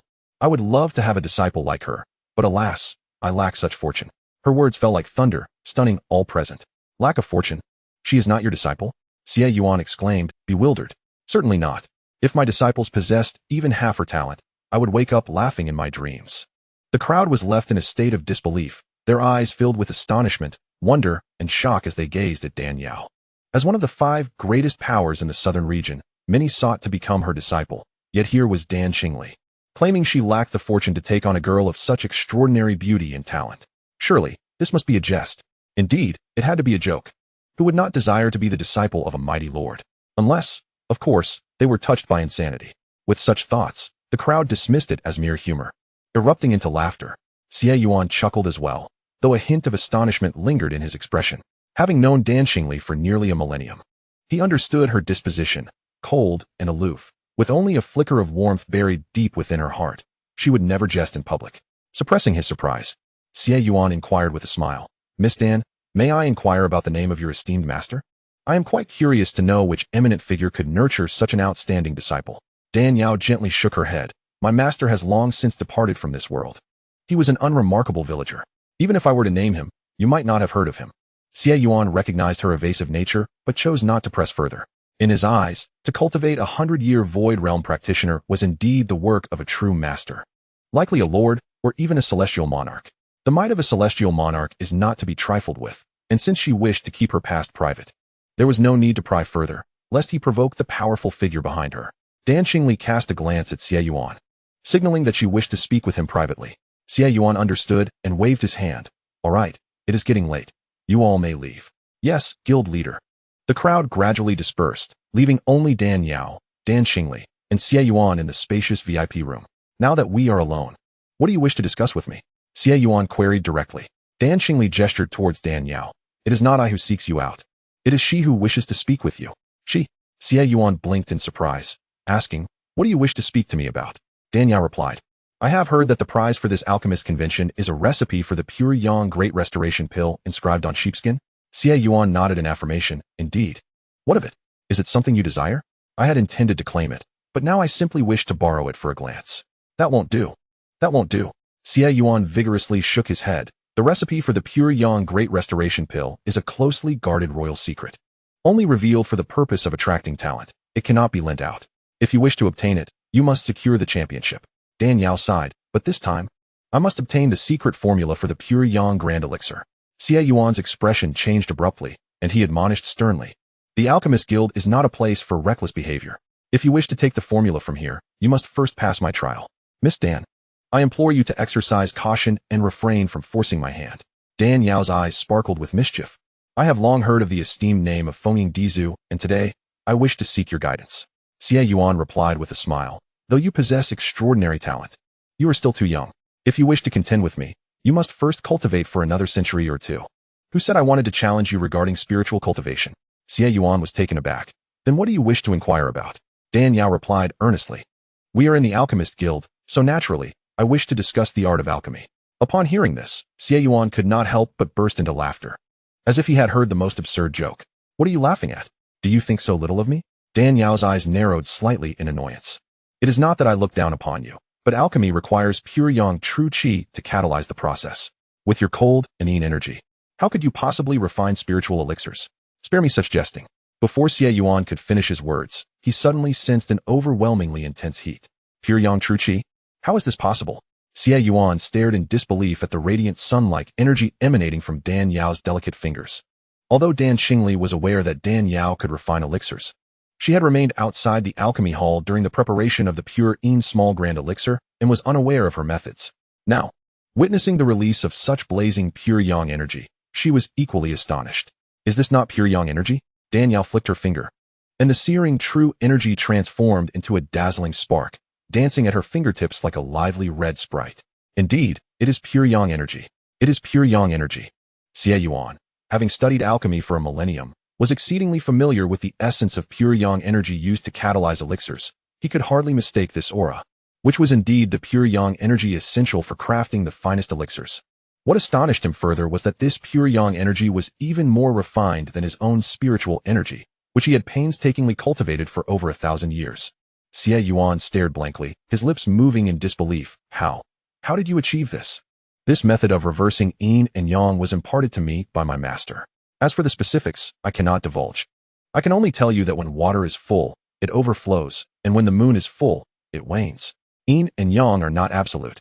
Dan Yao replied with a calm demeanor. "I see," Xie Yuan mused. "Extremes give rise to opposites. When yin reaches its zenith, it must generate fierce and violent yang energy. This pure yang energy is indeed a result of the ultimate reversal of coldness. However, For one to conceive such a principle and to create a method to reverse yin and yang, that individual must be extraordinarily remarkable. Now, do I have the qualification to compete with you? Dan Yao asked with a smile. Your ability to reverse such intense pure yang energy qualifies you to become an alchemist. But do you truly wish to challenge me in alchemy? As the foremost alchemist in the southern domain, Xie Yuan held great confidence in his abilities. Across the 4 grand domains, only the dual immortal Tianjun of the northern domain could potentially surpass him. To agree to compete with Dan Yao seemed somewhat like taking advantage of her youth. I do, Dan Yao declared resolutely. How do you propose we compete? Xie Yuan inquired. Dan Yao pondered for a moment before declaring, let us compare our true skills in alchemy, without the aid of an alchemical furnace, relying solely on our spiritual energy to refine the medicinal materials and catalyze them into elixirs. The one who produces the highest grade and quality of elixir shall be the victor. What? Refining elixirs without a furnace? Upon hearing Dan Yao's words, Xie Yuan's expression shifted once more. Indeed, no furnace, only spiritual energy for alchemy. Dan Yao articulated each word clearly.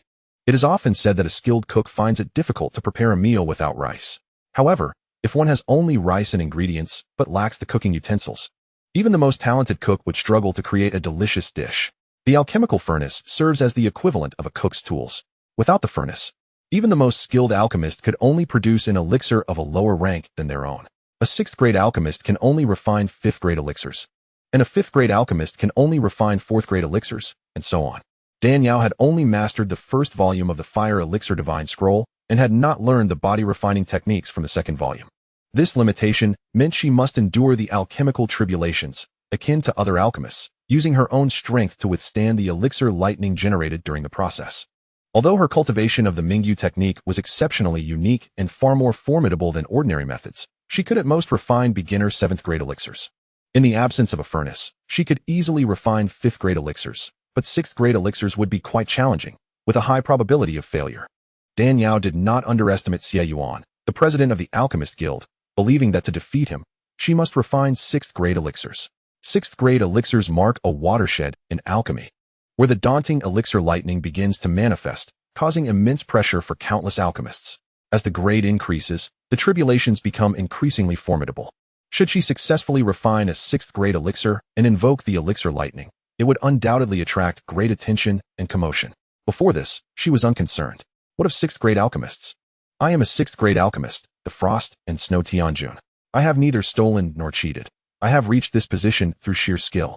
So why must I hide like a thief? If I am not allowed to remain low-key, then I shall lay my cards on the table.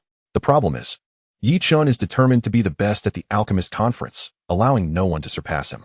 The Xiang clan is also pursuing the bridal garment divine art, and they have traced it to this very place. The current situation is akin to wolves at the front and tigers at the rear. If she draws too much attention at this critical juncture, she may become a target of scrutiny. Yi Chun might suspect her of being a fellow transmigrator due to her remarkable alchemical skills. The Xiang clan may also doubt her as someone who has inherited the bridal garment divine art, leading her to face attacks from both sides. After much contemplation, Dan Yao devised the idea of competing in alchemy without a furnace. This way, she could defeat Xie Yuan while avoiding the commotion of refining 6th-grade elixirs, 2 birds with 1 stone. Only alchemists of 4th grade or higher can forego the use of a furnace for refining elixirs. Could it be that you are also an alchemist of 4th grade or above? Xie Yuan, noticing Dan Yao's serious demeanor, could not help but voice his doubts. This individual, knowing she is a 5th-grade alchemist, still dared to challenge him to a competition in alchemy, even proposing to forego the furnace. Could it be that her alchemical prowess exceeds the 5th grade? You shall see my alchemical abilities shortly. I only ask if you dare to compete. If not, let me a glance at the secret formula for the pure Yang Grand Elixir, and I will leave at once, causing you no further trouble. What method do you propose for the competition? Xie Yuan inquired. He hesitated, not out of fear, but because he considered himself an elder. Competing in alchemy with a junior felt akin to bullying. Winning would not bring him honor. After a prolonged silence, Dan Qingli interjected, Xie Yuan, are you afraid of this girl, unwilling to compete? She swayed her head and spoke with a mocking tone. Ah, one must think. The esteemed first alchemist of the southern domain. If he were to lose to a mere girl, wouldn't that be a disgrace beyond measure? It is no wonder you would hesitate. Her words served as a provocation. If it were any other issue, Xie Yuan would remain unfazed. Yet, this was his lifelong passion, alchemy. How could he possibly maintain his composure? Fine, since we are to compete, let us do so decisively. I am eager to see just how high your alchemical skills truly are, Xie Yuan could not resist accepting the challenge. Before the competition, we must set some ground rules. Dan Yao stated. How to establish 3 agreements. First, I prefer to maintain a low profile and do not wish for my identity to be revealed. Regardless of the outcome of today's contest, you must not disclose my identity. Xie Yuan nodded without hesitation, agreed. Second, since this is a contest of skill, there must be a wager involved. If you win, I shall gift you a drop of pure yin blood. Conversely, if I win, you must lend me the parchment that contains the formula for the pure yang great rejuvenation pill for 1 hour. Pure yin blood? You possess pure yin blood? Xie Yuan was taken aback. The pure yin blood in Du Yunshan's possession came from you? How did you know? Dan Yao was somewhat surprised. That old fellow, unable to forcibly break through to the 5th tier of alchemy, suffered a backlash from the pill's energy, causing damage to his spiritual consciousness. Over the years, he has been eagerly seeking medicinal materials. Just yesterday, he rushed to me, asking when he could break through to the 6th tier of alchemy, so I could assist him in refining a life creation pill. For a 5th tier alchemist to advance to the 6th tier is far more challenging than an Earth's sovereign breaking through to a celestial monarch. How could I possibly achieve that? When I inquired about the source of the blood he had finally gathered, he gritted his teeth and revealed it was obtained from a devious young girl. And it turns out that it was you. Indeed, that drop of pure yin blood was given to him by me. Using it as a wager, what do you think? Dan Yao smiled gracefully. Why not? Pure yin blood is a coveted treasure among countless alchemists. I was contemplating waiting until the alchemist convention concludes to inquire about the owner of this substance, and unexpectedly, you have presented it to me. Since you have agreed, you must not go back on your word. Xie Yuan spoke with a serious demeanor. A gentleman's word is as unyielding as a 4-horse chariot. There is naturally no reason to retract it. If you can defeat me, not only will you be allowed to see the pure yang great rejuvenation pill, but I would also concede my position to you. Third, should anyone inquire in the future whether anyone has seen the contents of the pure yang great rejuvenation pill before the alchemist convention, you must not mention my name. A precaution is always wise. If this strategy of diverting blame fails to eliminate Yi Chun, given his vengeful nature, he will undoubtedly seek to uncover the truth and retaliate.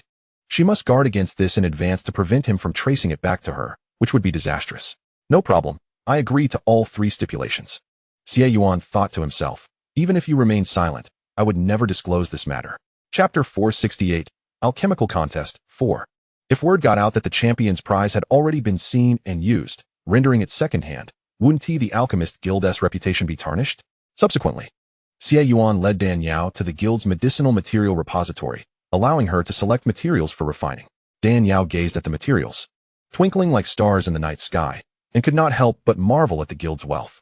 After a moment's contemplation, she began to select the necessary ingredients. Before long, she had gathered all the materials she needed. Xie Yuan observed Dan Yao and said, "Everything is ready. Shall we commence?" "Yes, let us begin." Dan Yao took a few deep breaths and nodded. As her words fell, both of them set to work simultaneously. One conjured pure yang energy to catalyze the pill fire, initiating the alchemical process. Xie Yuan, a seasoned alchemist, approached the task as if it were routine. The herbs in his hands swiftly spun, decomposed, melted, purified, and shaped, all appearing effortlessly executed.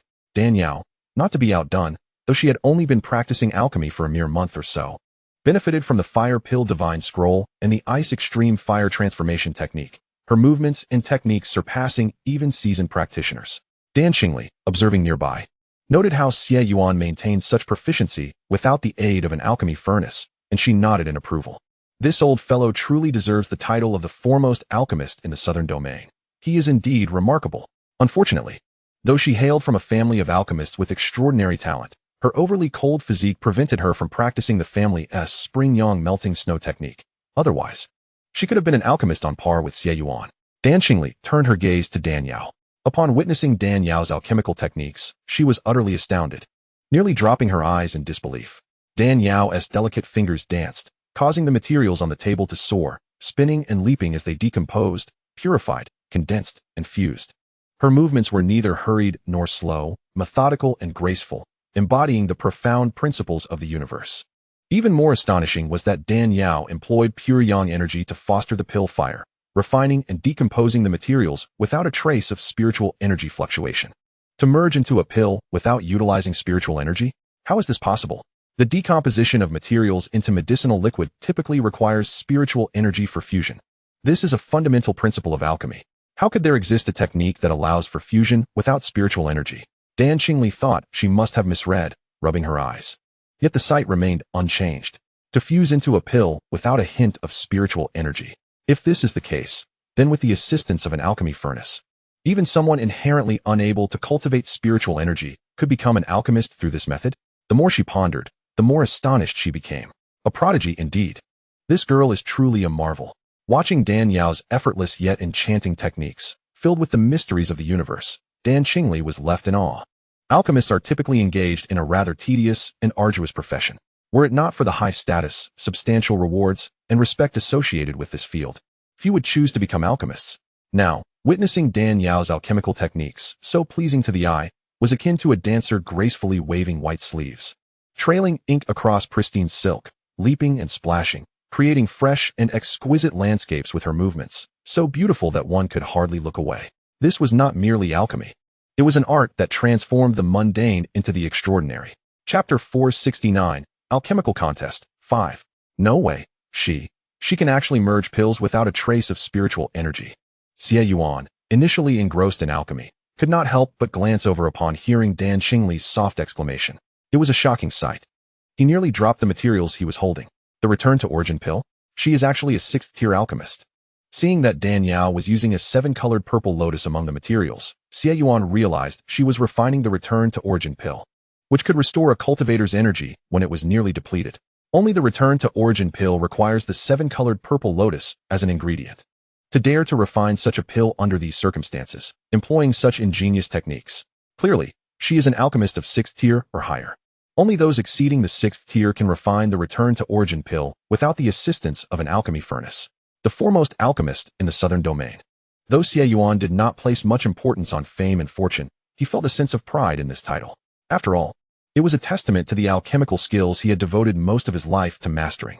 If he were to use an alchemy furnace, Xie Yuan believed he would have a 3 to 4 out of 10 chance of refining the exceedingly difficult 5th-tier return to origin pill. However, witnessing Dan Yao's astonishing alchemical prowess, Xie Yuan felt a chill run through him, acknowledging that even with a furnace, it would be challenging to surpass her. Dan Yao had managed to achieve superior results without a furnace, clearly illustrating the vast disparity in their alchemical abilities. Initially, Xie Yuan thought it somewhat unfair to compare his skills with those of a young girl. Upon witnessing Dan Yao's alchemical techniques, one could not help but reflect on the absurdity of their own previous notions. At this juncture, Xie Yuan came to the realization that Dan Yao's mastery in the art of alchemy far surpassed his own, and any further comparison would only serve to humiliate himself. Thus, he chose to cease his attempts, fixating his gaze intently on her methods. The tome she had studied, Fire Elixir Divine Scroll, was a remarkable departure from conventional alchemical practices. It was a unique synthesis of modern scientific knowledge from the 21st century, harmoniously intertwined with traditional wisdom, resulting in an unparalleled mastery of the craft. If one were to assess purely on theoretical knowledge and practical skill, Dan Yao would undoubtedly rank as at least a 9th-grade alchemist. The arduous nature of the physical training prescribed in the latter sections of the Fire Elixir Divine Scroll was excruciating, even more so than the early stages of the bridal garment technique. Additionally, Dan Yao's extraordinary innate talent rendered her exempt from the strenuous physical conditioning faced by those who were inherently incapable of cultivation. As a result, she had not pursued the latter teachings, limiting her alchemical prowess to a 6th or 7th grade. Despite the noticeable gap between her theoretical acumen and practical execution, her alchemical techniques were unmatched by any 8th or 9th grade alchemist, let alone Xie Yuan, a mere 5th grade practitioner. Knowledge knows no boundaries, and the adept are to be regarded as masters. Xie Yuan became utterly entranced, losing himself in the mesmerizing display of Dan Yao's elegant simplification of complex processes. He felt his own alchemical skills elevated, with many previously perplexing questions and obstacles resolving themselves before him. His attitude transformed from initial disdain to astonishment, ultimately culminating in profound respect. What began as a riveting duel between two distinguished alchemists had, in this moment, evolved into a singular stage dominated by Dan Yao's brilliance. As the alchemical process progressed, her techniques grew increasingly exquisite, leaving onlookers in a state of awe. Chapter 470, The Acquisition of Sheepskin. Xie Yuan discerned that the end of the process was near. If he did not seize the opportunity to observe closely, he might never again encounter such an event. And thus he became even more attentive. The purified elixir, after undergoing repeated concentrations, ultimately coalesced into a dark red pill, emanating a rich fragrance of alchemical essence. Collect. With a single command, the Guiyuan pill spun gracefully and landed in Dan Yao's hand. Upon seeing the freshly crafted guiyuan pill, Dan Yao nodded in satisfaction and glanced back at Xie Yuan, only to find him having set aside his materials, his eyes fixated on her in rapt attention. Frowning slightly, she inquired, "Why aren't you continuing? What is there to continue? Your alchemical prowess is so extraordinary. What could I possibly contribute?" Xie Yuan responded, somewhat helplessly. Dan Yao chuckled and asked, "Does this mean you concede? Encountering a genius such as yourself, what else can I do but concede?" Xie Yuan sighed, adding, "Let me see the pill you have refined."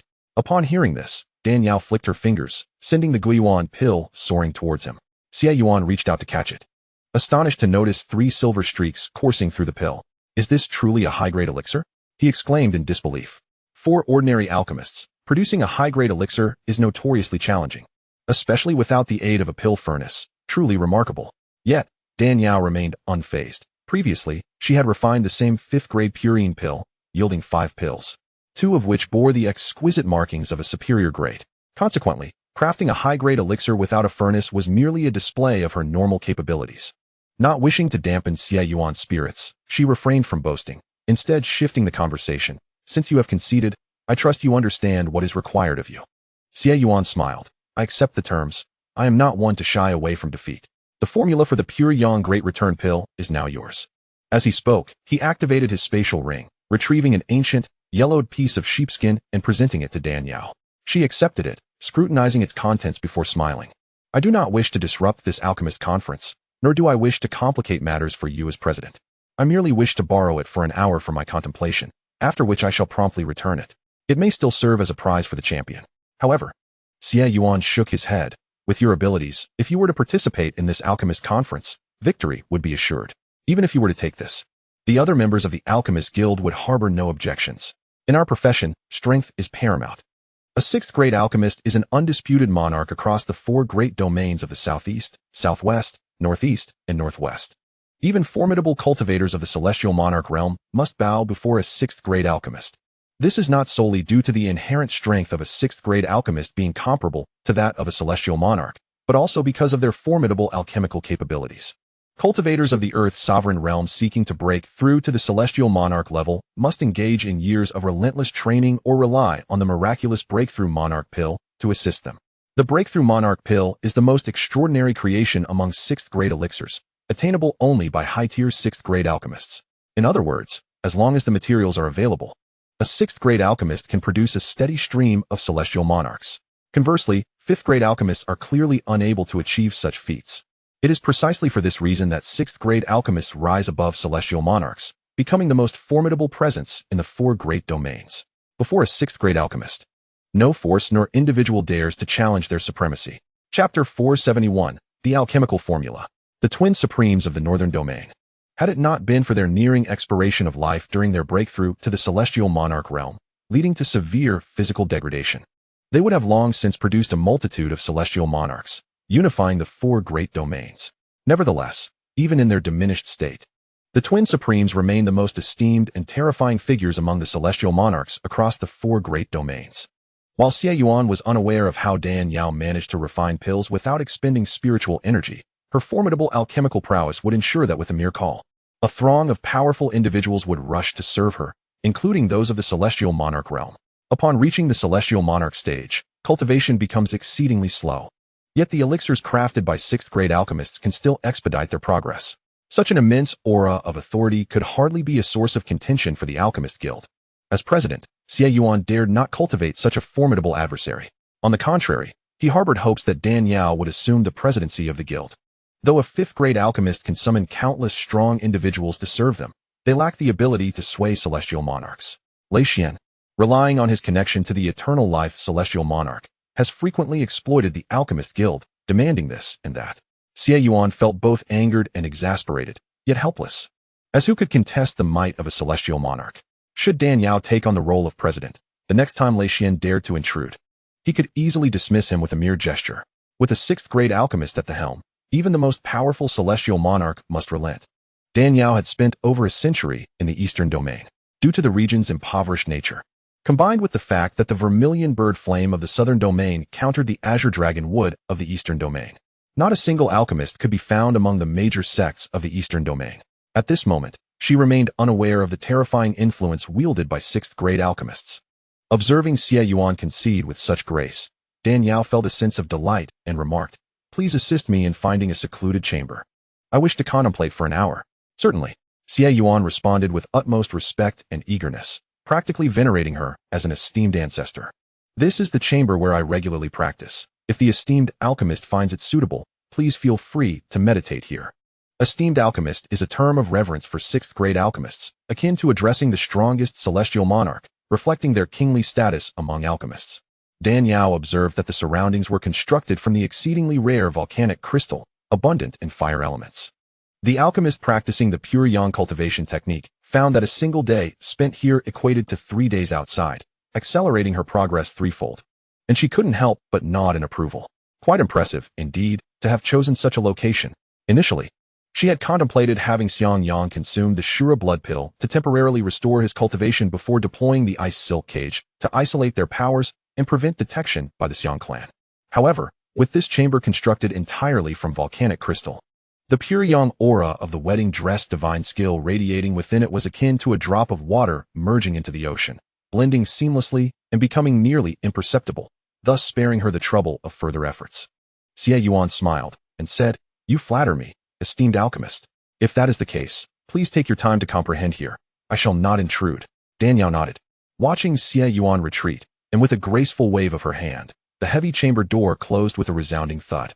Subsequently, she picked up a piece of sheepskin parchment and scrutinized it closely, a smile growing ever broader. She could hardly believe how effortlessly she could concoct the pure yang grand returning pill, which was a grade higher than the pure yin minor returning pill. The required ingredients were simple to procure, and assembling them was a trivial matter.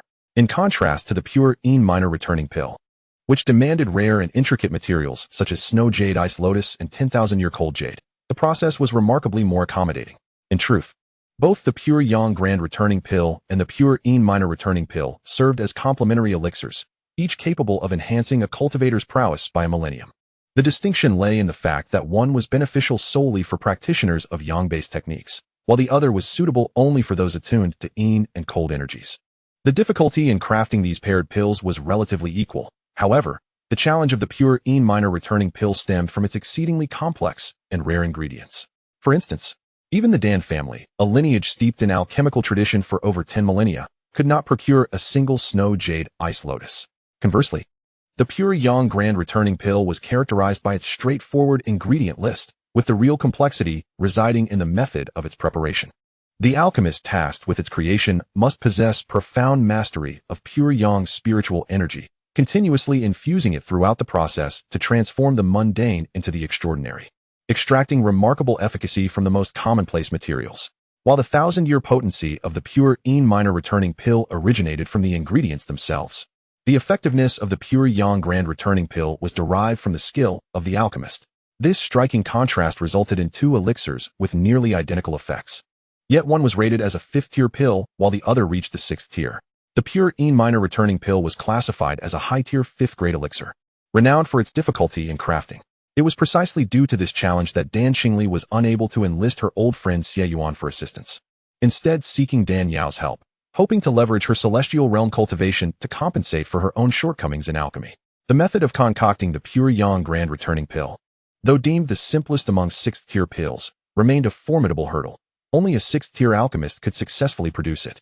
The chasm separating 5th-tier and 6th-tier alchemists was insurmountable.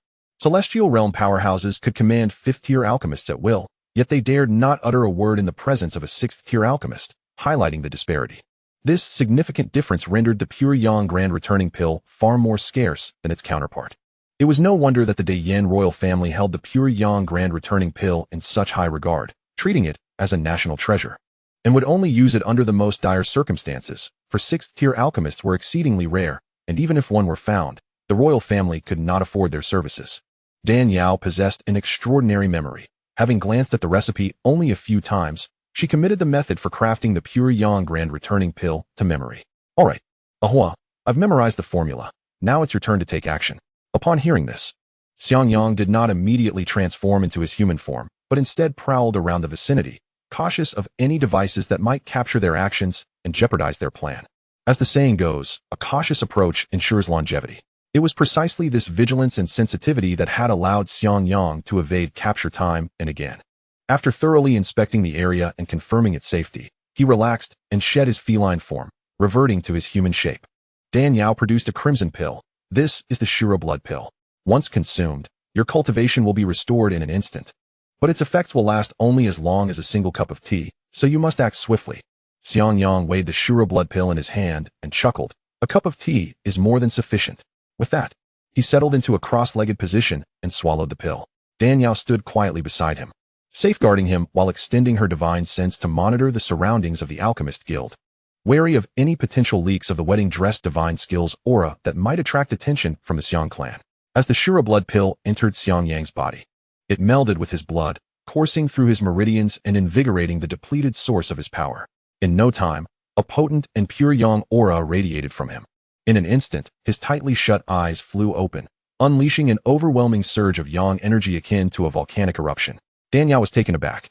She was aware that the wedding dress divine skill was a technique of unparalleled vigor and purity of spiritual energy, unmatched in the present day. Yet, she had not anticipated its power to be so formidable. She had thought her own cultivation of the Mingyu skill was formidable enough, only to realize that its potency was merely a third of that of the wedding dress divine skill. Such a discrepancy was astonishing. Was it not true that both techniques were purported to hold equal merit, reaching the pinnacle of their potential? As a mid-tier celestial realm practitioner, she and Xianxiang shared the same realm before his power surge. Why, then, was there such a vast difference in spiritual energy? Could it be that she had been practicing a counterfeit version of the Mingyu skill? Unable to contain her curiosity, Dan Yao inquired of the system. What is the explanation for this? Perhaps finding it too cumbersome to elaborate, the system provided her with a textual explanation. After perusing it, Dan Yao experienced a moment of clarity. The opening of the Mingyu skill proclaimed itself as the strongest in the world, asserting that one who trained in it would be invincible at the same level. The manual for the wedding dress divine skill similarly claimed to be the mightiest, asserting its supremacy over earthly and celestial realms alike. Such assertions brought to mind the idiom of self-contradiction.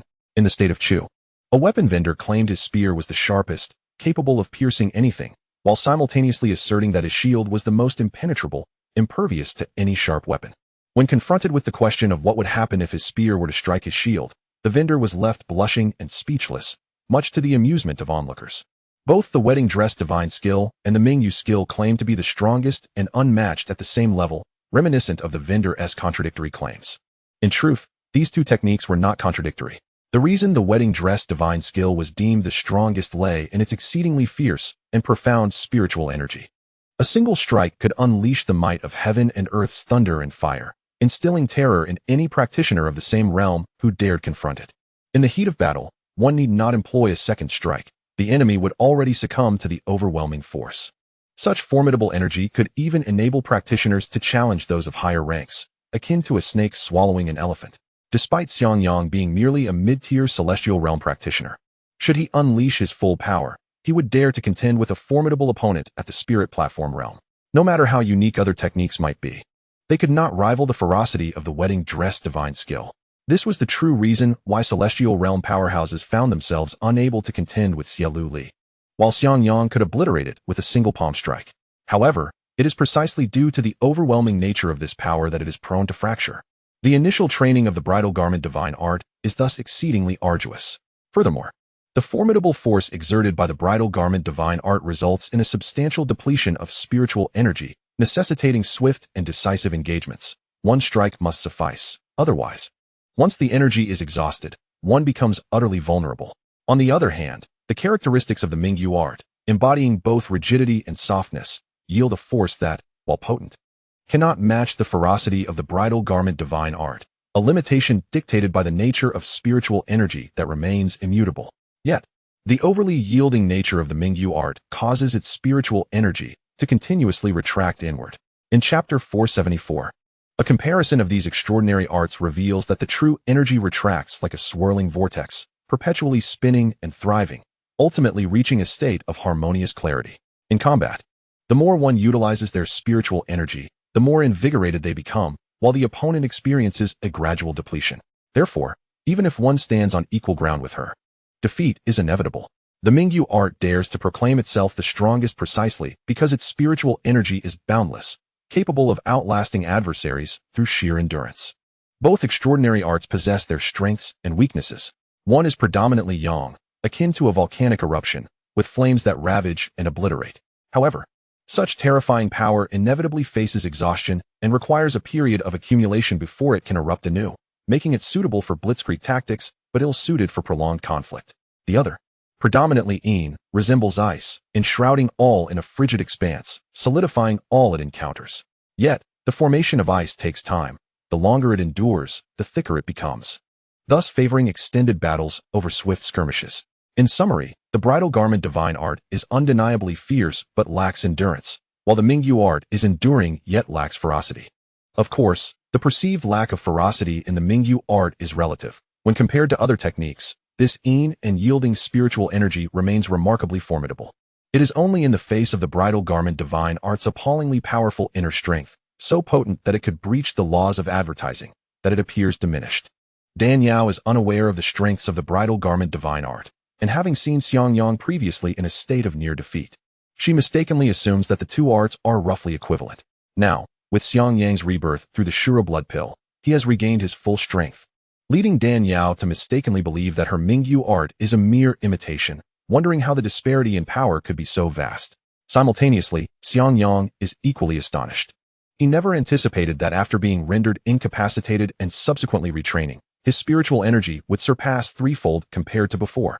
What a terrifying force. With this strike, he should be able to obliterate a newly ascended celestial lord, right? He desperately needs this formidable power to protect those he loves. Coughing lightly to regain his focus, Dan Yao reminds him that the effects of the Shura blood pill are not long-lasting. As Xiangyang snaps back to reality, he gently places his right hand over his left heart and expels a drop of condensed heart's blood, infused with the essence of the bridal garment divine art, releasing a fire of pure yang that instills terror deep within the soul. With a firm grasp, Xiangyang crushes the heart's blood, transforming it into myriad sparks that penetrate the sheepskin. Following this, he unleashes a stream of pure yang true energy, enveloping the sheepskin as it fuses and burns, inscribing it with a curse of blood. Aware of the extreme intensity of his yang energy, which can even shatter the indestructible blood-glazed treasure, he exercises caution, meticulously controlling the true energy to accelerate the fusion. Suddenly, the sheepskin glows a vibrant red, intricate patterns rapidly forming on its surface. Moments later, an extraordinary mountain peak emerges, with a colossal alchemical furnace suspended in its midst, flames roaring within, and at the center, the words Fire Pill inscribed in ancient script. Is that the Fire Pill divine scroll? Dan Yao softly exclaims. Indeed, this is the map of the Fire Pill divine scroll, Xiangyang affirms. Gazing at the map that becomes vividly apparent amidst the pure yang flames, Dan Yao finds herself pondering the manner in which her ancient compatriot, who traversed to this era, concealed the Fire Pill divine scroll. It must be akin to the legendary heavenly sword and dragon-slaying saber. As a supreme treasure in the martial world, possessing such a formidable weapon necessitates utmost caution to avoid any damage. Yet, if blades do not clash, the secrets hidden within the layers cannot be extracted. Similarly, the ancients concealed the secrets of the Fire Pill divine scroll within the sheepskin of the Supreme Yang Great Returning Pill. The Supreme Yang Great Returning Pill has been a treasured heirloom of the Great Yin imperial family for generations, and each emperor has held this sheepskin in the highest regard, fearing to incinerate it. However, without the application of fire, the patterns on the reverse remain hidden. This is also the fundamental reason why the Great Yin imperial family has possessed this artifact for millennia without uncovering its secrets. This method fully exploits human greed and reluctance to part with treasures, and only those of extraordinary wisdom and fortune may discover its mysteries. Yi Chun, as the protagonist of the narrative, fortuitously unearths this secret after winning the Alchemist Conference, demonstrating just how extraordinary his luck is. Such a character, endowed with the halo of a protagonist and unparalleled fortune, is undoubtedly the most formidable adversary. One wonders if this strategy of diverting attention and using others as tools can eliminate him. Initially brimming with confidence, Dan Yao now finds herself beset by worry. Xiangyang, however, is singularly focused on the incantation and excavation. Before long, the pure yang true energy dissipates, and the sheepskin returns to its original state, still ancient and yellowed, imbued with a sense of time. Show me, Dan Yao requests. Xiangyang hands her the sheepskin. Upon receiving it, Dan Yao examines it closely in size. The texture of this sheepskin is truly remarkable. Your pure yang true energy could not even mar the blood glaze, yet this remains unscathed. Indeed, it is an extraordinary treasure. An extraordinary treasure, indeed. What's more, it is astonishing that the secret of the Fire Pill Divine Scroll is hidden on the reverse. Xianxiang adds, suddenly growing anxious. Yao, are you truly certain that the Fire Pill Divine Scroll is no longer present? If that scoundrel Yi Chun were to locate the true Fire Pill Divine Scroll based on this map, we would suffer a tremendous loss. Indeed, my alchemical skills were learned from the Fire Pill Divine Scroll. If it were still there, how could I possess such formidable alchemical abilities? Dan Yao assures him with conviction. That is a valid point. After completing the bone conjuring spell, Xianxiang suddenly feels a wave of fatigue wash over him, and dizziness ensues, causing him to sway precariously. Ayong, Dan Yao gasps, quickly supporting him. What's wrong? Are you alright? I'm fine. The Shura blood pill is about to wear off. Xiangyang's complexion gradually pales. Dan Yao exclaims in shock. It has barely been half a tea's time. How can the effects diminish so rapidly? Perhaps the overwhelming true energy of the bridal garment divine art has severely drained the potency of the pill, he speculates. Quickly take this. It will alleviate the weakness brought on by the Shura blood pill. Dan Yao hastily produces the Guiyuan pill she had just refined. Xianxiang swiftly consumes it, and in a flash, he transforms into a cat once more, resting upon Dan Yao's shoulder. Dan Yao rolls up the sheepskin that had the bone conjuring spell cast upon it and exits the chamber, handing it back to Xie Yuan. The original item returned. Without even a glance, Xie Yuan accepts it. Chapter 476, The Invitation. Dan Yao raises an eyebrow, smiling. You accept it without even looking? Aren't you afraid I might swap it out? Xie Yuan smiled and remarked, given your status, if you truly desire this item, you could simply take it without resorting to such theatrics. Ah, you certainly possess clarity of thought. Dan Yao chuckled softly, casting a glance around. Where is Dan Xingli? I haven't seen her. Xie Yuan replied. She had matters to attend to and left earlier. Oh, I see. In that case, I shall take my leave for now. We shall meet again when time permits. Dan Yao turned to depart. Xie Yuan hurriedly called after her. Wait a moment. Dan Yao turned back. Is there something else? In a few days, the Alchemist Conference will commence. If you are not preoccupied, I kindly invite you to attend. As he spoke, Xie Yuan produced a gilded invitation adorned with flames and handed it to her. Having witnessed Dan Yao's remarkable ability to reverse the pure yang spiritual energy, he had hoped to persuade her to participate in the conference. Now, having observed her astonishing alchemical skills, he realized how naive his previous thoughts had been. At this moment, he contemplated how the grand event, occurring once every 100 years, would undoubtedly shine brighter with a 6th-grade alchemist like her gracing it. Initially, Dan Yao had no intention of getting involved.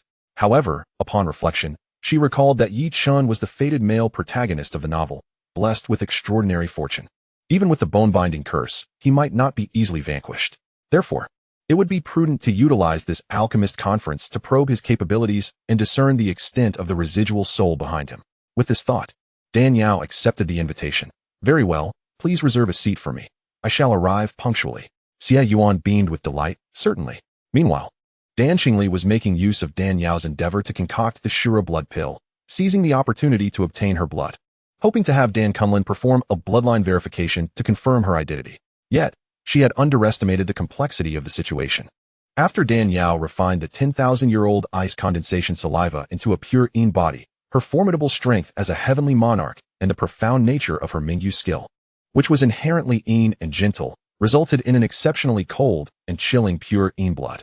Unless she devised a method to eliminate the cold energy within the blood, it would freeze into ice before it could even be mingled with others, let alone proceed with the bloodline verification. Dan Kunlun tried several heat-inducing elixirs, yet none could dispel the cold energy from the pure Yin blood. He had no choice but to contact Dan Xingli, inquiring if she could use her techniques to absorb the cold from the blood. Realizing that Dan Kunlun had exhausted various methods without success, Dan Xingli discerned the gravity of the situation. Though adept in Yin cold techniques, the intensity of this cold energy was formidable, necessitating an extraordinary measure for complete removal. However, such a grand maneuver would likely alert Dan Yao, given her keen sensitivity. Thus, seizing the opportunity while Dan Yao and Xianxiang were preoccupied, Dan Xingli returned to the Dan family early to absorb the cold energy from the pure Yin blood using her spiritual power. I have absorbed most of the cold energy from the blood. The remaining bit is simply unextractable. You can use heat elixirs to eliminate it. Please inform me of the results. Dan Xingli instructed. Understood, Ancestor. Dan Kunlun replied. Having exited Dan Kunlun's chamber, Dan Xingli intended to rest for a bit. The effort of absorbing the cold energy from the pure Yin blood had significantly drained her spiritual power, necessitating a period of recuperation. At that moment, a voice filled with indignation reached her ears. Chapter 477. The Ineffectiveness of PUA. You scoundrel, filthy rogue. I have made it clear that I do not require your assistance. Yet you dare to harass me. How can you be so shameless? Following her outburst, a greasy male voice retorted, Harass? How can my actions possibly be deemed harassment? I am merely being compassionate, unable to bear witness to your suffering from the cold energy, thus offering my help. Do not bite the hand that feeds you. Bah! You are the one who bites the hand that feeds. You are a dog, and so is your entire family, Dan Lingling exclaimed, her face flushed with fury. The man, exuding an air of unremarkable confidence, was none other than Yi Chun. Hearing Dan Lingling's insults directed at him and his family ignited a firestorm of rage within him. He thought to himself, were it not for that damned little brat intercepting the wedding dress divine skill, he wouldn't even deign to acknowledge this haughty young lady. At this juncture, the male protagonist Yi Chun had already acquired the spiritual inheritance of the wedding dress divine skill from Xianxiang. It is well known that alchemy is intrinsically linked to fire. Only cultivators proficient in pure yang techniques and well-versed in pharmacology could aspire to become alchemists. Yi Chun's remarkable performance at the Alchemist Conference, where he claimed the championship and obtained the formula for the pure yang great pill, was largely due to the assistance provided by the potent yang energy from the wedding dress divine skill. A century prior, Dan Yao had traversed into this realm and fortuitously encountered Xianxiang, revealing to him the true method of cultivating the wedding dress divine skill. This inadvertently altered the original narrative, resulting in Yi Chun missing out on a significant opportunity. Presently, deprived of the wedding dress divine skill's yang power, his cultivation was stalled at the peak of the infant condensation stage, despite his prodigious talent for alchemy. The lack of sufficiently robust spiritual power limited him to concocting only third-grade advanced pills. Among the youthful prodigies attending the upcoming Alchemist Conference, there existed super geniuses capable of crafting fourth-grade pills. Should Yi Chun fail to elevate his cultivation to the void realm, defeating these super geniuses and claiming the sheepskin inscribed with the secrets of the fire pill divine roll would prove exceedingly arduous. He was but a hair's breadth away from the void realm, yet the path to breaking through was fraught with challenges. With less than 6 days remaining before the Alchemist Conference, achieving a breakthrough was akin to scaling a mountain. The sole viable strategy lay in acquiring the yin energy residing within Dan Lingling, while her 3 yin absolute veins represented a monumental misfortune for any woman. For a practitioner of pure yang techniques like Yi Chun, it was an unparalleled boon. If he could obtain her essence and absorb the yin energy within her, harmonizing the yin and yang, he would undoubtedly breach the barrier and reach the void realm. Thus, Yi Chun eagerly sought out Dan Lingling, yearning for an indescribable encounter with her. In the novel, Yi Chun had effortlessly won Dan Lingling's favor. He presumed that a beauty like her would be easily swayed. However, to his surprise, he faced repeated rejections. Regardless of how he attempted to charm her with his words, Dan Lingling remained unmoved, instead exhibiting visible disdain towards him. Yi Chun stroked his chin, beginning to question his own life choices. In his previous life, as a top-tier celebrity manager, he had been no stranger to the allure of women. In those days, he needed only to wave his hand, and young girls in their teens and 20s would eagerly flock to him. Now, employing the same tactics of PUA, he found himself perplexed as to why Dan Lingling remained impervious to his advances. Where had he gone wrong? Yi Chun epitomized the typical average male.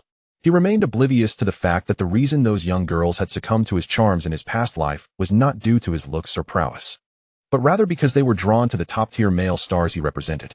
Moreover, while Dan Lingling was also in her early 20s, akin to the girls Yi Chun had previously seduced, the psychological maturity of ancient individuals differed greatly from that of modern counterparts. In contemporary society, individuals marry in their 20s and only become grandparents in their 50s or 60s. In contrast, ancient people often married at the tender age of 12 or 13, becoming grandparents in their 30s. Thus, despite their similar ages, the psychological maturity of ancient individuals typically surpassed that of modern individuals by a decade or two. Dan Lingling, in her early 20s, possessed a psychological maturity akin to that of a person in their 30s. How could she be so easily manipulated?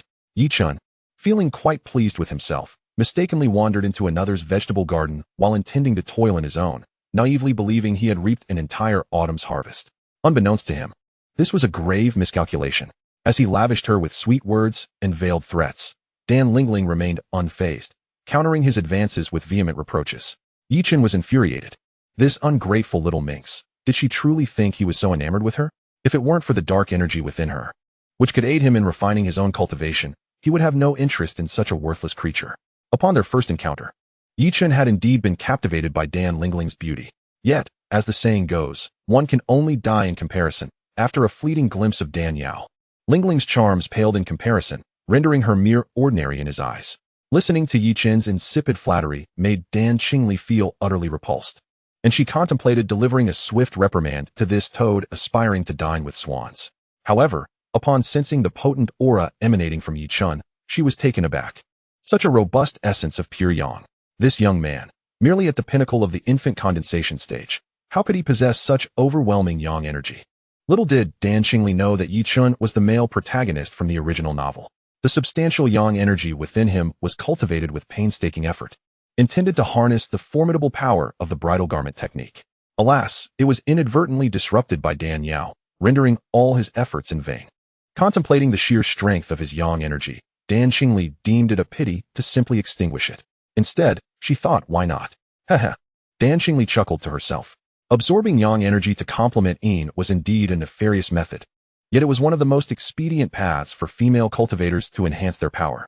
Once a rebellious outcast of the Dan family, she had not hesitated to siphon the yang energy from those lusting after her beauty in her quest for strength. In recent centuries, due to various circumstances and her waning beauty, she had refrained from such practices. However, the opportunity to revive her old ways was now ripe for the taking. Having consumed the pure yin essence pill concocted by Dan Yao, Dan Qingli not only regained her former prowess, but also approached the threshold of the Earth's sovereign realm. Yet, lacking sufficient depth of spiritual energy, she found herself perpetually unable to ascend further. Observing the unprecedented abundance of yang energy within Yi Chen, she recognized it as a rare opportunity. If she could amalgamate it with her own yin essence, she would undoubtedly reach the pinnacle of Earth's sovereign. Seizing this rare chance, Dan Qingli was determined to act. Meanwhile, Yi Chen, having failed in his attempts to manipulate Dan Lingling, departed in frustration, cursing her ingratitude. How dare she reject the opportunity to become the most formidable woman in the Xiantian continent? Chapter 479. Absorbing yang to supplement yin too. How could she be so audacious, taking liberties and demanding respect? Lamenting his inability to obtain her yin energy, he resolved to devise another plan. The voice of the ancient spirit within his spatial ring echoed, lamenting their dwindling time before the alchemist conference, now less than 6 days away. Yi Chen seethed with anger, blaming that insufferable brat for stealing his chance. Otherwise, he wouldn't have to exert such effort. The thought of lost power from the bridal garment technique ignited a murderous rage within him. Yet, he reminded himself, complaining was futile. It was best to find a place to cultivate. As he walked, an alluring fragrance wafted through the air, reminiscent of orchids and musk, irresistibly enticing. Following the scent, he beheld a young woman gracefully approaching, clad in a crimson top and emerald skirt, adorned with a delicate pink oleander flower in her hair. She embodied a ripe, peach-like allure, despite the seemingly garish color combination. In his previous life, Yi Chen had encountered countless beauties as a manager for top celebrities, innocent, seductive, lascivious, artistic, and fiery. He had seen them all. Yet, he had never encountered a woman exuding such profound femininity and irresistible charm as the one before him. He had thought that after witnessing Dan Yao's unparalleled beauty, no other woman could ignite his interest. Yet, here he was, inexplicably drawn to this enchanting lady. Though he could discern that she was no longer youthful, the mature elegance she radiated was simply too captivating to resist. Su Lao Ban Yang still retained her allure. Time may wield a cruel blade, aging even the fairest of women, yet it also bestows a different kind of beauty upon them, one of sophistication and grace. When speaking of a woman's charm, many might conjure images of courtesans flirtatiously waving handkerchiefs, calling patrons to indulge. That is mere flirtation, not true elegance. Elegance is the essence of a woman, cultivated through the trials of time. Even as youth fades, this mature charm can render a woman infinitely alluring. Sometimes even more so than youthful maidens. Cao Cao adored his wife precisely for this mature grace. While beautiful appearances may be commonplace, intriguing souls are rare. Clearly, this woman possessed an intriguing spirit. How else could she exude such captivating allure? As she cast a flirtatious glance at Yi Chen, he felt his bones turn to jelly. The ancient spirit within the spatial ring, no longer possessing a corporeal form, was unable to withstand such earthly temptations and promptly sealed its consciousness. Choosing to ignore the unfolding drama, sensing the shift in the spirit's aura, the woman wore a sly smile. The old fellow had sealed his consciousness, sparing her the trouble of strategizing against him. This woman was none other than Dan Qingli. Initially, she intended to capture Yi Chen directly to drain his yang energy. However, upon discovering the powerful and enigmatic spirit residing within his spatial ring, she hesitated to act recklessly. Fortuitously for Dan Qingli, Yi Chun and the spirit had recently faced off against Dan Yao, nearly succumbing to her noxious attack. Afterwards, Yi Chun had successfully eliminated the lingering stench through medicinal baths. Chapter 480. Absorbing Yang to supplement Yin. 3. The spirit, having lost its physical form, was an ephemeral entity, and the lingering odor clung to its essence. No matter how it attempted to expel the foul scent, it remained ever present. Dan Qingli detected this aroma, revealing the spirit's existence. Otherwise, with her earth-sovereign cultivation, how could she sense the presence of a spirit belonging to a practitioner of the spirit platform realm? What a handsome young man. What is your name? Dan Qingli inquired, flashing a captivating smile that was both enchanting and delicate. Yi Chun felt his heart flutter. Despite sensing something uncanny about her, he found himself inexplicably drawn to her words. His heart racing as if under a spell. I am Yi Chun. And you? He stammered. My name is Xiaoli, she replied, her voice melodious and sweet, lingering on the last syllable in a way that intoxicated the senses. Xiaoli, which li do you use? The one for fox? Yi Chun inquired, slightly dazed. Is it this li? Dan Qingli teased, playfully waving her handkerchief. Yi Chun, seasoned in the art of manipulation, recognized the implications behind her flirtatious glance. Thus, the two of them, in a playful yet reluctant manner, arrived at a cavern. This cave had been a secret sanctuary prepared by Dan Qingli for herself over a century ago, adorned with vibrant flowers and filled with a fragrant aroma, alongside jars of aged fine wine. Yi Chun presumed this place to be the abode of a young matron, whose husband was often away, leaving her to seek out wild pleasures in the wilderness. As the saying goes, a wife is not as good as a concubine, and a concubine is not as good as a secret affair. The thrill of infidelity is the most exhilarating, and it was precisely this that he relished. Yi Chun savored a jar of wine, grinning at Dan Qingli. She had changed into a gown of pure white silk. It is said that a woman ought to don mourning attire to enhance her allure. This white ensemble rendered her utterly enchanting, captivating beyond measure. With seductive glances and a smile gracing her lips, Dan Qingli teased him. Is the wine to your liking? Delicious indeed, he replied. Though delightful, do not indulge too much. This wine is potent, and one must be wary of inebriation. No matter how potent the wine, it pales in comparison to your allure.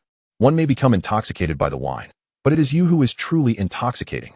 He was smooth-tongued, adept at charming her, which irked her playfully.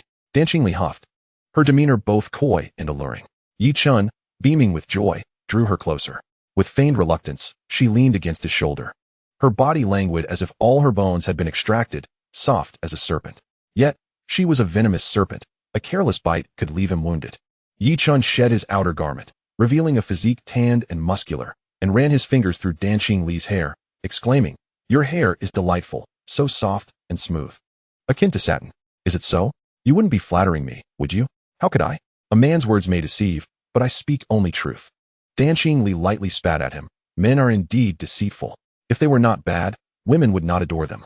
Yi Chun tightened his embrace, an impish grin on his face. Dan Qingli furrowed her brow, struggling to free herself, yet feigning weakness, unable to push him away. We're already in my home, and you still wish to escape? Yi Chun chuckled. Even if I wished to flee, your strength is overwhelming. If not strong, how could I conquer you? She retorted, a playful smile dancing on her lips. Is that so? Yi Chun bantered. But I assure you, my prowess is considerable. Be prepared. Words alone won't suffice. Prove it. She challenged. Don't be as fragile as a toothpick, easily broken. Not at all. I am like the little white dragon of the waves, formidable indeed. Dan Qingli rolled her eyes as if you were to age a few years, all women would surely fall prey to your charm. I am determined to rectify this, stripping you of your vitality before sending you to the underworld to drink the soup of forgetfulness. With this resolution, Dan Qingli smiled coyly. Only the peony is truly captivating, stirring the capital when it blooms. I cannot bear such praise. Yi Chun, upon hearing this, was suddenly reminded of Dan Yao, a fleeting glance that pierced his heart. Her visage, a blend of purity and striking beauty, was indeed the epitome of exquisite allure. To describe her as stirring the capital seemed rather modest. It should be said that her bloom captivates the entire realm of Tianxian. Dan Qingli set down the wine jug and approached Yi Chun, her breath fragrant. A moment in spring is worth a fortune. We must not squander it. Yi Chun teased, so eager to rendezvous with me. Are you afraid your husband will return and discover your dalliance? Huh, what do I have to fear? That wretch is always absent, frolicking with all manner of women. He has his fun, and I have mine. I fear him not. Dan Qingli donned a guise of a wronged wife, a true actress. Fear not. For if you wish to conclude this swiftly, my brothers would not approve. Yi Chun smirked. Feeling the moment ripe, Dan Xingli smiled seductively. If they disapprove, then let us indulge fully, my dear little rascal. Come embrace me. With a hearty laugh, Yichun prepared to open his arms, yet to his dismay, his body felt utterly weak. He shook his head. The wine does not intoxicate, but you, woman, are far more potent than any liquor. You leave me without strength. Though he spoke these words, his heart was filled with trepidation. Despite his fondness for women and the pleasures they offered, he recognized the peril of desire. Upon entering, he had scanned the surroundings with his senses and detected no poison.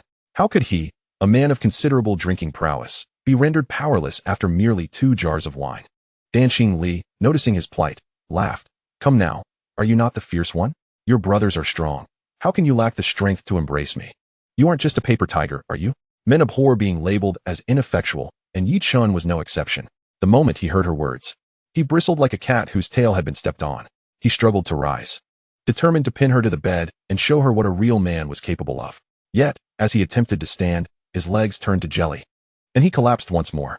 In a state of alarm, Yi Chun maintained a strained smile. How could I be a paper tiger? I am quite formidable. My nickname of the Little White Dragon is not mere flattery. Dan Xingli chuckled. Facing your end, and yet you maintain bravado. If you could move, that would be a true marvel. Yi Chun stammered. What have you done? This wine is devoid of poison. Dan Xingli's lips curled into a sly smile. The tears of a beauty, severing hearts. The most lethal is the rouge that burns. Rouge? Yi Chun exclaimed, glancing at the wine cup stained with her lipstick. You poisoned the rouge? Astute, yet your realization comes far too late. In a state of panic, Yi Chun hastily summoned his spiritual energy to expel the toxin. But to no avail. Sweat beaded on his forehead as he desperately sought the residual soul within his spatial ring. However, the soul had long since sealed its consciousness, entrapped in a state of transcendent meditation, requiring spiritual power to awaken it. At this moment, he found himself bereft of strength. How could he rouse the residual soul? With your meager spiritual energy, you think to expel my soul-corroding powder? Truly, you are blissfully unaware. Dan Xingli sneered, raising her delicate hand to reveal an ancient ice staff. Yi Chun, upon sighting the artifact, gasped in shock. You are the Rakshasa Earth Sovereign, Dan Xingli. Indeed. Dan Xingli smiled cheerfully and remarked. I never imagined that you, little lecher, would recognize me.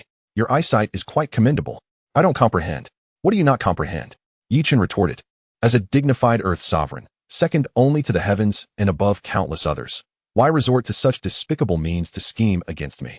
Do you not feel it undermines your stature?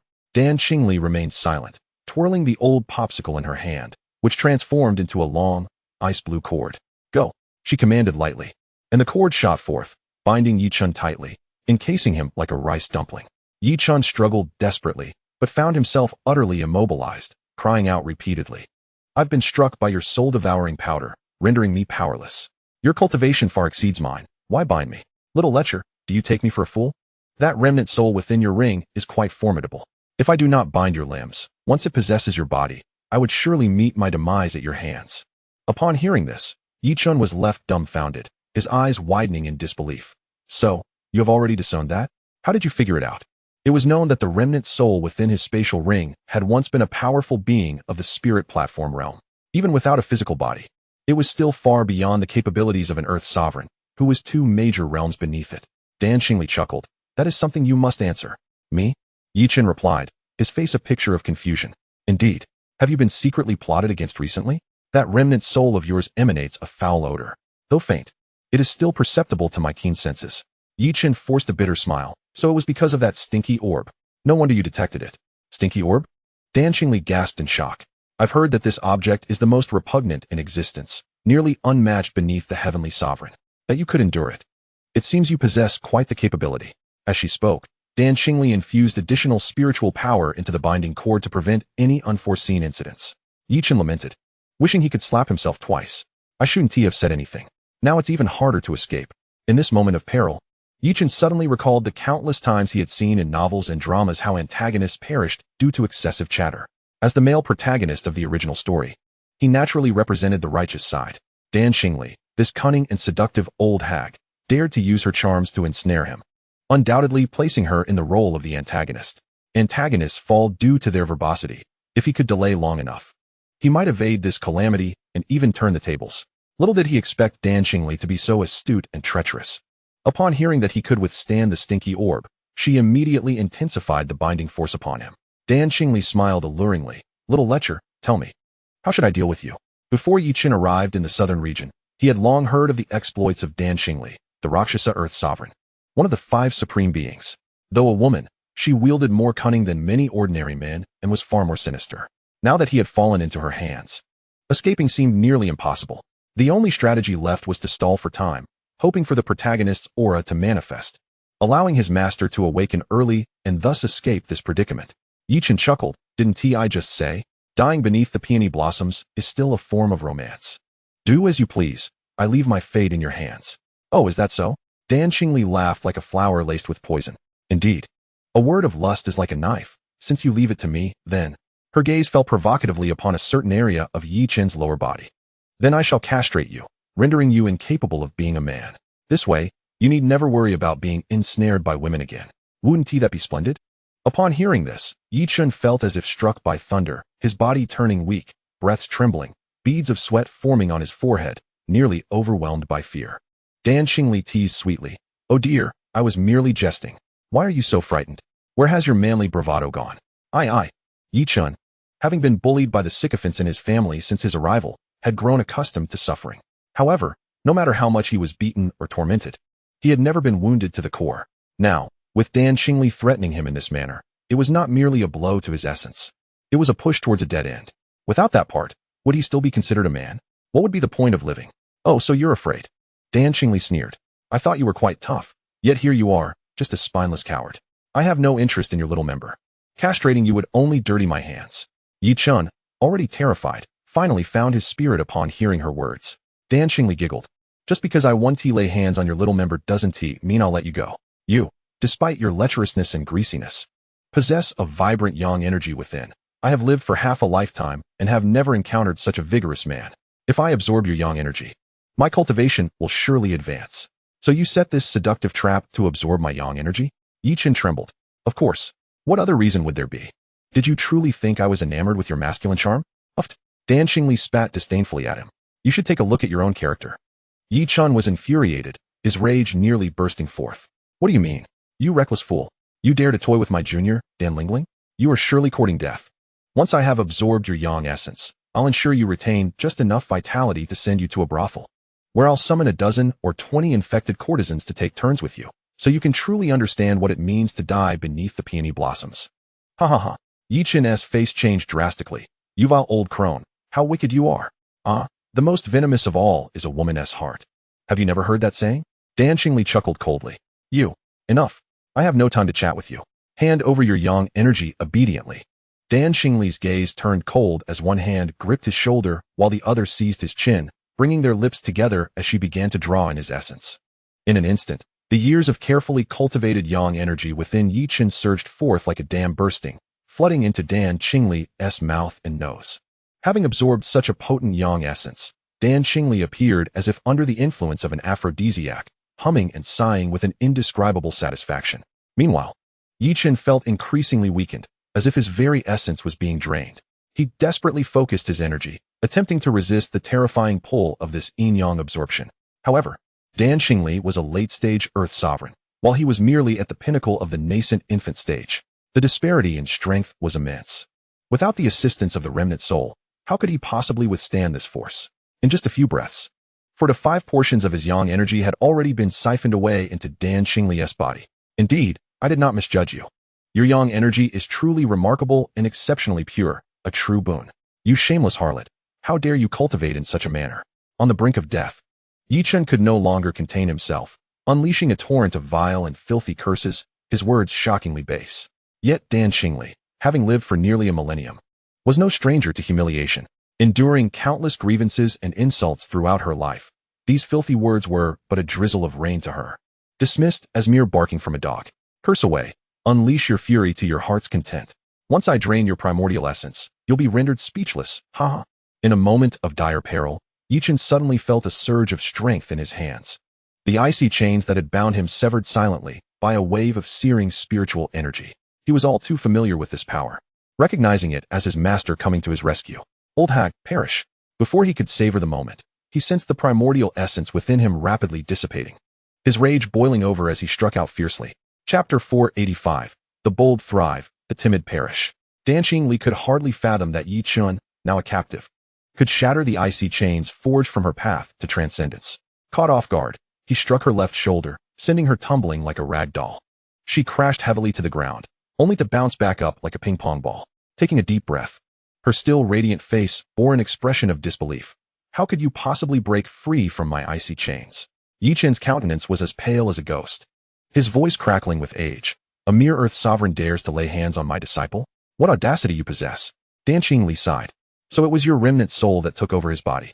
No wonder you managed to break my restraints. If I am not mistaken, you must have been a formidable spirit platform realm expert in your past life. The remnant soul replied coolly. Indeed, you possess keen insight. This boy's primordial essence is so abundant that it cannot solely stem from his own cultivation. It must be your handiwork. Yes, I have refined countless elixirs to nurture this essence, the remnant soul replied, his tone suddenly turning icy. Knowing my extraordinary background, how dare you harm my disciple? If you are wise, return the absorbed primordial essence at once, or do not blame me for my ruthless methods in destroying your earth sovereign cultivation. Humph. Do you think I am easily intimidated? If you had the ability, you would have long since struck me down, rather than waste your breath. The remnant soul choked on his anger. True, he was a spirit platform realm expert, capable of extinguishing an earth sovereign with ease. Yet now, he was but a wisp of a remnant soul. Even inhabiting Yi Chen's body, he could only muster the strength of an earth sovereign. He had hoped to intimidate this woman with the aura of a spirit platform expert, compelling her to return the primordial essence. To his surprise, she was not only cunning but possessed an extraordinarily sharp perception, discerning that he could not kill her. Return the primordial essence, or I will ensure you have no place to die.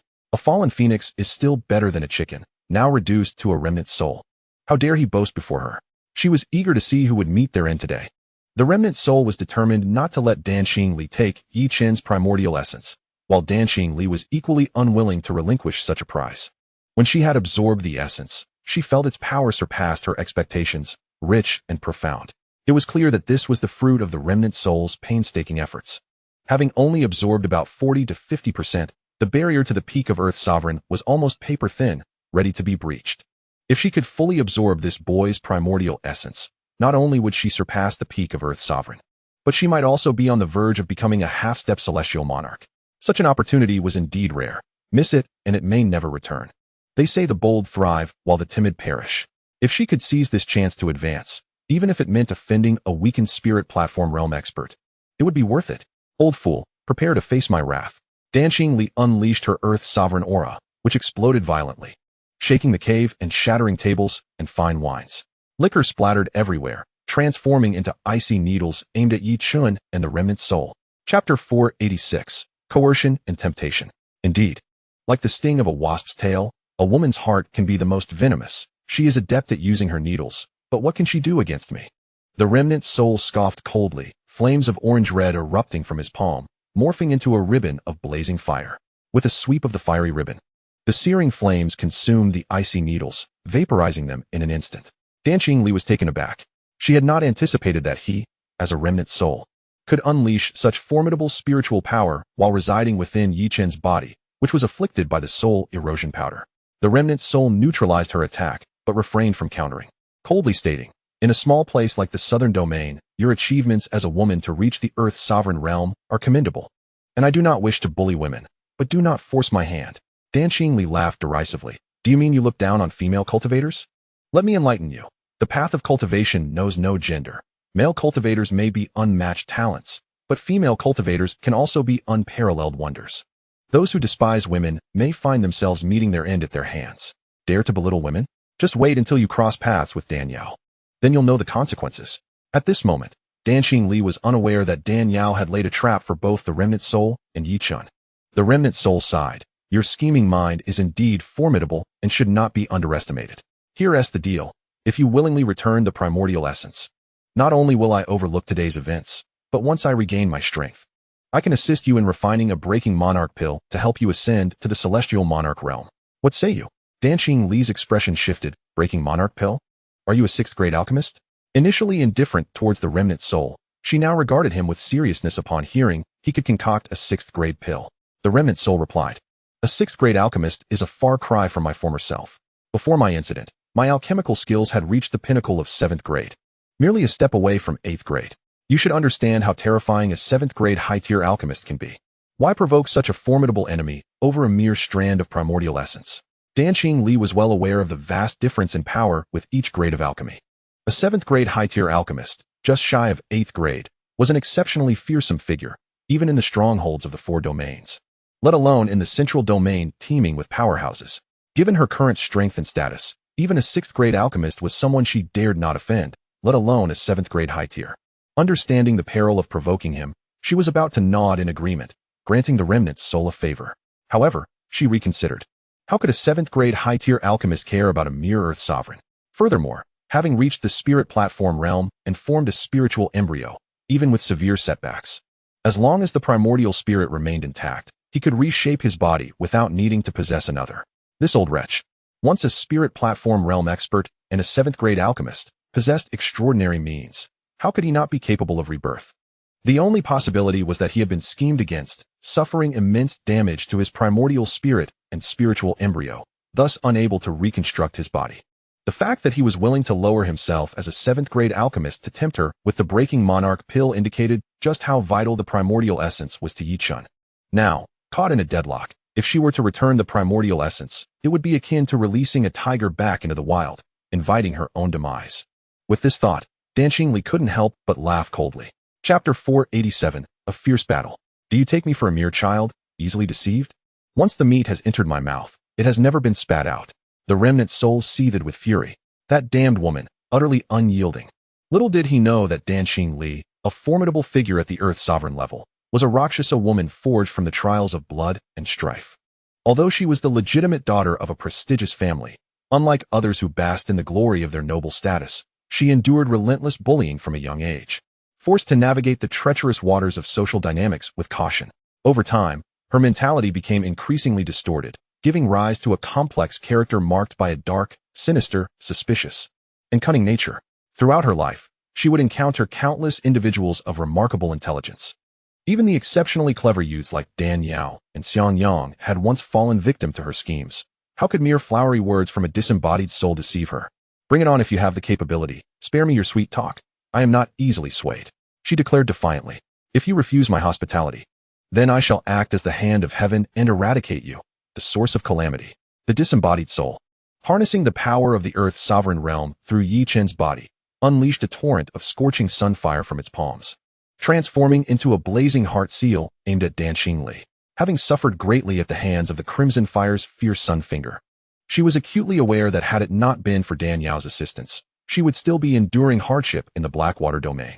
Upon witnessing the heart seal unleashed by the disembodied soul, which bore a striking resemblance to the fierce sun finger, yet possessed an even deeper level of complexity and technique, Danqing Li refrained from a direct confrontation, fearing her spiritual energy might be sealed. Instead, she executed a graceful arc, employing ice needles to launch a series of piercing attacks. Observing her cautious demeanor, the disembodied soul feigned an opening, enticing her to strike with her ice needles. However, Danqing Li was not so easily deceived.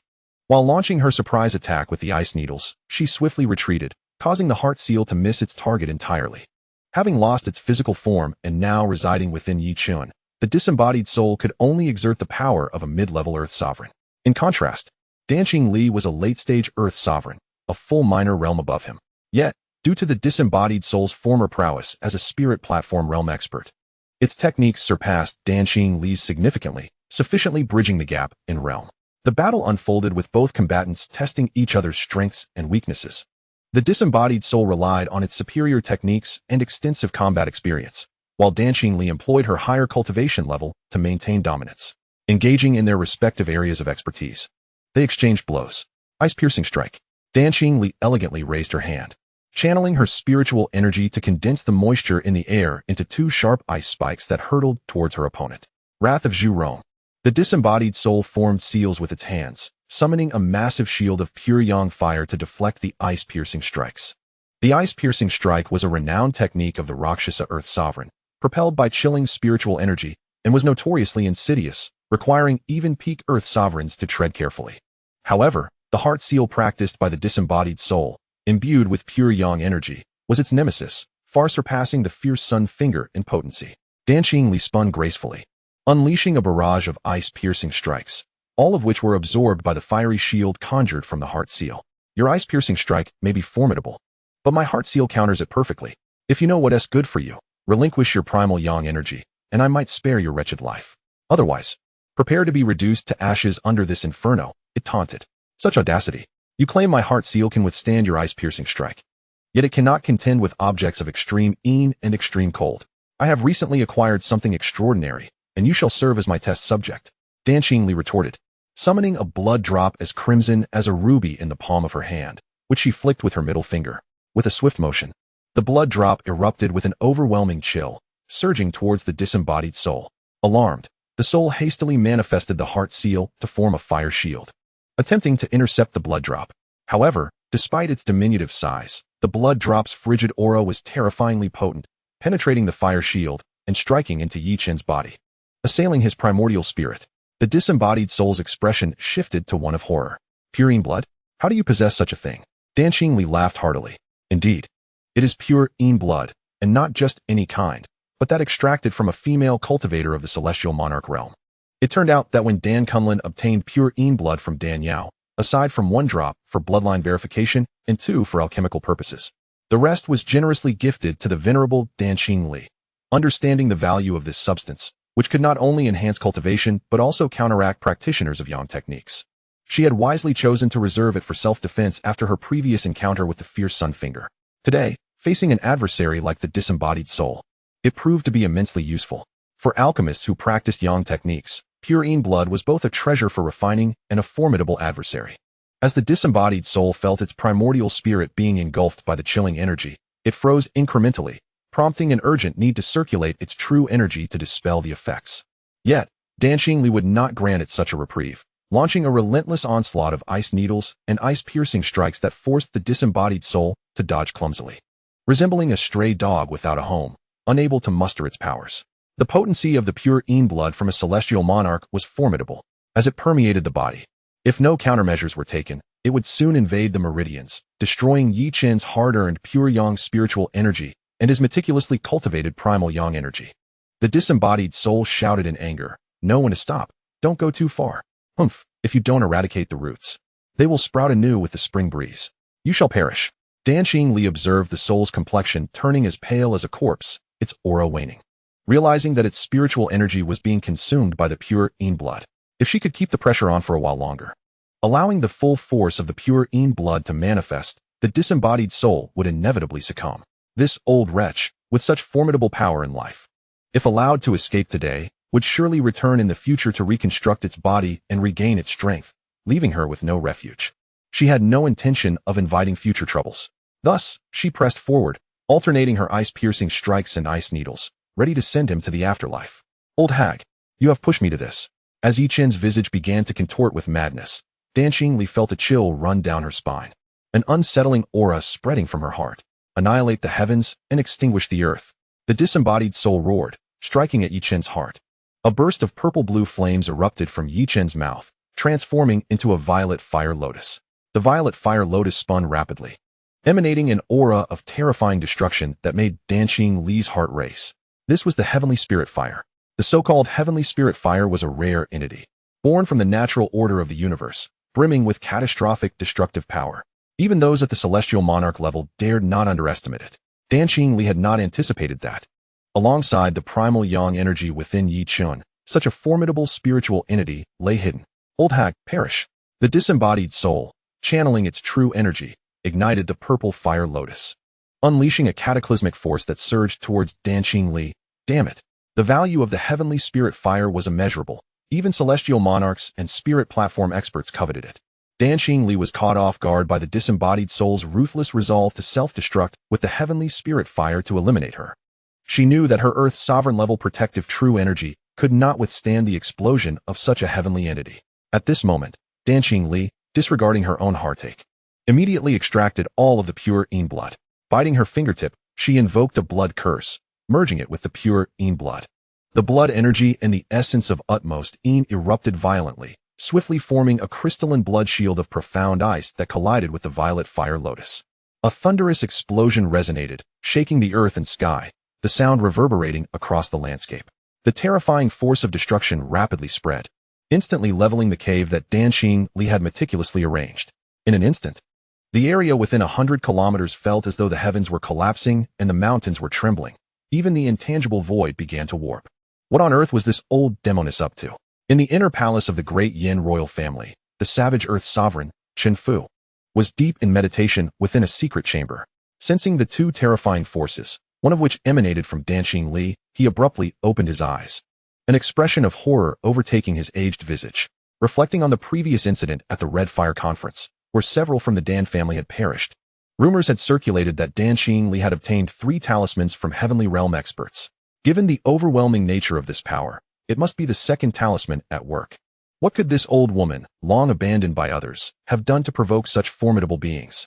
But what did it matter? The greater the chaos she stirred, the more talismans would be consumed, thereby diminishing the threat to the royal family. Simultaneously, a multitude of powerful figures who had arrived at the Great Yin dynasty to witness the alchemist conference were startled by the sudden explosion, yet none dared to investigate. The forces at play were beyond what Earth sovereigns could muster, suggesting the involvement of Heavenly Realm experts. When gods battle, mere mortals suffer. They had no desire to become cannon fodder. Dan Yao and Xiang Yang were on their way back to the Dan family when they sensed the explosion, their expressions shifting dramatically. Yao, this power seems reminiscent of your pure Yin blood and Danxing Li's ice-piercing spike, Xiang Yang remarked. It is Danxing Li utilizing my pure Yin blood in combat. But how could the other force possess such ferocious flames? Dan Yao voiced her confusion. According to reason, only my bridal garment divine art could unleash such terrifying pure Yang power. Could it be that I've inadvertently triggered the self-detonation of the heavenly spirit fire? Xiang Yang pondered. Heavenly spirit fire? Dan Yao was taken aback. She understood the rarity of such a treasure, which was scarcely inferior to the 10,000-year ice condensation saliva. Such a celestial artifact would be revered by ancestors, who would never willingly allow it to self-destruct. Chapter 490.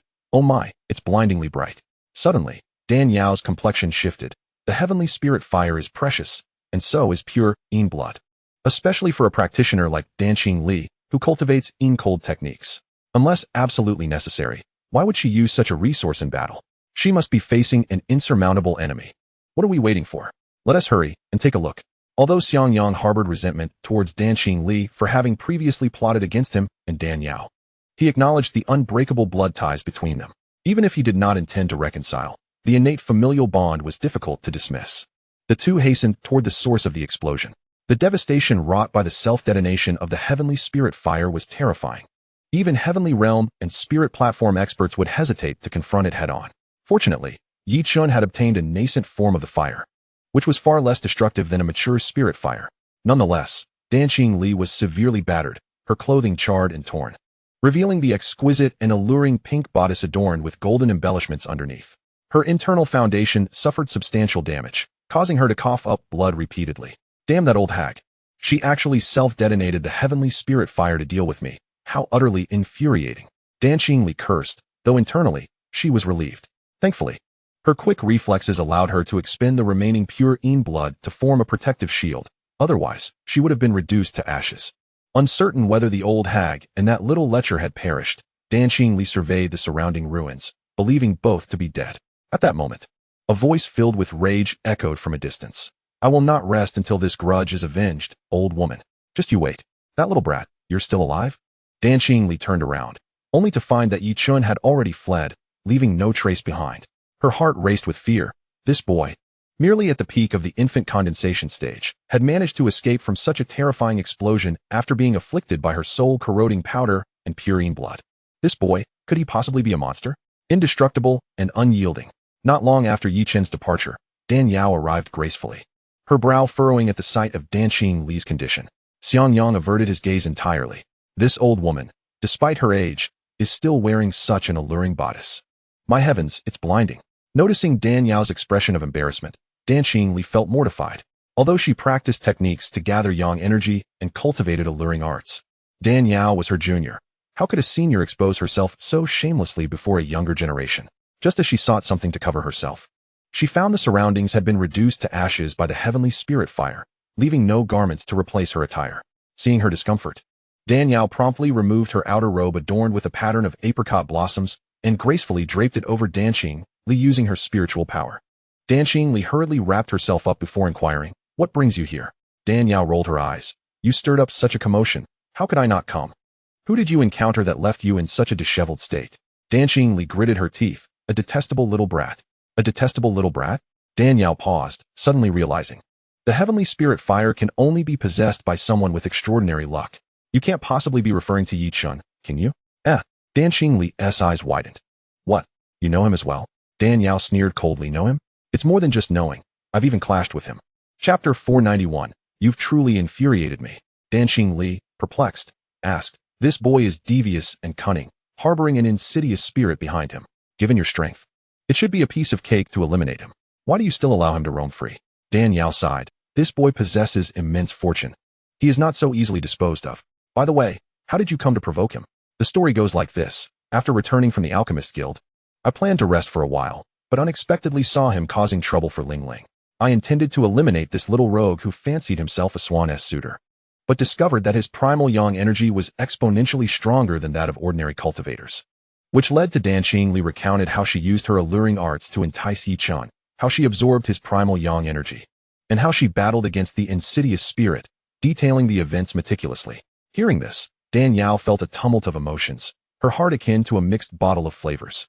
Anger surged within her as she ground her teeth.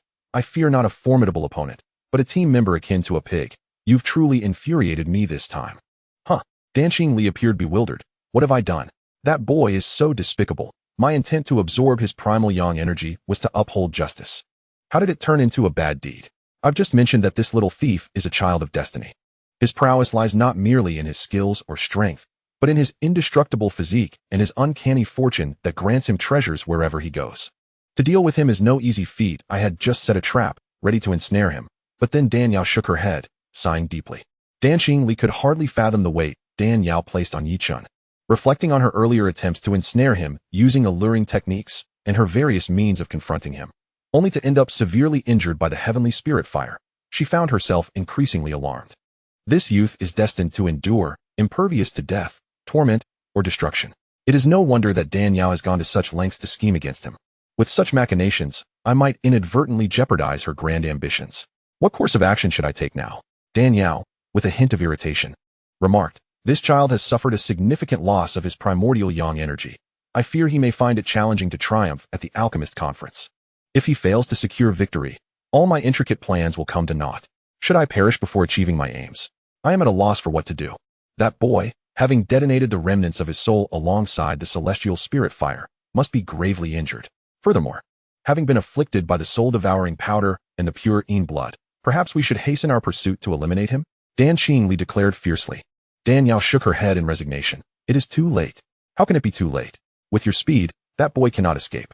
Back in the Blackwater domain, Dan Yao had snatched half a parchment detailing the refining methods of the pure Yin small rejuvenation pill, demonstrating the 1,000 illusions fragrance step, which had truly astounded Dan Xingli. She had never witnessed such swiftness. She believed that as long as Dan Yao was determined to pursue, Yi Chun would surely not evade capture. Do you not sense something? Dan Xingli inhaled deeply, her expression blank. Why is there a fragrance of flowers?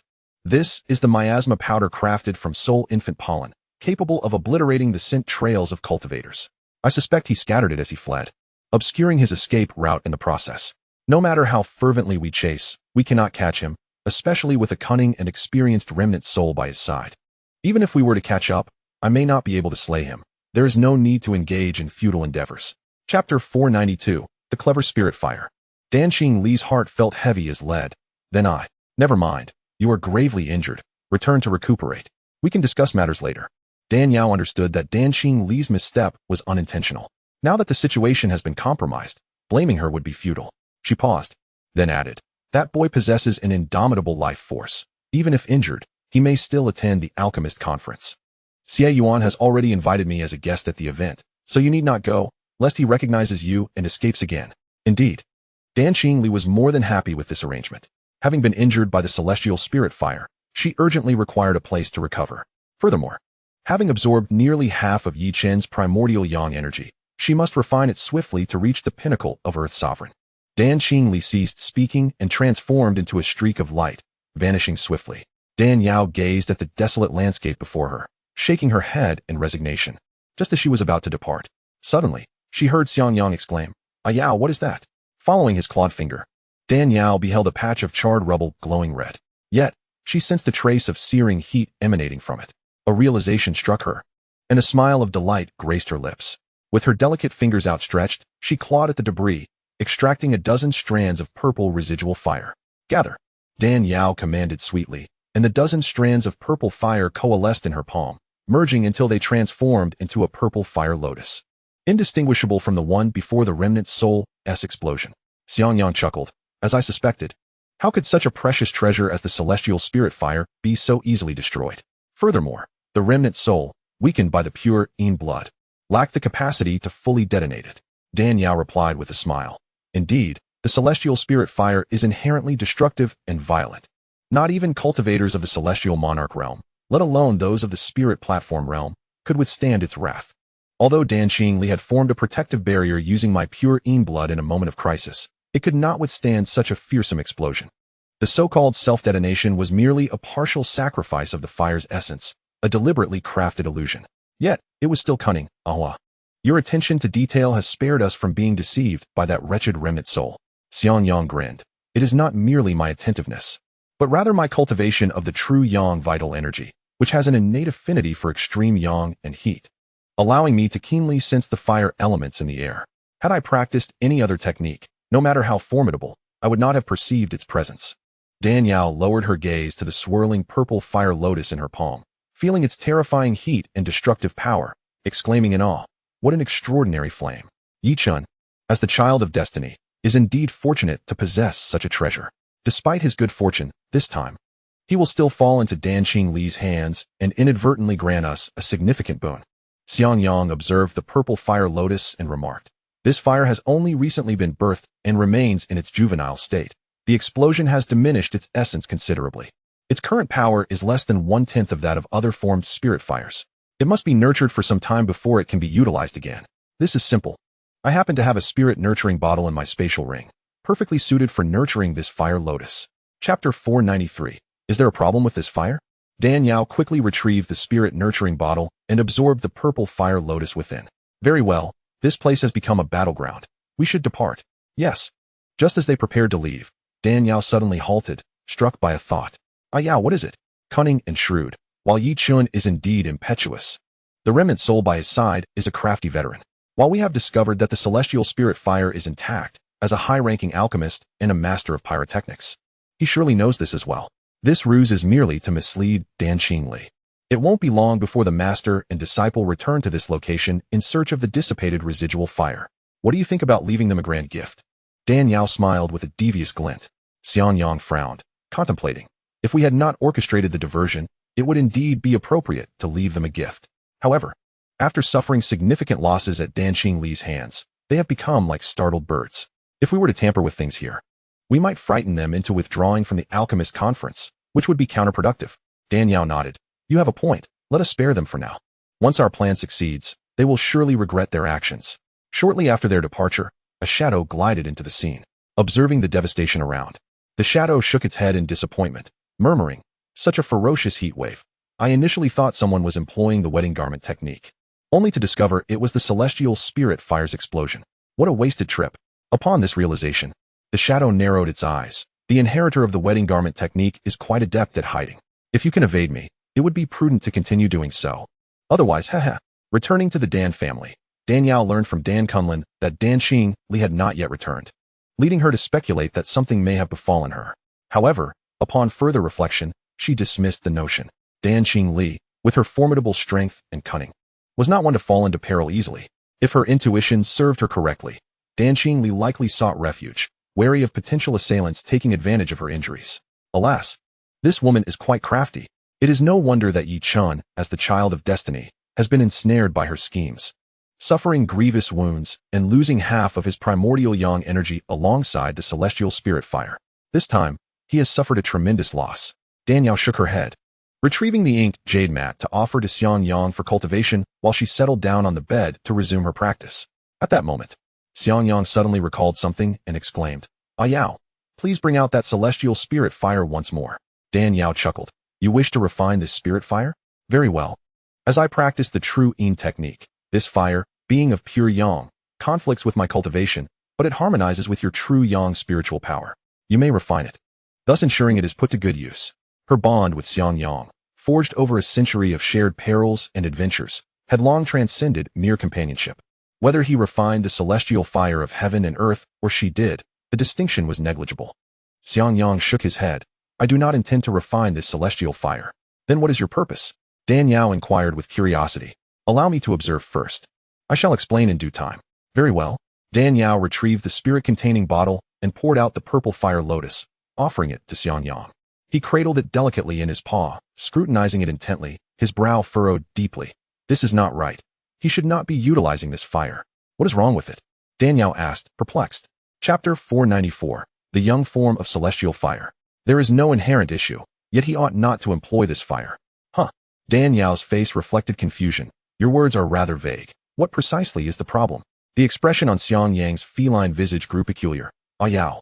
Do you comprehend the distinction between the mature and young forms of celestial fire? Dan Yao shook her head. I do not. Are they not all celestial fire? They are not the same. Aside from the variance in potency, the majority of cultivators in the Tianxian continent favor the mature form of celestial fire. Why is that? The young form, just birthed, has not yet reached its zenith. It should be easier to refine. Why then would they prefer the mature form? Dan Yao expressed her bewilderment.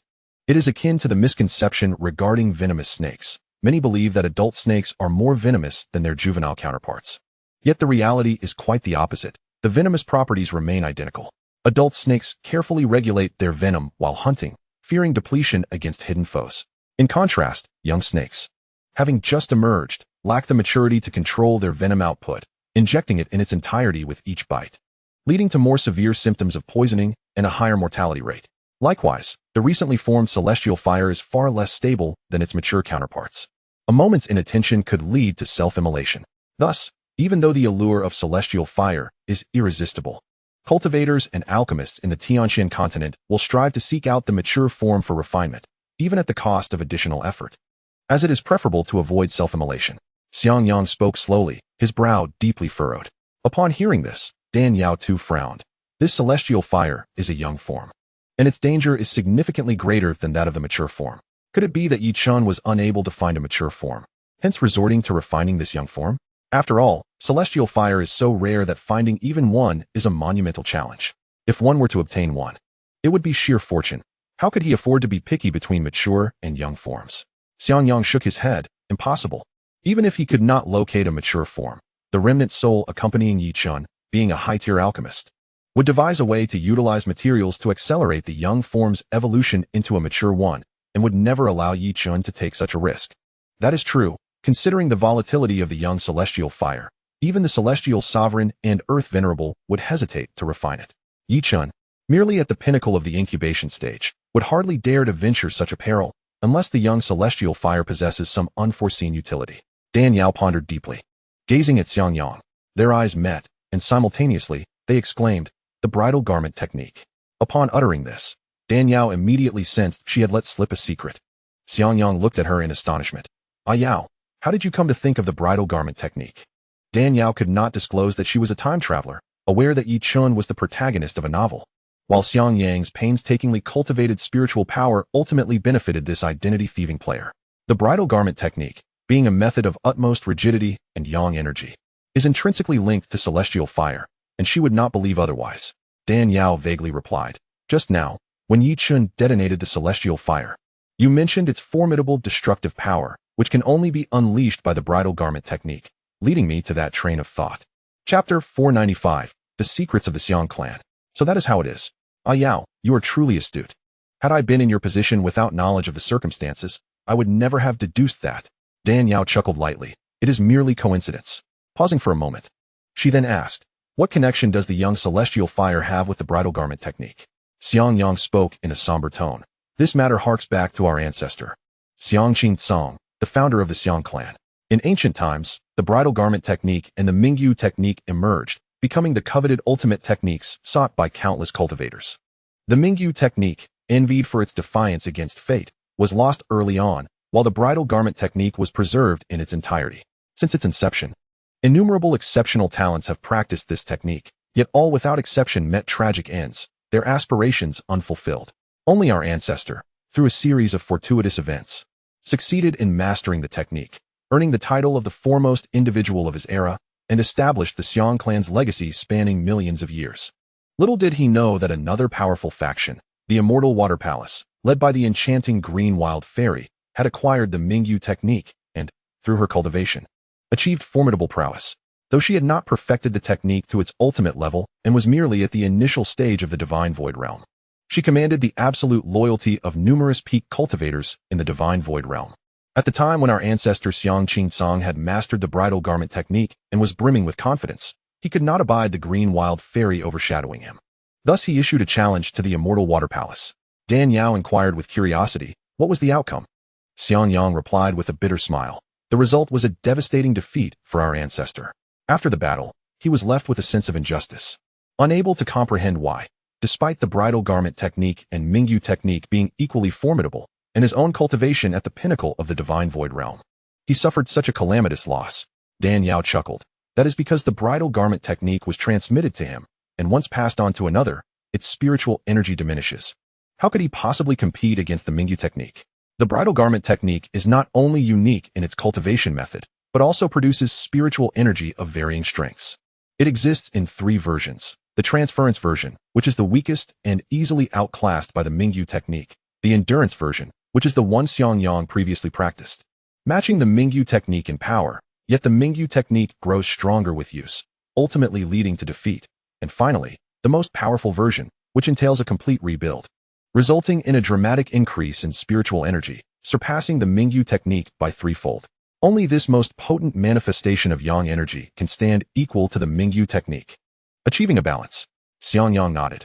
Indeed, I have only recently come to understand this principle. At the time, our ancestor could not grasp the reasons behind his defeat, and in a bid to redeem himself and enhance his power, he diligently sought a method to fuse the celestial fire with the bridal garment technique, achieving a power comparable to the full realization of the Mingyu technique. Dan Yao asked, then why did he choose the young form of celestial fire? The mature form of celestial fire has long since completed its evolution and lost its potential. Only the young form, still in its growth phase, can synergize with the yang energy of the bridal garment technique, complementing each other and growing together to unleash their maximum potential. As Xiangyang spoke, his brow furrowed deeply. This is a closely guarded secret of my clan. How did this young man come to know it? Chapter 496, An Unintentional Insight. Furthermore, if he does not practice the bridal garment technique, what purpose does this endeavor serve? Is he not afraid of igniting disaster upon himself?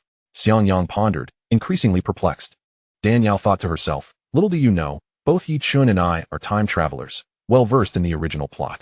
This fellow must have read the entire novel in his previous life, fully aware that without the complete rebuild of the bridal garment technique, it cannot rival the Mingyu technique. Thus, he aspired to refine the heavenly spirit fire within his body before acquiring the inheritance, facilitating a harmonious growth alongside the powers of the wedding garment divine skill in the future.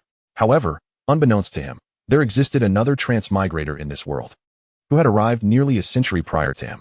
By a twist of fate, he encountered Xiangyang, who disclosed the true cultivation methods, resulting in Yi Chun missing a crucial opportunity. Even if he successfully refined the heavenly spirit fire, lacking this supreme yang force would still prevent him from ascending to the pinnacle of power on the continent. Dan Yao solemnly remarked, regardless of his motives for coveting the infant form of the heavenly spirit fire, the machinations behind it must be formidable. Fortunately, this fire now resides in our possession. No matter how meticulously he plots, it remains futile. Xiangyang sighed. Indeed, I initially feared that Dan Qingli's audacious maneuver would spell disaster. Yet, paradoxically, it has greatly aided our cause. Dan Yao smiled and said, this is what one calls the effort of planting flowers that do not bloom, while the unintentional insertion of willows yields shade. Such unexpected gains are beyond anyone's anticipation. Xiangyang replied, this time, it is indeed an unintentional insertion of willows yielding shade. Yet we must also devise ways to ensure that the flowers we have painstakingly cultivated bloom. Everything was meticulously arranged, yet in the end, man's calculations are no match for heaven's. Dan Qingli emerged and disrupted the situation, severely wounding Yi Chun. Should he fail to participate in the upcoming alchemist conference and secure victory, all our prior efforts would be in vain. Dan Yao, feeling restless, suddenly thought, since Yi Chun is the protagonist of the novel, he is undoubtedly the child of fortune. Those favored by destiny often find miraculous survival in the face of peril. Given our current predicament, rather than despair, we might as well seize this opportunity to probe his capabilities. If Yi Chun can surmount difficulties and triumph over all competitors to become the champion of the Alchemist Conference, then our careful calculations will come to fruition. Conversely, if he is incapacitated by Danqing Li and fails to secure victory, it would indicate that this transmigrated protagonist's luck is not as extraordinary as imagined. Thus, even if our plans falter, I need not fear that Yi Chun will bring calamity upon me in the future. Very well. We shall see if he is a dragon or a mere worm at this alchemist conference. An expression of fervent anticipation flickered in Dan Yao's eyes. In a desolate graveyard, over 100 miles away, a young man clad in black, wielding a massive sword, sat cross-legged atop a mound of bones, meditating to recover his strength. A spectral remnant floated behind him, utilizing its residual power to assist in his recuperation. This black-clad youth was none other than Yi Chun, who had nearly been drained of his essence by Danqing Li's sinister schemes. Although Yi Chun was able to unleash a portion of the original source of the heavenly spirit fire and severely injured Danqing Li, he too sustained significant injuries. Particularly, the pure Yin blood that had entered his body was extremely cold and destructive. Although it was merely a drop, it was sufficient to gravely harm any practitioner of Yang cultivation beneath the celestial sovereign realm. Fortunately, Yi Chun had previously refined the heavenly spirit fire, granting him a predominantly Yang constitution. After the spectral remnant hastily expelled the spirit fire, a remnant of its warmth lingered within him, allowing him to mitigate the coldness of the pure Yin blood. Nevertheless, he was still gravely wounded. Ultimately, it was a matter of Yi Chun's insufficient cultivation level. Despite reaching the pinnacle of the congealing infant realm, it was only with the remnant's assistance that he could wield strength akin to that of a late-stage Earth sovereign. In this critical moment, had it not been for the remnant's decisive actions to expel the heavenly spirit fire and detonate a portion of its essence, he would have perished under Danqing Li's oppressive techniques. Yi Chun exhaled deeply, slowly opening his eyes. Although he had consumed numerous elixirs to heal his wounds, the loss of half of his original Yang essence to Danqing Li had exacerbated his already meager strength. That damned old woman dared to scheme against me. Such enmity shall not go unpunished. You will pay for this. Yi Chun gritted his teeth in resentment. The remnant chuckled softly. Your vitriol is quite spirited. It seems your injuries have nearly healed. About 70 to 80% recovered, and I owe it all to my master's aid. Without your support, this injury would have taken a year and a half to mend. Yi Chun gazed at the remnant, filled with profound gratitude. The original Yi Chun's ascent to greatness was entirely due to the meticulous nurturing of this very remnant. Without it, the tale's conclusion of the pure Yang flame immortal Yi Chun would never have come to pass. After transmigrating into Yi Chun's body, he developed a deep trust and respect for the remnant, treating it as a father figure. Sadly, although his master was once a powerful being at the spirit platform realm, he had fallen victim to treachery and perished, his primordial spirit cursed by dark magic, rendering him unable to reincarnate in a new form. Now, even when the remnant inhabited another's body, it could only manifest power akin to that of a late-stage Earth sovereign. Initially, Yi Chun believed that with his master's strength and the aid of the heavenly spirit fire, he could traverse the southern domain unchallenged as long as he did not encounter a celestial sovereign. However, he was unprepared for the attention of the sinister old woman, the Rakshasa Earth sovereign, who not only drained him of half his Yang essence, but also caused him to lose the heavenly spirit fire he had painstakingly refined over the years. The remnant smiled. There is no need for such formality between us. Having had so much of your Yang essence siphoned off by that devious old woman greatly impacts your cultivation. That essence is crucial to the wedding garment divine skill. If it is not replenished swiftly, encountering the one who seeks to snatch it away could lead to dire consequences. Should you miraculously reclaim the power of the wedding garment divine skill from him, lacking this protection of Yang essence would surely invite future calamities. After Yi Chun traversed to the Tianxian continent, he unwittingly appropriated the unparalleled Yang spiritual energy that Xianxiang had painstakingly cultivated for centuries as his own. Yet, this supreme Yang energy, while unrivaled, was akin to a hot potato. In the novel, after enduring hardships for hundreds of years, Xianxiang established numerous trials and selected Yi Chun as his successor, transferring his power to him before ultimately exhausting himself to death.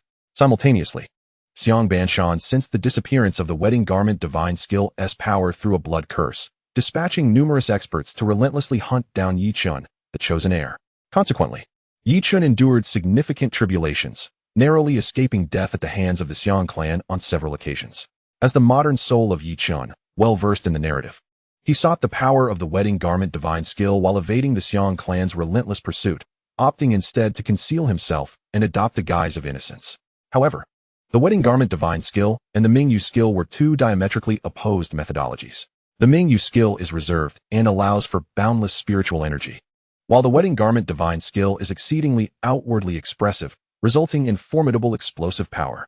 This overwhelming yang force is exceedingly difficult to conceal. It is akin to a strikingly beautiful woman. No matter how she adorns herself, wrapping herself tightly like a dumpling cannot mask her alluring curves. Following a thorough contemplation, Yi Chun and the remnant concluded that since concealment was futile, they might as well obfuscate the aura of the wedding garment divine skill. This is akin to a grain of rice falling into a vat of rice. Once mixed, it becomes indistinguishable among the others.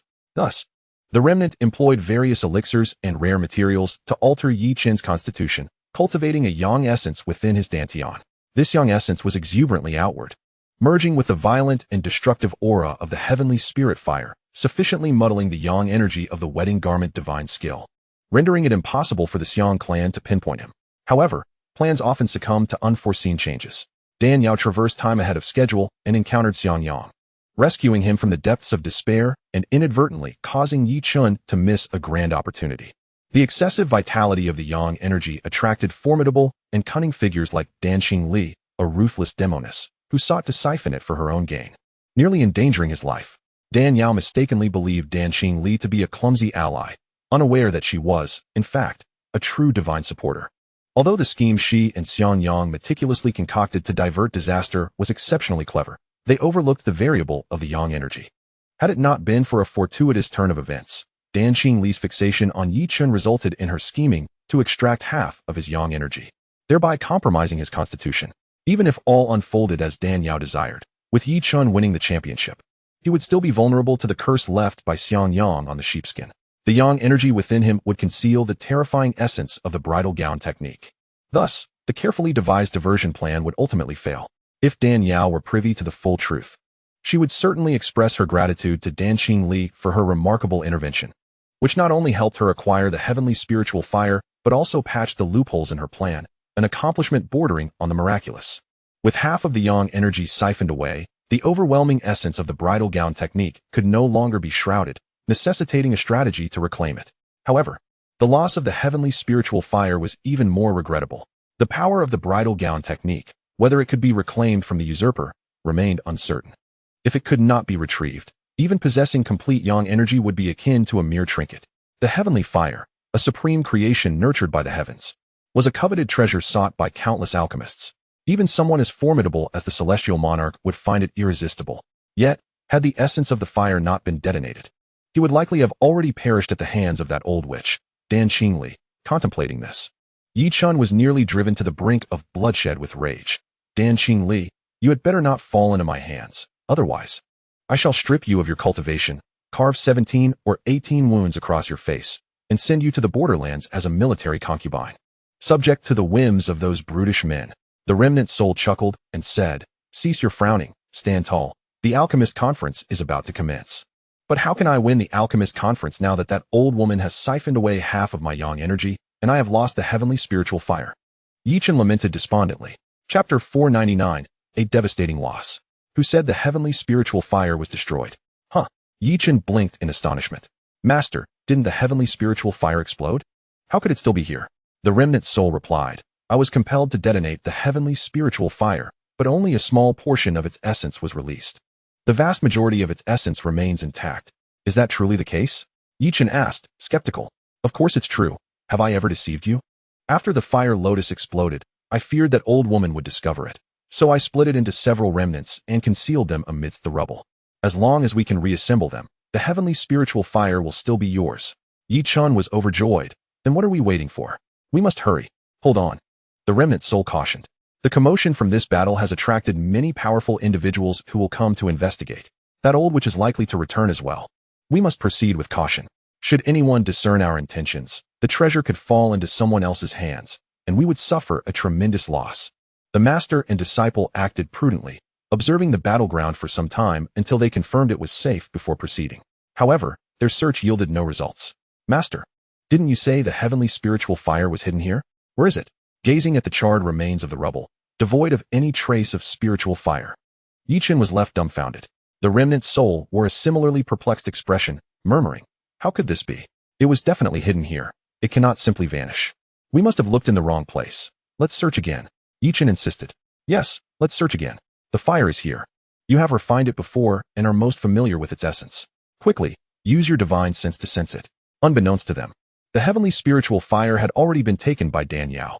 No matter how thoroughly they searched, they could not locate it. After much effort, they had nearly overturned the entire layer of rubble, but still found no remnants of the fire. It was only at this moment that they realized the heavenly spiritual fire had been claimed by another.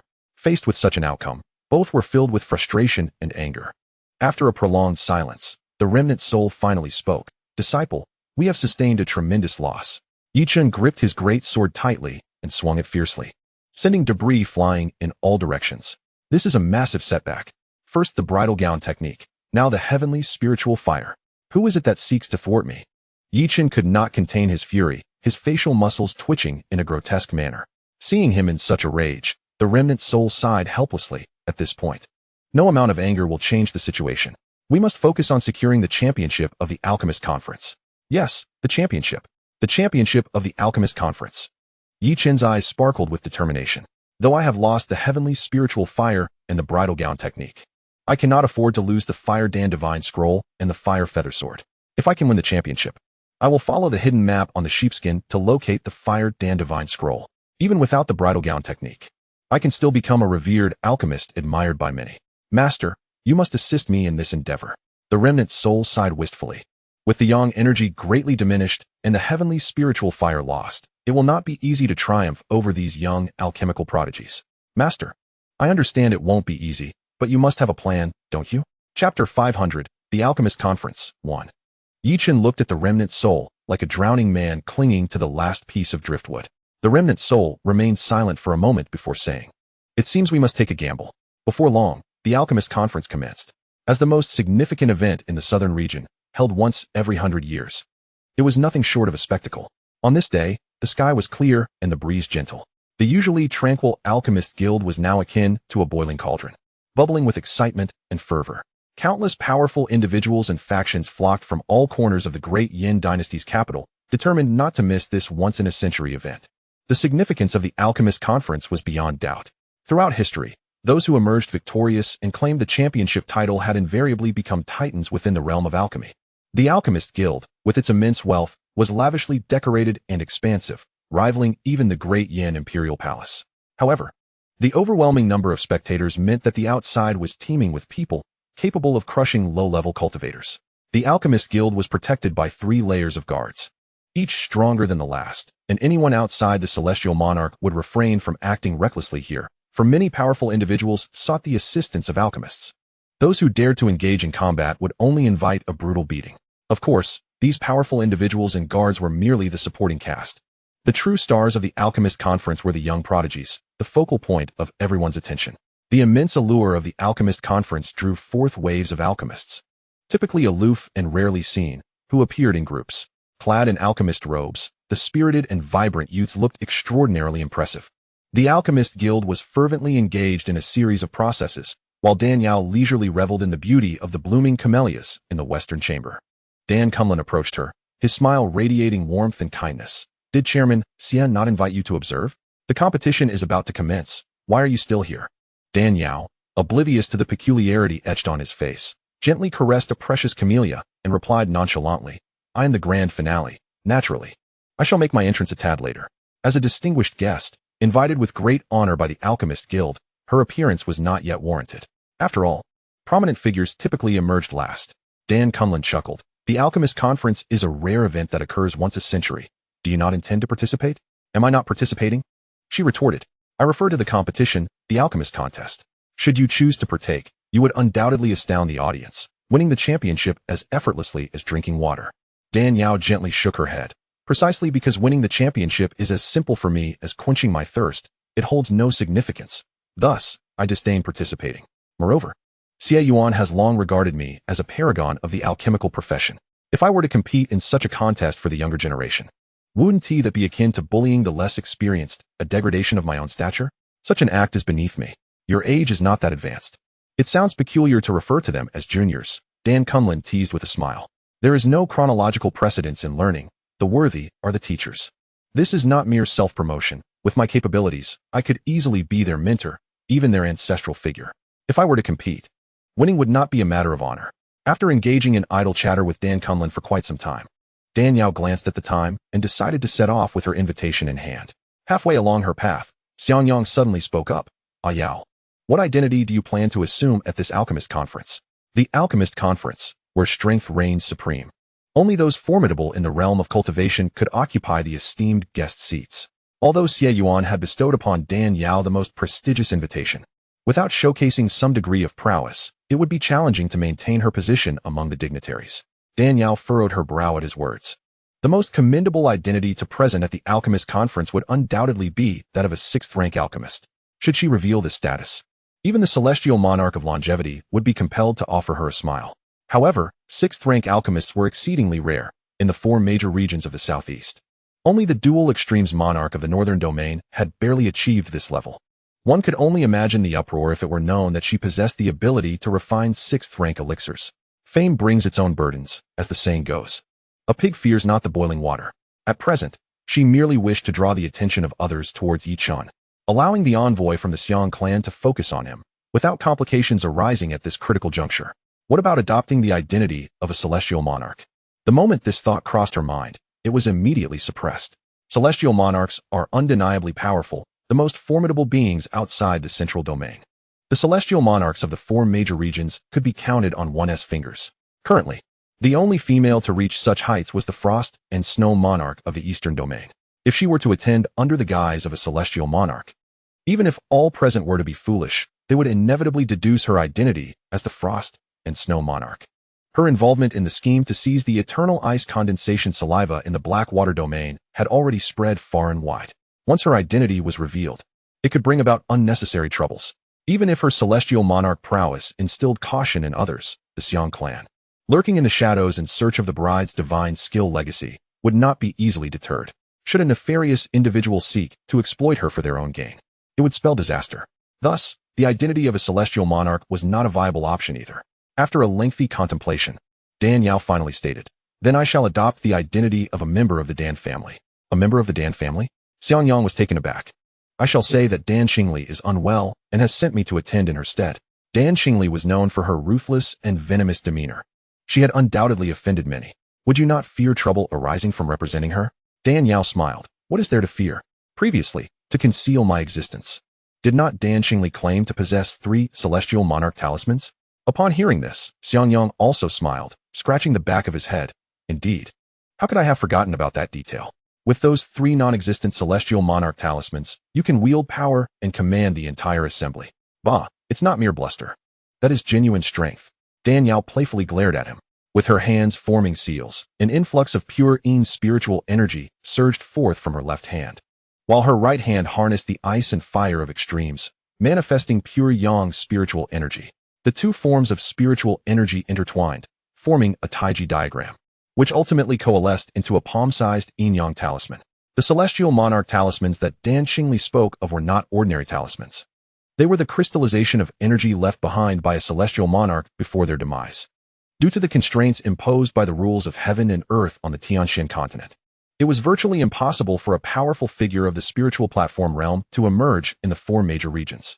The celestial monarch realm represented the pinnacle of cultivation.